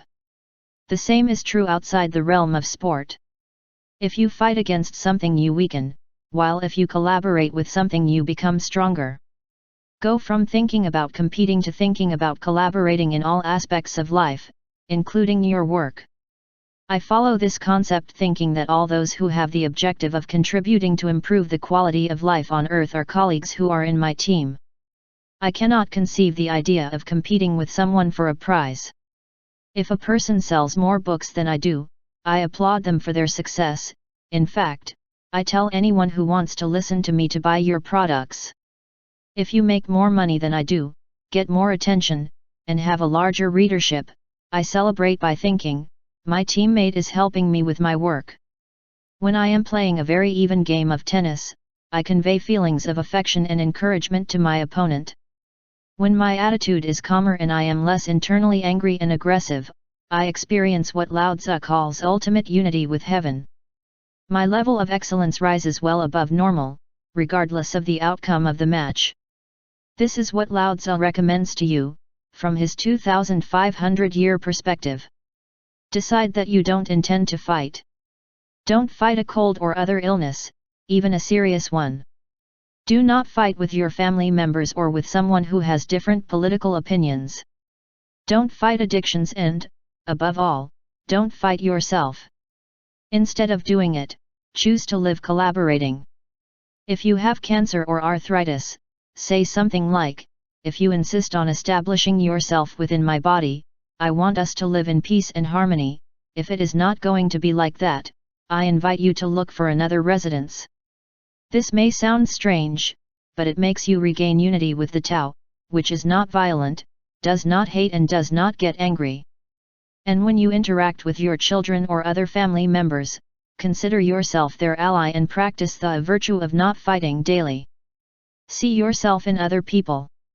When someone you care for is having a hard time, their situation makes you feel sorry. Therefore, every time you say, or do, something that hurts someone you love, you are doing the same harm to yourself. Expand this point of view by applying it to all of humanity. After all, you share the same spirit that originated you, or Tao, with all living things in the universe. When your spirit is founded in a collaborative embrace with others, you will be able to understand what Lao Tzu meant when he referred to the ultimate unity with heaven. These wonderful words from Pau Casals express it perfectly. When will we teach our children what they are? We should say to them, do you know what you are? You are wonderful. You are someone unique. There has not been a child like you in all of history. Your legs, your arms, your wonderful fingers, the way you move. You can become a Shakespeare, a Michelangelo, a Beethoven. You have the ability to do anything. Yes, you are wonderful. And when you grow up, will you be able to hurt another person who, like you, is wonderful? Practice the Tao, now. The next time you go to compete with someone, think that your opponent is an extension of yourself. Commit yourself to mentally send love to that person, surround them with light and vow that they perform at the highest level. And watch it improve your own performance and take you to a higher level of excellence. Verse 69. Says a military proverb. I will not be the one who dares to start. I prefer to act as a guest. I will not be the one who dares to advance an inch. I prefer to retreat half a meter. This is called progress without progress. Force retreat without using weapons. There is no greater misfortune to feel I have an enemy. Because when I and an enemy coexist, there is no room for my treasure. Therefore, when two opponents face each other, the one who does not consider the other an enemy will surely triumph. When two armies have equal forces, the most compassionate of them will win. Live without enemies. Imagine a world with a common tradition that unites all beings. A world that did not know the word enemy, in which everyone agreed that we are a single people whose origin is in the same source of non-being. Think of a world where everyone understood that hurting someone is the same as hurting yourself. Unfortunately, this situation has not occurred in the entire history of civilization that we are aware of. However, this is the vision that Lao Tzu offers in verse 69 of the Tao Te Ching. And it is what I believe would be possible if we all dedicated ourselves to concentrating on the Tao and our leaders were in harmony with it. This great vision can begin to come true in this very place, in this very moment, with yourself. Eliminate the concept of enemy from your life and set an example to the people around you. In the end, the idea will spread little by little and will make all of humanity move towards a world without enemies. Recently, a mentally deranged man armed with a shotgun and armed with ammunition stormed out at an Amish, Protestant Christian Religious Association, college in Lancaster County, Pennsylvania, and murdered several girls. When the peaceful members of this caring community mourned the victims in utter horror, they invited the murderer's family to join in their grief at the funeral mass and prayed for him as well. As the leader of the Amish put it, "We have no enemies, we are all children of God and forgiveness is the true essence of our Christian faith. If we could not forgive those who are lost and willing to hurt us, our faith would be meaningless." These precious words reflect a sentiment very similar to the one that inspired Lao Tzu to write in this verse, "There is no greater misfortune than to feel I have an enemy," or to say, when two opponents face each other, who does not consider the other an enemy will surely triumph. How can you have an opponent if you don't have an enemy? In her wonderful book The Tao of Inner Peace, Diane Dreyer gives an answer to this question. Keep it in mind when you want to apply what this verse teaches us to your life. The old perception of conflict as combat only reduces our vision, limits our options, and pushes us into endless battles between competing polarities. Later he adds, making enemies makes our power disappear and prevents us from assuming responsibilities in life. Instead of resolving conflicts, we endeavor to fear and hate our so-called enemies and to fight with them. The lesson from both Diane's brilliant book and the Tao Te Ching verse and statement from the Amish community leader is that conflict does not necessarily mean combat. In other words, a person who has a point of view contrary to ours does not have to be an enemy.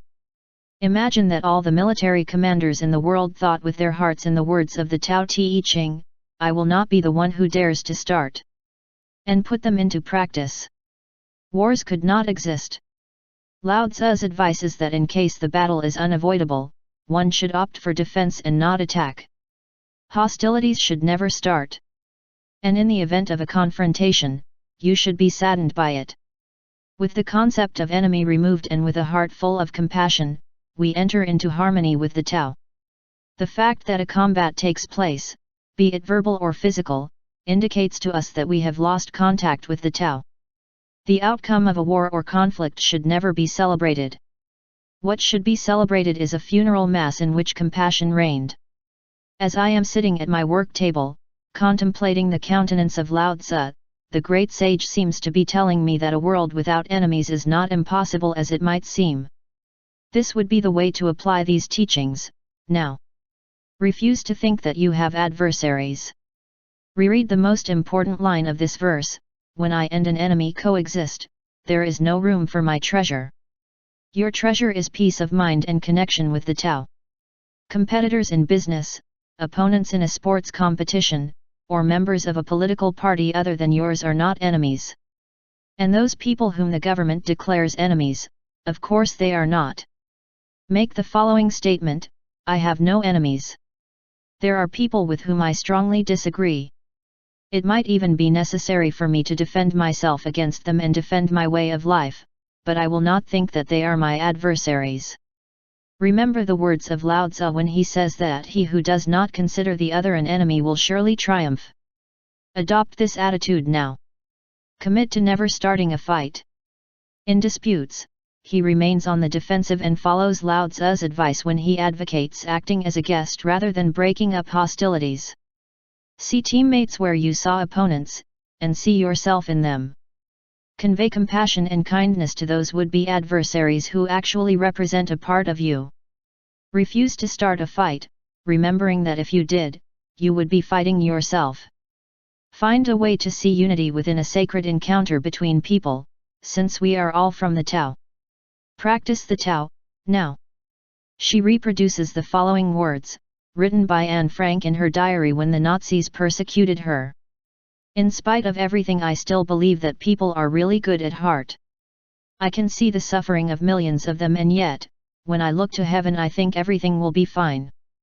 Post the text where your whole family can see it. Verse 70. My teachings are very easy to understand. And very easy to practice. But very few in the world understand them. And very few are capable of practicing them. My words have lineage. My actions follow a Lord.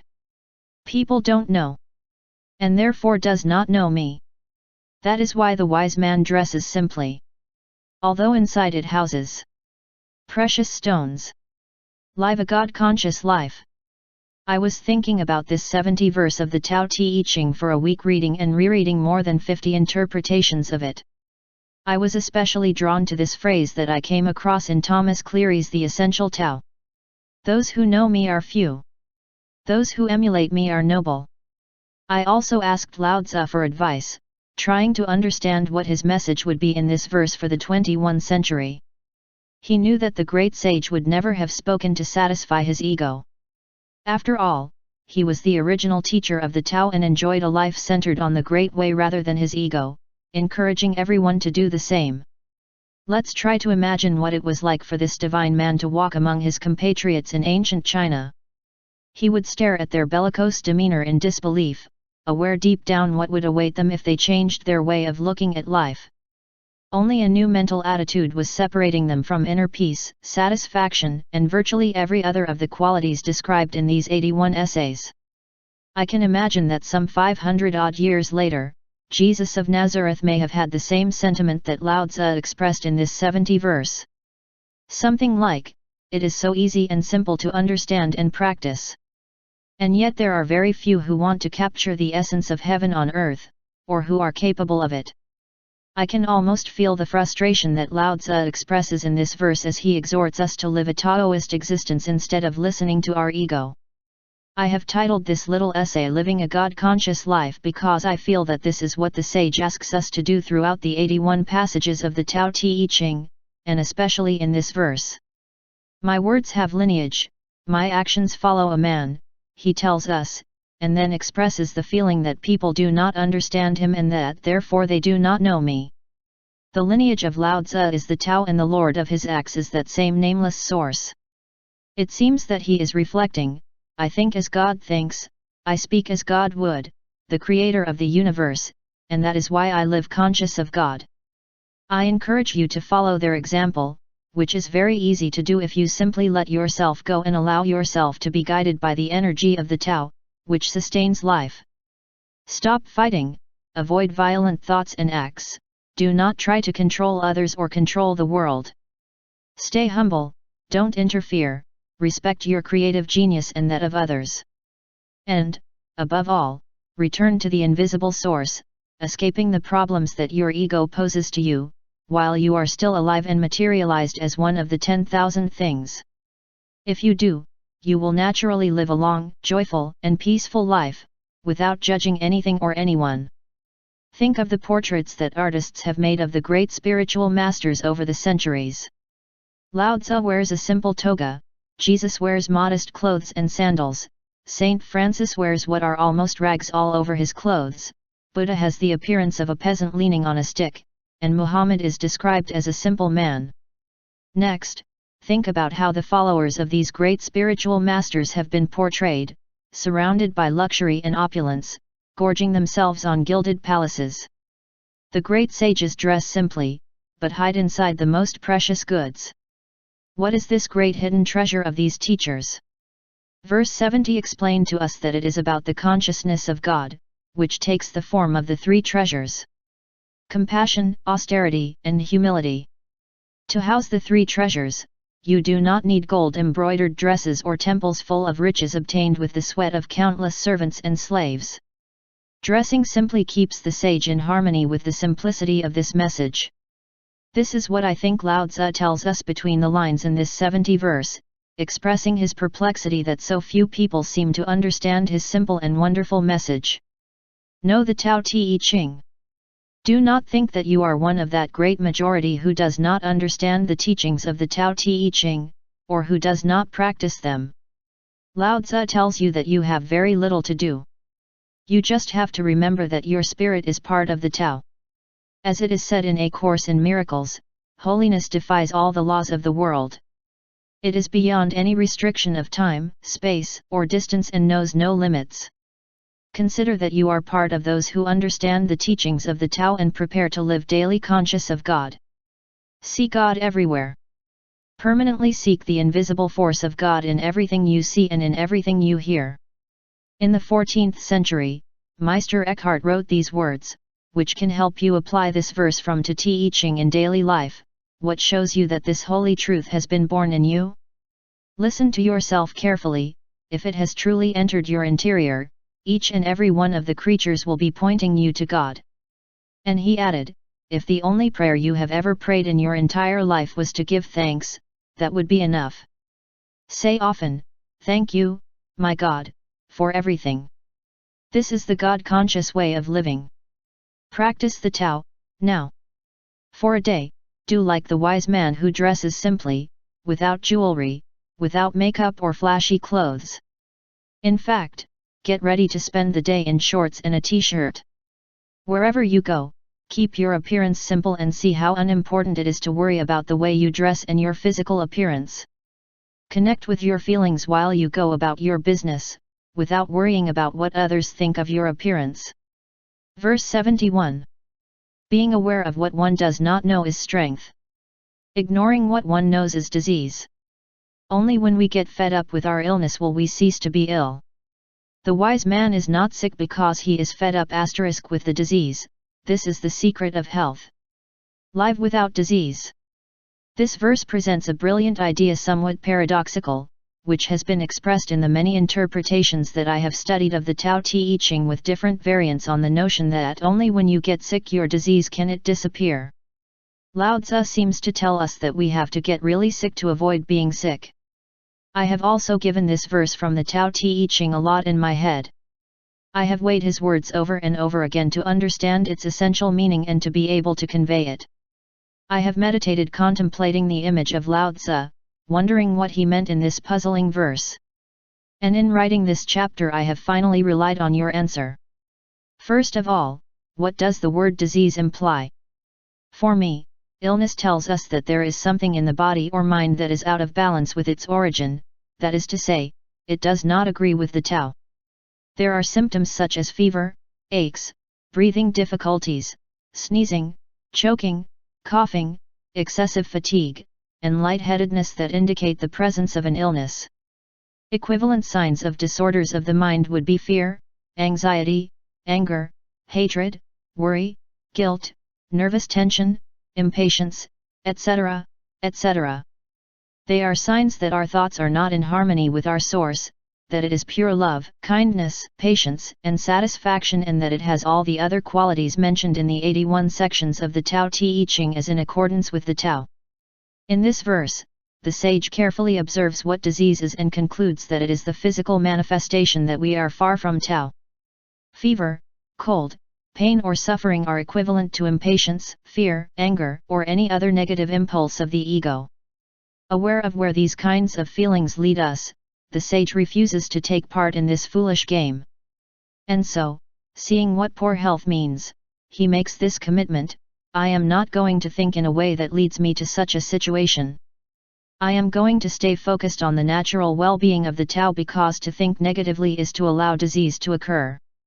That is to say, the wise man is fed up with sickness, and that sickness is the secret of perfect health. Let me give you an example of this. My colleague and friend Radhika Kinga recently returned from a visit to Puttaparthi, India, where she had the opportunity to meet Sathya Sai Baba, a spiritual teacher who lives imbued with all the divine messages of the Tao Te Ching. This is an excerpt from the letter he sent me upon his return. I have just returned from Puttaparthi, where I have spent a week in the divine presence of Sai Baba. I was very sad to see Sai Baba in a wheelchair due to a multiple hip fracture. In the opinion of doctors, a normal human body could not withstand such physical agony. However, Sai Baba continues to radiate happiness as if his situation did not affect him at all. A follower of his ideas asked Sai Baba how it was possible that a being with such a consciousness of God would have to undergo such physical sufferings. Why doesn't he heal himself? Sai Baba replied in this way, "My life is my message. Today's people have to learn to let go of their attachment to their body and experience the divinity within them. Pain is a natural phenomenon. But suffering is only a possibility. I do not suffer, because I am not my body." Thinking about his situation, Sai Baba declared himself fed up with his illness. When one lives in harmony with the Tao, there is no suffering that a disease normally produces. After years of addictive behavior, I can say that the teaching contained in this verse from the Tao Te Ching largely restored my original purity and well-being. I ended up fed up with my illness because I was not willing to continue suffering from the withdrawal and embarrassment it caused me. I perceived my ailment not so much in the material world as in the invisible world of my thoughts, which revolved over and over again around my situation. When I was finally able to change the way I look at the problem, I came to the conclusion that I did not want to continue being sick because I had reached a point where I was already fed up. And this is the real secret of health. To put this lesson into practice, here and now, Lao Tzu would advise you the following. Make your mind happy. An old Chinese proverb says that if a man has a happy mind, he will have a happy body. A happy mind is fed up with sickness. He refuses to think that things are going to get worse. Consider that a cold, a stomach, back or knee pain, or a state of fatigue, is a message that tells us that we must return the body to its natural state of well-being. A happy mind thinks that the body is capable of curing itself from disease because it is aware that it is a creation of the Tao. A happy mind relies on the body's ability to live without disease and suffering. Make your happy mind help you stay healthy. Examine your customs. Which of your daily habits distance you from the natural state of well-being? Any addiction, no matter how big or small it may seem, is asking you to get completely fed up with it. Decide that you are sick of weakening yourself by pursuing destructive achievements. You already know what it is that hurts you, and you are aware that there have been times when food, alcohol, drugs, or the guilt and shame that come after the excesses, have made you sick. Remember that ignoring what you know is disease. Examine your addictions and commit to being aware that they are. Practice the Tao, now. Take a day to really listen to the messages your body sends you and trust them. Next, listen to what your mind tells you about the signals you perceive. Open it up to the possibility that your body is asking you for something you can give it, like taking a short nap or taking a walk on the beach. Cultivate a happy Taoist mind that should not think about sickness. Verse 72. When you have no sense of admiration, disaster strikes. When worldly powers are not feared, a higher power arises. Don't limit your vision of yourself. Do not despise the circumstances of your birth. Don't resist the natural course of your life. This way you will never get tired of this world. That is why the wise man knows himself. But it is not exhibited. He loves himself. But it is not exalted. It prefers what is inside to what is outside. Live admiration and acceptance. This verse from the Tao Te Ching draws our attention to two elements that work together in a harmonious life, the sense of admiration and total acceptance. Without the help of the combined force of these two qualities, it is very difficult for us to see the presence of the Tao. As I was writing about this verse, I was reading Saint John of the Cross, a mystical poet of the 10th and 6th century who led a life of ecstatic admiration. I reproduce some of his verses to give you an idea of how this man of wonderful spirituality expressed his feelings. My beloved, the lonely mountains, the lonely Nemo-Rouse valleys, the strange islands, the sound rivers, the whistle of loving airs, the quiet night, and even the rises of the dawn, the quiet music, the sonorous loneliness, the dinner that recreates and comforts. I am sitting here this morning in the sacred precinct where I work in my home in Maui, and I am overwhelmed by a feeling that resembles the ecstasy that is manifested in the words of Saint John of the Cross. I feel the presence of Lao Tzu, who urges me to hasten to convey what he meant by referring to the sense of admiration. It is something so profound that it brings into a person's life the eternal awareness of the arrival of a higher power. At this moment I am able to feel that power in the wonderful environment that surrounds me. The sound of the Manito bird brightens the atmosphere, while the ocean sways in undulating waves that seem to express the heartbeat of the earth. The colors are absolutely breathtaking, the brilliant blue of the sky, the shimmering green of palm trees, sea grasses, ficus, the orange and purple hues that blend in the distant clouds. And to top it all, the sublime majesty of the rainbow that seems to link the nearby island of Lanai with the window of my house. As the words fill the blank page in front of me, I am invaded by the ineffable pleasure of seeing how I am being the instrument of an invisible source. I know that soon I will be at sea, gliding along the shoreline and gazing at the sea creatures, which move and frolic in the salty water, making me wonder where they will sleep. How did they get here? How can they breathe without air? Do they ever stop moving? Will they still be here when I go? After a while, I will come out of the sea and walk on the sand, feeling the heat of the sun on my body and wondering how it is possible that it stays up there. How is it that we keep moving around it while turning on ourselves every 24 hours, why the sea does not detach from the earth, being so it does not stop spinning, and if the stars and the universe will have an end.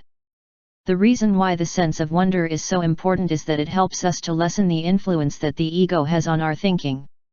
It lets us know that there is something great and enduring that animates all of existence. The astonishment at this power conjures up disasters because it makes us lose our fear of the vicissitudes of the world. It keeps us grounded in the power of another different world that manifests billions of times per second without the ego being able to appreciate it. Verse 72 of the Tao Te Ching also asks us to accept ourselves and accept what we do not like.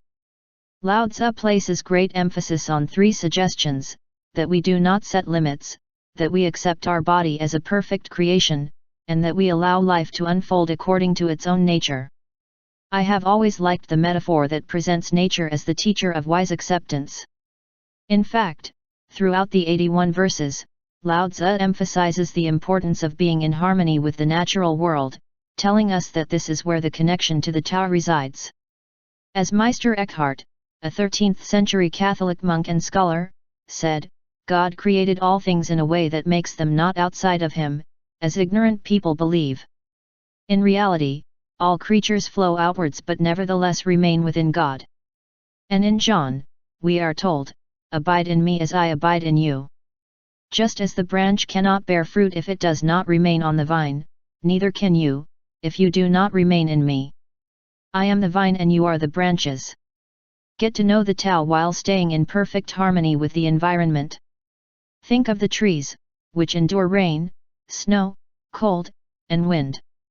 And that, when the severity of winter arrives, they wait with the patience that fidelity to their inner nature gives them. As Deng Ming Dao writes in Tao, Daily Meditations, trees stand and wait, as if the power that makes them grow is lethargic.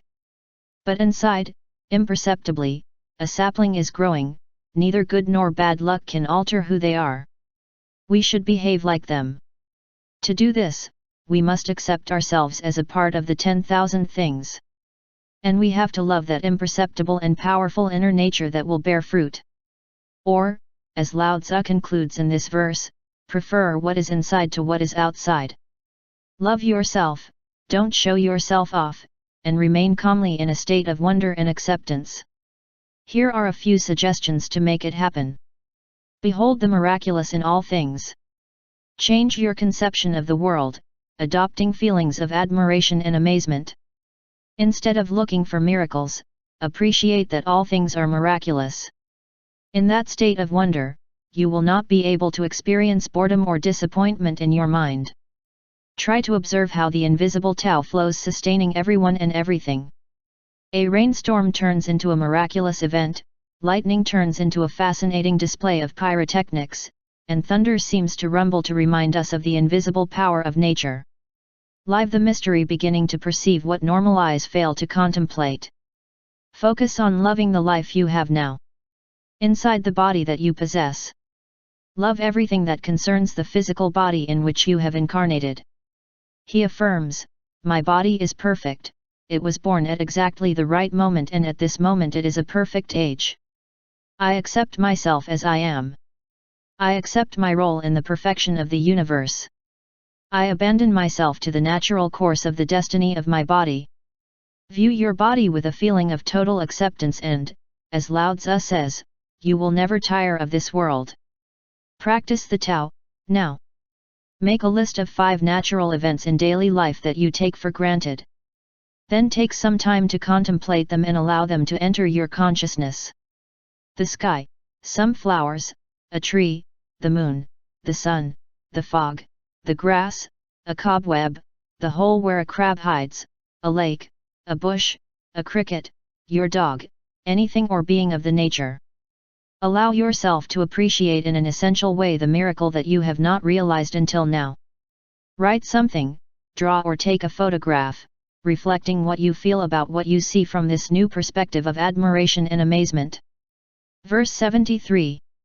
A bold action against other people leads to death. A bold action in harmony with the Tao leads to life. The bold actions. Sometimes they are helpful. And other times they are harmful. Heaven conquers without fighting. He does not speak and yet they answer him. You ask for nothing and yet they provide you with what you need. He does not rush, and yet he finishes everything on time. The net of heaven captures everything. Its mesh is loose. But nothing sneaks through. Live in the web of heaven. Once again we are asked to see the Tao through a paradoxical prism. Actually, what is the net of heaven? It is the invisible world within which the 10,000 things originate. And while it seems to have holes that are too loose ways to escape the inevitability of the purposes of the Tao, no one and nothing can exist outside of the designs of the Tao. In this verse 73 we are encouraged to be respectful and cautious under the net of heaven. All the translations I have studied say the same thing with different words. Here is one, for example, concise and very accurate. Reckless courage, death. Prudent courage, life. That is why the wise man acts cautiously. Lao Tzu asks us to change the way we see bravado and courage. Instead of considering these qualities to be admirable, he asks us not to want to become intrepid heroes but to remain vigilant and ready to live the great way. We must be aware that the way to act like heaven is to avoid bold actions and be cautious. Lao Tzu offers us 4 examples of how the web of heaven keeps everything inside without acting in a forced or reckless way. And it encourages us to imitate it in all our initiatives. 1. Heaven conquers without a fight. See how the Tao is always peaceful and silent, and how it always wins. Human beings cannot order the sun to cool down, or the ocean currents to stop, or the wind to abate, or the rain to stop, or the crops to stop growing. All things happen naturally and perfectly, without any effort, by the action of the Tao. Nature always wins because the Tao does everything without attacking or fighting. Imitate it and relax within the web of heaven. 2. He does not speak and yet they answer him. The web of heaven is invisible and silent. The force that allows you to breathe, and that at the same time maintains the harmony of the universe, does not give orders or scream. He doesn't even use persuasion. This is how you should act, in a prudent and reserved way, as heaven does. Listen more and talk less, trusting that the answers will come to you without warning and, of course, without yelling. 3. You ask for nothing and yet they provide you with what you need. You have at your disposal, without any limit, everything you may need. In other words, do not demand or ask for anything. Everything is in perfect divine harmony with the behavior of heaven and you are a component of that harmony. If you demand less and welcome what is presented to you, everything you need will come to you. You simply cannot slip through the web of heaven, no matter how many holes you think it has. Everything comes in due time.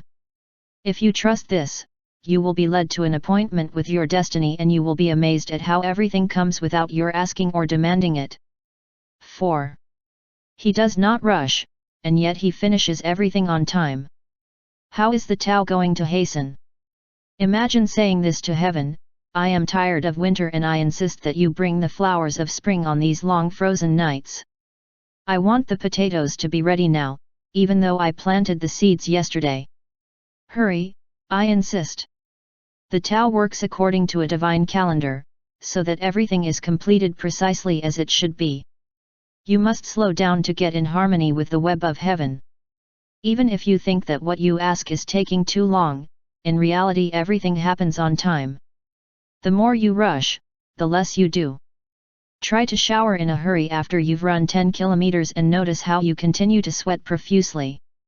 Then try to calm yourself down, relax, and let the water slide down your body. And see how long it takes to get clean and stop sweating in exactly the same way as when you acted in a hurry.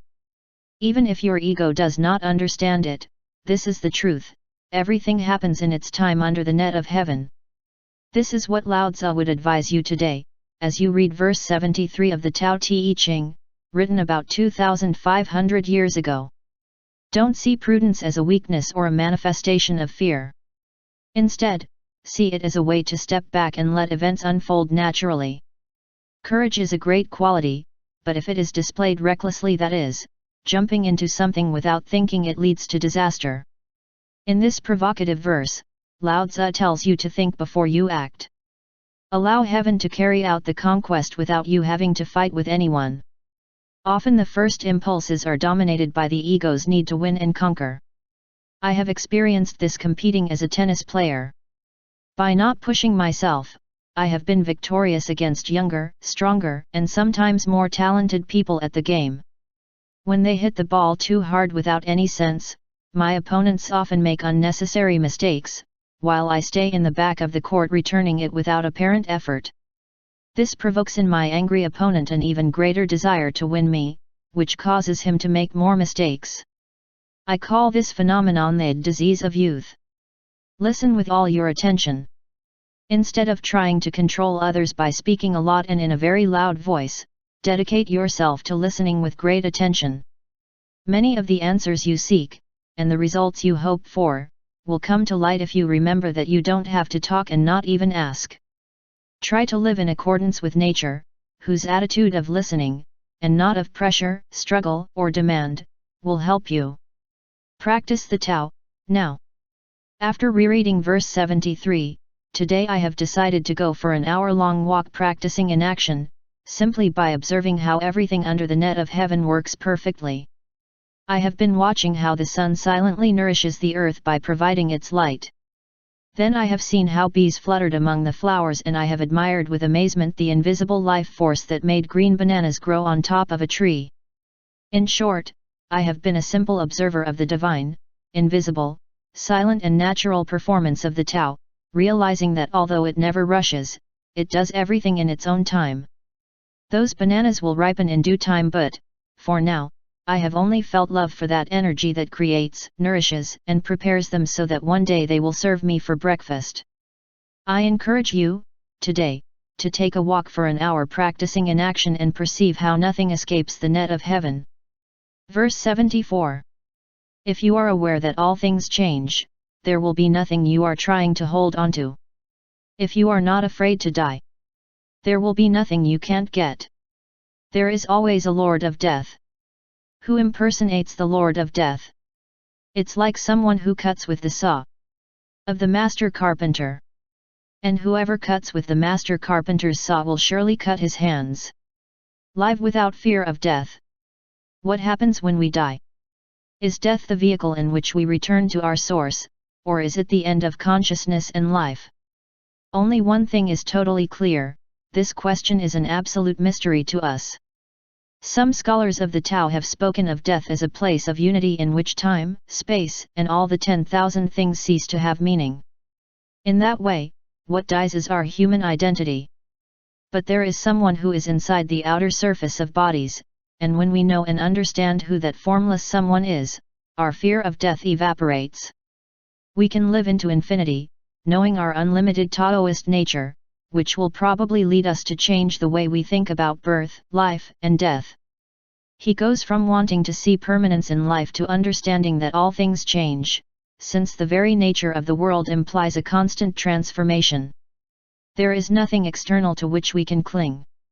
The moment you think you have something, that something becomes something else. This is true of our earthly wrapping and also of our worldly treasures. Whether you are aware of it or not, the body you had when you started reading this book is already different, and it will be different again the moment you try to keep it the same. That is the nature of our reality. If we can feel comfortable with it, we will reduce and ultimately eliminate the anxiety about our mortality. As Lao Tzu says, if you are not afraid of dying, there will be nothing you cannot achieve. Your Taoist essence has to be infinite because it comes from a world of limitless possibilities. You are not something solid and permanent, in fact, nothing is like that in the world in which you have incarnated. You are real and what is real never changes. But your real self is not in this world, but it is the part of you that is the Tao.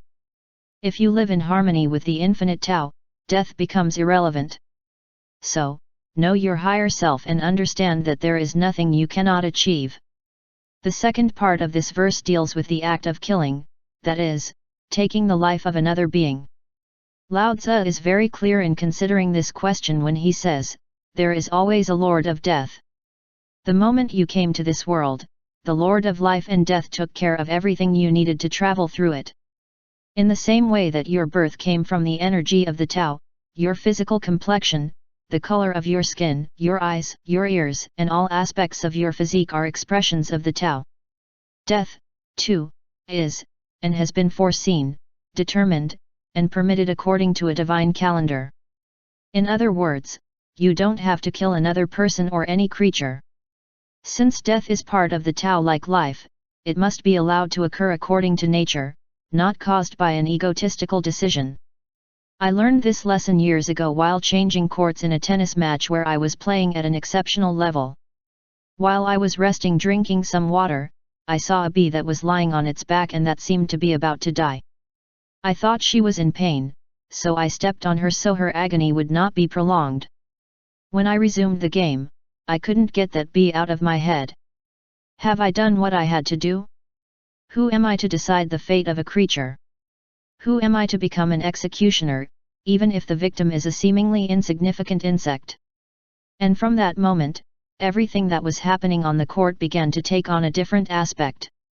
Until then, my strokes carried the ball to the lines, and from that moment I sent them out by a matter of centimeters. It seemed as if the wind had changed and was working against me. I moved more slowly and made foolish mistakes. In the end, what looked like a sure victory turned into a fiasco and a humiliating defeat, and all because my role as the well-meaning killer of a little bee had been occupying my thoughts. Since then, I have changed the way I see death, and I never deliberately kill. Since the day I woke up thanks to the episode of the bee, I have thought that it is not for me to decide on the death of another being. Even if that bee had only a few minutes to live, the decision to end it was made by the Lord of Death, which is the Great Tao. I was recently talking to my dear friend Lauren, who is going through the trance of watching her cat, who has been with her for 19 years, spend the last days of her life. He asked my advice on whether to resort to euthanasia to avoid prolonging Sweet Pea's suffering. After reading this verse to her and telling her about my experience with the bee, Lauren decided to put Sweet Pea on her lap until death called for her. Reverence for life as an aspect of the Tao helps us to be aware that it is not up to us to make decisions about death. Lao Tzu's legacy is beautifully summed up in these words from T.S. Eliot, taken from his poem dedicated to Little Gidding, a place visited by the great poet. We will not stop exploring. And the end of our exploration will get us to where we started. And to know that place for the first time. That is death. Nothing to fear, nothing to do. I think Lao Tzu is telling us the following in this profound verse from the Tao Te Ching. Lose fear of death. It makes the same sense to think of death with fear as to perceive the color of our eyes with fear. The Tao is present in everything, birth, life, and death. Reread the quote from T.S. Eliot and the 40 passage from the Tao Te Ching, entitled Living the Return and Renunciation. Returning in death, you will truly know the Tao, perhaps for the first time. Think about the times when you deprive a being of life. Make the decision never to assume the role of the executioner again, even in relation to the smallest and seemingly most insignificant creatures, and act accordingly. He lives according to this principle, allowing the Lord of life and death to decide when to undertake the path of return. Don't make it a crusade. Just commit to living in harmony with the Tao. And, of course, do not impose your beliefs on others, as non-interference is one of the most important principles of the Tao Te Ching. Practice the Tao, now. As you meditate, practice living death. That is, leave your body, ignore it and levitate above the world. This will help you disconnect from the feeling that you are the physical package in which you live. The more you become an observer rather than the object you see, the easier it will be to lose your fear of death. Do this daily for a few minutes. Remember that you are not your body but one more piece of the infinite Tao, which does not change and does not die. These words taken from Neale Donald Walsh's work Communion with God reflect on this idea. Which of the snowflakes is the most magnificent? Is it possible that they are all magnificent and that they are putting on an amazing display to celebrate their magnificence together? They merge with each other and within the unit. But they never go away. They never go away. They never cease to be. They just change shape. And not just once, but several times. They go from solid to liquid, from liquid to gaseous, from visible to invisible, to emerge again, and again in new exhibits of astonishing beauty and wonder. This is life nurturing life. This is you. The metaphor is complete. The metaphor is real. You will experience this as real simply when you decide it is true and act accordingly. Behold the beauty and wonder of all the beings whose lives you touch. Because all of you are truly wonderful, but not one more wonderful than the other. And all of you will merge one day in unity, and then you will know that together you form a single current. Verse 75. When taxes are too high, the people are starving. When the government meddles too much, the people lose their spirits. Act for the benefit of others. Trust them, leave them alone. Live demanding little. The intention of this verse was to help the ruling classes and the nobility to administer the kingdom. It should be borne in mind that during the period of the warring states in ancient China, the rulers used burdensome methods to impose order among the peoples. They used to keep all the tax money to themselves, flaunting their fortune to the impoverished people. And those who had to pay high taxes and fees became demoralized, lost their loyalty, and ultimately rebelled against the laws imposed on them.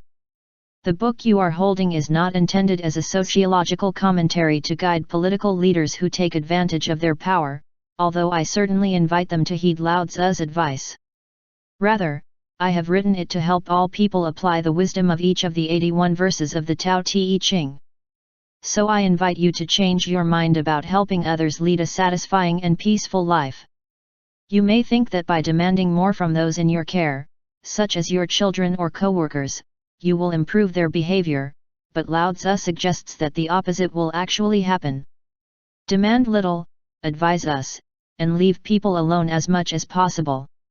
And when it comes to running a country, you have to consider that the establishment of excessive taxes can have very negative consequences. Oftentimes, government officials pass laws to raise more and more money to fund the projects they love the most, and even to personally benefit, simply because they have the authority to do so.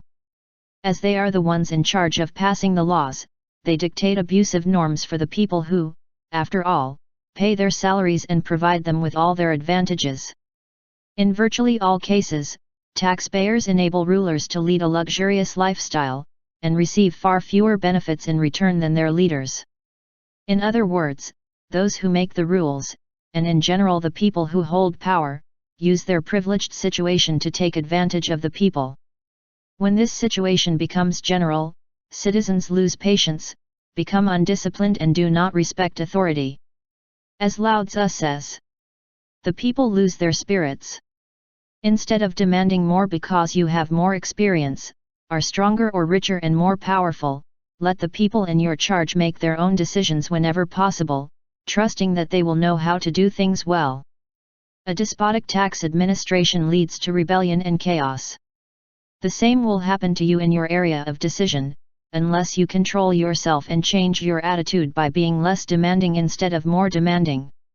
I have adopted this approach throughout my adult life, setting the number of people who work for me and who I have to supervise to a strict minimum. The demands that I make of my manager, who is both my secretary and assistant, are few and far between. And she has been my only employee for 3 decades. I let him negotiate the contracts, arrange for my lectures, and manage my many affairs, without any demands on my part. I don't tell you what time to get to work, how to dress, or how to deal with people. And by acting like a boss who makes the minimum demands, I have earned this person's loyalty. I can trust her, she likes her job, and she is indispensable to me. I behave in the same way with my editor, who has also been the same for 30-odd years. When I write, I do it from the heart, letting the words flow, and then I send him my work. I trust this woman and allow her to do her job without demands from me. The reward I get for my lack of intrusion is that the edition of my books is cared for with good taste and professionalism.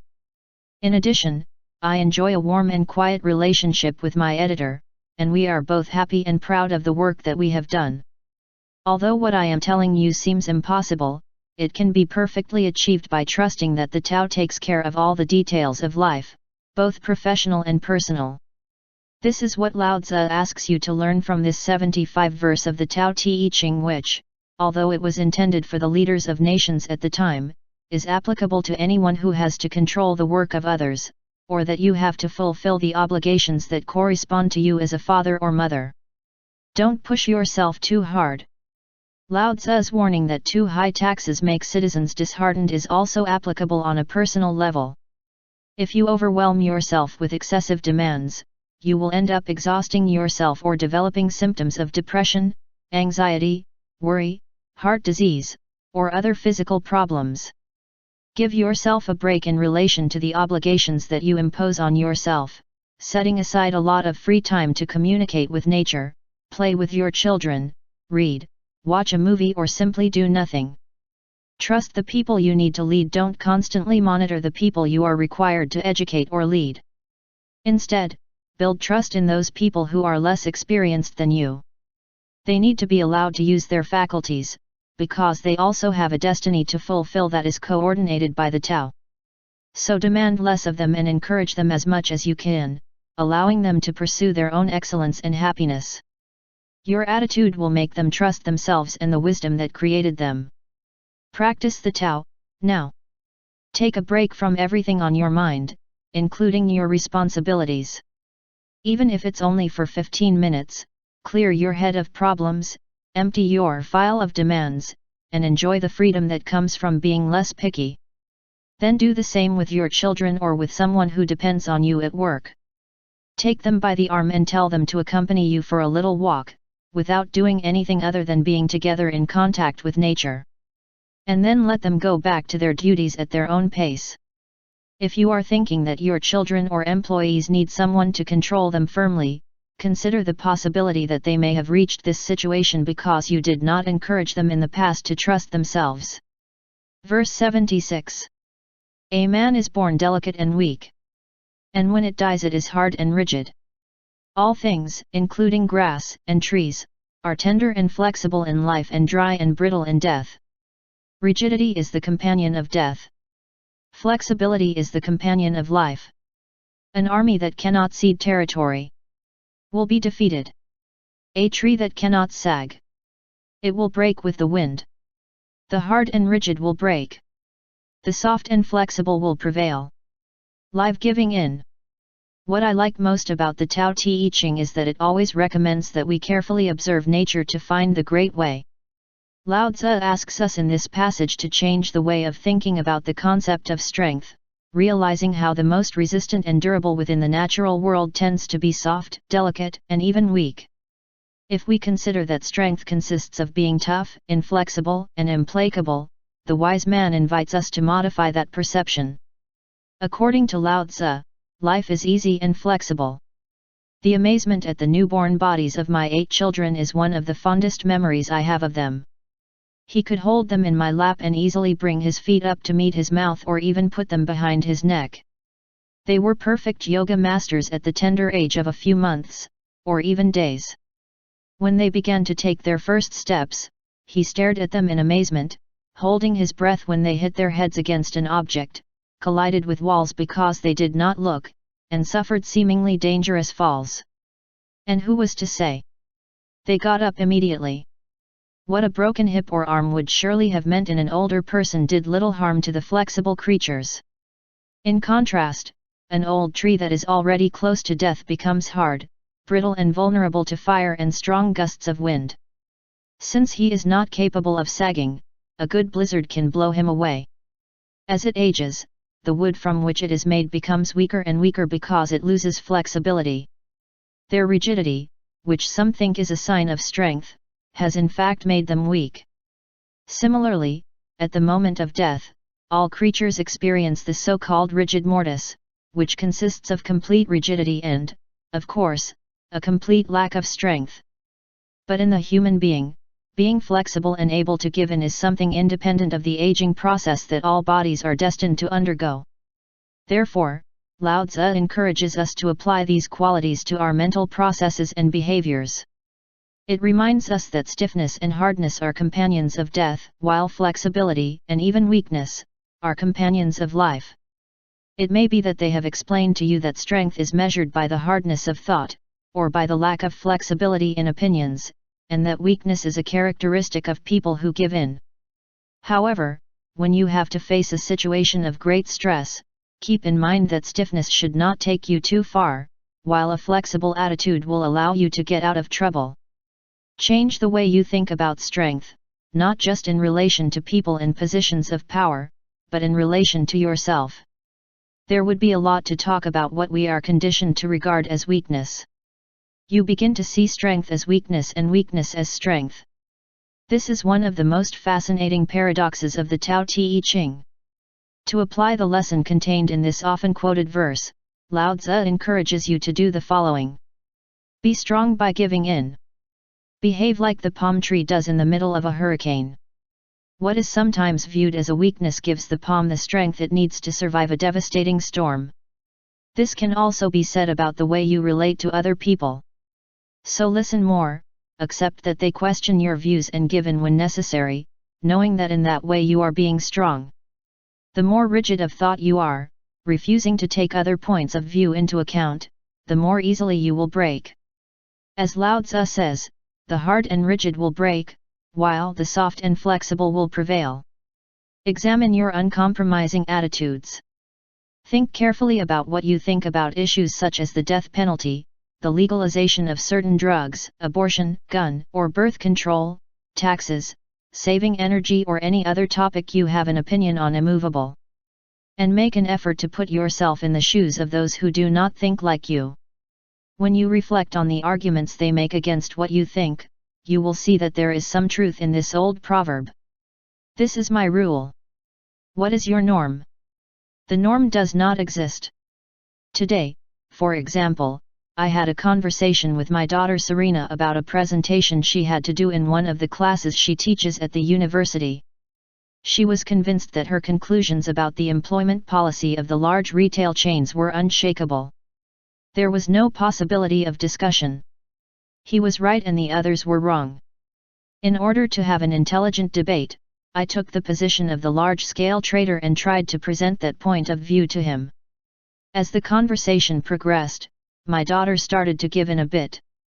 When she realized that every coin has two sides, she was willing to listen to an opinion contrary to her own. Serena was able to give in a way that made her stronger. If opinion leaders with opposing positions on certain issues were willing, at the very least, to listen to each other, the disagreements would not become a matter of life and death. By listening, giving in and with kindness we will all be disciples of life. Practice the Tao, now.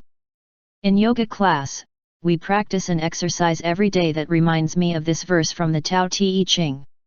I encourage you to practice it today. Stand straight with your feet together, raise your hands above your head, and stretch as far as you can. Next, lean to the right as far as possible, holding the pose for 60 seconds. Return to the vertical position and repeat the tilting movement, this time to the left.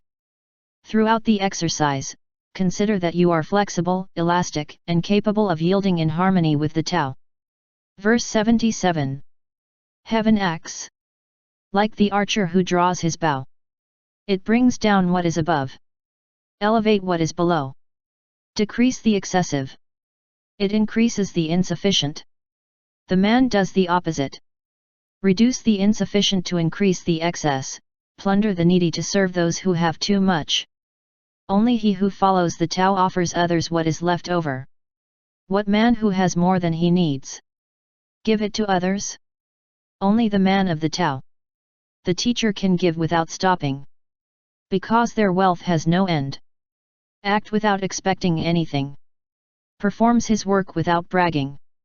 And does not think that it is better than any other person. Live offering what we have left over. If we observe from a distance the way the sky acts, we will see that nature is perfect.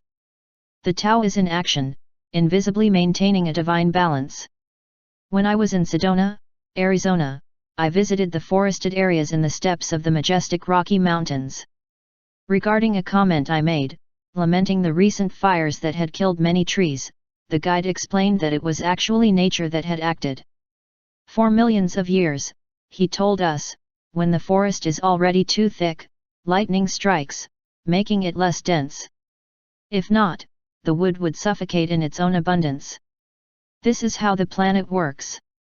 Although some natural phenomena such as droughts, floods, hurricanes, gales or torrential rains may seem like a disaster to us, they are in fact maintaining the balance.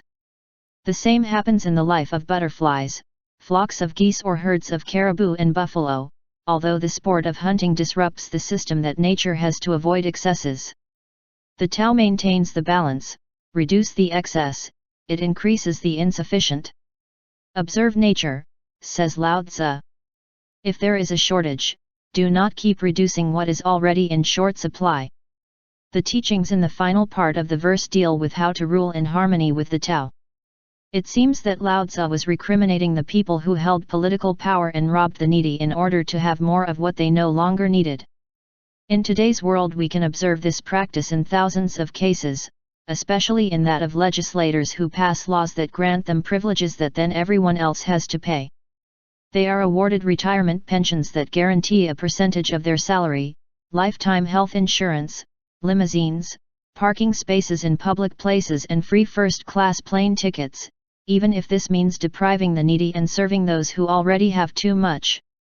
And in countries where people are starving, it is not uncommon to see large quantities of food and supplies stored on the docks while people are starving, and all because government officials believe they are above those things. Verse 77 of the Tao Te Ching suggests that we think about the surpluses that we can put into circulation to reduce the shortage that exists in other parts of the world. Lao Tzu asks us to act in our lives in accordance with what this verse teaches us and to consider that what we have but do not need gives us the opportunity to behave in accordance with the Tao. He is not addressing the rulers, the political leaders or the provost of the industry, but directly to us. What man who has more than he needs gives it to others? The answer is, only the man or the woman who follows the Tao. When many people act like this, a group of individual followers of the Tao will have formed from which a new type of ruler can emerge. And so we can make the way of life advocated by this verse come true.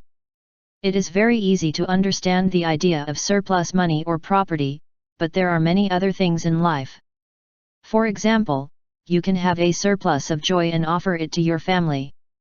There can also be a surplus of intellectual prowess, talent, compassion, health, strength, or kindness that can be shared with everyone. When you see that somewhere there is a shortage of joy, prosperity, educational opportunities, health, or dignity, offer whatever surpluses you have. Lao Tzu exhorts you to notice where there is scarcity and to be an instrument of increase instead of a hoarder that only contributes to marginalization and the breakdown of the unity that life consists of. Adopt the following tips that will put you in line with the way of acting of the Tao. Reduce excesses. Reduce what you have left over in life and offer it to whoever may need it. Start with your personal items, clothes, furniture, tools, equipment, transistors, photo machines, or whatever else you have left over. Don't sell them, give them away, if you can afford it. Don't demand recognition for your acts of generosity. Simply, behave in harmony with the Tao by reducing what is left over. And think of your intangible abundance of health, joy, goodness, love, and inner peace, and find a way to offer these wonderful feelings to those who can benefit from them. Be an instrument of increase. Just as nature fills in the gaps by maintaining the necessary cyclical balance in the world, be an instrument of increase wherever you see that there is scarcity. Dedicate a part of what you earn to alleviate the deficit of others. As Lao Tzu points out, the teacher can give without stopping because his wealth has no end. If you cannot afford to give money to the less fortunate, bless them silently. Offer a prayer when you hear the siren of an ambulance or a police car. Look for opportunities to fill the void in other people's lives with money, material goods, or loving energy in the form of kindness, compassion, joy, and forgiveness. Practice the Tao, now. Spend a day shedding excess objects, making sure that what you give is useful to someone. Find something you don't need or don't use. For example, I just raised my head from my desk and saw some notepads, 3 DVDs, and a toaster that I haven't used in the last 6 months. If you can go through your room right now, as you read these lines, I'm sure you will see things that you could easily decide to spare. So set the time to put your surplus into circulation. You can also remove those things from your field of vision and leave them somewhere where you may need them later. Be a Taoist man or woman. Verse 78. Nothing in the world is more ductile and weak than water. But in his attack against the hard and rigid, nothing beats it. There is nothing like it. The weak conquers the strong. The ductile outweighs the hard. There is no one in the world who does not know this. But nobody is putting it into practice. That is why the teacher remains serene in the midst of sadness. Evil cannot penetrate your heart, as he has stopped trying to help. It is of the greatest help to people. True words seem paradoxical. Live like water. When researching, studying and putting into practice the 81 verses of the Tao Te Ching, I have always been amazed by the large number of references that Lao Tzu makes to water in its various forms: the sea, the rain, the fog, the mist, snow, rivers, and streams. The admired master seemed to find his spiritual strength in any part of nature, but he must have had a special predilection for water and was interested in how it works in our lives. Be like water seems to repeat itself throughout the Tao Te Ching. This element is closer to Taoism than anything else in the world, making it a very suitable symbol for teaching about the Great Way. Water is as mysterious to us as Tao itself. If you get into a river and try to squeeze it, the water runs out of your hands. Water is elusive until you stop trying to catch it and let your hand relax and become one with it. Paradoxically, you get it by letting go. Lao Tzu advises us to imitate this element in all its indecipherable and mysterious ways of behaving, even if it seems contrary to what our intellect tells us with all its conditioning. Lao Tzu insists a lot on 3 themes that appear throughout this book and that refer to the authentic characteristics of water. Get over the most rigid aspects of your life by giving in. The hard and the rigid are overcome by the relentless action of delicate things, such as the smooth flow of water or its constant drip.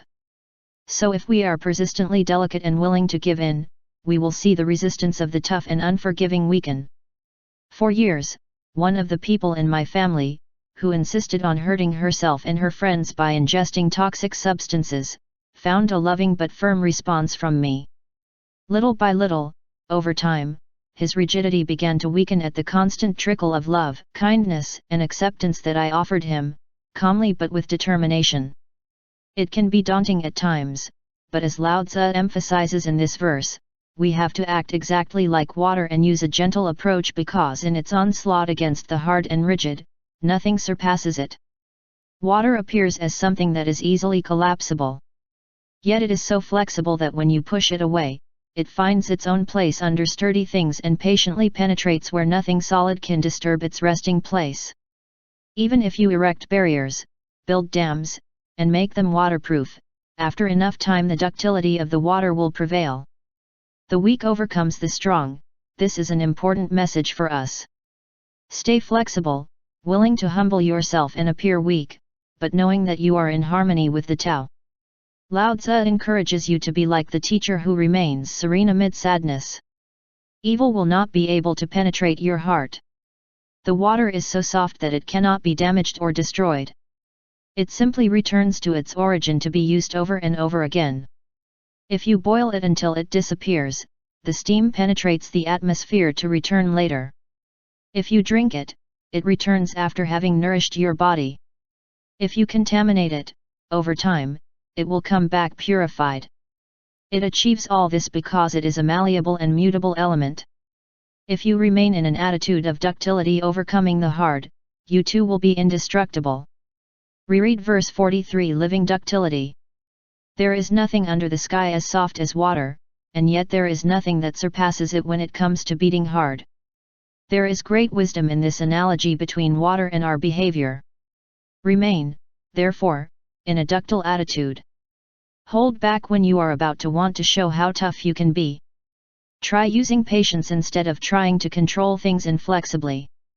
Trust your inherently delicate self. I love Mary Oliver's beautiful poem Wild Geese, in which she talks about this. You don't have to be good. You don't have to walk through the desert on your knees in penance. You just have to let that delicate animal that is your body love what it loves. Tell me about your despair and I will tell you about mine. Meanwhile, the world goes on.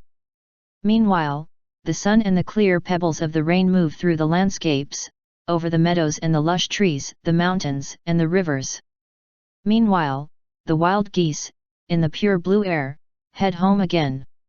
Whoever you are, no matter how lonely you are, the world offers itself to your imagination and calls to you like wild geese, screeching with excitement, announcing over and over your place in the family of things. From his 2,500-year perspective, Lao Tzu reminds you how much you have to learn from nature, especially water, and encourages you to put these ideas into practice.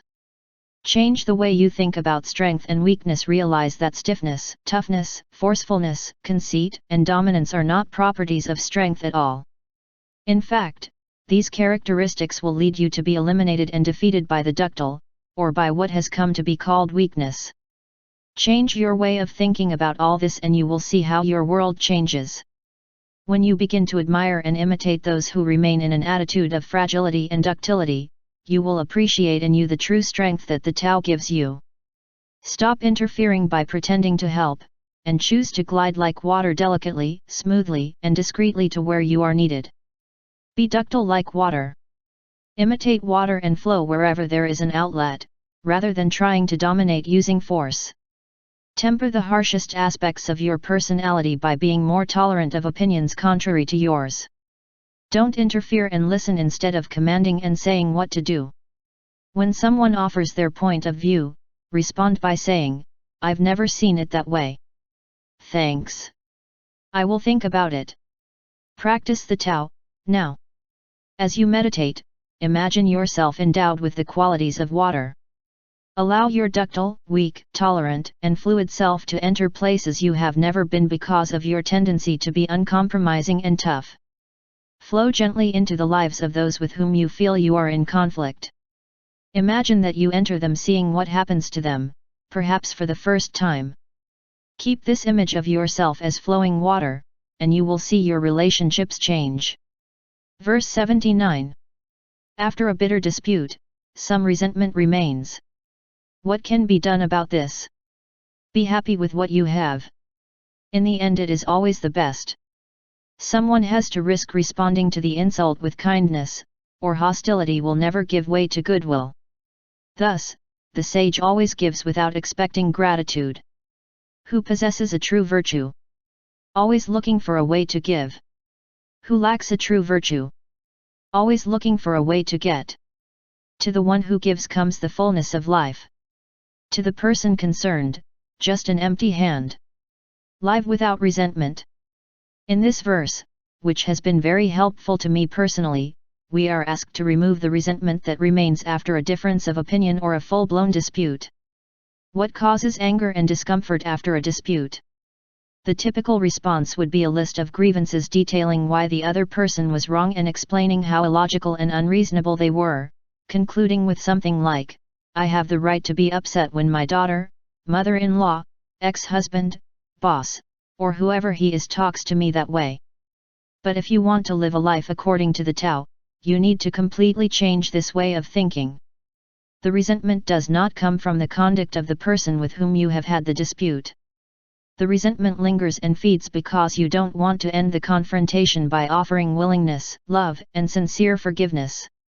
Lao Tzu says, "Someone has to risk responding kindly to the insult, or hostility will never give way to goodwill." So, after the shouting and threatening words, the moment of calm has to come.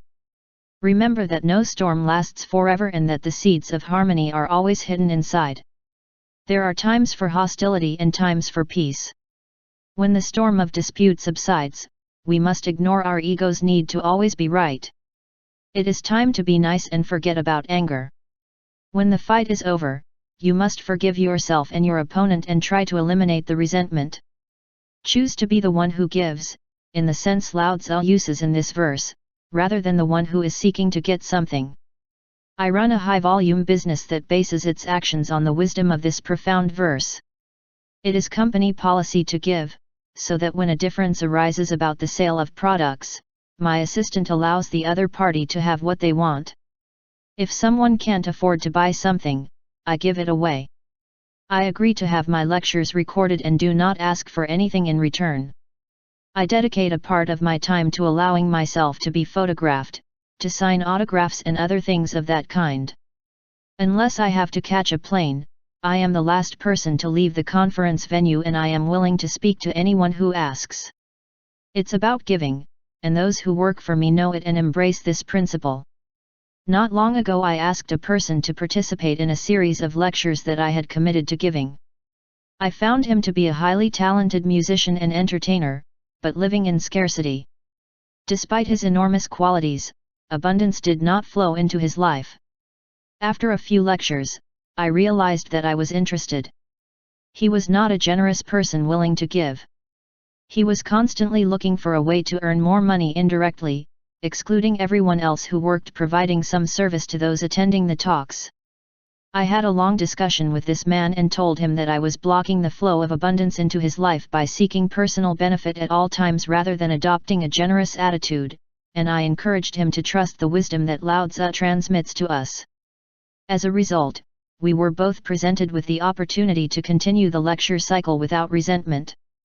Regardless of the attitude that others adopt, if you live true virtue you will find a way to give. This attitude is in perfect harmony with the Tao. After all, the Creator of life always gives without wanting to get anything. So change the way you think about scarcity and resentment, and start to really ask yourself, how can I serve? You will feel that the universe responds to you, you have finally understood. You're acting just like me. Abundance will flow into your life along paths that will amaze and delight you. As Lao Tzu says, to the one who gives comes the fullness of life, to the person concerned, only an empty hand. This is what Lao Tzu encourages you to do to put into practice the wisdom of verse 79. Always end up offering love. Imagine that you just had a major fight or dispute. Instead of reacting with anger, revenge, and wanting to hurt, visualize yourself offering kindness, love, and forgiveness. Do it right now by sending out a true virtue thought in relation to any resentment you have right now. Make your normal response, in any altercation you have in the future, be, I always end up offering love. Get used to giving. In the middle of an argument or disagreement, get into the habit of giving rather than receiving, before the altercation is over. Offer up the treasures of the Tao by being kind rather than dismissive, or give a sign of respect instead of trying to prove your opponent wrong. Giving implies ignoring the ego, which always wants to win and show its superiority by opposing and disrespecting, while your Taoist nature wants to be at peace and live in harmony. By following these tips, you can reduce the time you spend arguing to almost zero. Practice the Tao, now. Recite in silence the following words from the prayer of Saint Francis, wherever there are insults, let me carry forgiveness. Be a giver of forgiveness. Replace hate with love, bring light to darkness and forgive insult. Read these words daily, which will help you overcome the demands of your ego, and know the fullness of life. Verse 80.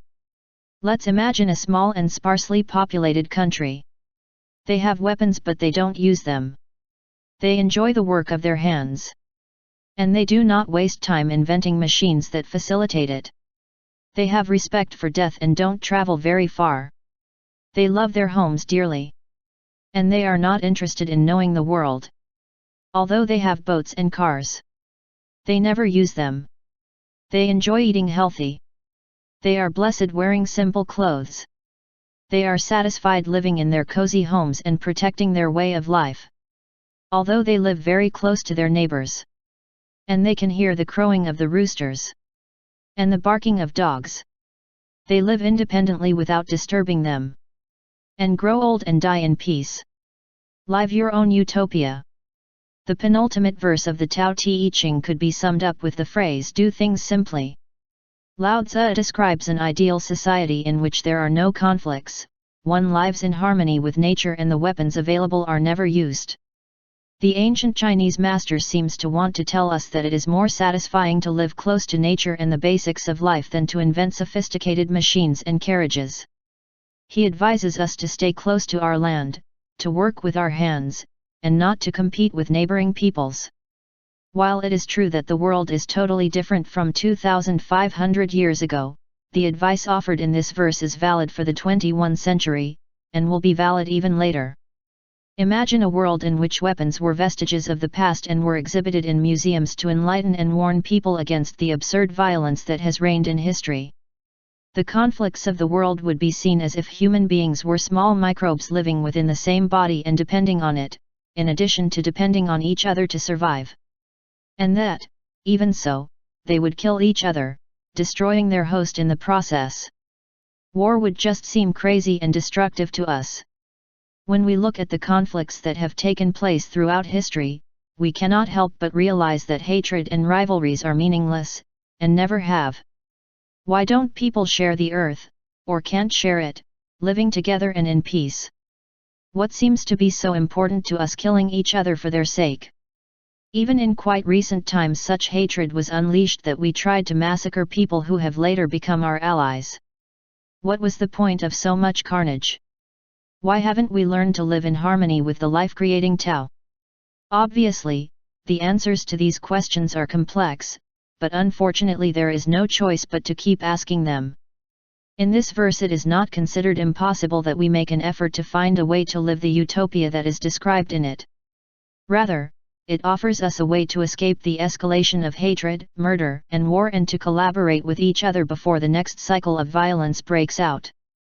We can return to the basic rules of a peaceful existence by choosing to live simply and abandoning the need for conquest. When you see that a political leader is inclined to make more weapons of war, vote for other candidates who advocate peaceful methods of conflict resolution. You also have the opportunity to act in your personal life in harmony with the quiet nature of the Tao. You can decide to do without some of the new technologies for some time, or forever. For example, you can choose to write by hand and feel the contact with your origin as the words flow from the heart to the paper. You can walk instead of using the car whenever possible. You can also do arithmetic without using a calculator and memorize phone numbers to give a more personal touch to your relationships. You can choose to swim or bike for sports instead of exercising using machines. Today there are many ways to save work, that Lao Tzu would never have imagined, that you can do without and move on to living more easily. One way to be symbolically closer to the ground, following the advice of Lao Tzu, could be to do without email or not download music from your computer. In other words, you can know what the modern world offers you in terms of information and technology and, at the same time, be very clear that in certain aspects of life you prefer to stay with the basics. Examine the consequences of excess information, the use of too many gadgets or the fact of unnecessarily complicating your life and choose to live more naturally, for a certain time or forever. It seems that Lao Tzu is encouraging us to simplify things as a means of increasing our awareness of connection to the Tao. Try to adopt new behaviors and attitudes that help you change the way you think about modern times. You can, in fact, change your way of life. Appreciate the basics. Enjoy with joy everything that you take for granted. You have at your disposal a series of things, such as your house, a garden, food, your clothes, a family, and your friends, with which you meet every day without even taking them into account. Decide to pay attention to them. Give thanks for them and cherish them with affection. Spend more time at home, marveling at the number of simple treasures you have in life.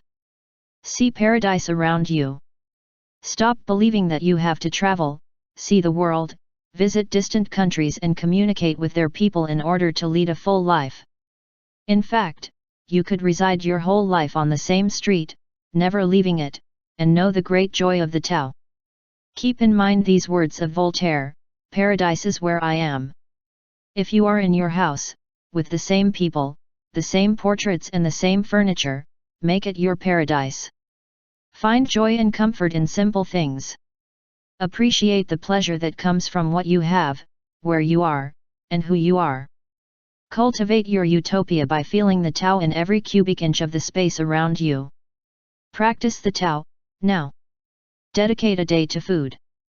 Appreciate the mysterious intelligence that created food for you to stay healthy and enjoy, and give thanks for it.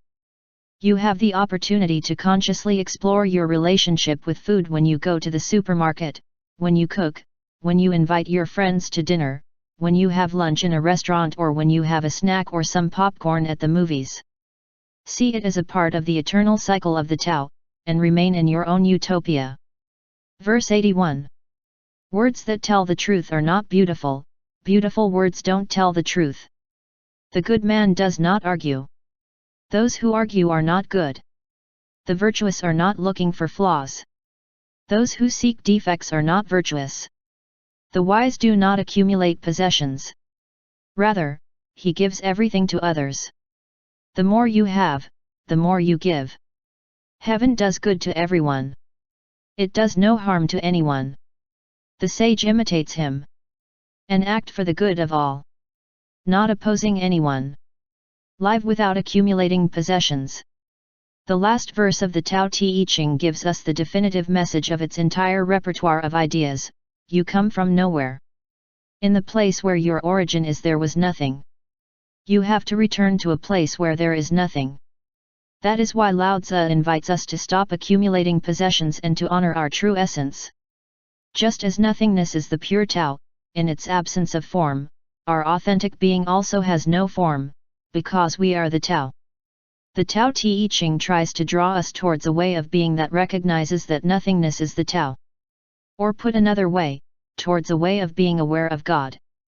In this last chapter I have chosen to propose that you access your not being, or Taoist self, by living without accumulating possessions. This means giving more, arguing less, and freeing yourself from your attachment to everything that exists in the world of 10,000 things. Ultimately, living this way even means getting rid of your attachment to your own life and body. You can start right now, when you still live in this world. Saint John of the Cross expresses it in these words. To come to like it all. You don't want to like anything. To come to know everything. Do not want to know something at all. To come to be everything. Do not want to be something at all. All this wisdom about nothing comes from what Lao Tzu offers us, that spiritual master who wants us to experience the joy of being everything knowing nothing, where you cannot have possessions. It is difficult to imagine a world without things. But in this last verse, Lao Tzu tells us about what that world would be like. Beautiful words are not necessary as there is nothing to describe. There is nothing to discuss as there are no things to dispute over. No fault can be found or blamed because the only thing that exists is the hidden virtue of the Tao. And finally, there is nothing to own, treasure or accumulate, which makes us imaginatively generous and willing to help. Heaven does good to everyone, Lao Tzu tells us. And well, it is synonymous with God, which is actually the same as the Tao. Here is how Meister Eckhart illustrates the equivalence between the words God and Tao. God is a being beyond being, and a nothing beyond being. God is nothing. Absence of things. God is the absence of things. And yet God is something. In this last verse of the amazing and timeless Tao Te Ching, we are encouraged to do our best to imitate heaven while we are still in material form. Consider these suggestions from Lao Tzu to forever change your thoughts and ultimately your life. Stop wanting to always be right. Give up your propensity to argue and decide that you are willing to admit that the people you disagree with are right. Get out of the habit of showing your disagreements by simply saying to the one with whom you are arguing something like, "You're right on this point, and I'm glad you explained it to me." This way you end the controversy at the same time that you stop finding fault with others. Change your ego's need to be right by making this Taoist statement, "You are right on this point." This will make your life much more peaceful. Reduce yourself to zero or nothing. Take a look at your body and everything you own, and place them in the context of a changing world. Keep in mind this statement by Mahatma Gandhi, "To swim in the ocean of truth, you have to reduce yourself to zero." From a place where there is nothing, from scratch, become an observer looking at what has accumulated in the world of things. From this perspective, you will discover that nothing can be truly real in that world. Practice this exercise when you feel attached to your possessions or your points of view. D. H. Lawrence brilliantly captured this idea. Are you willing to be erased? Crossed out, deleted? Reduced to nothing? Are you willing to be turned to nothing? Lost in oblivion? If not, you will never really change. Read again the title of this book, New Thoughts for a Better Life, and be ready to change. Practice the Tao, now. I leave you with these words of Lao Tzu, taken from the book Tao Te Ching, a new translation, by Sam Hamill. The last verse goes like this. The wise man does not treasure, and in that way he bestows. The more you live for others, bigger is your life. The more you give to others, greater is its abundance. Copy these words by hand, study them, and put them into practice at least once a day.